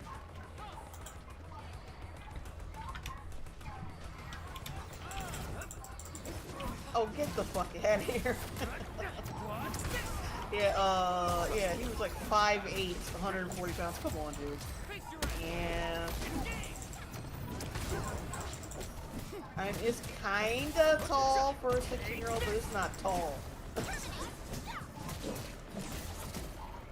Yeah, he ain't that fucking big. Yeah, that was. But it could have been like I said, former Vietnam veteran, 84-year-old man, knowing that if someone gets to jump on his ass, he cannot defend himself quick enough.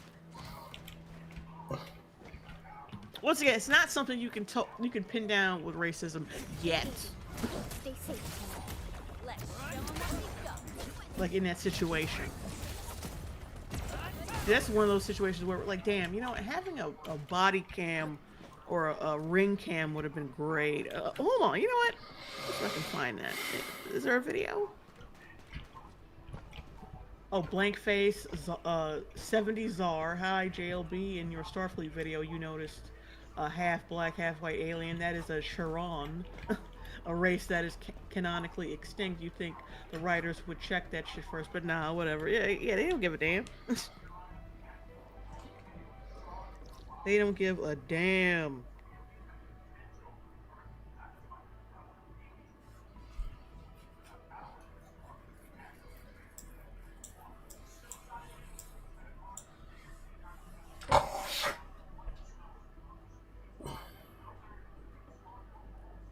Yeah, that kid wasn't that big.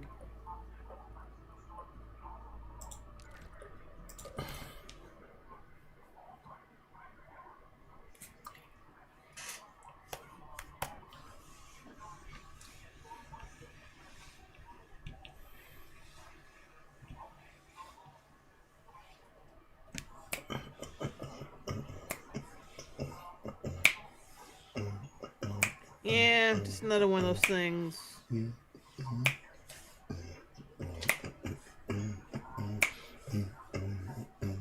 Like, if only this bastard had a fucking ring camera. But anyway. Yeah, another one of those situations where, god damn it, like, you can't 100% say for sure, for certain, that shit was racism. You could just assume, like, yeah, it was unfortunate, shouldn't have happened, but goddamn.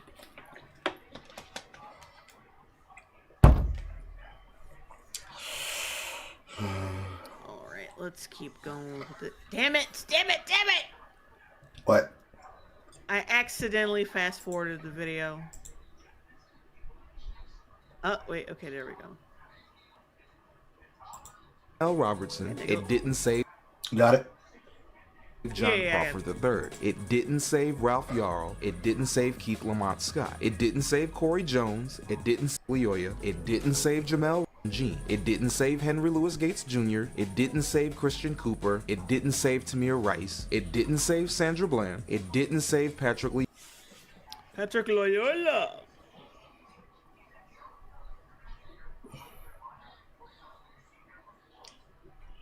Actually, after this one, I'm packing it in though. Okay. The only thing I think you miss in the back end is that he tries to summarize his points into how the supposed Joker Knight Coon aesthetic ultimately leaves you robbed and unwholesome, and he does the same JDFism where he says, I ain't got the answers, but blah blah blah blah blah, find it from somebody else. I think this is what my memory is telling me. Oh wait, Solid Slug says 84-year-old guys aren't exactly strong. Well, yeah, I know. That's what I said. Yeah, he's former veteran, 84 years old. He probably figured he couldn't get the drop. Like if he doesn't do anything right now, he's gonna be dead. So he panicked and shot his ass. Unfortunate situation. Doesn't sound like racism though. Sounds like self-preservation, like misguided self-preservation. Also, let's not pretend as if there isn't a precedent of youth victimizing old men. Yeah, it is a little sketchy how like you just forgot the address of where to pick up. Like, what about the house number? Was that not visible? How did you mistake where your brothers were staying? Racism. That's the case you had to... okay. The Patrick LaLoya thing occurred on April 4th, 2022 in Grand Rapids, Michigan, when Officer Christopher Schur shot LaLoya, a 26-year-old Congolese immigrant. I think we're stretching the definition of what the Black American is in the back of the head during a traffic stop that escalated into a physical struggle. The incident captured on video sparked widespread protests. It calls for police reform, with Schur being charged with a second-degree murder, though a recent trial ended in a mistrial, and a second trial will not occur. Oh, this doesn't look good. Okay, details of the incident. Officer Christopher Schur pulled LaLoya over for a vehicle registration issue. LaLoya exited his vehicle and ran. Man.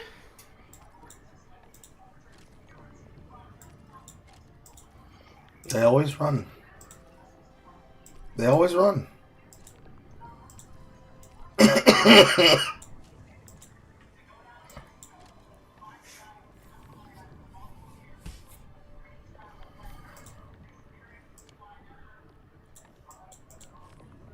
So, what do people think? And I ran so far away, and it blasted my black ass onto the pavement. Oh, why did that thought come in my head?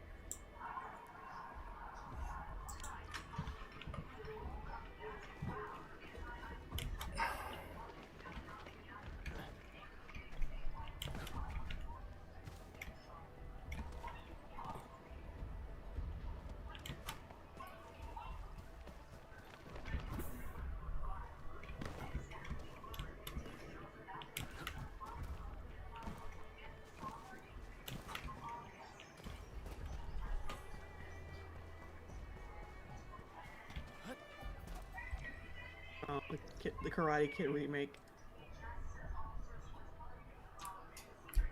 Okay, anyway, let's get back. Like, I'm gonna read the whole thing again, in case we didn't, y'all didn't get the whole thing. Anyway, the officer pulled the dude over for a vehicle registration issue. The dude, the victim, exited his vehicle and ran, leading to a chase and a physical altercation where him and the cop struggled on the ground. During the struggle, LaLoya, the guy, the dude who looks like a fucking drug lord in the picture, you'll see in a second. This nigga, he gained control of the officer's taser. Schur then shot LaLoya in the back of the head at close range. Come on. This motherfucker was clearly wrong. And they protested over his stupid ass. They protested over his ass. See, this is why I stopped feeling sorry for niggas a long time ago, man. This nigga was clearly wrong. In fact, I'm gonna look for that video so y'all can see this stupid shit.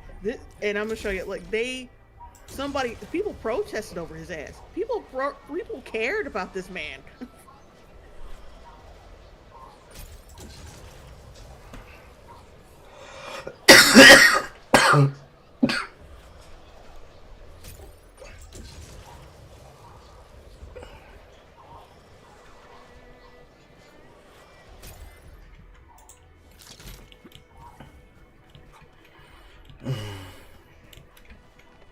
I'm trying to find.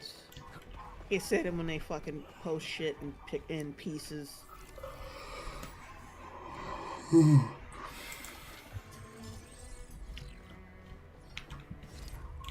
Okay. Well, I'm gonna show the video because this nigga was clearly wrong and people fucking protested over this asshole. You gotta be fucking kidding me. Like, how this even... How you can even watch the... No, well, not watch the video, because we haven't watched the video yet. But, like, going through the details, the bullet points.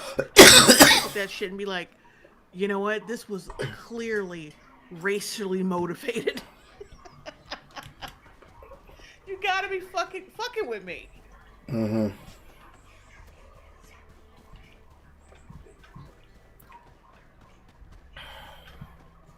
Alright, let's watch this bullshit.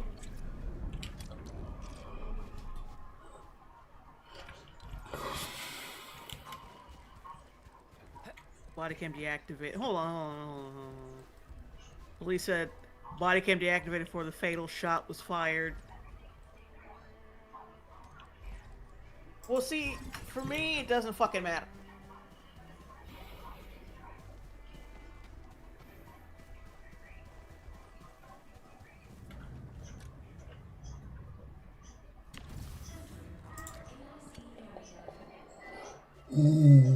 Yeah, what the fuck was I gonna say again? They said, the camera went out right before the fatal shot. Like, so that's irrelevant.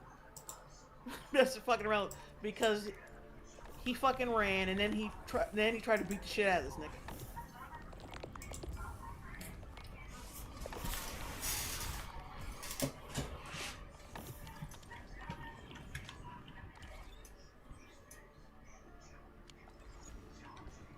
Like, Nick, fucking immigrants, man.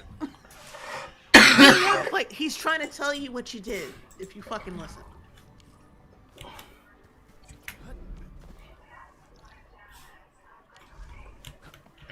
Oh, the plate doesn't belong on this car. Ooh, that's not good. Carl, you're there, right? Yes. Okay. Yeah, that's not good. That's not good news.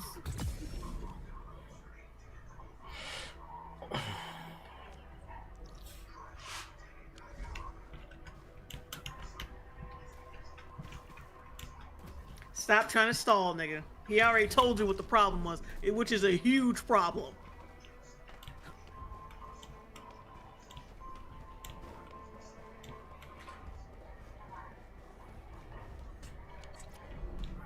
He said the plate don't even match the fucking car.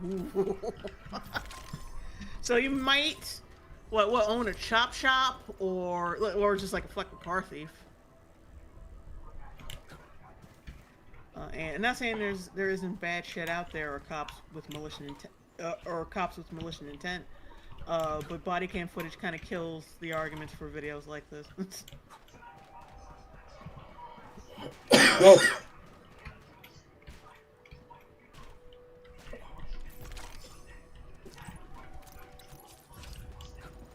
And even like the bullet points that I read left out the whole part where he mentioned that his fucking license plate doesn't match his car. They left that little detail out.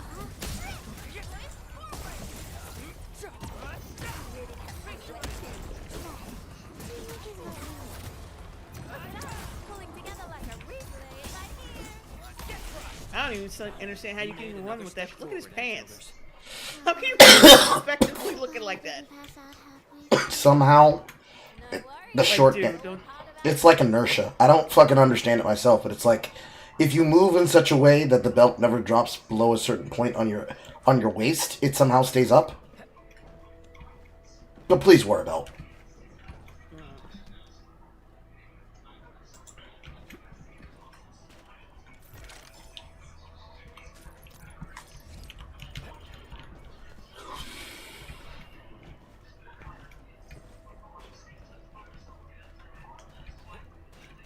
Orleans is a fragment of a shattered universe. This one traveled massive distances to be here, right before us.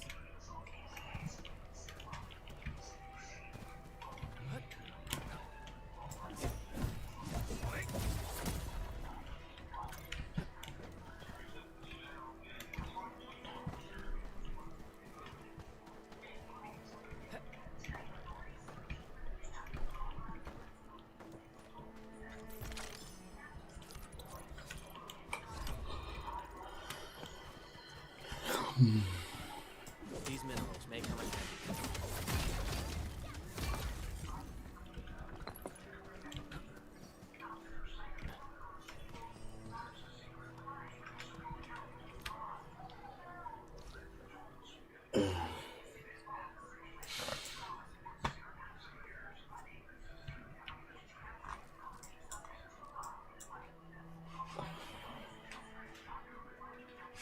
Like, I don't understand how he's letting him get over on you with the taser.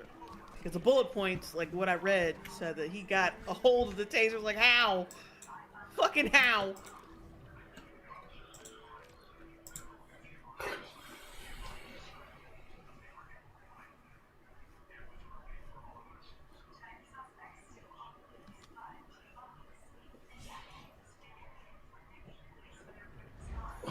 Police department says the body cam was deactivated in the struggle. Body cam now on the ground, reactivated and captured scene as responders attempted emergency. Really saved us some trouble. Attempted emergency life-saving procedures. Yeah, this is a bad angle. That looks like something else. That's a bad angle.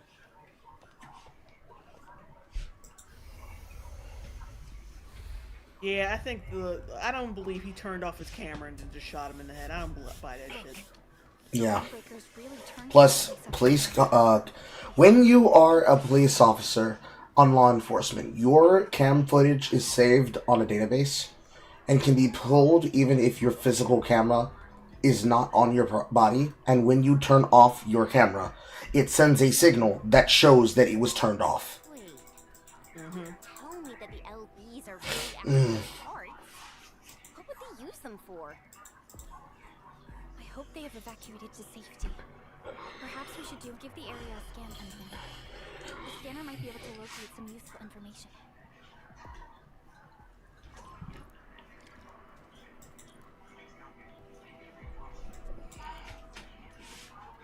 Alright, the rest of this is basically them doing like CPR and shit. But yeah, you can just tell by looking at this nigga, he wasn't shit. So what, in a case of a possibly stolen car, he freaked out because he knew he was fucking caught. And he tried to stall with it, like, what'd I do? And then he tries to fucking, like, and when he knows he's caught, when the cop tells him to get on, the hood and do all that other shit, then he starts to run with his pants falling off his ass like a moron. Nigga can barely run away from the cop. And then he's trying to fight the cop, and then get like, this is clear cut his fucking fault, and people actually protested for him. I can believe it. What am I saying? I gotta stop saying I can't believe the dumbest shit because there's always evidence. They even breached this place. That like this is totally fucking possible. Okay, like I said, we're gonna pack it in here, guys. It's 1:30. We're past 1:30. I gotta go to bed, and plus I've had 2 outages already, so I'm gonna go. Excuse me. Yeah, most of these shootings you can't really classify as racist. They're just like, oh. Some of them just happen to be like tragic fucking accidents or like freak accidents. or niggas who overextend their fucking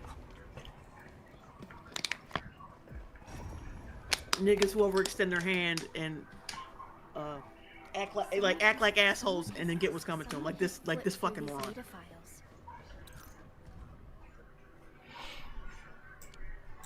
of them taken away.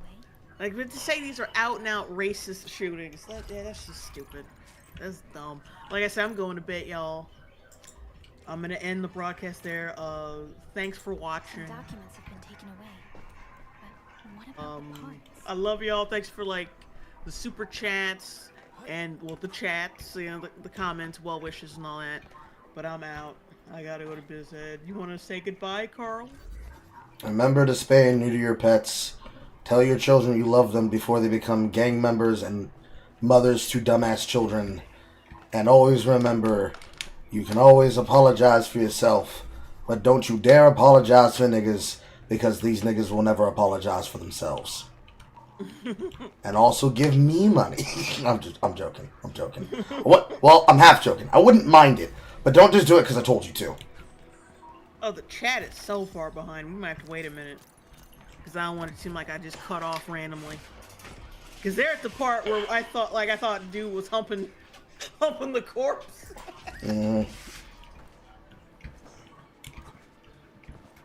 So we're going to wait a minute. We're good.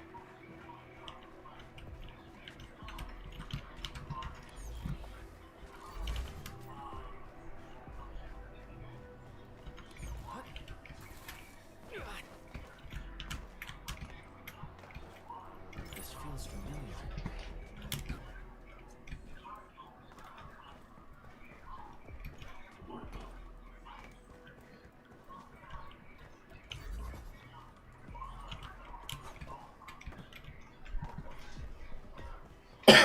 Ow, just.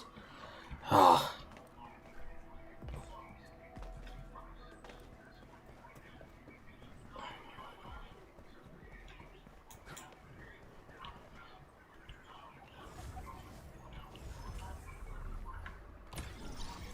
You know, hang on a second. Oh, Daily Dose Main, $5 super chat. Not sure if you've seen it yet, but there's a Blank on the Moon is a crazy YouTube video of an old song. Thanks for the stream, Jay. You're welcome.